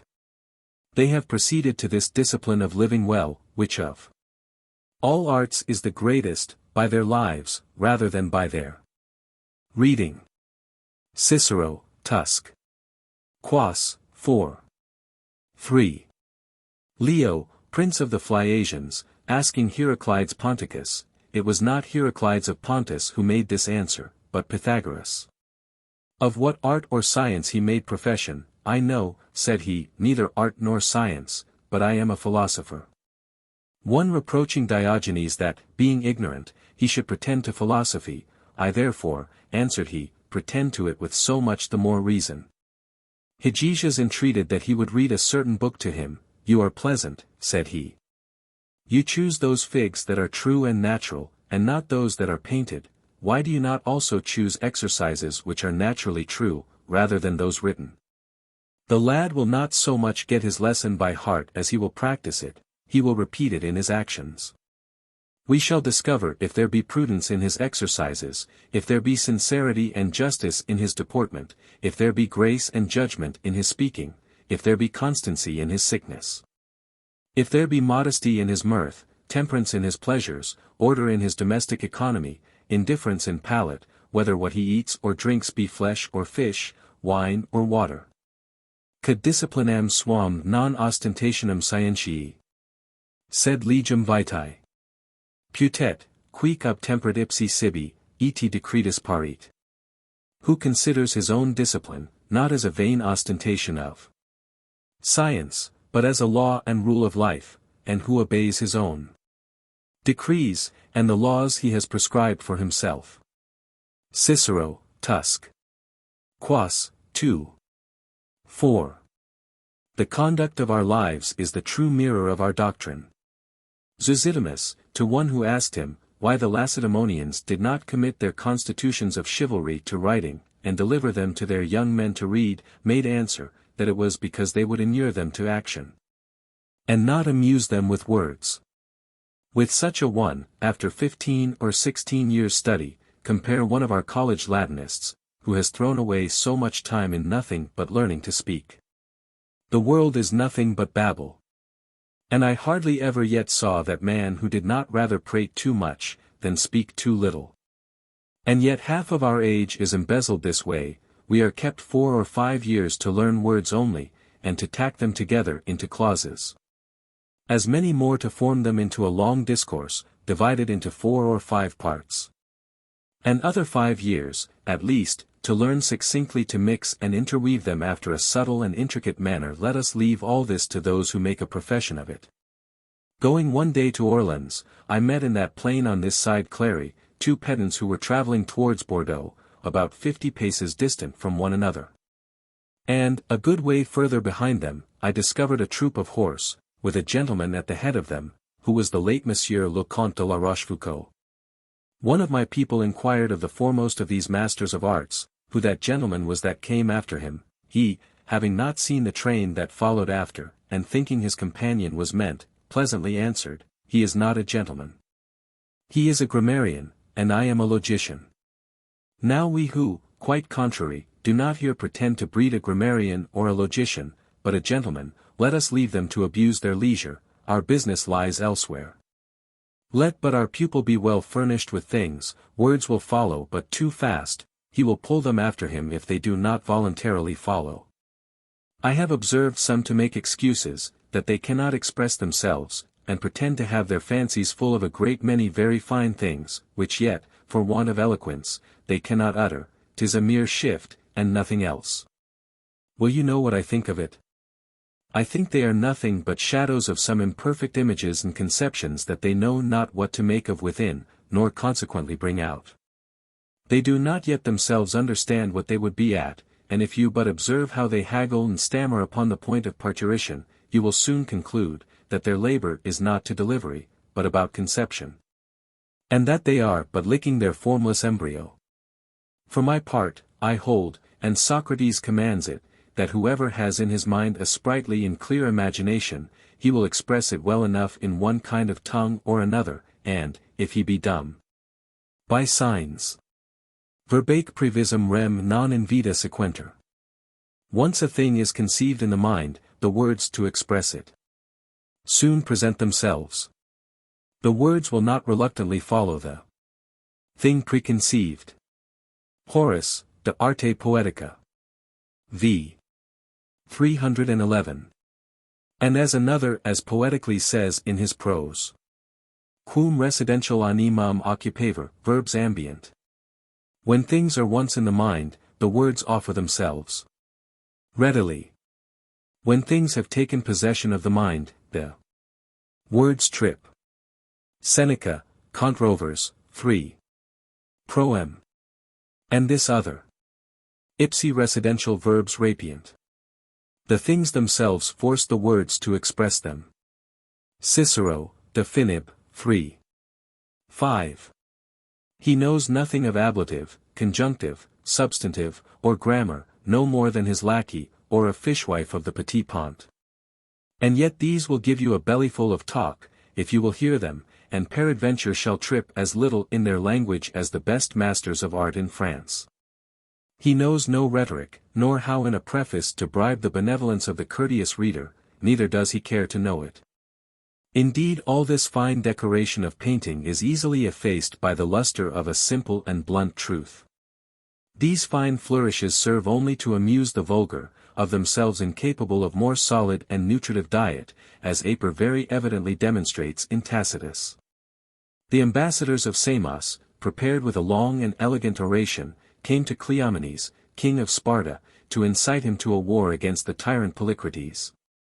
Who, after he had heard their harangue with great gravity and patience, gave them this answer: as to the exordium, I remember it not, nor consequently the middle of your speech.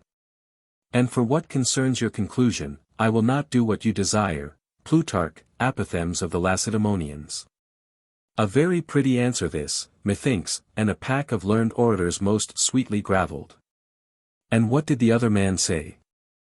The Athenians were to choose one of 2 architects for a very great building they had designed. Of these, the first, a pert affected fellow, offered his service in a long premeditated discourse upon the subject of the work in hand, and by his oratory inclined the voices of the people in his favor. But the other in 3 words, O Athenians, what this man says, I will do. Plutarch, Instructions to Statesmen, c. 4. When Cicero was in the height and heat of an eloquent harangue, many were struck with admiration. But Cato only laughed, saying, we have a pleasant, mirth-making, consul. Let it go before, or come after, a good sentence or a thing well said, is always in season. If it neither suit well with what went before, nor has much coherence with what follows after, it is good in itself. I am none of those who think that good rhyme makes a good poem.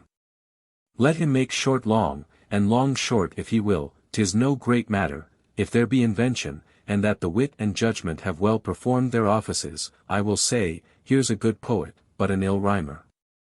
Emunctinaris, duris componere versus. Of delicate humor, but of rugged versification. Horace, Sat. 4. 8.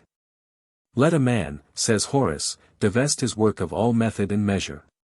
Tempora certa medasc, quat prius ordine verbum est. Posterius facius, preponens ultima primis. Invenias idiom disjecti membra pote. Take away certain rhythms and measures, and make the word which was first in order come later, putting that which should be last. First, you will still find the scattered remains of the poet. Horace, Saturday, I. 4, 58. He will never the more lose himself for that, the very pieces will be fine by themselves. Menander's answer had this meaning, who being reproved by a friend, the time drawing on at which he had promised a comedy, that he had not yet fallen in hand with it, it is made, and ready, said he, all but the verses. Plutarch, whether the Athenians more excelled in arms or in letters. Having contrived the subject, and disposed the scenes in his fancy, he took little care for the rest. Since Ronsard and Du Bellay have given reputation to our French poesy, every little dabbler, for aught I see, swells his words as high, and makes his cadences very near as harmonious as they. Plus sonnet, quam valet. More sound than sense, Seneca, E.P. 40. For the vulgar, there were never so many poetasters as now. But though they find it no hard matter to imitate their rhyme, they yet fall infinitely short of imitating the rich descriptions of the one, and the delicate invention of the other of these masters. But what will become of our young gentleman, if he be attacked with the sophistic subtlety of some syllogism? A Westphalia ham makes a man drink, drink quenches thirst, ergo a Westphalia ham quenches thirst. Why, let him laugh at it. It will be more discretion to do so, than to go about to answer it, or let him borrow this pleasant evasion from Aristippus, why should I trouble myself to untie that, which bound as it is, gives me so much trouble. Diogenes Laertius, 2. 70. One offering at this dialectic juggling against Cleanthes, Chrysippus took him short, saying, reserve these baubles to play with children, and do not by such fooleries divert the serious thoughts of a man of years. If these ridiculous subtleties, contorta et aculeata sophismata, as Cicero calls them, are designed to possess him with an untruth, they are dangerous. But if they signify no more than only to make him laugh, I do not see why a man need to be fortified against them. There are some so ridiculous, as to go a mile out of their way to hook in a fine word. Aut ca non verba rebus aptant, said residential extrinsicus. Arcessant, cabus verba convenient. Who do not fit words to the subject, but seek out for things quite from the purpose to fit the words. Quintilian, 8. 3. And as another says, ca alicugus verbi decor placentis, vocenter ad id. Quat non proposerant scriberi. Who by their fondness of some fine-sounding word, are tempted to something they had no intention to treat of. Seneca, E.P. 59. I for my part rather bring in a fine sentence by head and shoulders to fit my purpose, than divert my designs to hunt after a sentence. On the contrary, words are to serve, and to follow a man's purpose. And let Gascon come and play where French will not do. I would have things so excelling, and so wholly possessing the imagination of him that hears, that he should have something else to do, than to think of words. The way of speaking that I love, is natural and plain, the same in writing as in speaking, and a sinewy and muscular way of expressing a man's self, short and pithy, not so elegant and artificial as prompt and vehement. Haec demum sapiet diacetio, cux feriet. That has most weight and wisdom which pierces the ear. That utterance indeed will have a taste which shall strike the ear. Epitaph on Lucan, in Fabricius, Bibliath. Lat. 2. 10. Rather hard than wearisome, free from affectation, irregular, incontinuous, and bold, where every piece makes up an entire body. Not like a pedant, a preacher, or a pleader, but rather a soldier-like style, as Suetonius calls that of Julius Caesar, and yet I see no reason why he should call it so. I have ever been ready to imitate the negligent garb, which is yet observable amongst the young men of our time, to wear my cloak on one shoulder, my cap on one side, a stocking in disorder. Which seems to express a kind of haughty disdain of these exotic ornaments, and a contempt of the artificial. But I find this negligence of much better use in the form of speaking. All affectation, particularly in the French gaiety and freedom, is ungraceful in a courtier, and in a monarchy every gentleman ought to be fashioned according to the court model. For which reason, an easy and natural negligence does well. I no more like a web where the knots and seams are to be seen, than a fine figure, so delicate, that a man may tell all the bones and veins. Quae veritati operam dat oratio, incomposita sit eti simplex. Let the language that is dedicated to truth be plain and unaffected. Seneca, EP 40. Cos accurat loquitur, nisi vult putide loci? For who studies to speak accurately, that does not at the same time wish to perplex his auditory. Edom, EP 75. That eloquence prejudices the subject it would advance, that wholly attracts us to itself. And as in our outward habit, 'tis a ridiculous effeminacy to distinguish ourselves by a particular and unusual garb or fashion. So in language, to study new phrases, and to affect words that are not of current use, proceeds from a puerile and scholastic ambition. May I be bound to speak no other language than what is spoken in the marketplaces of Paris. Aristophanes the grammarian was quite out, when he reprehended Epicurus for his plain way of delivering himself, and the design of his oratory, which was only perspicuity of speech. The imitation of words, by its own facility, immediately disperses itself through a whole people, but the imitation of inventing and fitly applying those words is of a slower progress. The generality of readers, for having found a like robe, very mistakenly imagine they have the same body and inside too, whereas force and sinews are never to be borrowed, the gloss, and outward ornament, that is, words and elocution, may. Most of those I converse with, speak the same language I hear write, but whether they think the same thoughts I cannot say. The Athenians, says Plato, study fullness and elegancy of speaking. The Lacedaemonians affect brevity, and those of Crete to aim more at the fecundity of conception than the fertility of speech, and these are the best. Zeno used to say that he had two sorts of disciples, one that he called us, curious to learn things, and these were his favorites, the other, us, that cared for nothing but words. Not that fine speaking is not a very good and commendable quality, but not so excellent and so necessary as some would make it, and I am scandalized that our whole life should be spent in nothing else. I would first understand my own language, and that of my neighbors, with whom most of my business and conversation lies. No doubt but Greek and Latin are very great ornaments, and of very great use, but we buy them too dear. I will here discover one way, which has been experimented in my own person, by which they are to be had better cheap, and such may make use of it as will. My late father having made the most precise inquiry that any man could possibly make amongst men of the greatest learning and judgment, of an exact method of education, was by them cautioned of this inconvenience then in use, and made to believe that the tedious time we applied to the learning of the tongues of them who had them for nothing, was the sole cause we could not arrive to the grandeur of soul and perfection of knowledge, of the ancient Greeks and Romans. I do not, however, believe that to be the only cause. So it is, that the expedient my father found out for this was, that in my infancy, and before I began to speak, he committed me to the care of a German, who since died a famous physician in France, totally ignorant of our language, and very fluent and a great critic in Latin. This man, whom he had fetched out of his own country, and whom he entertained with a great salary for this only one end, had me continually with him. He had with him also joined 2 others, of inferior learning, to attend me, and to relieve him. These spoke to me in no other language but Latin. As to the rest of his household, it was an inviolable rule, that neither himself, nor my mother, nor valet, nor chambermaid, should speak anything in my company, but such Latin words as each one had learned to gabble with me.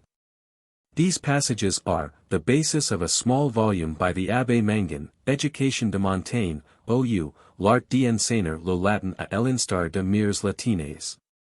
It is not to be imagined how great an advantage this proved to the whole family. My father and my mother by this means learned Latin enough to understand it perfectly well, and to speak it to such a degree as was sufficient for any necessary use, as also those of the servants did who were most frequently with me. In short, we Latinated at such a rate, that it overflowed to all the neighboring villages, where there yet remain, that have established themselves by custom, several Latin appellations of artisans and their tools. As for what concerns myself, I was above 6 years of age before I understood either French or Perigordin, any more than Arabic.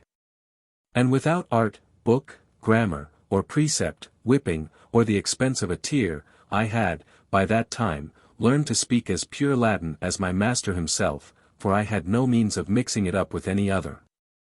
If, for example, they were to give me a theme after the college fashion, they gave it to others in French, but to me they were to give it in bad Latin, to turn it into that which was good. And Nicholas Grouchy, who wrote a book De Comitiis Romanorum. Guillaume Garrent, who wrote a comment upon Aristotle, George Buchanan, that great Scottish poet, and Marc-Antoine Murat, whom both France and Italy have acknowledged for the best orator of his time, my domestic tutors, have all of them often told me that I had in my infancy that language so very fluent and ready, that they were afraid to enter into discourse with me. And particularly Buchanan, whom I since saw attending the late Marescal de Brissac, then told me, that he was about to write a treatise of education, the example of which he intended to take from mine. For he was then tutor to that Comte de Brissac who afterward proved so valiant and so brave a gentleman. As to Greek, of which I have but a mere smattering, my father also designed to have it taught me by a device, but a new one, and by way of sport. Tossing our declensions to and fro, after the manner of those who, by certain games of tables, learn geometry and arithmetic. For he, amongst other rules, had been advised to make me relish science and duty by an unforced will, and of my own voluntary motion, and to educate my soul in all liberty and delight, without any severity or constraint.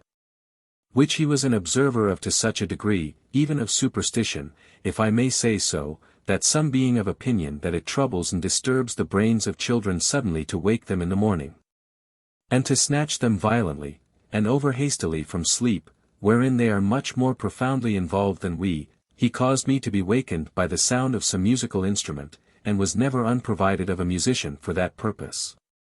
By this example you may judge of the rest, this alone being sufficient to recommend both the prudence and the affection of so good a father, who is not to be blamed if he did not reap fruits answerable to so exquisite a culture. Of this, 2 things were the cause: first, a sterile and improper soil. For, though I was of a strong and healthful constitution, and of a disposition tolerably sweet and tractable, yet I was, withal, so heavy, idle, and indisposed, that they could not rouse me from my sloth, not even to get me out to play.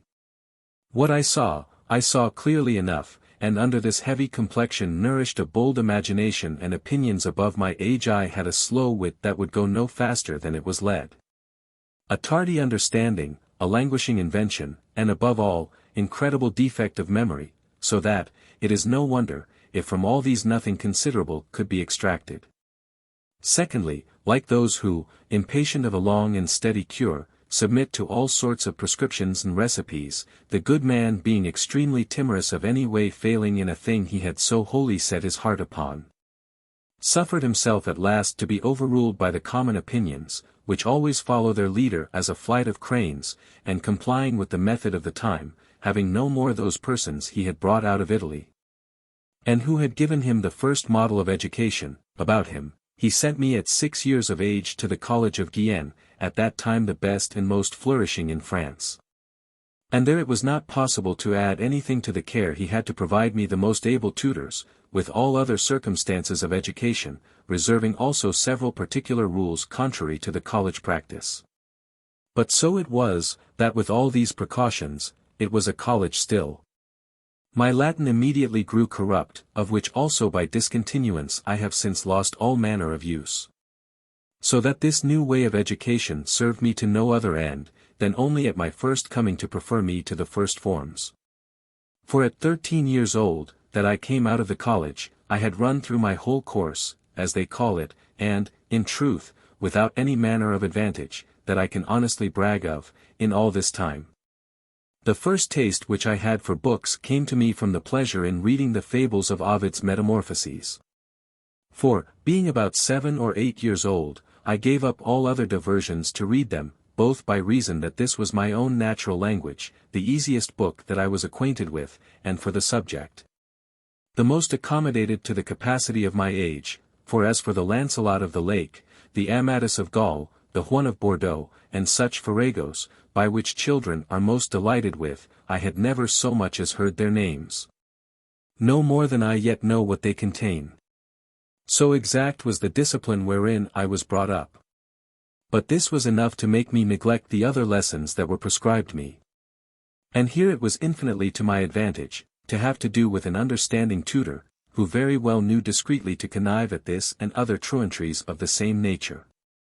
For by this means I ran through Virgil's Aeneid, and then Terence, and then Plautus, and then some Italian comedies, allured by the sweetness of the subject. Whereas had he been so foolish as to have taken me off this diversion, I do really believe, I had brought away nothing from the college but a hatred of books, as almost all our young gentlemen do. But he carried himself very discreetly in that business, seeming to take no notice, and allowing me only such time as I could steal from my other regular studies, which whetted my appetite to devour those books. For the chief things my father expected from their endeavors to whom he had delivered me for education, were affability and good humor, and, to say the truth, my manners had no other vice but sloth and want of mettle. The fear was not that I should do ill, but that I should do nothing.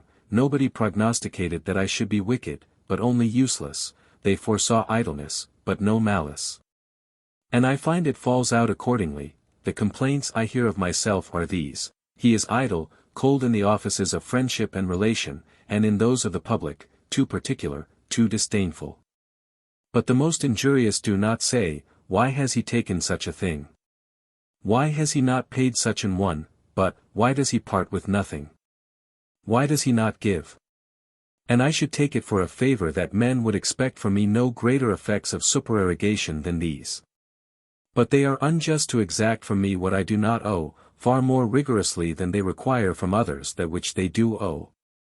In condemning me to it, they efface the gratification of the action, and deprive me of the gratitude that would be my due for it. Whereas the active well-doing ought to be of so much the greater value from my hands, by how much I have never been passive that way at all. I can the more freely dispose of my fortune the more it is mine, and of myself the more I am my own. Nevertheless, if I were good at setting out my own actions, I could, peradventure, very well repel these reproaches, and could give some to understand, that they are not so much offended, that I do not enough, as that I am able to do a great deal more than I do. Yet for all this heavy disposition of mine, my mind, when retired into itself, was not altogether without strong movements, solid and clear judgments about those objects it could comprehend, and could also, without any helps, digest them. But, amongst other things, I do really believe, it had been totally impossible to have made it to submit by violence and force. Shall I here acquaint you with one faculty of my youth? I had great assurance of countenance, and flexibility of voice and gesture, in applying myself to any part one undertook to act, for before alter ab undecimo tum me vic separat annus. I had just entered my 12th year. Virgil, Bucol, 39. I played the chief parts in the Latin tragedies of Buchanan, Geraint, and Murat, that were presented in our college of Guyenne with great dignity. Now Andreas Gavianus, our principal, as in all other parts of his charge, was, without comparison, The best of that employment in France. And I was looked upon as one of the best actors. 'Tis an exercise that I do not disapprove in young people of condition. And I have since seen our princes, after the example of some of the ancients, in person handsomely and commendably perform these exercises. It was even allowed to persons of quality to make a profession of it in Greece. Aristoni tragico actori rem aperit, huic et genus et. Fortuna honesta erant, nec ars, quia nihil tail apud. Grecos pudori est, ea deformabat. He imparted this matter to Aristo the tragedian. A man of good family and fortune, which neither of them receive any blemish by that profession, nothing of this kind being reputed a disparagement. In Greece. Livy, 24. 24. Nay, I have always taxed those with impertinence who condemn these entertainments, and with injustice those who refuse to admit such comedians as are worth seeing into our good towns, and grudge the people that public diversion. Well-governed corporations take care to assemble their citizens, not only to the solemn duties of devotion, but also to sports and spectacles. They find society and friendship augmented by it. And besides, can there possibly be allowed a more orderly and regular diversion than what is performed in the sight of every one, and very often in the presence of the supreme magistrate himself? And I, for my part, should think it reasonable, that the prince should sometimes gratify his people at his own expense, out of paternal goodness and affection. And that in populous cities there should be theatres erected for such entertainments, if but to divert them from worse and private actions. To return to my subject, there is nothing like alluring the appetite and affections. Otherwise you make nothing but so many asses laden with books, by dint of the lash, you give them their pocketful of learning to keep, whereas, to do well you should not only lodge it with them, but make them espouse it. Chapter 26, that it is folly to measure truth and error by our own capacity. 'Tis not, perhaps, without reason, that we attribute facility of belief and easiness of persuasion to simplicity and ignorance, for I fancy I have heard belief compared to the impression of a seal upon the soul, which by how much softer and of less resistance it is the more easy to be impressed upon. Ut necesse est, lansum in libra, ponderibus impositus. Deprimi, sic animum perspicuis sidera. As the scale of the balance must give way to the weight that presses it down, so the mind yields to demonstration. Cicero, Academic, 2. 12. By how much the soul is more empty and without counterpoise, with so much greater facility it yields under the weight of the first persuasion. And this is the reason that children, the common people, women, and sick folks, are most apt to be led by the ears.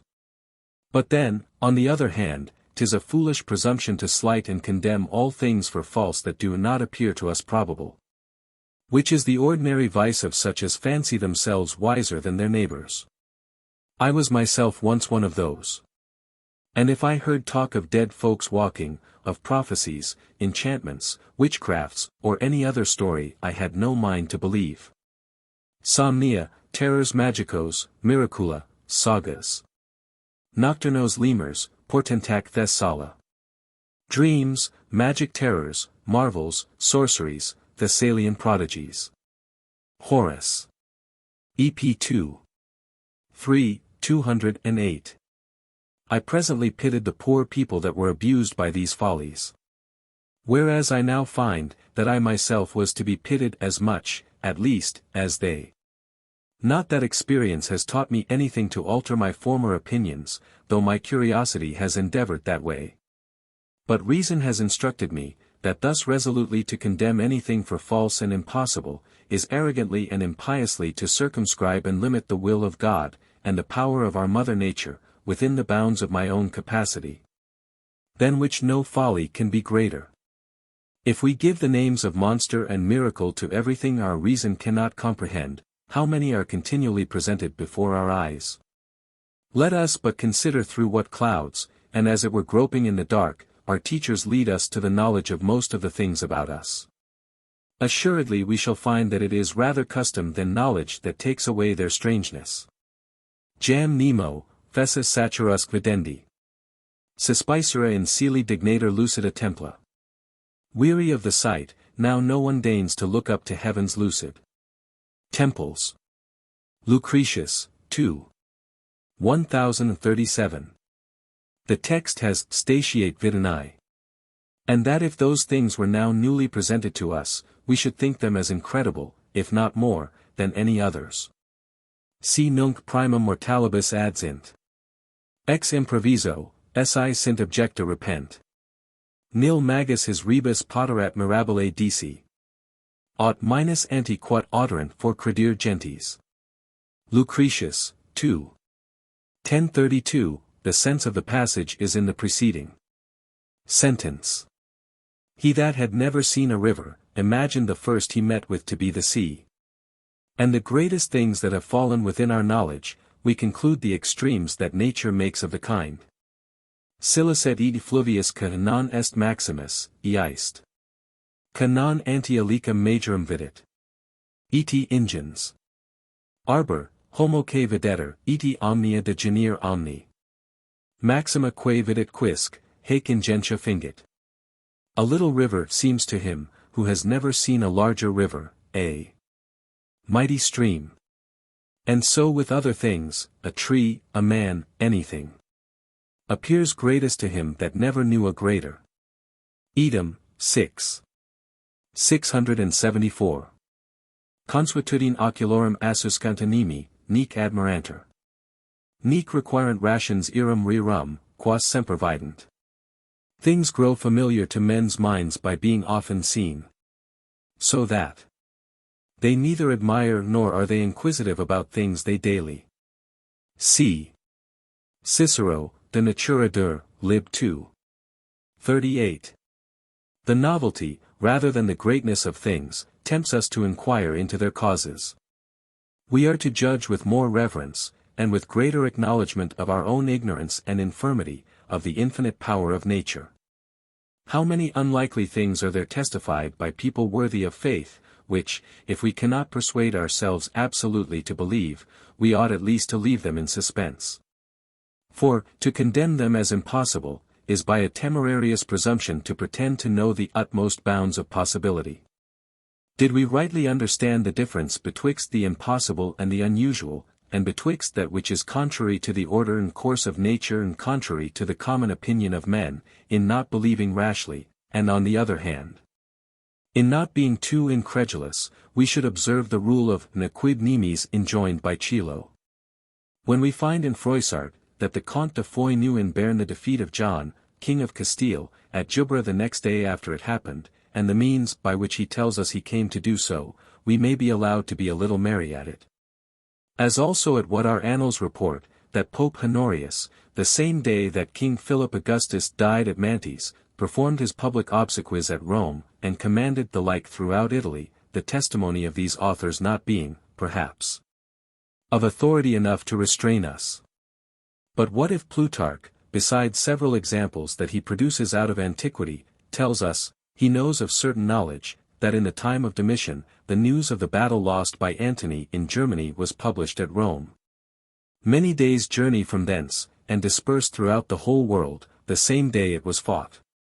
And if Caesar was of opinion, that it has often happened, that the report has preceded the incident, shall we not say, that these simple people have suffered themselves to be deceived with the vulgar, for not having been so clear-sighted as we?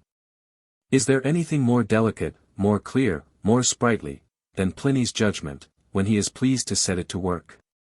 Anything more remote from vanity? Setting aside his learning, of which I make less account, in which of these excellences do any of us excel him? And yet there is scarce a young schoolboy that does not convict him of untruth, and that pretends not to instruct him in the progress of the works of nature. When we read in Boucher the miracles of St. Hilary's relics, away with them, his authority is not sufficient to deprive us of the liberty of contradicting him, but generally and offhand to condemn all such like stories, seems to me a singular impudence. That great St. Augustine testifies to have seen a blind child recover sight upon the relics of Saint Gervasius and Saint Protasius at Milan, a woman at Carthage cured of a cancer, by the sign of the cross made upon her by a woman newly baptized. Hesperius, a familiar friend of his, to have driven away the spirits that haunted his house, with a little earth of the sepulchre of our Lord.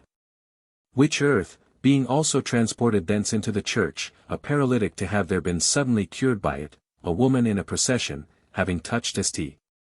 Stephen's shrine with a nosegay, and rubbing her eyes with it, to have recovered her sight, lost many years before.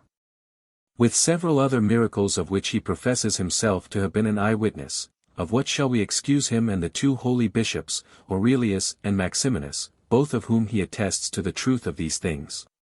Shall it be of ignorance, simplicity, and facility, or of malice and imposture? Is any man now living so impudent as to think himself comparable to them in virtue, piety, learning, judgment, or any kind of perfection? Ut rationem nullum afferent. Ipsa auctoritate me frangerant.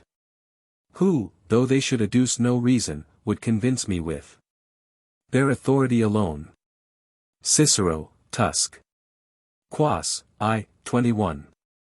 'Tis a presumption of great danger and consequence, besides the absurd temerity it draws after it, to contemn what we do not comprehend. For after, according to your fine understanding, you have established the limits of truth and error, and that, afterwards, there appears a necessity upon you of believing stranger things than those you have contradicted. You are already obliged to quit your limits. Now, that which seems to me so much to disorder our consciences in the commotions we are now in concerning religion, is the Catholics dispensing so much with their belief. They fancy they appear moderate and wise, when they grant to their opponents some of the articles in question.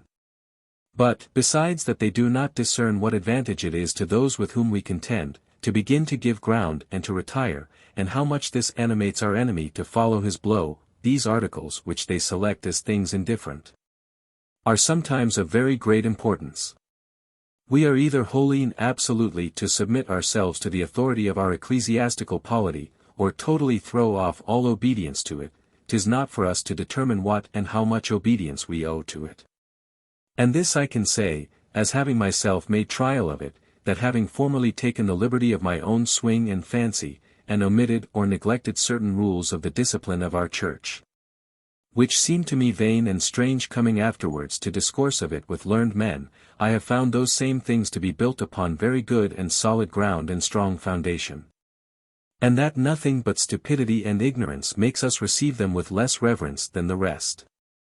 Why do we not consider what contradictions we find in our own judgments? How many things were yesterday articles of our faith, that today appear no other than fables? Glory and curiosity are the scourges of the soul. The last prompts us to thrust our noses into everything, the other forbids us to leave anything doubtful and undecided. Chapter 27, of Friendship. Having considered the proceedings of a painter that serves me, I had a mind to imitate his way. He chooses the fairest place and middle of any wall, or panel, wherein to draw a picture, which he finishes with his utmost care and art, and the vacuity about it he fills with grotesques, which are odd fantastic figures without any grace but what they derive from their variety, and the extravagance of their shapes. And in truth, what are these things I scribble, other than grotesques and monstrous bodies, made of various parts, without any certain figure, or any other than accidental order, coherence, or proportion? Desinit in pissa mulier formosa supern. A fair woman in her upper form terminates in a fish. Horace, De Arte Poetica, v. 4. In this second part one go hand in hand with my painter, but fall very short of him in the first and the better, my power of handling not being such, that I dare to offer at a rich piece, finely polished, and set off according to art. I have therefore thought fit to borrow one of Estienne de la Boétie, and such a one as shall honor and adorn all the rest of my work, namely, a discourse that he called Voluntary Servitude. But, since, those who did not know him have properly enough called it, Le Contractant. He wrote in his youth, not being as yet 18 years old.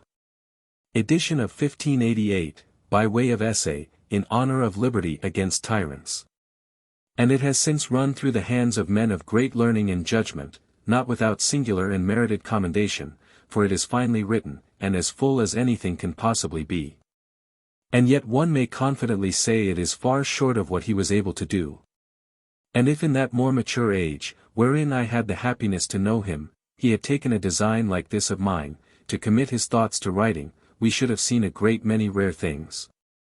And such as would have gone very near to have rivaled the best writings of antiquity, for in natural parts especially, I know no man comparable to him. But he has left nothing behind him, save this treatise only, and that too by chance, for I believe he never saw it after it first went out of his hands, and some observations upon that edict of January, 1562, which granted to the Huguenots the public exercise of their religion. Made famous by our civil wars, which also shall elsewhere, peradventure, find a place. These were all I could recover of his remains, I to whom with so affectionate a remembrance, upon his death-bed, he by his last will bequeathed his library in papers, the little book of his works only excepted, which I committed to the press. And this particular obligation I have to this treatise of his, that it was the occasion of my first coming acquainted with him, for it was showed to me long before I had the good fortune to know him.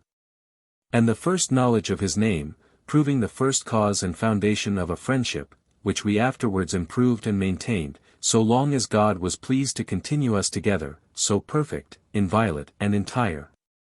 That certainly the like is hardly to be found in story, and amongst the men of this age, there is no sign nor trace of any such thing in use. So much concurrence is required to the building of such a one, that 'tis much, if fortune bring it but once to pass in 3 ages. There is nothing to which nature seems so much to have inclined us, as to society. And Aristotle says that the good legislators had more respect to friendship than to justice. Now the most supreme point of its perfection is this, for, generally, all those that pleasure, profit, public or private interest create and nourish, are so much the less beautiful and generous, and so much the less friendships. By how much they mix another cause, and design, and fruit in friendship, than itself. Neither do the 4 ancient kinds, natural, social, hospitable, venereal, either separately or jointly, make up a true and perfect friendship. That of children to parents is rather respect, friendship is nourished by communication, which cannot by reason of the great disparity, be betwixt these, but would rather perhaps offend the duties of nature. For neither are all the secret thoughts of fathers fit to be communicated to children, lest it beget an indecent familiarity betwixt them. Nor can the advices and reproofs, which is one of the principal offices of friendship, be properly performed by the son to the father. There are some countries where 'twas the custom for children to kill their fathers. And others, where the fathers killed their children, to avoid their being an impediment one to another in life, and naturally the expectations of the one depend upon the ruin of the other. There have been great philosophers who have made nothing of this tie of nature, as Aristippus for one, who being pressed home about the affection he owed to his children, as being come out of him, presently fell to spit, saying that this also came out of him, and that we also breed worms and lice. And that other, that Plutarch endeavored to reconcile to his brother, I make never the more account of him, said he, for coming out of the same hole. This name of brother does indeed carry with it a fine and delectable sound, and for that reason, he and I called one another brothers, but the complication of interests, the division of estates, and that the wealth of the one should be the property of the other, strangely relax and weaken the fraternal tie, brothers pursuing their fortune and advancement by the same path. 'Tis hardly possible but they must of necessity often jostle and hinder one another. Besides, why is it necessary that the correspondence of manners, parts, and inclinations, which begets the true and perfect friendships, should always meet in these relations? The father and the son may be of quite contrary humors, and so of brothers, he is my son, he is my brother, but he is passionate, ill-natured, or a fool. And moreover, by how much these are friendships that the law and natural obligation impose upon us, so much less is there of our own choice and voluntary freedom, whereas that voluntary liberty of ours has no production more promptly and properly its own than affection and friendship. Not that I have not in my own person experimented all that can possibly be expected of that kind, having had the best and most indulgent father, even to his extreme old age, that ever was. and who was himself descended from a family for many generations famous and exemplary for brotherly concord. Et ipsi. Notus in fratres animi paterni. And I myself, known for paternal love toward my brothers. Horace, Ode, 2. 6. We are not here to bring the love we bear to women, though it be an act of our own choice, into comparison, nor rank it with the others. The fire of this, I confess. Nec enim est dea nescia nostrae. Cux dulcum curis missit ameritium. Nor is the goddess unknown to me who mixes a sweet bitterness with my love. Catullus, 68. 17. Is more active, more eager, and more sharp, but withal, 'tis more precipitant, fickle, moving, and inconstant, a fever subject to intermissions and paroxysms, that has seized but on one part of us. Whereas in friendship, 'tis a general and universal fire, but temperate and equal, a constant established heat, all gentle and smooth, without poignancy or roughness. Moreover, in love, 'tis no other than frantic desire for that which flies from us. Cum segue la leper il cacciatori. Alfredo, al caldo, alla montagna, al lido. Ne piu l'estima poi the presa vide. E sol dietro a chi fug a freda il pedi. As the hunter pursues the hare, in cold and heat, to the mountain. To the shore, nor cares for it farther when he sees it taken. And only delights in chasing that which flees from him. Aristo, XVII. So soon as it enters unto the terms of friendship, that is to say, into a concurrence of desires, it vanishes and is gone, fruition destroys it, as having only a fleshly end, and such a one as is subject to satiety. Friendship, on the contrary, is enjoyed proportionably as it is desired, and only grows up, is nourished and improved by enjoyment, as being of itself spiritual, and the soul growing still more refined by practice. Under this perfect friendship, the other fleeting affections have in my younger years found some place in me, to say nothing of him, who himself so confesses but too much in his verses. So that I had both these passions, but always so, that I could myself well enough distinguish them, and never in any degree of comparison with one another. The first maintaining its flight in so lofty and so brave a place, as with disdain to look down, and see the other flying at a far humbler pitch below. As concerning marriage, besides that it is a covenant, the entrance into which only is free, but the continuance in it forced and compulsory, having another dependence than that of our own free will, and a bargain commonly contracted to other ends. There almost always happens 1,000 intricacies in it to unravel, enough to break the thread and to divert the current of a lively affection, whereas friendship has no manner of business or traffic with aught but itself. Moreover, to say truth, the ordinary talent of women is not such as is sufficient to maintain the conference and communication required to the support of this sacred tie. Nor do they appear to be endued with constancy of mind, to sustain the pinch of so hard and durable a knot. And doubtless, if without this, there could be such a free and voluntary familiarity contracted, where not only the souls might have this entire fruition, but the bodies also might share in the alliance, and a man be engaged throughout. The friendship would certainly be more full and perfect. But it is without example that this sex has ever yet arrived at such perfection, and, by the common consent of the ancient schools, it is wholly rejected from it. That other Grecian license is justly abhorred by our manners, which also, from having, according to their practice, a so necessary disparity of age and difference of offices betwixt the lovers, answered no more to the perfect union and harmony that we here require than the other. Quis est enim ist amor amicitiae? Cur nec deformum. Adolescentem quisquam amat, nec formosum sinem. For what is that friendly love? Why does no one love a deformed youth or a comely old man? Cicero, Tusc. Quas, 4. 33. Neither will that very picture that the Academy presents of it, as I conceive, contradict me, when I say, that this first fury inspired by the son of Venus into the heart of the lover. Upon sight of the flower and prime of a springing and blossoming youth, to which they allow all the insolent and passionate efforts that an immoderate ardor can produce, was simply founded upon external beauty. The false image of corporal generation. For it could not ground this love upon the soul, the sight of which as yet lay concealed, was but now springing, and not of maturity to blossom. That this fury, if it seized upon a low spirit, the means by which it preferred its suit were rich presents, favor in advancement to dignities, and such trumpery, which they by no means approve. If on a more generous soul, the pursuit was suitably generous, by philosophical instructions, precepts to revere religion, to obey the laws, to die for the good of one's country. By examples of valor, prudence, and justice, the lover studying to render himself acceptable by the grace and beauty of the soul, that of his body being long since faded and decayed. Hoping by this mental society to establish a more firm and lasting contract.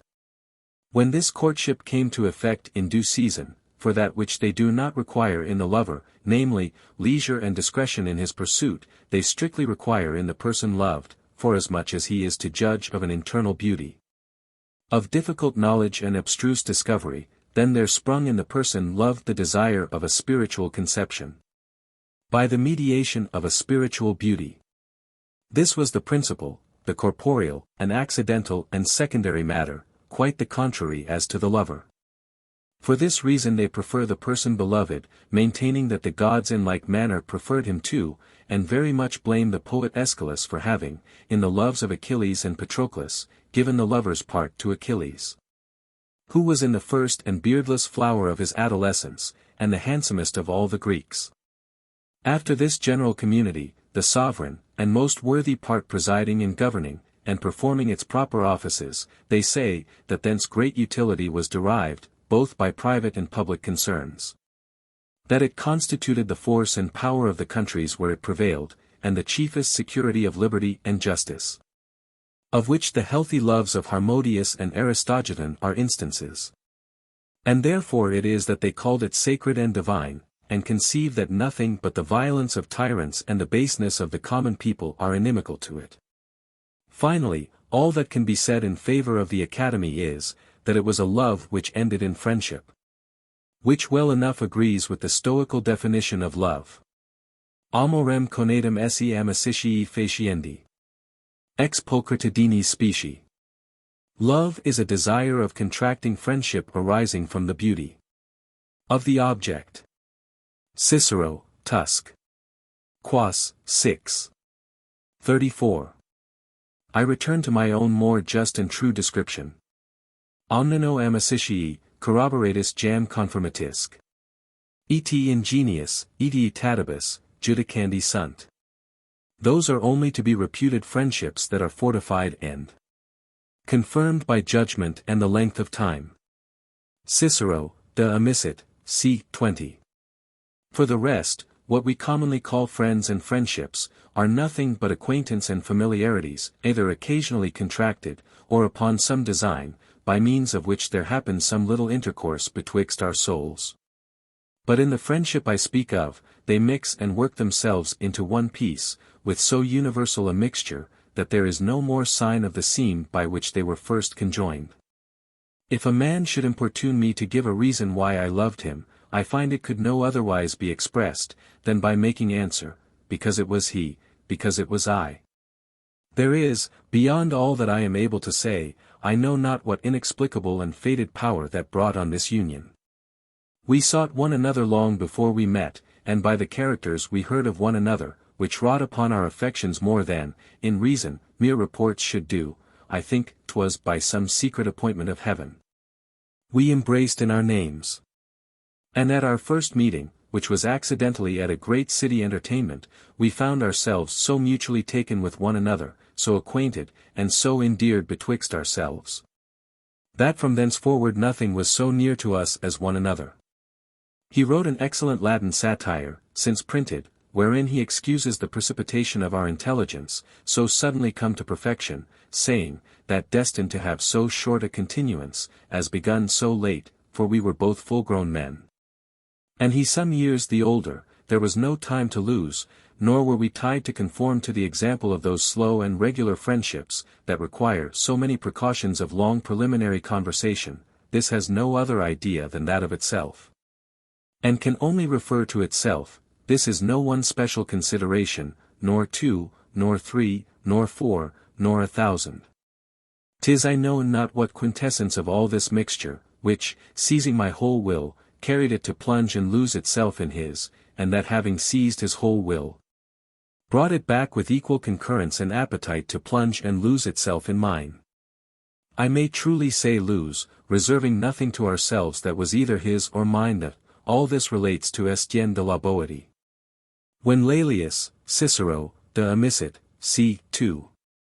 In the presence of the Roman consuls, who after they had sentenced Tiberius Gracchus, prosecuted all those who had had any familiarity with him also, came to ask Caius Blosius, who was his chiefest friend, how much he would have done for him, and that he made answer, all things. How? All things, said Laelius. And what if he had commanded you to fire our temples? He would never have commanded me that, replied Blosius. But what if he had, said Laelius. I would have obeyed him, said the other. If he was so perfect a friend to Gracchus as the histories report him to have been, there was yet no necessity of offending the consuls by such a bold confession, though he might still have retained the assurance he had of Gracchus' disposition. However, those who accuse this answer as seditious, do not well understand the mystery. Nor presuppose, as it was true, that he had Gracchus will in his sleeve, both by the power of a friend, and the perfect knowledge he had of the man. They were more friends than citizens. More friends to one another than either enemies or friends to their country, or than friends to ambition and innovation. Having absolutely given up themselves to one another, either held absolutely the reins of the other's inclination. And suppose all this guided by virtue, and all this by the conduct of reason, which also without these it had not been possible to do. Blosius' answer was such as it ought to be. If any of their actions flew out of the handle, they were neither, according to my measure of friendship, friends to one another, nor to themselves. As to the rest, this answer carries no worse sound, than mine would do to one that should ask me, if your will should command you to kill your daughter, would you do it, and that I should make answer, that I would. For this expresses no consent to such an act, forasmuch as I do not in the least suspect my own will, and as little that of such a friend. 'Tis not in the power of all the eloquence in the world, to dispossess me of the certainty I have of the intentions and resolutions of my friend. Nay, no one action of his, what face soever it might bear, could be presented to me, of which I could not presently, and at first sight, find out the moving cause. Our souls had drawn so unanimously together, they had considered each other with so ardent an affection, and with the like affection laid open the very bottom of our hearts to one another's view, that I not only knew his as well as my own, but should certainly in any concern of mine have trusted my interest much more willingly with him, than with myself. Let no one, therefore, rank other common friendships with such a one as this. I have had as much experience of these as another, and of the most perfect of their kind, but I do not advise that any should confound the rules of the one and the other, for they would find themselves much deceived. In those other ordinary friendships, you are to walk with bridle in your hand, with prudence and circumspection, for in them the knot is not so sure that a man may not half suspect it will slip. Love him, said Chilo, Aulus Gellius, I. 3. So as if you were one day to hate him, and hate him so as you were one day to love him. This precept, though abominable in the sovereign and perfect friendship I speak of, is nevertheless very sound as to the practice of the ordinary and customary ones, and to which the saying that Aristotle had so frequent in his mouth, O my friends, there is no friend, may very fitly be applied.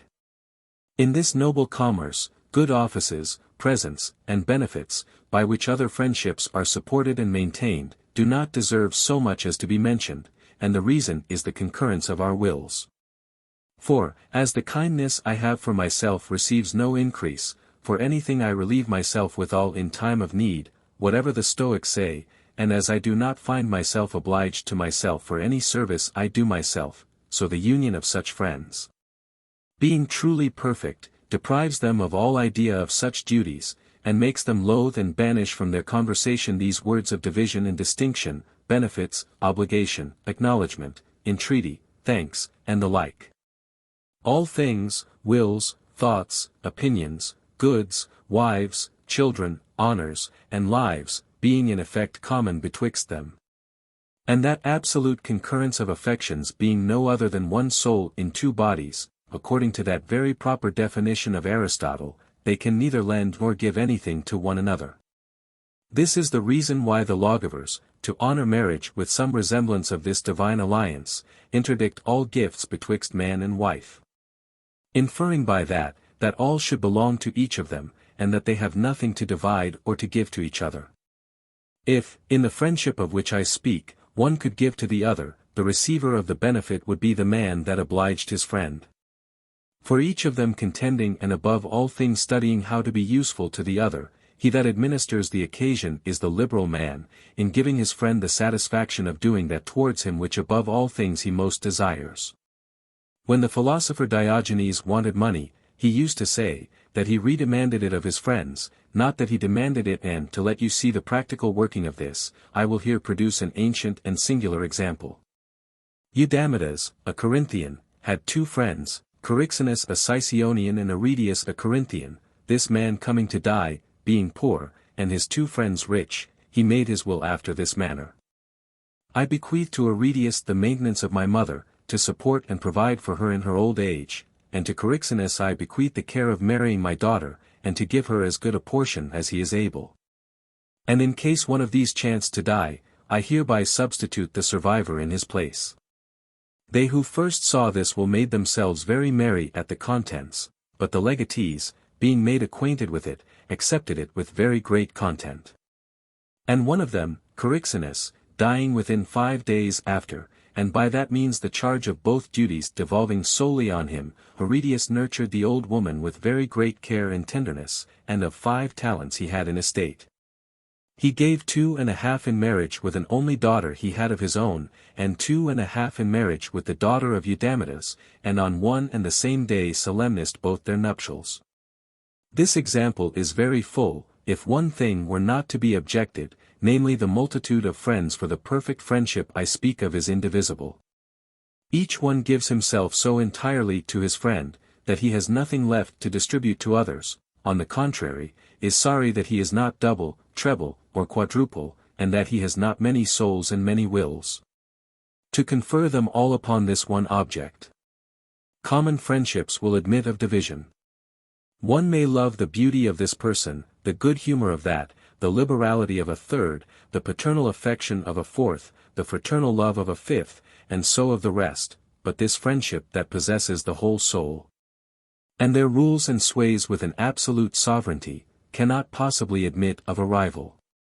If two at the same time should call to you for succor, to which of them would you run? Should they require of you contrary offices, how could you serve them both? Should one commit a thing to your silence that it were of importance to the other to know, how would you disengage yourself? A unique and particular friendship dissolves all other obligations whatsoever. The secret I have sworn not to reveal to any other, I may without perjury communicate to him who is not another, but myself. 'Tis miracle enough certainly, for a man to double himself, and those that talk of tripling, talk they know not of what. Nothing is extreme, that has its like. And he who shall suppose, that of two, I love one as much as the other, that they mutually love one another too, and love me as much as I love them, multiplies into a confraternity the most single of units, and whereof, moreover, one alone is the hardest thing in the world to find. The rest of this story suits very well with what I was saying, for Eudamidas, as a bounty and favor, bequeaths to his friends a legacy of employing themselves in his necessity. He leaves them heirs to this liberality of his, which consists in giving them the opportunity of conferring a benefit upon him, and doubtless, the force of friendship is more eminently apparent in this act of his, than in that of Aridius. In short, these are effects not to be imagined nor comprehended by such as have not experience of them, and which make me infinitely honor and admire the answer of that young soldier to Cyrus, by whom being asked how much he would take for a horse, with which he had won the prize of a race, and whether he would exchange him for a kingdom. No, truly, sir, said he, but I would give him with all my heart, to get thereby a true friend, could I find out any man worthy of that alliance. Xenophon, Cyropaedia, 8. 3. He did not say ill in saying, could I find, for though one may almost everywhere meet with men sufficiently qualified for a superficial acquaintance, yet in this, where a man is to deal from the very bottom of his heart, without any manner of reservation, it will be requisite that all the wards and springs be truly wrought and perfectly sure. In confederations that hold but by one end, we are only to provide against the imperfections that particularly concern that end. It can be of no importance to me of what religion my physician or my lawyer is. This consideration has nothing in common with the offices of friendship which they owe me, and I am of the same indifference in the domestic acquaintance my servants must necessarily contract with me. I never inquire, when I am to take a footman, if he be chaste, but if he be diligent, and am not solicitous if my muleteer be given to gaming, as if he be strong and able, or if my cook be a swearer, if he be a good cook. I do not take upon me to direct what other men should do in the government of their families, there are plenty that meddle enough with that, but only give an account of my method in my own. Mihi sic usus est, tibi, ut opus est facto. Face. This has been my way, as for you, do as you find needful. Terence, Hot, I, 28. For table talk, I prefer the pleasant and witty before the learned and the grave, in bed, beauty before goodness. In common discourse the ablest speaker, whether or no there be sincerity in the case. And, as he that was found astride upon a hobby horse, playing with his children, entreated the person who had surprised him in that posture to say nothing of it till himself came to be a father, Plutarch, Life of Agesilaus, c. 9. Supposing that the fondness that would then possess his own soul, would render him a fairer judge of such an action. So I, also, could wish to speak to such as have had experience of what I say, though, knowing how remote a thing such a friendship is from the common practice, and how rarely it is to be found, I despair of meeting with any such judge. For even these discourses left us by antiquity upon this subject, seem to me flat and poor, in comparison of the sense I have of it, and in this particular, the effects surpass even the precepts of philosophy. Nil ego contulorum jucundo sanus amico. While I have sense left to me, there will never be anything more acceptable to me than an agreeable friend. Horace, Saturday, I, 5, 44. The ancient Menander declared him to be happy that had had the good fortune to meet with but the shadow of a friend, and doubtless he had good reason to say so, especially if he spoke by experience, for in good earnest. If I compare all the rest of my life, though, thanks be to God, I have passed my time pleasantly enough, and at my ease, and the loss of such a friend excepted, free from any grievous affliction, and in great tranquillity of mind. Having been contented with my natural and original commodities, without being solicitous after others. If I should compare it all, I say, with the 4 years I had the happiness to enjoy the sweet society of this excellent man, 'tis nothing but smoke, an obscure and tedious night. From the day that I lost him. Quern semper acerbum. Semper honoratum, sic, D. Voluistis, Habibo. A day for me ever sad, for ever sacred, so have you willed ye. Gods. Aeneid, v. 49. I have only led a languishing life, and the very pleasures that present themselves to me, instead of administering anything of consolation, double my affliction for his loss. We were halves throughout, and to that degree, that methinks, by outliving him, I defraud him of his part. Nec fas esse ola me voluptate hic frui. Decrevi, tantus per dum il abest meus particeps. I have determined that it will never be right for me to enjoy any pleasure, so long as he, with whom I shared all pleasures is away. Terence, Hot, I, 97. I was so grown and accustomed to be always his double in all places and in all things, that methinks I am no more than half of myself. Illam me esse partem anima tulit. Maturior vis, quid moror altera? Nec caris ec, nec supersts. Integer. Aldies utranque. Duxit ruinum. If that half of my soul were snatched away from me by an untimely stroke, why should the other stay? That which remains will not be equally dear, will not be whole, the same day will involve the destruction of both. Or, if a superior force has taken that part of my soul, why do I, the remaining one, linger behind? What is left is not so dear, nor an entire thing, this day has wrought the destruction of both. Horace, Ode, 2. 17, 5. There is no action or imagination of mine wherein I do not miss him. As I know that he would have missed me, for as he surpassed me by infinite degrees in virtue and all other accomplishments, so he also did in the duties of friendship. Quis desiderio sit puter? Aut modus. Tam cari capitis. What shame can there, or measure, in lamenting so dear a friend? Horace, Ode, I, 24, I. O misero frater adempt mihi. Omnia tecum una perierunt gaudia nostra. Quae tus in vita dulcis eobat amor. Tu mea, tu moriens fragisti commoda, frater. Tecum una tota est nostra sepulta anima. Cujus ego interita tota de mont fugavi. Haec studia, atque omnes delicias animi.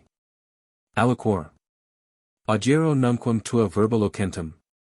Numquam ego te, vita frater amabilior. Aspicium postac, at cert semper amabo.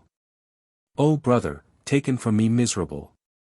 With thee, all our joys have vanished, those joys which, in thy life, thy dear love nourished. Dying, thou, my brother, hast destroyed all my happiness.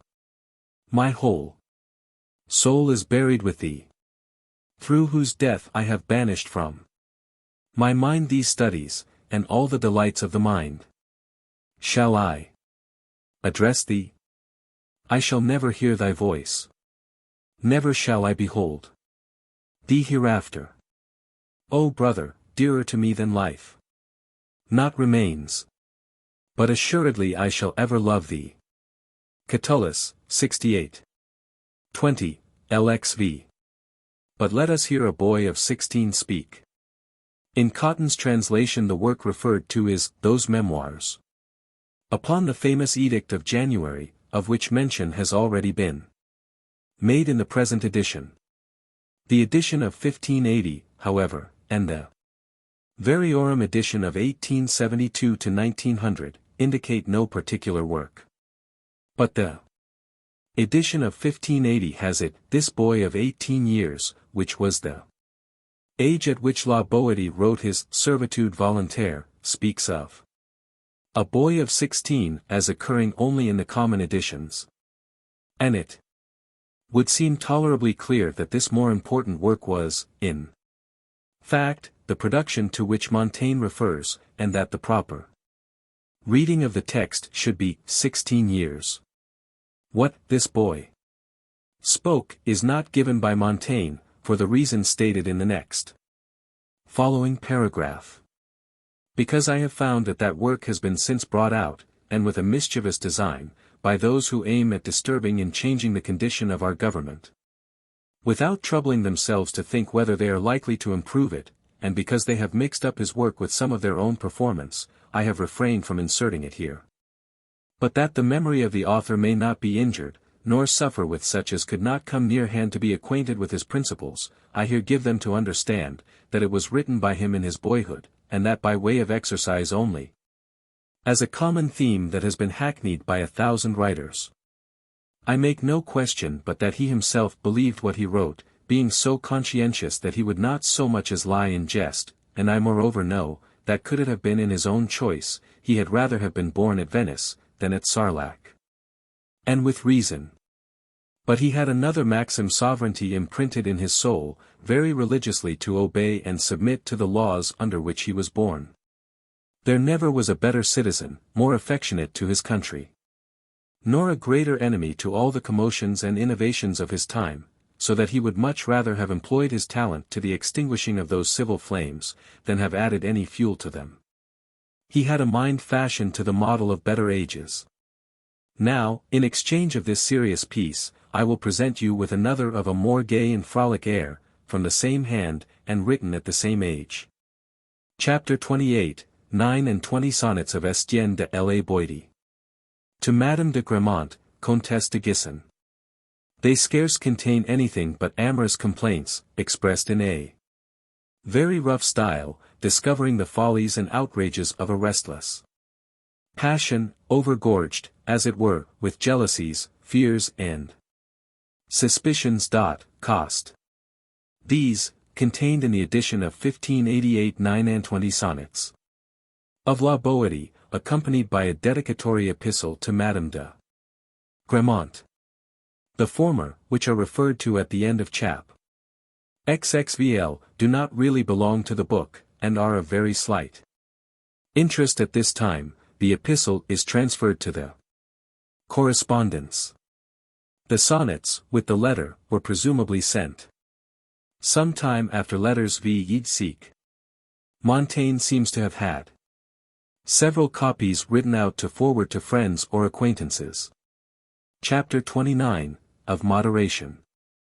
As if we had an infectious touch, we, by our manner of handling, corrupt things that in themselves are laudable and good, we may grasp virtue so that it becomes vicious. If we embrace it too stringently and with too violent a desire. Those who say, there is never any excess in virtue, forasmuch as it is not virtue when it once becomes excess, only play upon words. Insani sapiens nomen ferat, equisynica. Ultra quam satis est. Virtutum esse petat ipsum. Let the wise man bear the name of a madman, the just one of an unjust, if he seek wisdom more than is sufficient. Horace, Ep. I. 6, 15. The wise man is no longer wise, the just man no longer just, if he seek to carry his love for wisdom or virtue beyond that which is necessary. This is a subtle consideration of philosophy. A man may both be too much in love with virtue, and be excessive in a just action. Holy Writ agrees with this, be not wiser than you should, but be soberly wise. St. Paul, Epistle to the Romans, 12. 3. I have known a great man. It is likely that Montaigne meant Henry III, King of France. The Cardinal d'Ossat, writing to Louise, the Queen Dowager, told her, in his frank manner, that he had lived as much or more like a monk than a monarch. Letter XXII. And Pope Sextus V. Speaking of that prince one day to the Cardinal de Joyeuse, protector of the affairs of France, said to him pleasantly, there is nothing that your king hath not done, and does not do so still, to be a monk. Nor anything that I have not done, not to be a monk. Cost. Prejudice the opinion men had of his devotion, by pretending to be devout beyond all examples of others of his condition. I love temperate and moderate natures. An immoderate zeal, even to that which is good, even though it does not offend, astonishes me, and puts me to study what name to give it. Neither the mother of Pausanias. Montaigne would here give us to understand, upon the authority of Diodorus Siculus, that Pausanias' mother gave the first hint of the punishment that was to be inflicted on her son. Pausanias says. This historian, perceiving that the Ephori, and some other Lacedaemonians, aimed at apprehending him, got the start of them. And went and took sanctuary in Minerva's temple, and the Lacedaemonians, being doubtful whether they ought to take him from thence in violation of the franchise there, it is said that his own mother came herself to the temple but spoke nothing nor did anything more than lay a piece of brick, which she brought with her, on the threshold of the temple, which, when she had done, she returned home. The Lacedaemonians, taking the hint from the mother, caused the gate of the temple to be walled up, and by this means starved Pausanias, so that he died with hunger, and Lib 11. Cap. 10, of Amiot's translation. The name of Pausanias' mother was Alcithea. As we are informed by Thucydides' Scholiast, who only says that it was reported, that when they set about walling up the gates of the chapel in which Pausanias had taken refuge, his mother Alcithea laid the first stone. Cost, who was the first instructor of her son's process, and threw the first stone towards his death, nor Posthumius the dictator, who put his son to death, whom the ardor of youth had successfully pushed upon the enemy a little more advanced than the rest of his squadron, do appear to me so much just as strange. And I should neither advise nor like to follow so savage a virtue, and that costs so dear. Opinions differ as to the truth of this fact. Livy thinks he has good authority for rejecting it because it does not appear in history that Posthumius was branded with it, as Titus Manlius was, about 100 years after his time. For Manlius, having put his son to death for the like cause, obtained the odious name of Imperiosus. And since that time Manliana Imperia has been used as a term to signify orders that are too severe. Manliana Imperia, says Livy, were not only horrible for the time present, but of a bad example to posterity. And this historian makes no doubt but such commands would have been actually styled Posthumiana Imperia, if Posthumius had been the first who set so barbarous an example. Livy, Lib 4. Cap. 29, and Lib 8. Cap. 7. But, however, Montaigne has Valor Maximus on his side, who says expressly, that Posthumius caused his son to be put to death, and Diodorus of Sicily, Lib XIII. Cap. 19. Cost. The archer that shoots over, misses as much as he that falls short, and 'tis equally troublesome to my sight, to look up at a great light, and to look down into a dark abyss.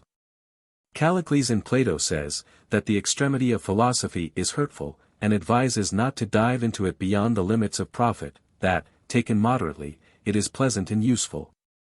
But that in the end it renders a man brutish and vicious, a contemner of religion and the common laws, an enemy to civil conversation, and all human pleasures, incapable of all public administration, unfit either to assist others or to relieve himself, and a fit object for all sorts of injuries and affronts. He says true, for in its excess, it enslaves our natural freedom, and by an impertinent subtlety, leads us out of the fair and beaten way that nature has traced for us. The love we bear to our wives is very lawful, and yet theology thinks fit to curb and restrain it. As I remember, I have read in one place of St. Thomas Aquinas, Secunda Secunx, Quast. 154, Art. 9.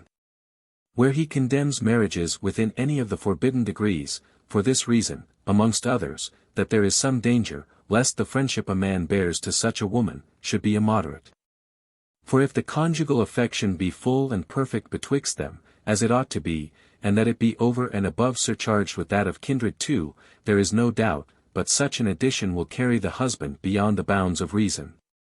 Those sciences that regulate the manners of men, divinity and philosophy, will have their say in everything. There is no action so private and secret that can escape their inspection and jurisdiction. They are best taught who are best able to control and curb their own liberty. Women expose their nudities as much as you will upon the account of pleasure, though in the necessities of physic they are altogether as shy. I will, therefore, in their behalf. Cost translates this, on the part of philosophy and theology, observing that but few wives would think themselves obliged to Montaigne for any such lesson to their husbands. Teach the husbands, that is, such as are too vehement in the exercise of the matrimonial duty, if such there still be, this lesson, that the very pleasures they enjoy in the society of their wives are reproachable if immoderate, and that a licentious and riotous abuse of them is a fault as reprovable here as in illicit connections. Those immodest and debauched tricks and postures, that the first ardor suggests to us in this affair, are not only indecently but detrimentally practiced upon our wives. Let them at least learn impudence from another hand. They are ever ready enough for our business, and I for my part always went the plain way to work. Marriage is a solemn and religious tie, and therefore the pleasure we extract from it should be a sober and serious delight, and mixed with a certain kind of gravity, it should be a sort of discreet and conscientious pleasure. And seeing that the chief end of it is generation, some make a question, whether when men are out of hopes as when they are superannuated or already with child, it be lawful to embrace our wives. 'Tis homicide, according to Plato. Laws, 8. Certain nations, the Mohammedan, amongst others, abominate all conjunction with women with child, others also, with those who are in their courses. Zenobia would never admit her husband for more than one encounter, after which she left him to his own swing for the whole time of her conception, and not till after that would again receive him. Trebellius Pollio, Triginta Tyran, c. 30. A brave and generous example of conjugal continence. It was doubtless from some lascivious poet. The lascivious poet is Homer, see his Iliad, 14. 294. And one that himself was in great distress for a little of this sport, that Plato borrowed this story. That Jupiter was one day so hot upon his wife, that not having so much patience as till she could get to the couch, he threw her upon the floor. Where the vehemence of pleasure made him forget the great and important resolutions he had but newly taken with the rest of the gods in his celestial council, and to brag that he had had as good a bout, as when he got her maidenhead. Unknown to their parents. The kings of Persia were wont to invite their wives to the beginning of their festivals. But when the wine began to work in good earnest, and that they were to give the reins to pleasure, they sent them back to their private apartments, that they might not participate in their immoderate lust, sending for other women in their stead, with whom they were not obliged to so great a decorum of respect. Plutarch, Precepts of Marriage, c. 14. All pleasures and all sorts of gratifications are not properly and fitly conferred upon all sorts of persons. Epaminondas had committed to prison a young man for certain debauches, for whom Pelopidas mediated, that at his request he might be set at liberty, which Epaminondas denied to him, but granted it at the first word to a wench of his, that made the same intercession, saying, that it was a gratification fit for such a one as she, but not for a captain. Sophocles being joint praetor with Pericles, seeing accidentally a fine boy pass by, "Oh, what a charming boy is that," said he. "That might be very well," answered Pericles, "for any other than a praetor, who ought not only to have his hands, but his eyes, too, chaste." Cicero, De Offic, I. 40. Aelius Verus, the emperor, answered his wife, who reproached him with his love to other women, that he did it upon a conscientious account, forasmuch as marriage was a name of honor and dignity, not of wanton and lascivious desire. And our ecclesiastical history preserves the memory of that woman in great veneration, who parted from her husband because she would not comply with his indecent and inordinate desires. In fine, there is no pleasure so just and lawful, where intemperance and excess are not to be condemned. But, to speak the truth, is not man a most miserable creature the while? It is scarce, by his natural condition, in his power to taste one pleasure pure and entire, and yet must he be contriving doctrines and precepts to curtail that little he has. He is not yet wretched enough, unless by art and study he augment his own misery. Fortunae miseras auximus arte vias. We artificially augment the wretchedness of fortune. Properitius, Lib 3. 7, 44. Human wisdom makes as ill use of her talent, when she exercises it in rescinding from the number and sweetness of those pleasures that are naturally our due, as she employs it favorably and well in artificially disguising and tricking out the ills of life, to alleviate the sense of them. Had I ruled the roast, I should have taken another and more natural course, which, to say the truth, is both commodious and holy, and should, peradventure, have been able to have limited it too. Notwithstanding that both are spiritual and corporal physicians, as by compact betwixt themselves, can find no other way to cure, nor other remedy for the infirmities of the body and the soul, than by misery and pain. To this end, watchings, fastings, hair shirts, remote and solitary banishments, perpetual imprisonments, whips and other afflictions, have been introduced amongst men, but so, that they should carry a sting with them, and be real afflictions indeed, and not fall out as it once did to one Gallio, who having been sent an exile into the Isle of Lesbos, news was not long after brought to Rome, that he there lived as merry as the day was long. And that what had been enjoined him for a penance, turned to his pleasure and satisfaction, whereupon the Senate thought fit to recall him home to his wife and family, and confine him to his own house, to accommodate their punishment to his feeling and apprehension. For to him whom fasting would make more healthful and more sprightly, and to him to whose palate fish were more acceptable than flesh, the prescription of these would have no curative effect. No more than in the other sort of physic, where drugs have no effect upon him who swallows them with appetite and pleasure, the bitterness of the potion and the abhorrence of the patient are necessary circumstances to the operation. The nature that would eat rhubarb like buttered turnips, would frustrate the use and virtue of it. It must be something to trouble and disturb the stomach, that must purge and cure it. And here the common rule, that things are cured by their contraries, fails, for in this one ill is cured by another. This belief a little resembles that other so ancient one, of thinking to gratify the gods and nature by massacre and murder, an opinion universally once received in all religions. And still, in these later times wherein our fathers lived, Amurath at the taking of the Isthmus, immolated 600 young Greeks to his father's soul, in the nature of a propitiatory sacrifice for his sins. And in those new countries discovered in this age of ours, which are pure and virgin yet, in comparison of ours, this practice is in some measure everywhere received, all their idols reek with human blood. Not without various examples of horrid cruelty, some they burn alive, and take, half-broiled, off the coals to tear out their hearts and entrails. Some, even women, they flay alive, and with their bloody skins clothe and disguise others. Neither are we without great examples of constancy and resolution in this affair. The poor souls that are to be sacrificed, old men, women, and children, themselves going about some days before to beg alms for the offering of their sacrifice, presenting themselves to the slaughter, singing and dancing with the spectators. The ambassadors of the King of Mexico, setting out to Fernando Cortés the power and greatness of their master, after having told him, that he had 30 vassals, of whom each was able to raise 100,000 fighting men, and that he kept his court in the fairest and best fortified city under the sun, added at last, that he was obliged yearly to offer to the gods 50,000 men. And it is affirmed, that he maintained a continual war, with some potent neighboring nations, not only to keep the young men in exercise, but principally to have wherewithal to furnish his sacrifices with his prisoners of war.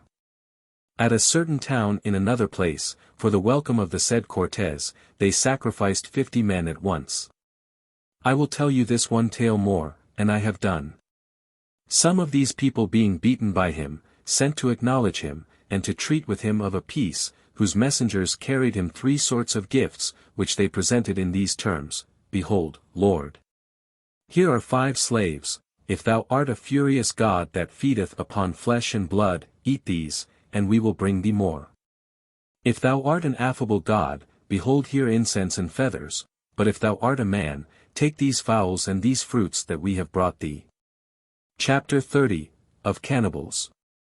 When King Pyrrhus invaded Italy, having viewed and considered the order of the army the Romans sent out to meet him, I know not, said he, what kind of barbarians, for so the Greeks called all other nations, these may be, but the disposition of this army that I see has nothing of barbarism in it. Plutarch, Life of Pyrrhus, c. 8. As much said the Greeks of that which Flaminius brought into their country, and Philip, beholding from an eminence the order and distribution of the Roman camp formed in his kingdom by Publius Sulpicius Galba, spake to the same effect. By which it appears how cautious men ought to be of taking things upon trust from vulgar opinion, and that we are to judge by the eye of reason, and not from common report. I long had a man in my house that lived 10 or 12 years in the New World, discovered in these latter days, and in that part of it where Villegagnon landed, at Brazil, in 1557. Which he called Antarctic France. This discovery of so vast a country seems to be of very great consideration. I cannot be sure, that hereafter there may not be another, so many wiser men than we, having been deceived in this. I am afraid our eyes are bigger than our bellies, and that we have more curiosity than capacity, for we grasp at all, but catch nothing but wind.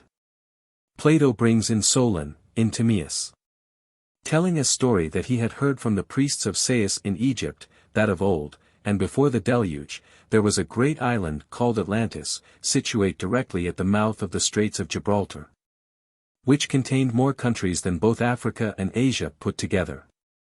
And that the kings of that country, who not only possessed that isle, but extended their dominion so far into the continent that they had a country of Africa as far as Egypt, and extending in Europe to Tuscany, attempted to encroach even upon Asia, and to subjugate all the nations that border upon the Mediterranean Sea, as far as the Black Sea.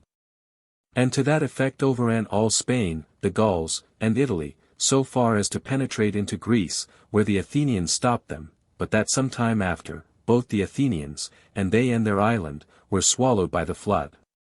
It is very likely that this extreme eruption and inundation of water made wonderful changes and alterations in the habitations of the earth, as 'tis said that the sea then divided Sicily from Italy.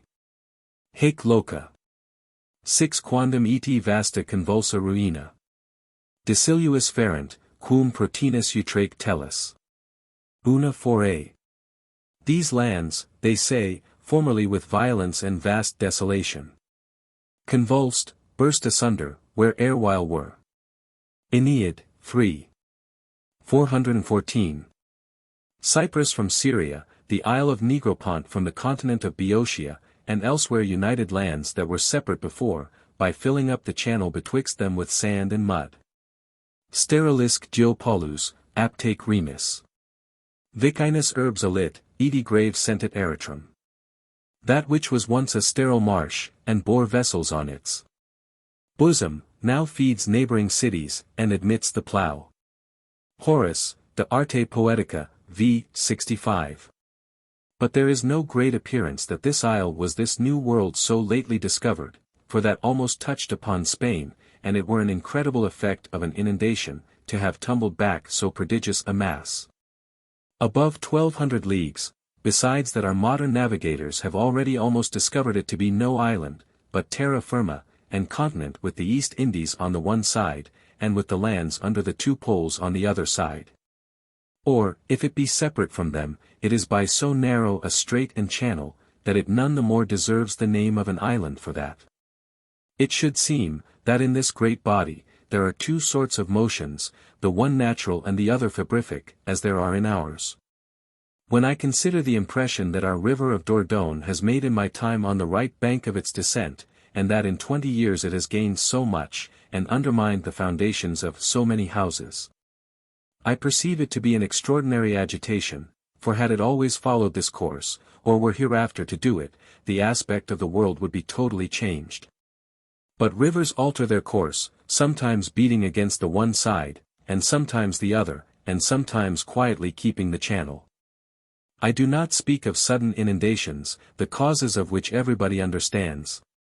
In Médoc, by the seashore, the Sieur d'Arsac, my brother, sees an estate he had there, buried under the sands which the sea vomits before it, where the tops of some houses are yet to be seen, and where his rents and domains are converted into pitiful barren pasturage. The inhabitants of this place affirm, that of late years the sea has driven so vehemently upon them, that they have lost above 4 leagues of land. These sands are her harbingers, and we now see great heaps of moving sand, that march half a league before her, and occupy the land. The other testimony from antiquity, to which some would apply this discovery of the New World, is in Aristotle. At least, if that little book of unheard of miracles be his, one of the spurious publications brought out under his name, D.W. He there tells us, that certain Carthaginians, having crossed the Atlantic Sea without the Straits of Gibraltar, and sailed a very long time, discovered at last a great and fruitful island, all covered over with wood, and watered with several broad and deep rivers, far remote from all terra firma. And that they, and others after them, allured by the goodness and fertility of the soil, went thither with their wives and children, and began to plant a colony. But the Senate of Carthage, perceiving their people by little and little to diminish, issued out an express prohibition, that none, upon pain of death, should transport themselves thither, and also drove out these new inhabitants. fearing, 'tis said, lest in process of time they should so multiply as to supplant themselves and ruin their state. But this relation of Aristotle no more agrees with our new-found lands than the other. This man that I had was a plain ignorant fellow, and therefore the more likely to tell truth, for your better-bred sort of men are much more curious in their observation, 'tis true, and discover a great deal more. But then they gloss upon it, and to give the greater weight to what they deliver, and allure your belief, they cannot forbear a little to alter the story. They never represent things to you simply as they are, but rather as they appear to them, or as they would have them appear to you, and to gain the reputation of men of judgment, and the better to induce your faith, are willing to help out the business with something more than is really true, of their own invention.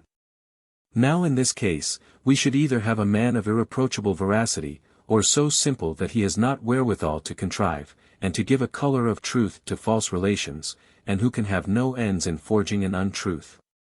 Such a one was mine. And besides, he has at divers times brought to me several seamen and merchants who at the same time went the same voyage. I shall therefore content myself with his information, without inquiring what the cosmographers say to the business. We should have topographers to trace out to us the particular places where they have been. But for having had this advantage over us, to have seen the Holy Land, they would have the privilege, forsooth, to tell us stories of all the other parts of the world beside. I would have every one write what he knows, and as much as he knows, but no more, and that not in this only but in all other subjects.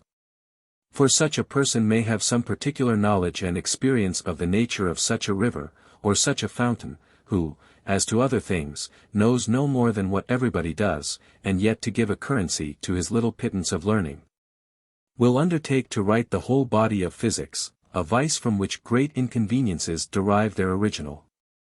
Now, to return to my subject, I find that there is nothing barbarous and savage in this nation, by anything that I can gather, excepting, that every one gives the title of barbarism to everything that is not in use in his own country.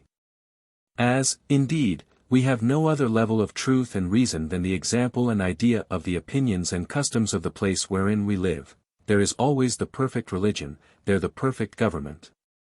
There the most exact and accomplished usage of all things. They are savages at the same rate that we say fruits are wild, which nature produces of herself and by her own ordinary progress. Whereas, in truth, we ought rather to call those wild whose natures we have changed by our artifice and diverted from the common order. In those, the genuine, most useful, and natural virtues and properties are vigorous and sprightly, which we have helped to degenerate in these, by accommodating them to the pleasure of our own corrupted palate.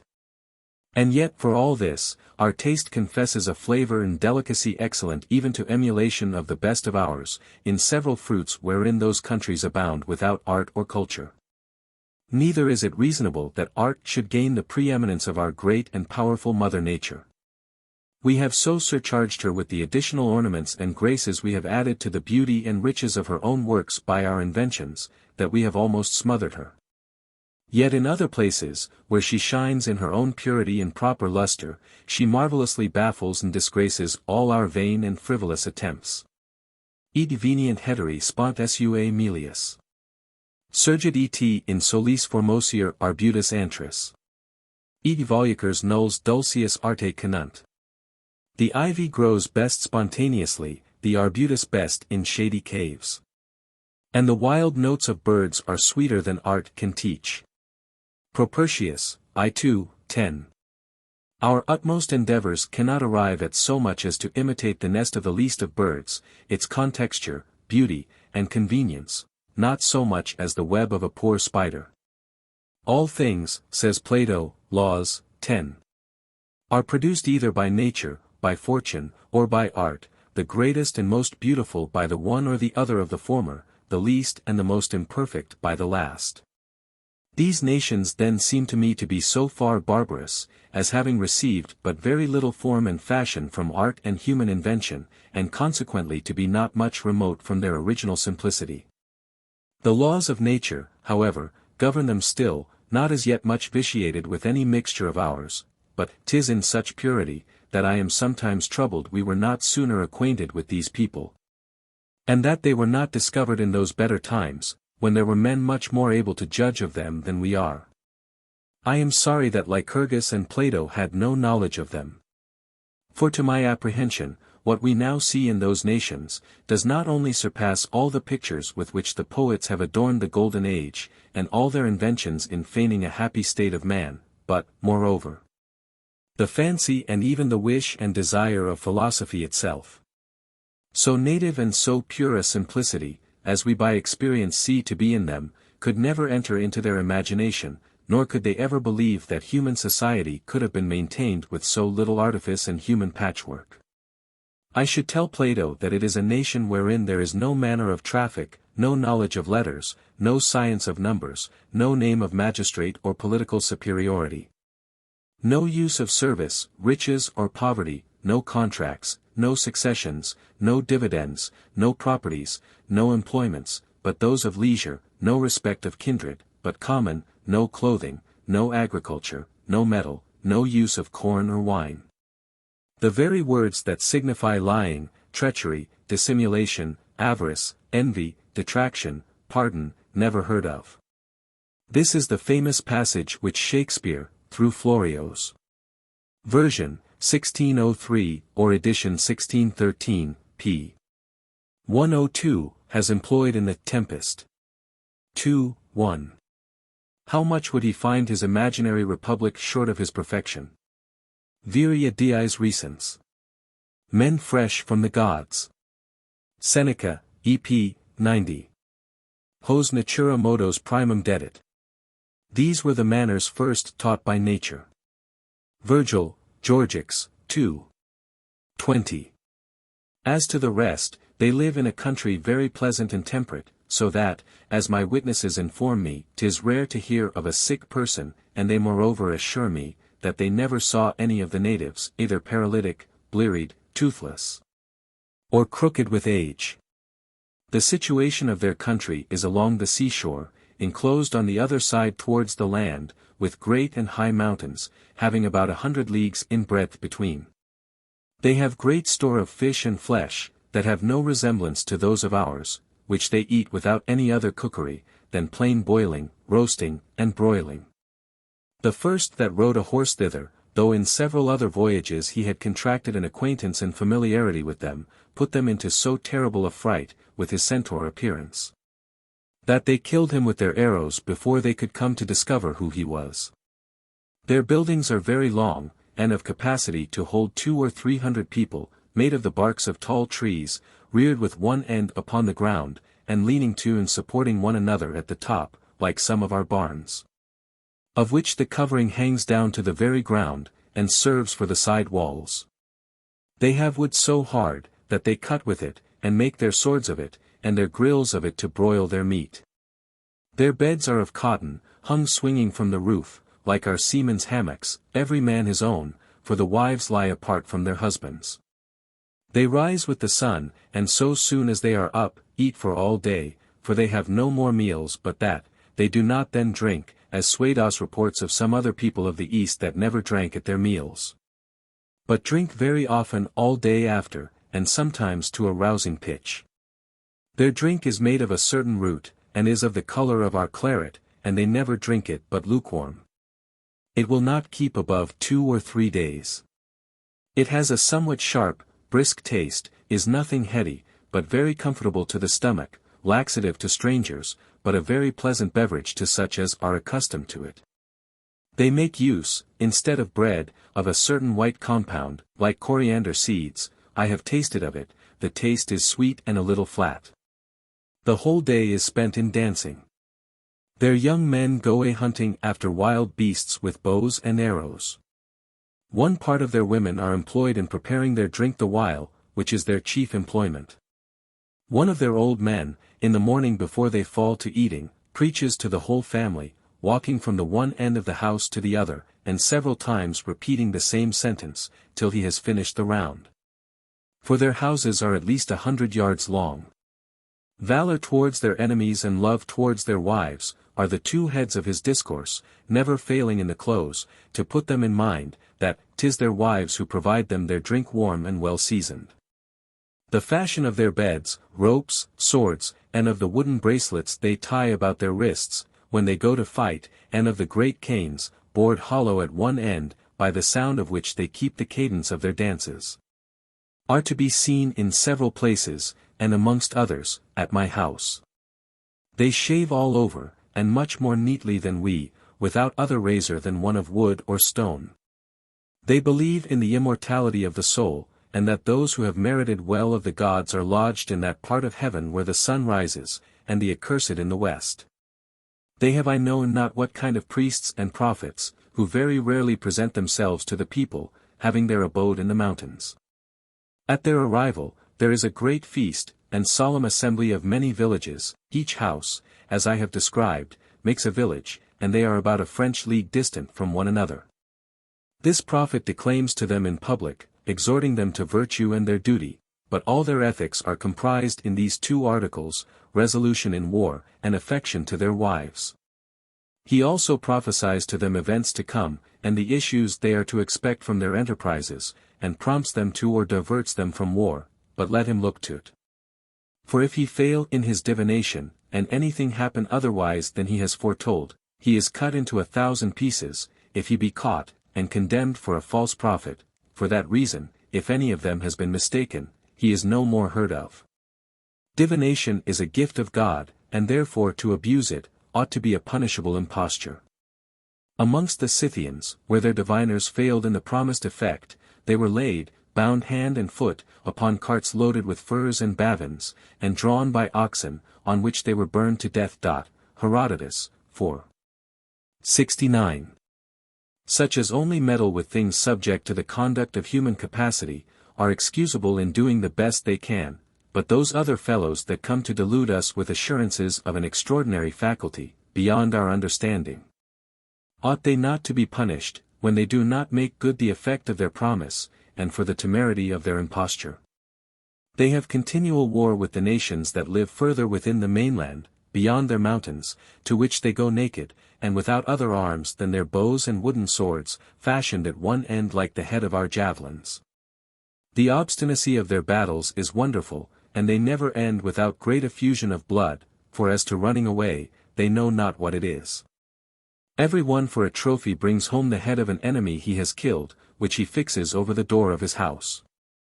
After having a long time treated their prisoners very well, and given them all the regales they can think of, he to whom the prisoner belongs, invites a great assembly of his friends. They being come, he ties a rope to one of the arms of the prisoner, of which, at a distance, out of his reach, he holds the one end himself, and gives to the friend he loves best the other arm to hold after the same manner, which being done, they too, in the presence of all the assembly, dispatch him with their swords. After that, they roast him, eat him amongst them, and send some chops to their absent friends. They do not do this, as some think, for nourishment, as the Scythians anciently did, but as a representation of an extreme revenge. As will appear by this, that having observed the Portuguese, who were in league with their enemies, to inflict another sort of death upon any of them they took prisoners, which was to set them up to the girdle in the earth, to shoot at the remaining part till it was stuck full of arrows, and then to hang them, they thought those people of the other world, as being men who had sown the knowledge of a great many vices amongst their neighbors, and who were much greater masters in all sorts of mischief than they, did not exercise this sort of revenge without a meaning, and that it must needs be more painful than theirs, they began to leave their old way, and to follow this.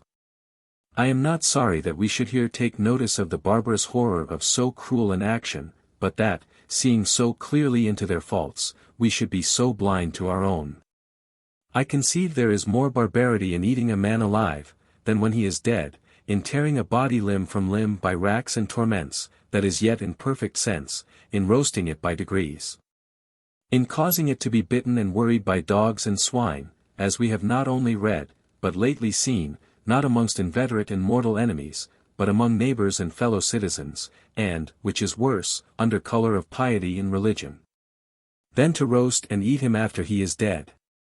Chrysippus and Zeno, the two heads of the Stoic sect, were of opinion that there was no hurt in making use of our dead carcasses, in what way soever for our necessity, and in feeding upon them too, Diogenes Laertius, 7.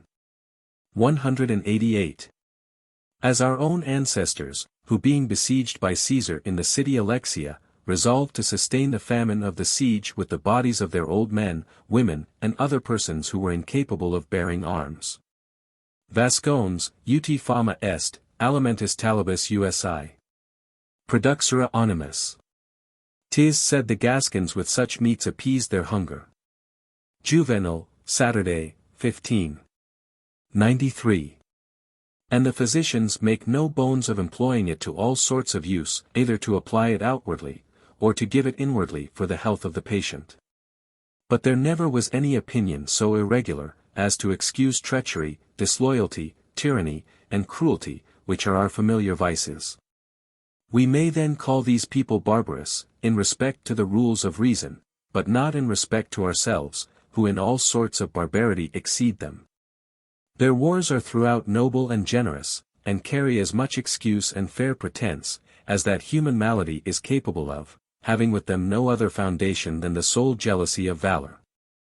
Their disputes are not for the conquest of new lands, for these they already possess are so fruitful by nature, as to supply them without labor or concern, with all things necessary. In such abundance that they have no need to enlarge their borders. And they are, moreover, happy in this, that they only covet so much as their natural necessities require, all beyond that is superfluous to them. Men of the same age call one another generally brothers, those who are younger, children. And the old men are fathers to all. These leave to their heirs in common the full possession of goods, without any manner of division, or other title than what nature bestows upon her creatures, in bringing them into the world. If their neighbors pass over the mountains to assault them, and obtain a victory, all the victors gain by it is glory only. And the advantage of having proved themselves the better in valor and virtue, for they never meddle with the goods of the conquered, but presently return into their own country, where they have no want of anything necessary. Nor of this greatest of all goods, to know happily how to enjoy their condition and to be content. And those in turn do the same. They demand of their prisoners no other ransom, than acknowledgment that they are overcome, but there is not one found in an age, who will not rather choose to die than make such a confession. Or either by word or look recede from the entire grandeur of an invincible courage. There is not a man amongst them who had not rather be killed and eaten, than so much as to open his mouth to entreat he may not. They use them with all liberality and freedom, to the end their lives may be so much the dearer to them. But frequently entertain them with menaces of their approaching death, of the torments they are to suffer, of the preparations making in order to it, of the mangling their limbs, and of the feast that is to be made, where their carcass is to be the only dish. All which they do, to no other end, but only to extort some gentle or submissive word from them, or to frighten them so as to make them run away, to obtain this advantage that they were terrified, and that their constancy was shaken. And indeed, if rightly taken, it is in this point only that a true victory consists. Victoria nulla est. Quamque confessor animo quoque subjugat hosts. No victory is complete, which the conquered do not admit to be. So doth Claudius, de Sexto Consulato Honorii, v. 248. The Hungarians, a very warlike people, never pretend further than to reduce the enemy to their discretion. For having forced this confession from them, they let them go without injury or ransom, excepting, at the most, to make them engage their word never to bear arms against them again. We have sufficient advantages over our enemies that are borrowed and not truly our own. It is the quality of a porter, and no effect of virtue, to have stronger arms and legs. It is a dead and corporeal quality to set in array. 'Tis a turn of fortune to make our enemy stumble, or to dazzle him with the light of the sun. 'Tis a trick of science and art, and that may happen in a mean base fellow, to be a good fencer. The estimate and value of a man consist in the heart and in the will, there his true honor lies. Valor is stability, not of legs and arms, but of the courage and the soul. It does not lie in the goodness of our horse or our arms but in our own. He that falls obstinate in his courage. Si succiderit, de genu pugnat. If his legs fail him, he fights on his knees. Seneca, De Providentia, c. 2. He who, for any danger of imminent death, abates nothing of his assurance, who, dying, yet darts at his enemy a fierce and disdainful look, is overcome not by us, but by fortune, he is killed, not conquered. The most valiant are sometimes the most unfortunate. There are defeats more triumphant than victories. Never could those four sister victories, the fairest the sun ever beheld, of Salamis, Plataea, Mycale, and Sicily, venture to oppose all their united glories, to the single glory of the discomfiture of King Leonidas and his men. At the pass of Thermopylae, who ever ran with a more glorious desire and greater ambition, to the winning, than Captain Ischylus to the certain loss of a battle, Diodorus Siculus, 1564. Who could have found out a more subtle invention to secure his safety, than he did to assure his destruction? He was set to defend a certain pass of Peloponnesus against the Arcadians, which, considering the nature of the place and the inequality of forces, finding it utterly impossible for him to do, and seeing that all who were presented to the enemy must certainly be left upon the place, and on the other side, reputing it unworthy of his own virtue and magnanimity and of the Lacedaemonian name to fail in any part of his duty, he chose a mean betwixt these two extremes after this manner. The youngest and most active of his men, he preserved for the service and defense of their country, and sent them back. And with the rest, whose loss would be of less consideration, he resolved to make good the pass, and with the death of them, to make the enemy by their entry as dear as possibly he could. As it fell out, for being presently environed on all sides by the Arcadians, after having made a great slaughter of the enemy, he and his were all cut in pieces. Is there any trophy dedicated to the conquerors which was not much more due to these who were overcome? The part that true conquering is to play, lies in the encounter, not in the coming off. And the honor of valor consists in fighting, not in subduing. But to return to my story, these prisoners are so far from discovering the least weakness, for all the terrors that can be represented to them, that, on the contrary, during the 2 or 3 months they are kept, they always appear with a cheerful countenance, importune their masters to make haste to bring them to the test, defy, rail at them, and reproach them with cowardice, and the number of battles they have lost against those of their country. I have a song made by one of these prisoners, wherein he bids them, come all, and dine upon him, and welcome, for they shall withal eat their own fathers and grandfathers, whose flesh has served to feed and nourish him. These muscles, says he, this flesh and these veins, are your own, poor silly souls as you are, you little think that the substance of your ancestors' limbs is here yet. Notice what you eat, and you will find in it the taste of your own flesh, in which song there is to be observed an invention that nothing relishes of the barbarian. Those that paint these people dying after this manner, represent the prisoner spitting in the faces of his executioners and making wry mouths at them. And 'tis most certain, that to the very last gasp, they never cease to brave and defy them both in word and gesture. In plain truth, these men are very savage in comparison of us. Of necessity, they must either be absolutely so or else we are savages, for there is a vast difference betwixt their manners and ours. The men there have several wives, and so much the greater number, by how much they have the greater reputation for valor. And it is one very remarkable feature in their marriages, that the same jealousy our wives have to hinder and divert us from the friendship and familiarity of other women, those employ to promote their husbands' desires, and to procure them many spouses. For being above all things solicitous of their husband's honor, 'tis their chiefest care to seek out, and to bring in the most companions they can, forasmuch as it is a testimony of the husband's virtue. Most of our ladies will cry out, that 'tis monstrous, whereas in truth it is not so, but a truly matrimonial virtue, and of the highest form. In the Bible, Sarah, with Leah and Rachel, the 2 wives of Jacob, gave the most beautiful of their handmaids to their husbands. Livia preferred the passions of Augustus to her own interest, Suetonius, Life of Augustus, c. 71. And the wife of King Diodorus, Stratonus, did not only give up a fair young maid that served her to her husband's embraces, but moreover carefully brought up the children he had by her, and assisted them in the succession to their father's crown. And that it may not be supposed, that all this is done by a simple and servile obligation to their common practice, or by any authoritative impression of their ancient custom, without judgment or reasoning. And from having a soul so stupid that it cannot contrive what else to do, I must here give you some touches of their sufficiency in point of understanding. Besides what I repeated to you before, which was one of their songs of war, I have another, a love song, that begins thus.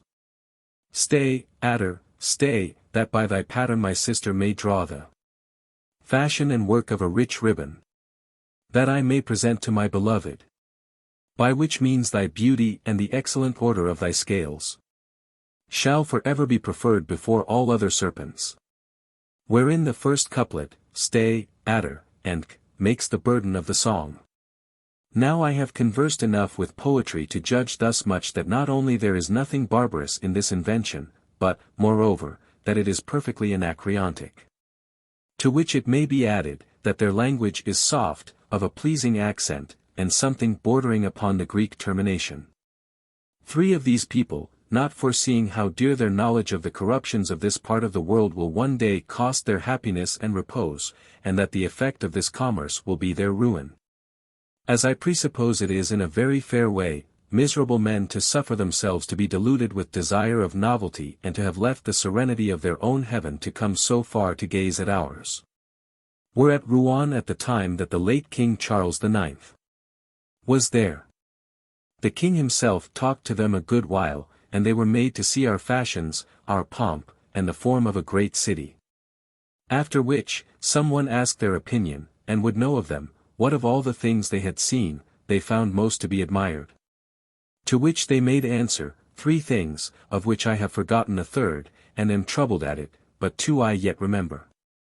They said, that in the first place they thought it very strange that so many tall men, wearing beards, strong, and well armed, who were about the king, 'tis like they meant the Swiss of the guard, should submit to obey a child.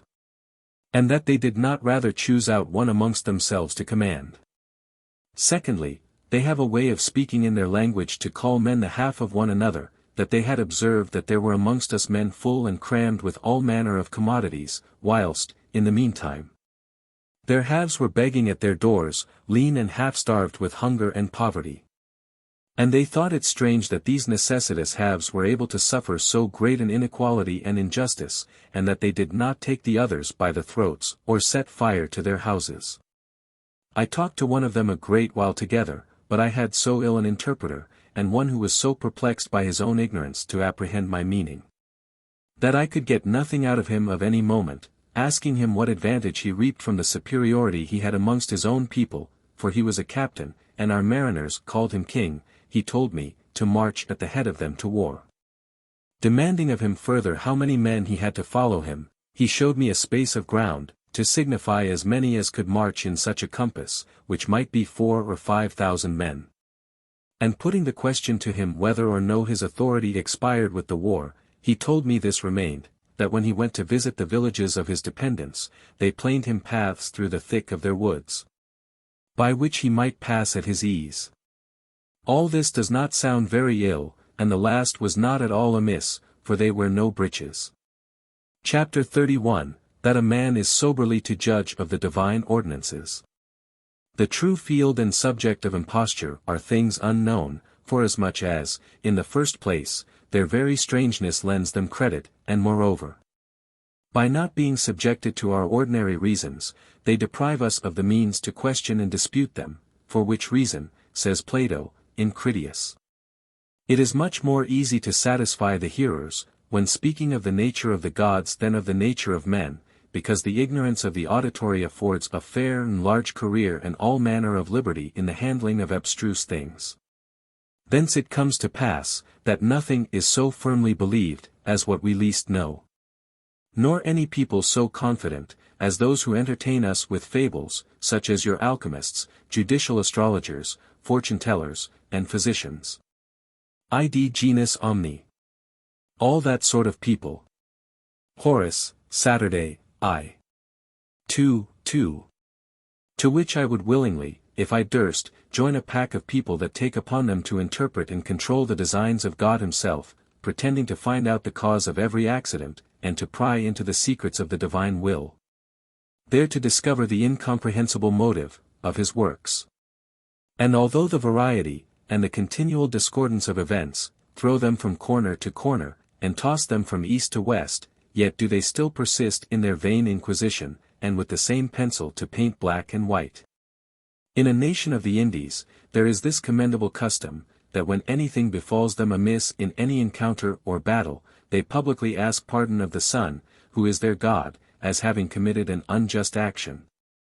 Always imputing their good or evil fortune to the divine justice, and to that submitting their own judgment and reason.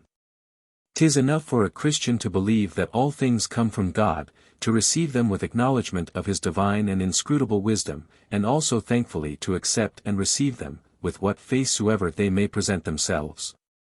But I do not approve of what I see in use, that is, to seek to affirm and support our religion by the prosperity of our enterprises. Our belief has other foundation enough, without going about to authorize it by events, for the people being accustomed to such plausible arguments as these and so proper to their taste, it is to be feared. Lest when they fail of success they should also stagger in their faith, as in the war wherein we are now engaged upon the account of religion, those who had the better in the business of Rochelabil, May 1569. Making great brags of that success as an infallible approbation of their cause, when they came afterwards to excuse their misfortunes of Moncontour and Jarnac. By saying they were fatherly scourges and corrections that they had not a people wholly at their mercy, they make it manifestly enough appear, what it is to take two sorts of grist out of the same sack, and with the same mouth to blow hot and cold. It were better to possess the vulgar with the solid and real foundations of truth. 'Twas a fine naval battle that was gained under the command of Don John of Austria a few months since, that of Lepanto, October 7, 1571. Against the Turks.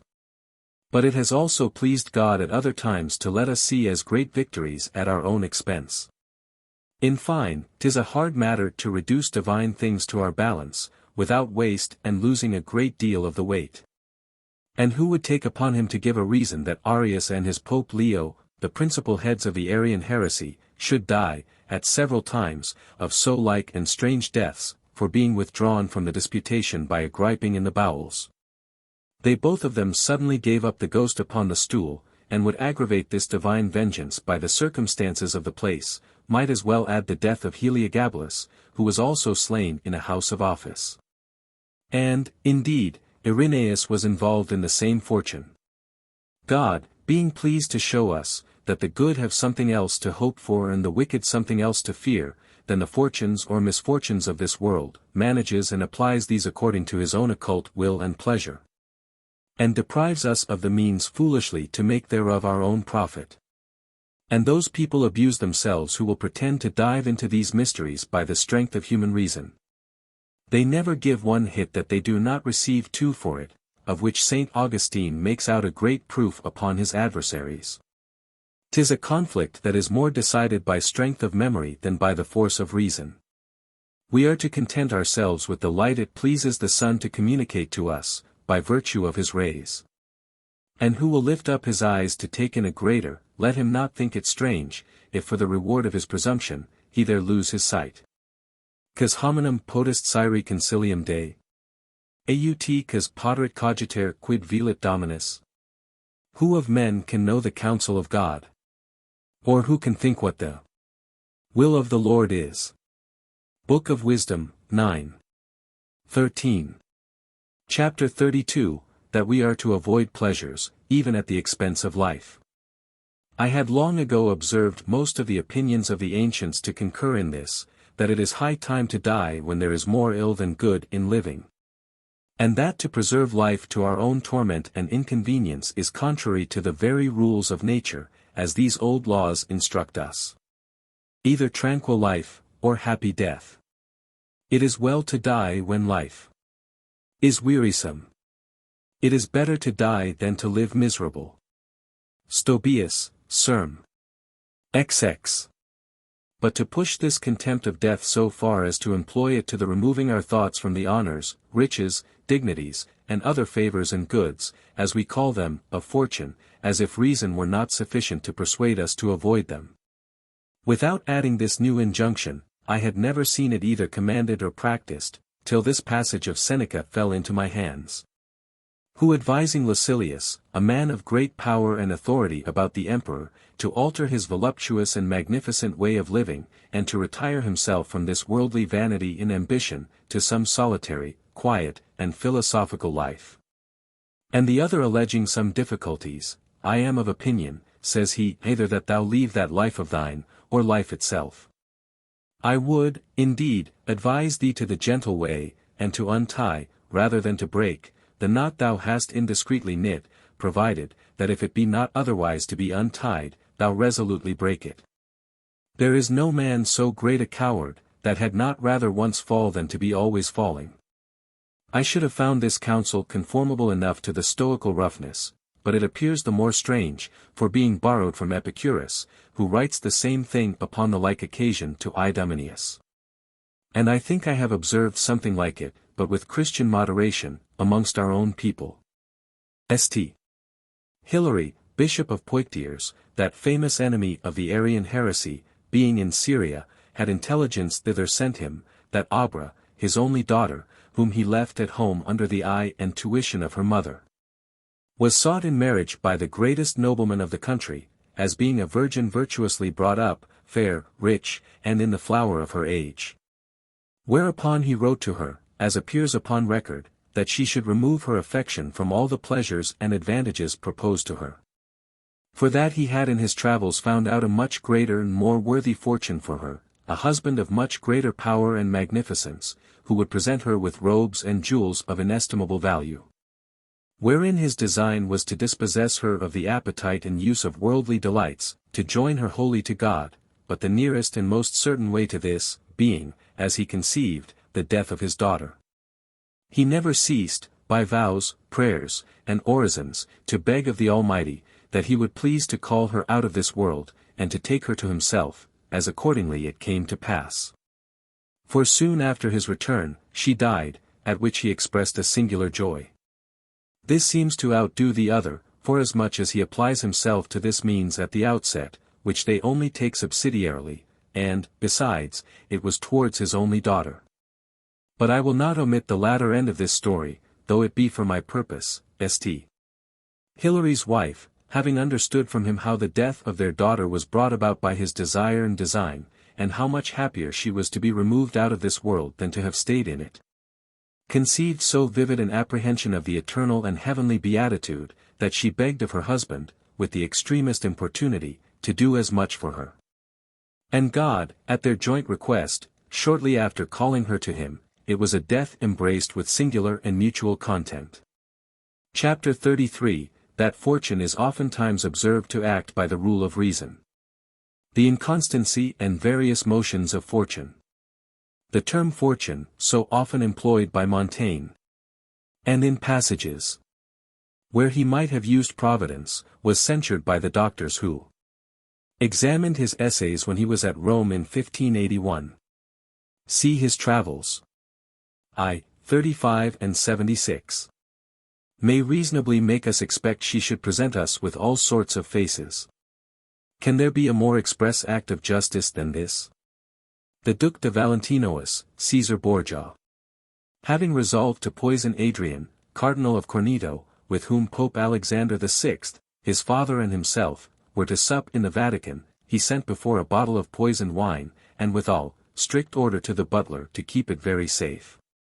The Pope being come before his son, and calling for drink, the butler supposing this wine had not been so strictly recommended to his care, but only upon the account of its excellency, presented it forthwith to the Pope.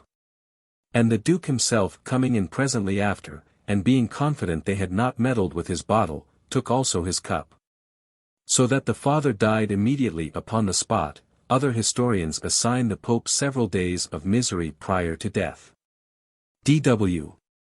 And the son, after having been long tormented with sickness, was reserved to another and a worse fortune. Sometimes she seems to play upon us, just in the nick of an affair. Monsieur d'Estrées, at that time ensign to Monsieur de Vendôme, and Monsieur de Lix, lieutenant in the company of the Duc d'Ascot, being both pretenders to the Sieur de Fougassel's sister. Though of several parties, as it oft falls out amongst frontier neighbors, the Sieur de Lix carried her. But on the same day he was married, and which was worse, before he went to bed to his wife, the bridegroom having a mind to break a lance in honor of his new bride, went out to skirmish near Estieenne. Omer, where the Sieur d'Estrées proving the stronger, took him prisoner, and the more to illustrate his victory, the lady was fain. Conjugis anticoacta novi dimitir colum. Quam veniens una atque altera versus hiems. Noctibus in longes avidum saturaset amorem.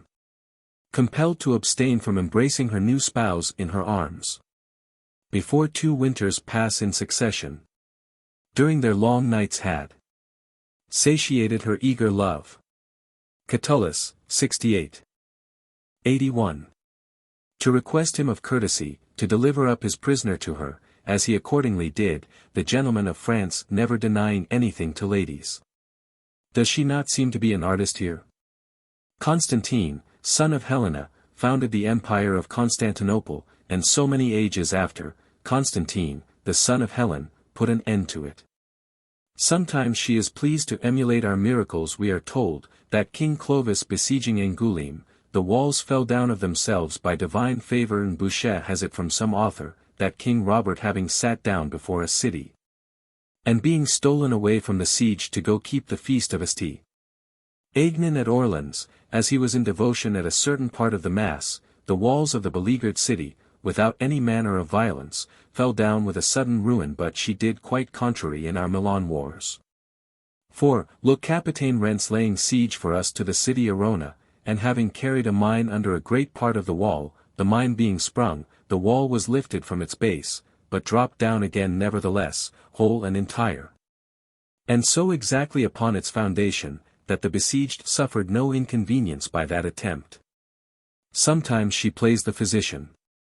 Jason of fears being given over by the physicians, by reason of an impostum in his breast, having a mind to rid himself of his pain, by death at least, threw himself in a battle desperately into the thickest of the enemy, where he was so fortunately wounded quite through the body, that the impostum broke, and he was perfectly cured. Did she not also excel the painter Protogenes in his art? Who having finished the picture of a dog quite tired and out of breath, in all the other parts excellently well to his own liking, but not being able to express, as he would, the slaver and foam that should come out of its mouth. Vexed and angry at his work, he took his sponge, which by cleaning his pencils had imbibed several sorts of colors, and threw it in a rage against the picture, with an intent utterly to deface it. When fortune guiding the sponge to hit just upon the mouth of the dog, it there performed what all his art was not able to do. Does she not sometimes direct our counsels and correct them? Isabel, Queen of England, having to sail from Zealand into her own kingdom, in 1326, with an army, in favor of her son against her husband, had been lost, had she come into the port she intended, being there laid wait for by the enemy. But fortune, against her will, threw her into another haven, where she landed in safety. And that man of old who, throwing a stone at a dog, hit and killed his mother-in-law, had he not reason to pronounce this verse? Fortune has more judgment than we. Menander. Aestes had contracted with 2 soldiers to kill Timoleon at Adrana in Sicily. Plutarch, Life of Timoleon, c. 7. They took their time to do it when he was assisting at a sacrifice, and thrusting into the crowd, as they were making signs to one another, that now was a fit time to do their business, in steps a third, who with a sword takes one of them full drive over the pate, lays him dead upon the place and runs away, which the others see, and concluding himself discovered and lost, runs to the altar and begs for mercy, promising to discover the whole truth. Which as he was doing, and laying open the full conspiracy, behold the third man, who being apprehended, was, as a murderer, thrust and hauled by the people through the press, towards Timoleon, and the other most eminent persons of the assembly. Before whom being brought, he cries out for pardon, pleading that he had justly slain his father's murderer. Which he, also, proving upon the spot, by sufficient witnesses, whom his good fortune very opportunely supplied him withal, that his father was really killed in the city of Leontini, by that very man on whom he had taken his revenge. He was presently awarded 10 Attic minae, for having had the good fortune, by designing to revenge the death of his father, to preserve the life of the common father of Sicily. Fortune, truly, in her conduct surpasses all the rules of human prudence. But to conclude, is there not a direct application of her favor, bounty, and piety manifestly discovered in this action? Ignatius the father and Ignatius the son being proscribed by the triumvirs of Rome, resolved upon this generous act of mutual kindness, to fall by the hands of one another, and by that means to frustrate and defeat the cruelty of the tyrants.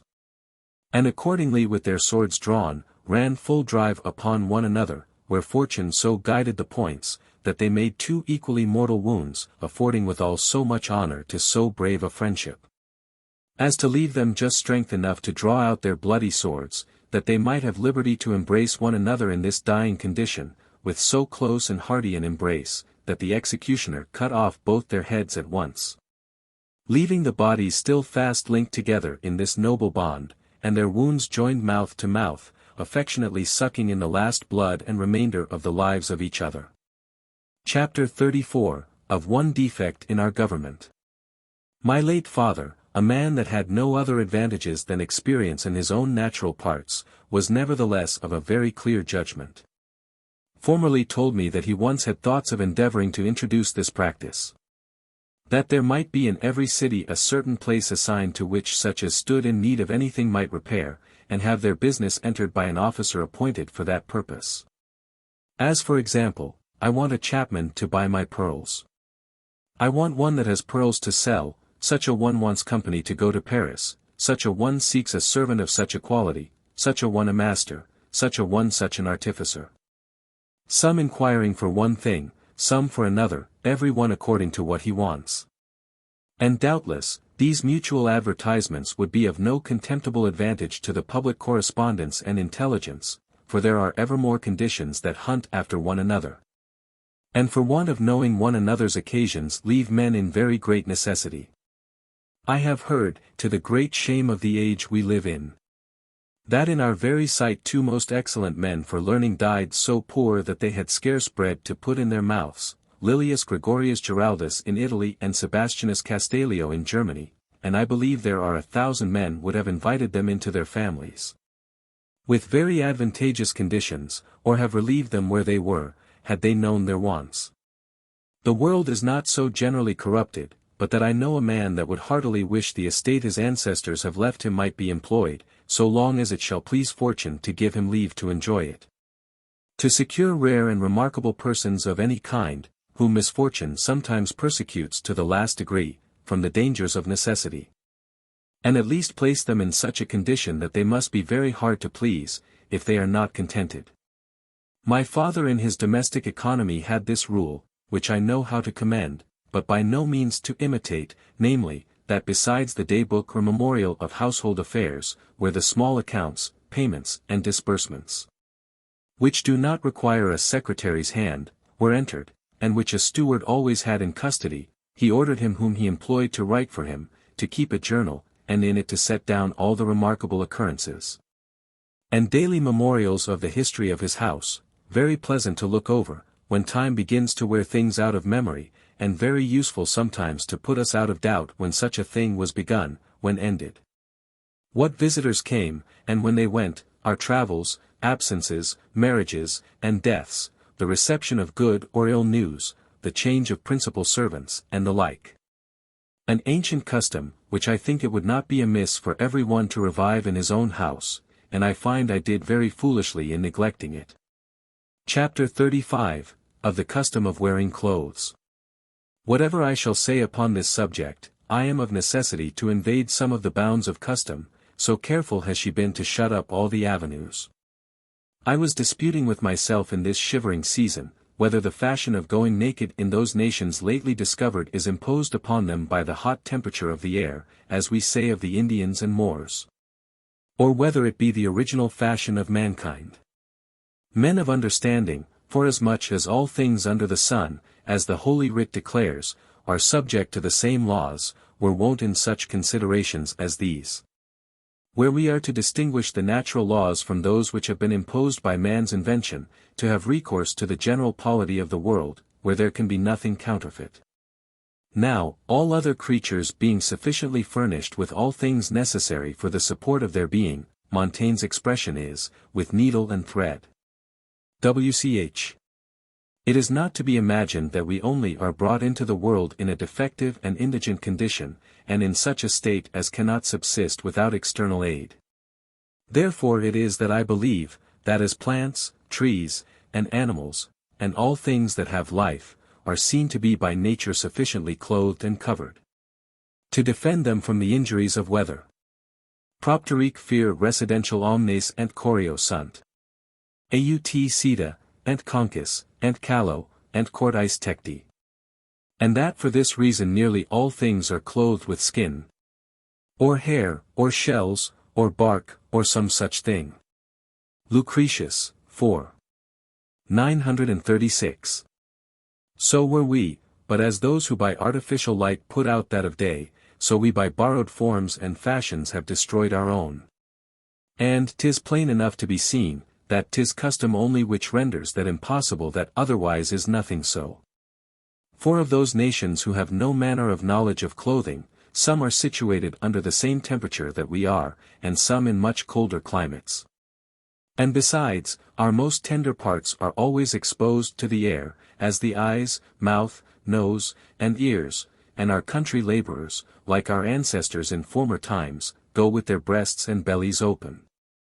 Had we been born with a necessity upon us of wearing petticoats and breeches, there is no doubt but nature would have fortified those parts she intended should be exposed to the fury of the seasons with a thicker skin, as she has done the finger ends and the soles of the feet. And why should this seem hard to believe? I observe much greater distance betwixt my habit and that of one of our country boors, than betwixt his and that of a man who has no other covering but his skin. How many men, especially in Turkey, go naked upon the account of devotion? Some one asked a beggar, whom he saw in his shirt in the depth of winter, as brisk and frolic as he who goes muffled up to the ears in furs, how he was able to endure to go so. Why, sir, he answered, you go with your face bare, I am all face. The Italians have a story of the Duke of Florence's fool, whom his master asking how, being so thinly clad, he was able to support the cold, when he himself, warmly wrapped up as he was hardly able to do it. Why, replied the fool, use my receipt to put on all your clothes you have at once, and you'll feel no more cold than I. King Massinissa, to an extreme old age, could never be prevailed upon to go with his head covered, how cold, stormy, or rainy soever the weather might be, which also is reported of the Emperor Severus. Herodotus tells us, that in the battles fought betwixt the Egyptians and the Persians, it was observed both by himself and by others, that of those who were left dead upon the field, the heads of the Egyptians were without comparison harder than those of the Persians, by reason that the last had gone with their heads always covered from their infancy, first with biggens, and then with turbans, and the others always shaved and bare. King Agesilaus continued to a decrepit age to wear always the same clothes in winter that he did in summer. Caesar, says Suetonius, marched always at the head of his army, for the most part on foot, with his head bare, whether it was rain or sunshine, and as much is said of Hannibal. Tum vertis nudo. Excipere in sanos imbers, coelique ruinum. Bareheaded he marched in snow, exposed to pouring rain and the utmost rigor of the weather. Silius Italicus, I. 250. A Venetian who has long lived in Pegu, and has lately returned thence, writes that the men and women of that kingdom, though they cover all their other parts, go always barefoot and ride so too. And Plato very earnestly advises for the health of the whole body, to give the head and the feet no other clothing than what nature has bestowed. He whom the Poles have elected for their king, Stephen Bathory, since ours came thence, who is, indeed, one of the greatest princes of this age, never wears any gloves, and in winter or whatever weather can come, never wears other cap abroad than that he wears at home. Whereas I cannot endure to go unbuttoned or untied, my neighboring laborers would think themselves in chains, if they were so braced. Varro is of opinion, that when it was ordained we should be bare in the presence of the gods and before the magistrate, it was so ordered rather upon the score of health, and to inure us to the injuries of weather. Then upon the account of reverence. And since we are now talking of cold, and Frenchmen used to wear variety of colors, not I myself, for I seldom wear other than black or white, in imitation of my father, let us add another story out of Le Capitaine Martin du Bellay, who affirms that in the march to Luxembourg he saw so great frost, that the munition wine was cut with hatchets and wedges, and delivered out to the soldiers by weight, and that they carried it away in baskets, and Ovid. Nedoc consistent. Formum servantia teste. Vina. Nec hausta meri, sed data frusta, bibant. The wine when out of the cask retains the form of the cask. And is given out not in cups, but in bits.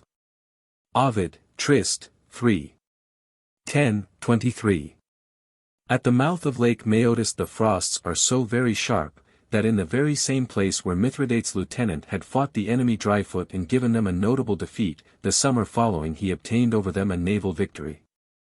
The Romans fought at a very great disadvantage, in the engagement they had with the Carthaginians near Piacenza, by reason that they went to the charge with their blood congealed and their limbs numbed with cold. Whereas Hannibal had caused great fires to be dispersed quite through his camp to warm his soldiers, and oil to be distributed amongst them, to the end that anointing themselves, they might render their nerves more supple and active, and fortify the pores against the violence of the air and freezing wind, which raged in that season. The retreat the Greeks made from Babylon into their own country is famous for the difficulties and calamities they had to overcome. Of which this was one, that being encountered in the mountains of Armenia with a horrible storm of snow, they lost all knowledge of the country and of the ways, and being driven up, were a day and a night without eating or drinking. Most of their cattle died, many of themselves were starved to death, several struck blind with the force of the hail and the glare of the snow, many of them maimed in their fingers and toes, and many stiff and motionless with the extremity of the cold, who had yet their understanding entire. Alexander saw a nation, where they bury their fruit trees in winter to protect them from being destroyed by the frost, and we also may see the same. But, so far as clothes go, the King of Mexico changed 4 times a day his apparel, and never put it on again, employing that he left off in his continual liberalities and rewards. And neither pot, dish, nor other utensil of his kitchen or table was ever served twice. Chapter 36, of Cato the Younger. I am not possessed with this common error, to judge of others according to what I am myself. I am easy to believe things differing from myself. Though I be engaged to one for me, I do not tie the world unto it, as every man doth. And I believe and conceive 1,000 manners of life, contrary to the common sort. Florio, edition 1613, page 113. I am not guilty of the common error of judging another by myself. I easily believe that in another's humor which is contrary to my own. And though I find myself engaged to one certain form, I do not oblige others to it, as many do, but believe and apprehend 1,000 ways of living, and, contrary to most men, more easily admit of difference than uniformity amongst us. I as frankly as any one would have me, discharge a man from my humors and principles, and consider him according to his own particular model. Though I am not continent myself, I nevertheless sincerely approve the continence of the Fulans and Capuchins, and highly commend their way of living. I insinuate myself by imagination into their place, and love and honor them the more for being other than I am. I very much desire that we may be judged every man by himself, and would not be drawn into the consequence of common examples. My own weakness nothing alters the esteem I ought to have for the force and vigor of those who deserve it. Sunt nihil suadunt, quam quod esse imitari posse confident. There are who persuade nothing but what they believe they can imitate themselves. Cicero, De Orator, c. 7. Crawling upon the slime of the earth, I do not for all that cease to observe up in the clouds the inimitable height of some heroic souls.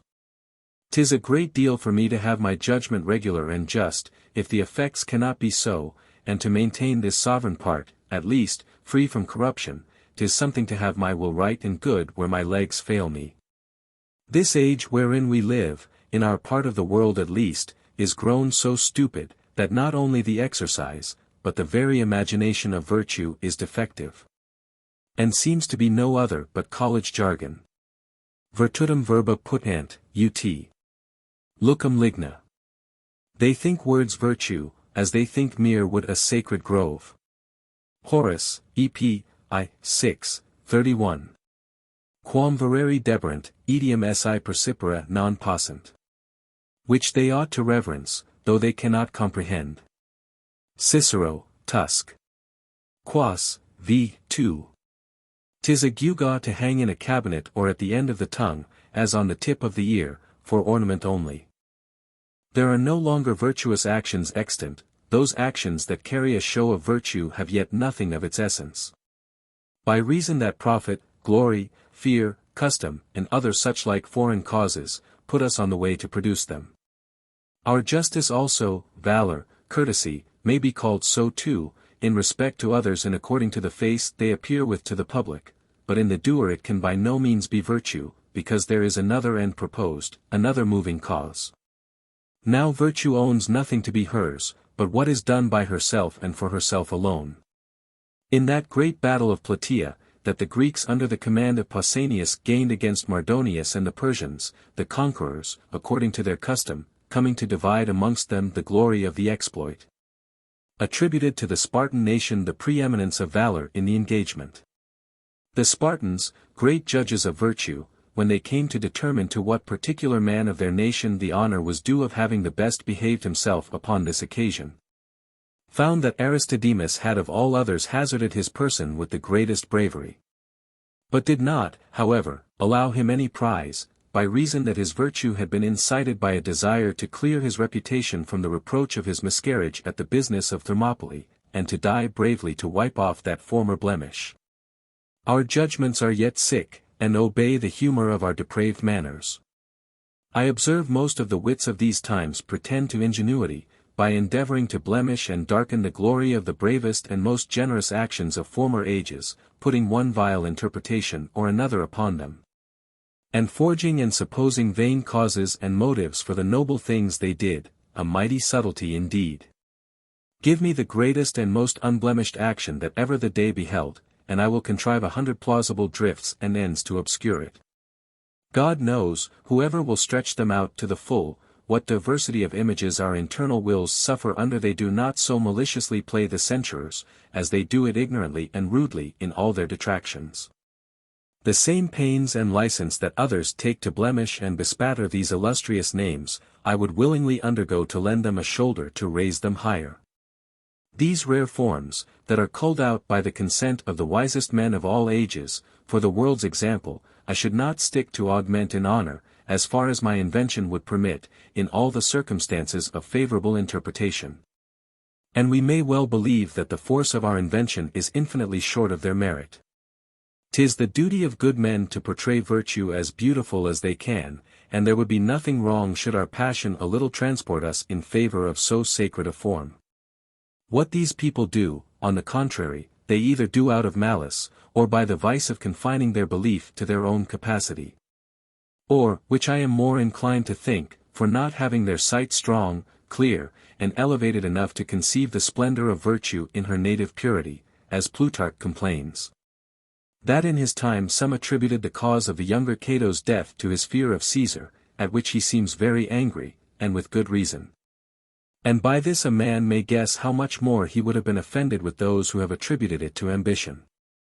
Senseless people! He would rather have performed a noble, just, and generous action, and to have had ignominy for his reward, than for glory. That man was in truth a pattern that nature chose out to show to what height human virtue and constancy could arrive. But I am not capable of handling so rich an argument, and shall therefore only set 5 Latin poets together, contending in the praise of Cato, and, incidentally, for their own too. Now, a well-educated child will judge the 2 first, in comparison of the others, a little flat and languid, the third more vigorous, but overthrown by the extravagance of his own force.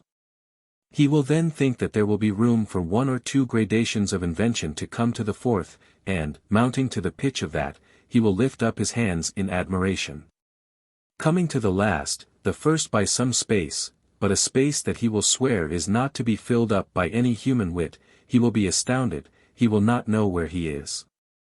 And here is a wonder, we have far more poets than judges and interpreters of poetry, it is easier to write it than to understand it.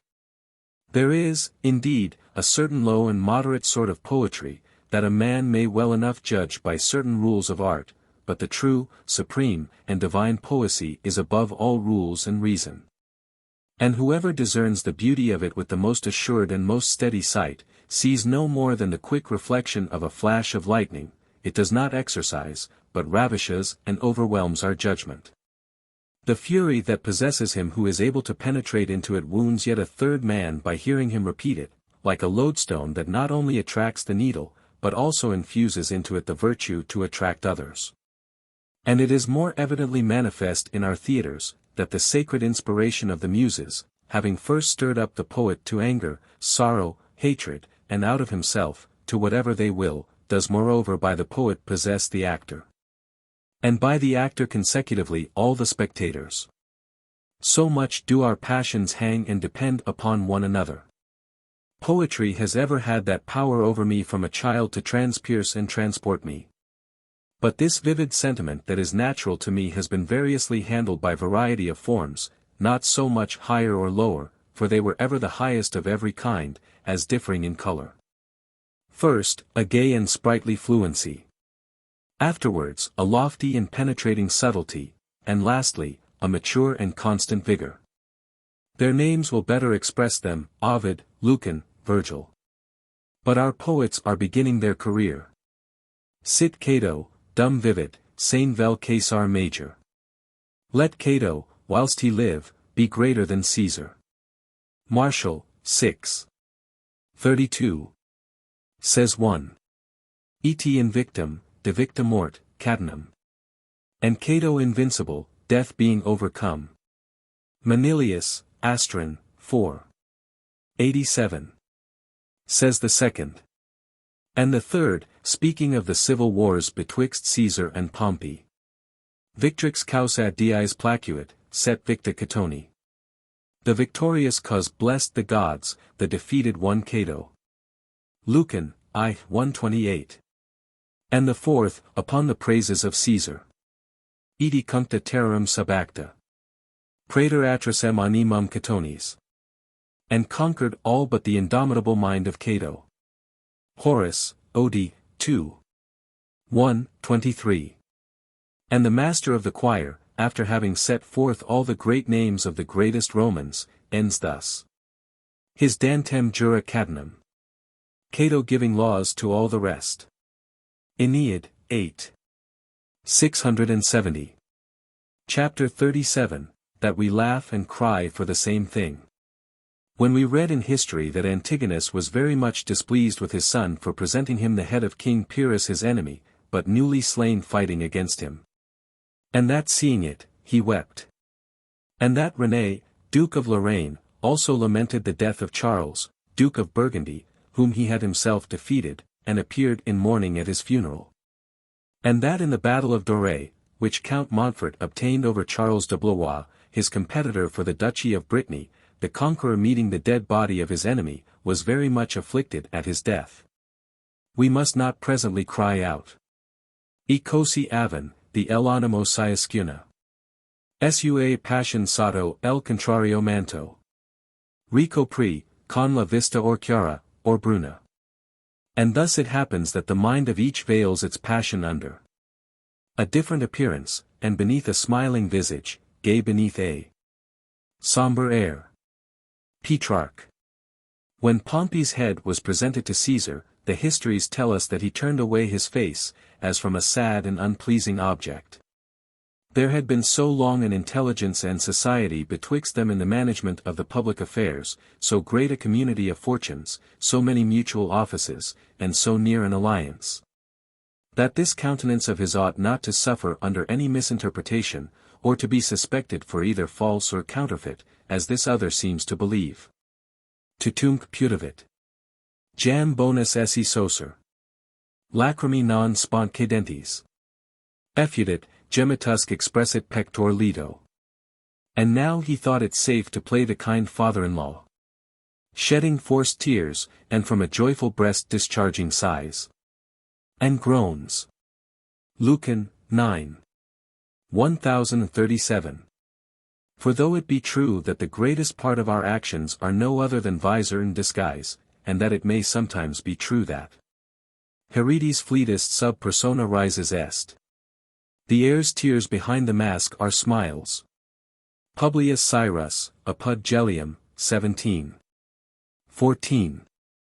Yet, in judging of these accidents, we are to consider how much our souls are oftentimes agitated with diverse passions.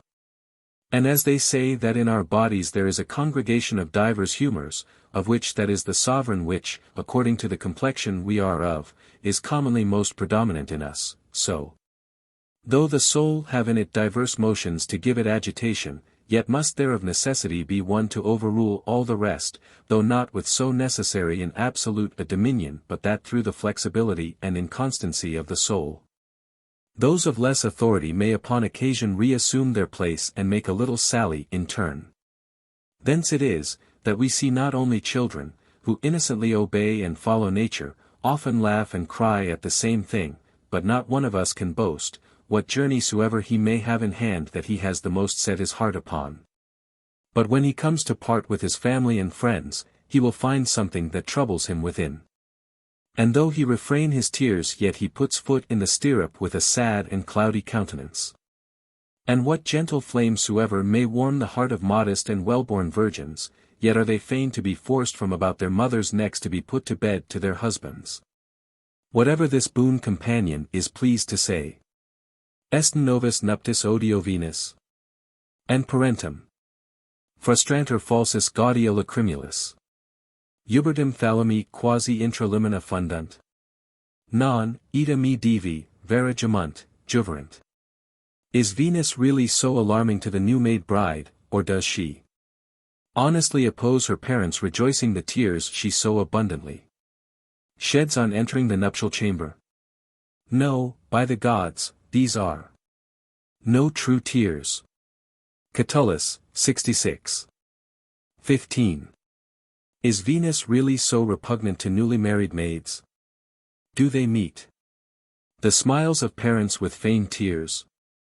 They weep copiously within the very threshold of the nuptial chamber. No, so the gods help me, they do not truly grieve. Catullus, 66. 15. A more literal translation. D.W. Neither is it strange to lament a person dead whom a man would by no means should be alive. When I rattle my man, I do it with all the mettle I have, and load him with no feigned, but downright real curses, but the heat being over, if he should stand in need of me, I should be very ready to do him good, for I instantly turn the leaf.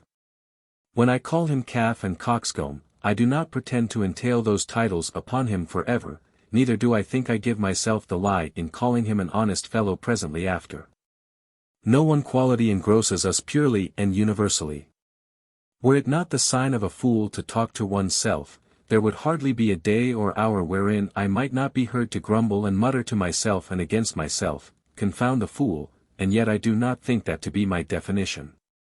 Who foreseeing me one while cold and presently very fond towards my wife, believes the one or the other to be counterfeited, is an ass. Nero, taking leave of his mother whom he was sending to be drowned, was nevertheless sensible of some emotion at this farewell, and was struck with horror and pity. 'Tis said, that the light of the sun is not one continuous thing, but that he darts new rays so thick one upon another that we cannot perceive the intermission. Largus enim liquidi fons luminis, aetherius sol. Irrigat acidu colum candor recenti. Sepeditac novo confestum lumen. So the wide fountain of liquid light, the ethereal sun, steadily fertilizes the heavens with new heat, and supplies a continuous store of fresh light. Lucretius, v. 282. Just so the soul variously and imperceptibly darts out her passions. Artabanus coming by surprise once upon his nephew Xerxes, chid him for the sudden alteration of his countenance. He was considering the immeasurable greatness of his forces passing over the Hellespont for the Grecian expedition. He was first seized with a palpitation of joy, to see so many millions of men under his command. And this appeared in the gaiety of his looks, but his thoughts at the same instant suggesting to him that of so many lives, within a century at most, there would not be one left, he presently knit his brows and grew sad, even to tears. We have resolutely pursued the revenge of an injury received, and been sensible of a singular contentment for the victory, but we shall weep notwithstanding. 'Tis not for the victory, though, that we shall weep, there is nothing altered in that but the soul looks upon things with another eye and represents them to itself with another kind of face, for everything has many faces and several aspects. Relations, old acquaintances, and friendships, possess our imaginations and make them tender for the time, according to their condition. But the turn is so quick, that 'tis gone in a moment. Nil addio fieri celeri ration videtur. Quam esse mens fieri proponit, etincode ipsa. Osius ergo animus, quam residential southeast perseat ola. Ante oculos quorum in prompta natura videtur. Nothing therefore seems to be done in so swift a manner than if the mind proposes it to be done, and itself begins. It is more active than anything which we see in nature. Lucretius, 3. 183. And therefore, if we would make one continued thing of all this succession of passions, we deceive ourselves. When Timoleon laments the murder he had committed upon so mature and generous deliberation, he does not lament the liberty restored to his country, he does not lament the tyrant, but he laments his brother. One part of his duty is performed. Let us give him leave to perform the other. Chapter 38, of Solitude. Let us pretermit that long comparison betwixt the active and the solitary life. And as for the fine sayings with which ambition and avarice palliate their vices, that we are not born for ourselves but for the public, this is the eulogium passed by Lucan on Cato of Utica 2. 383. Let us boldly appeal to those who are in public affairs. Let them lay their hands upon their hearts, and then say whether, on the contrary, they do not rather aspire to titles and offices and that tumult of the world to make their private advantage at the public expense. The corrupt ways by which in this our time they arrive at the height to which their ambitions aspire, manifestly enough declares that their ends cannot be very good. Let us tell ambition that it is she herself who gives us a taste of solitude. For what does she so much avoid as society? What does she so much seek as elbow-room? A man many do well or ill everywhere. But if what Bias says be true, that the greatest part is the worst part, or what the preacher says, there is not one good of 1,000. Rari quip boni, numero vix sunt totidem quote. Thebarum porte. Vel divitis ostia nihili. Good men forsooth are scarce, there are hardly as many as there are gates of Thebes or mouths of the rich Nile. Juvenal, Saturday, 13. 26. The contagion is very dangerous in the crowd. A man must either imitate the vicious or hate them. Both are dangerous things, either to resemble them because they are many or to hate many because they are unresembling to ourselves. Merchants who go to sea are in the right when they are cautious that those who embark with them in the same bottom be neither dissolute blasphemers nor vicious other ways, looking upon such society as unfortunate. And therefore it was that Bias pleasantly said to some, who being with him in a dangerous storm implored the assistance of the gods, "Peace, speak softly," said he, "that they may not know you are here in my company."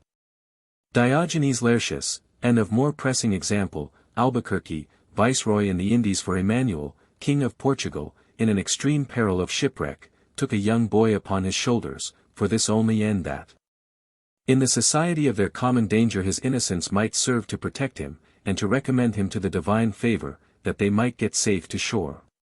'Tis not that a wise man may not live everywhere content, and be alone in the very crowd of a palace, but if it be left to his own choice, the schoolman will tell you that he should fly the very sight of the crowd, he will endure it if need be.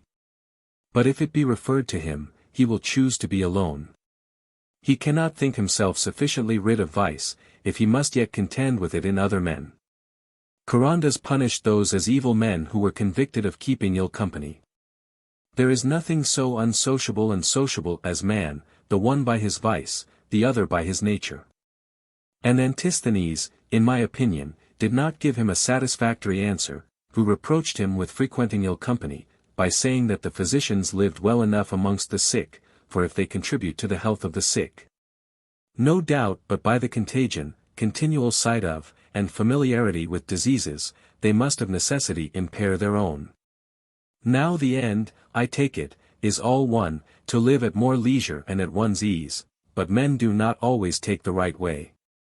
They often think they have totally taken leave of all business, when they have only exchanged one employment for another. There is little less trouble in governing a private family than a whole kingdom. Wherever the mind is perplexed, it is in an entire disorder, and domestic employments are not less troublesome for being less important. Moreover, for having shaken off the court and the exchange, we have not taken leave of the principal vexations of life. Ratio et prudentia curas. Non locus effusi late maris arbiter, offert. Reason and prudence, not a place with a commanding view of the great ocean, banish care. Horace, EP, I, 2. Ambition, avarice, irresolution, fear, and inordinate desires, do not leave us because we forsake our native country. Et. Post equitem sedet atra cura. Black care sits behind the horseman. Horace, Od, 3. 1, 40. They often follow us even to cloisters and philosophical schools. Nor deserts, nor caves, hair shirts, nor fasts, can disengage us from them. Haeret lateri lethalis arundo. The fatal shaft adheres to the side. Aeneid, 4. 73. One telling Socrates that such a one was nothing improved by his travels, I very well believe it, said he, for he took himself along with him. Quid terras alio calentis? Sol mutamus? Patrii casec sol. Se quoque fugit. Why do we seek climates warmed by another sun? Who is the man that by fleeing from his country, can also flee from himself? Horace, Od, 2. 16, 18. If a man do not first discharge both himself and his mind of the burden with which he finds himself oppressed, motion will but make it press the harder and sit the heavier. As the lading of a ship is of less encumbrance when fast and bestowed in a settled posture. You do a sick man more harm than good in removing him from place to place, you fix and establish the disease by motion, as stakes sink deeper and more firmly into the earth by being moved up and down in the place where they are designed to stand. Therefore, it is not enough to get remote from the public, 'tis not enough to shift the soil only. A man must flee from the popular conditions that have taken possession of his soul, he must sequester and come again to himself. Rupi jam vincula, dicas. Nam lactata canis nodum eripit. Adaman illi. Quum fugit, a colo trahitor pars longa catini. You say, perhaps, you have broken your chains, the dog who after long efforts has broken his chain, still in his flight drags a heavy portion of it after him. Persius, Saturday, v. 158. We still carry our fetters along with us.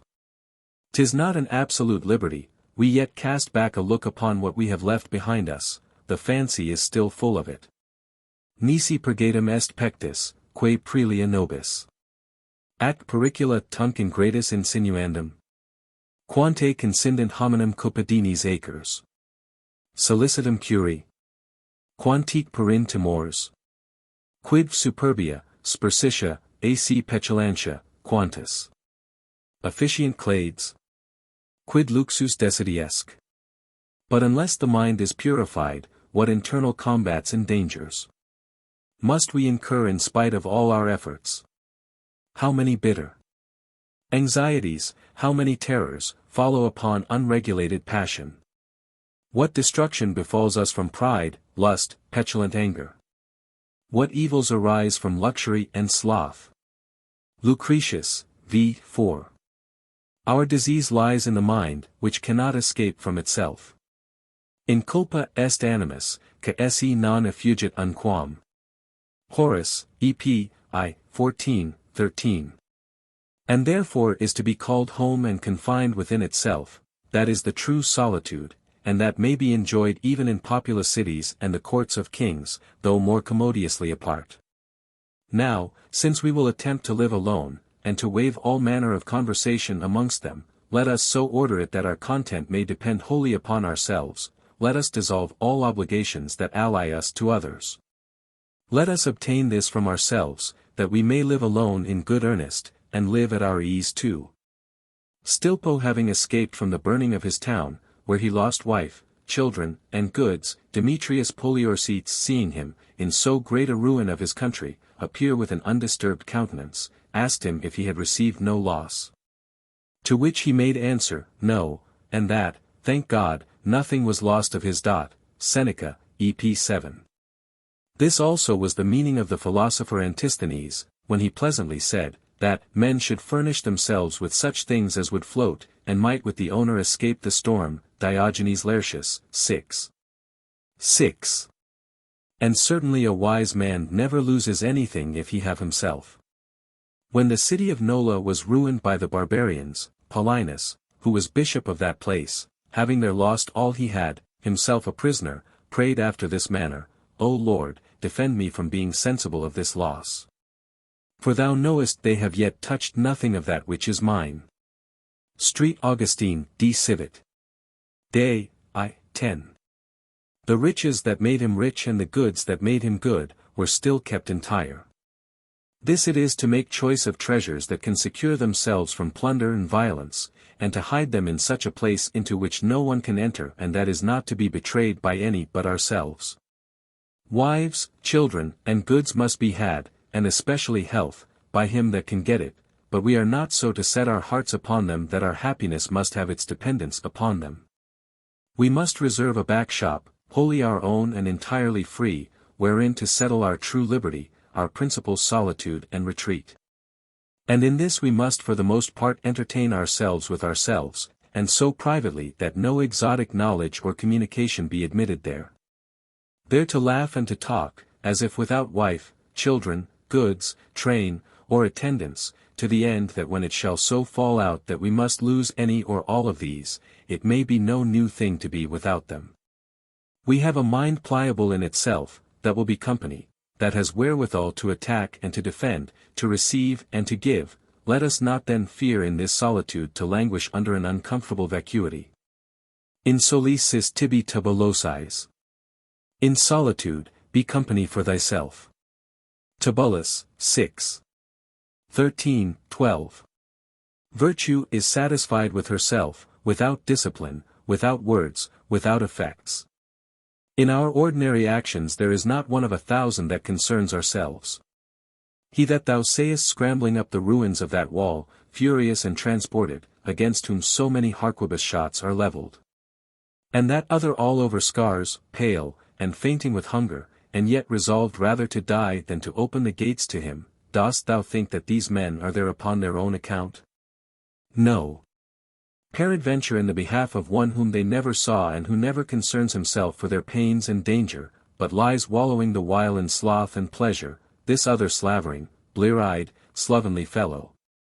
That thou sayest come out of his study after midnight, dost thou think he has been tumbling over books to learn how to become a better man, wiser, and more content? No such matter, he will there end his days, but he will teach posterity the measure of Plautus verses and the true orthography of a Latin word. Who is it that does not voluntarily exchange his health, his repose, and his very life for reputation and glory, the most useless, frivolous, and false coin that passes current amongst us? Our own death does not sufficiently terrify and trouble us. Let us, moreover, charge ourselves with those of our wives, children, and family. Our own affairs do not afford us anxiety enough, let us undertake those of our neighbors and friends, still more to break our brains and torment us. Va. Quemquam hominem in animam institura, aut. Parar, quod sit carius, quam ipsi est sibi. Ah! Can any man conceive in his mind or realize what is dearer than he is to himself. Terence, Adelph, I. 13. Solitude seems to me to wear the best favor in such as have already employed their most active and flourishing age in the world's service, after the example of Thales. We have lived enough for others. Let us at least live out the small remnant of life for ourselves. Let us now call in our thoughts and intentions to ourselves, and to our own ease and repose. 'Tis no light thing to make a sure retreat. It will be enough for us to do without mixing other enterprises. Since God gives us leisure to order our removal, let us make ready, truss our baggage, take leave betimes of the company, and disentangle ourselves from those violent importunities that engage us elsewhere and separate us from ourselves. We must break the knot of our obligations, how strong soever, and hereafter love this or that, but espouse nothing but ourselves, that is to say, let the remainder be our own. But not so joined and so close as not to be forced away without flaying us or tearing out part of our whole. The greatest thing in the world is for a man to know that he is his own. 'Tis time to wean ourselves from society when we can no longer add anything to it. He who is not in a condition to lend must forbid himself to borrow. Our forces begin to fail us, let us call them in and concentrate them in and for ourselves. He that can cast off within himself and resolve the offices of friendship and company, let him do it.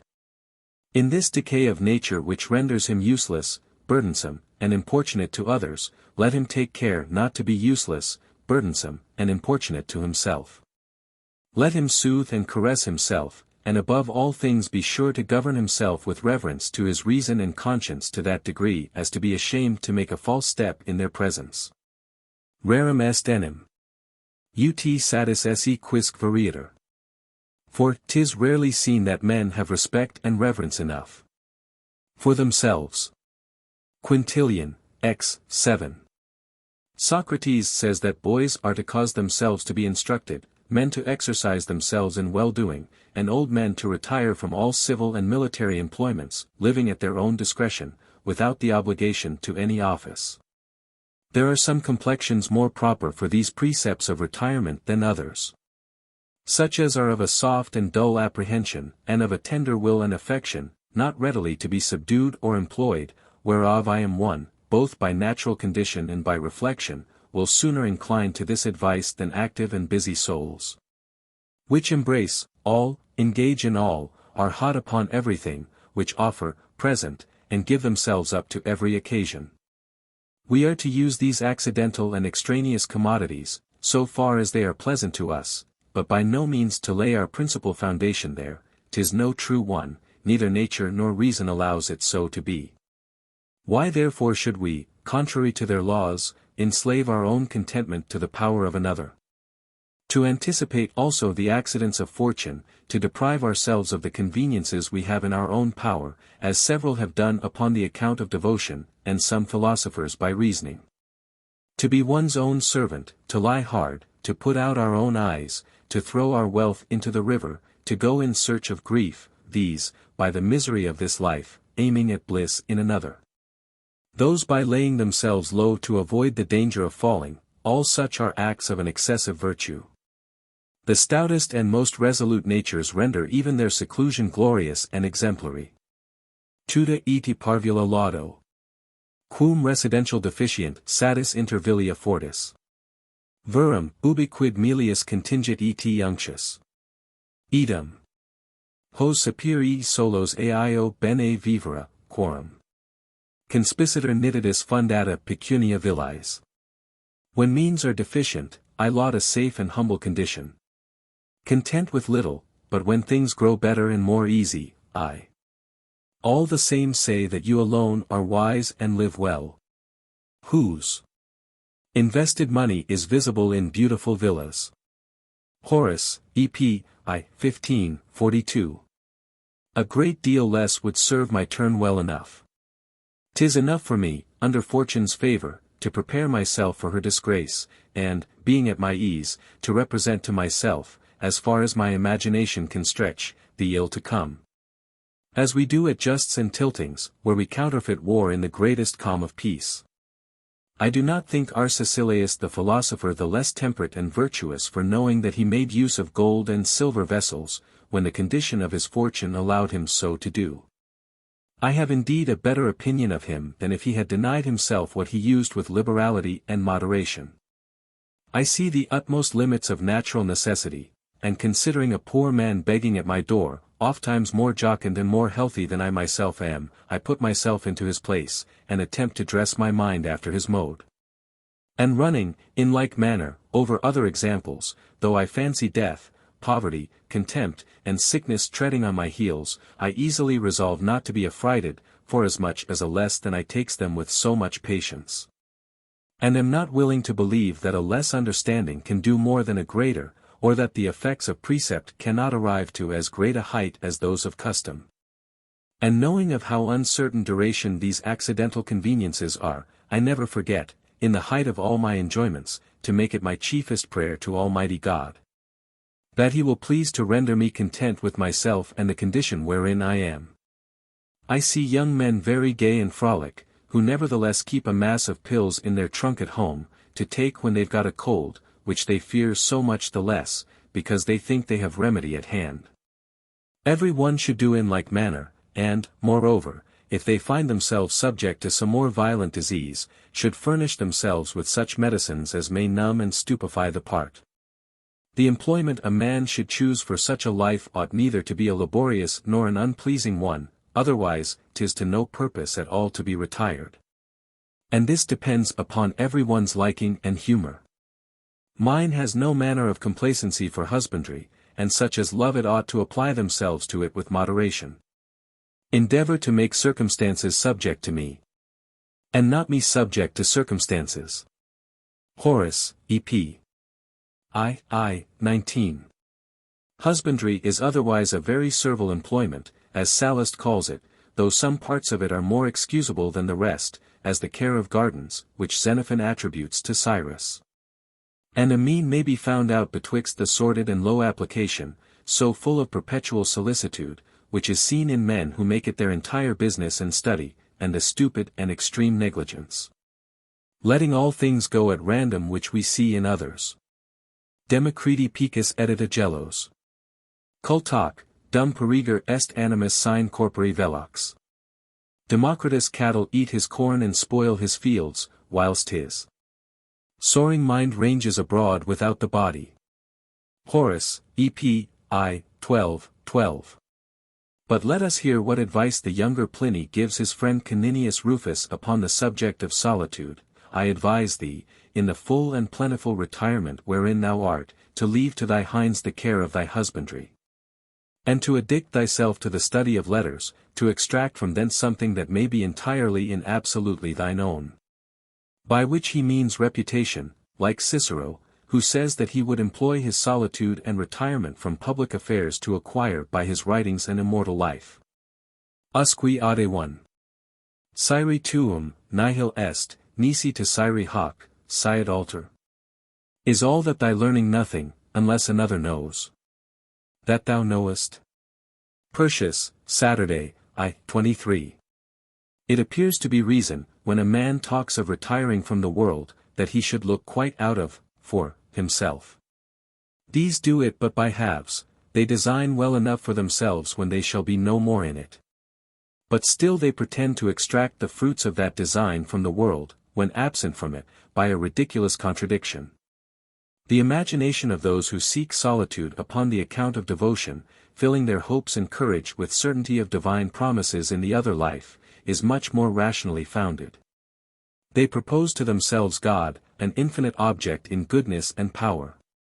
The soul has their wherewithal, at full liberty, to satiate her desires, afflictions and sufferings turn to their advantage, being undergone for the acquisition of eternal health and joy.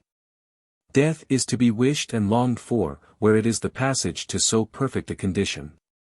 The asperity of the rules they impose upon themselves is immediately softened by custom, and all their carnal appetites baffled and subdued, by refusing to humor and feed them, these being only supported by use and exercise. This sole end of another happily immortal life is that which really merits that we should abandon the pleasures and conveniences of this. And he who can really and constantly inflame his soul with the ardor of this vivid faith and hope, erects for himself in solitude a more voluptuous and delicious life than any other sort of existence. Neither the end, then, nor the means of this advice pleases me, for we often fall out of the frying pan into the fire. Or, we always relapse ill from fever into fever. This book employment is as painful as any other, and as great an enemy to health, which ought to be the first thing considered. Neither ought a man to be allured with the pleasure of it, which is the same that destroys the frugal, the avaricious, the voluptuous, and the ambitious man. This plodding occupation of books is as painful as any other, and as great an enemy to health, which ought principally to be considered. And a man should not suffer himself to be inveigled by the pleasure he takes in them. Florio, edit. 1613, page 122. The sages give us caution enough to beware the treachery of our desires, and to distinguish true and entire pleasures from such as are mixed and complicated with greater pain. For the most of our pleasures, say they, wheedle and caress only to strangle us, like those thieves the Egyptians called Philistia. If the headache should come before drunkenness, we should have a care of drinking too much. But pleasure, to deceive us, marches before and conceals her train. Books are pleasant, but if, by being over-studious, we impair our health and spoil our good humor, the best pieces we have, let us give it over. I, for my part, am one of those who think, that no fruit derived from them can recompense so great a loss. As men who have long felt themselves weakened by indisposition, give themselves up at last to the mercy of medicine and submit to certain rules of living, which they are for the future never to transgress. So he who retires, weary of and disgusted with the common way of living, ought to model this new one he enters into by the rules of reason, and to institute and establish it by premeditation and reflection. He ought to have taken leave of all sorts of labor, what advantage soever it may promise, and generally to have shaken off all those passions which disturb the tranquillity of body and soul. And then choose the way that best suits with his own humor. Unusquisque sua novrat ire via. In husbandry, study, hunting, and all other exercises, men are to proceed to the utmost limits of pleasure, but must take heed of engaging further, where trouble begins to mix with it.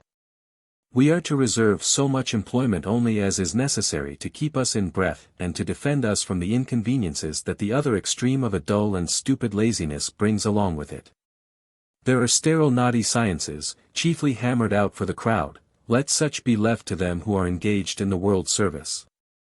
I for my part care for no other books, but either such as are pleasant and easy, to amuse me, or those that comfort and instruct me how to regulate my life and death. Tacitum silvas inter repter salubris. Curantum. Quidquid dignum sapienti bonoque est. Silently meditating in the healthy groves, whatever is worthy of a wise and good man.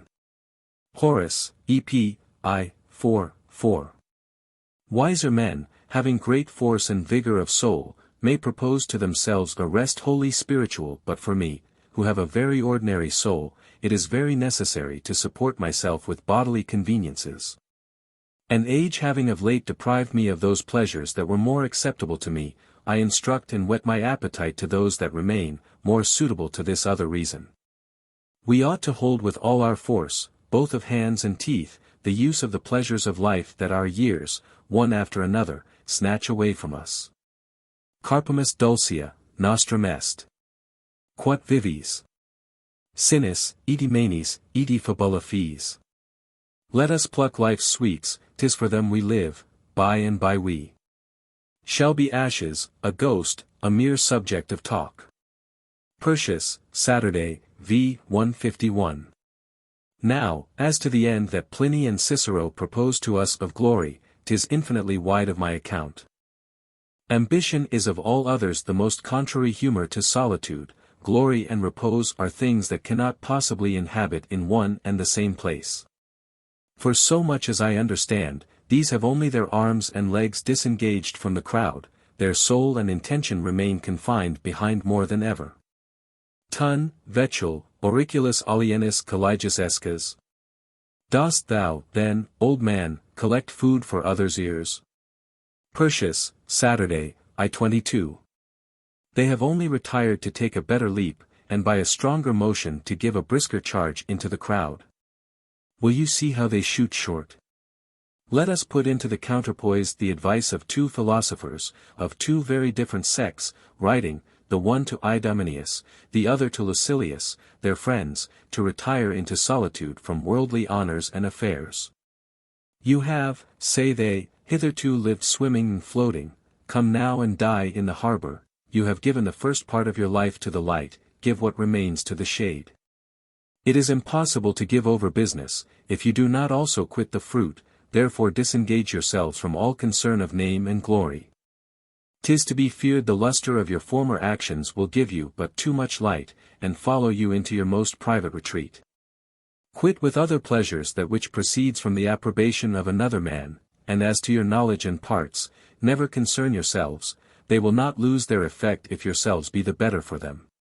Remember him, who being asked why he took so much pains in an art that could come to the knowledge of but few persons. A few are enough for me, replied he, I have enough with one, I have enough with never an one. Seneca, EP. 7. He said true. You and a companion are theatre enough to one another, or you to yourself.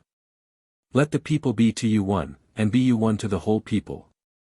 'Tis an unworthy ambition to think to derive glory from a man's sloth and privacy, you are to do like the beasts of chase, who efface the track at the entrance into their den. You are no more to concern yourself how the world talks of you, but how you are to talk to yourself. Retire yourself into yourself, but first prepare yourself there to receive yourself. It were a folly to trust yourself in your own hands, if you cannot govern yourself.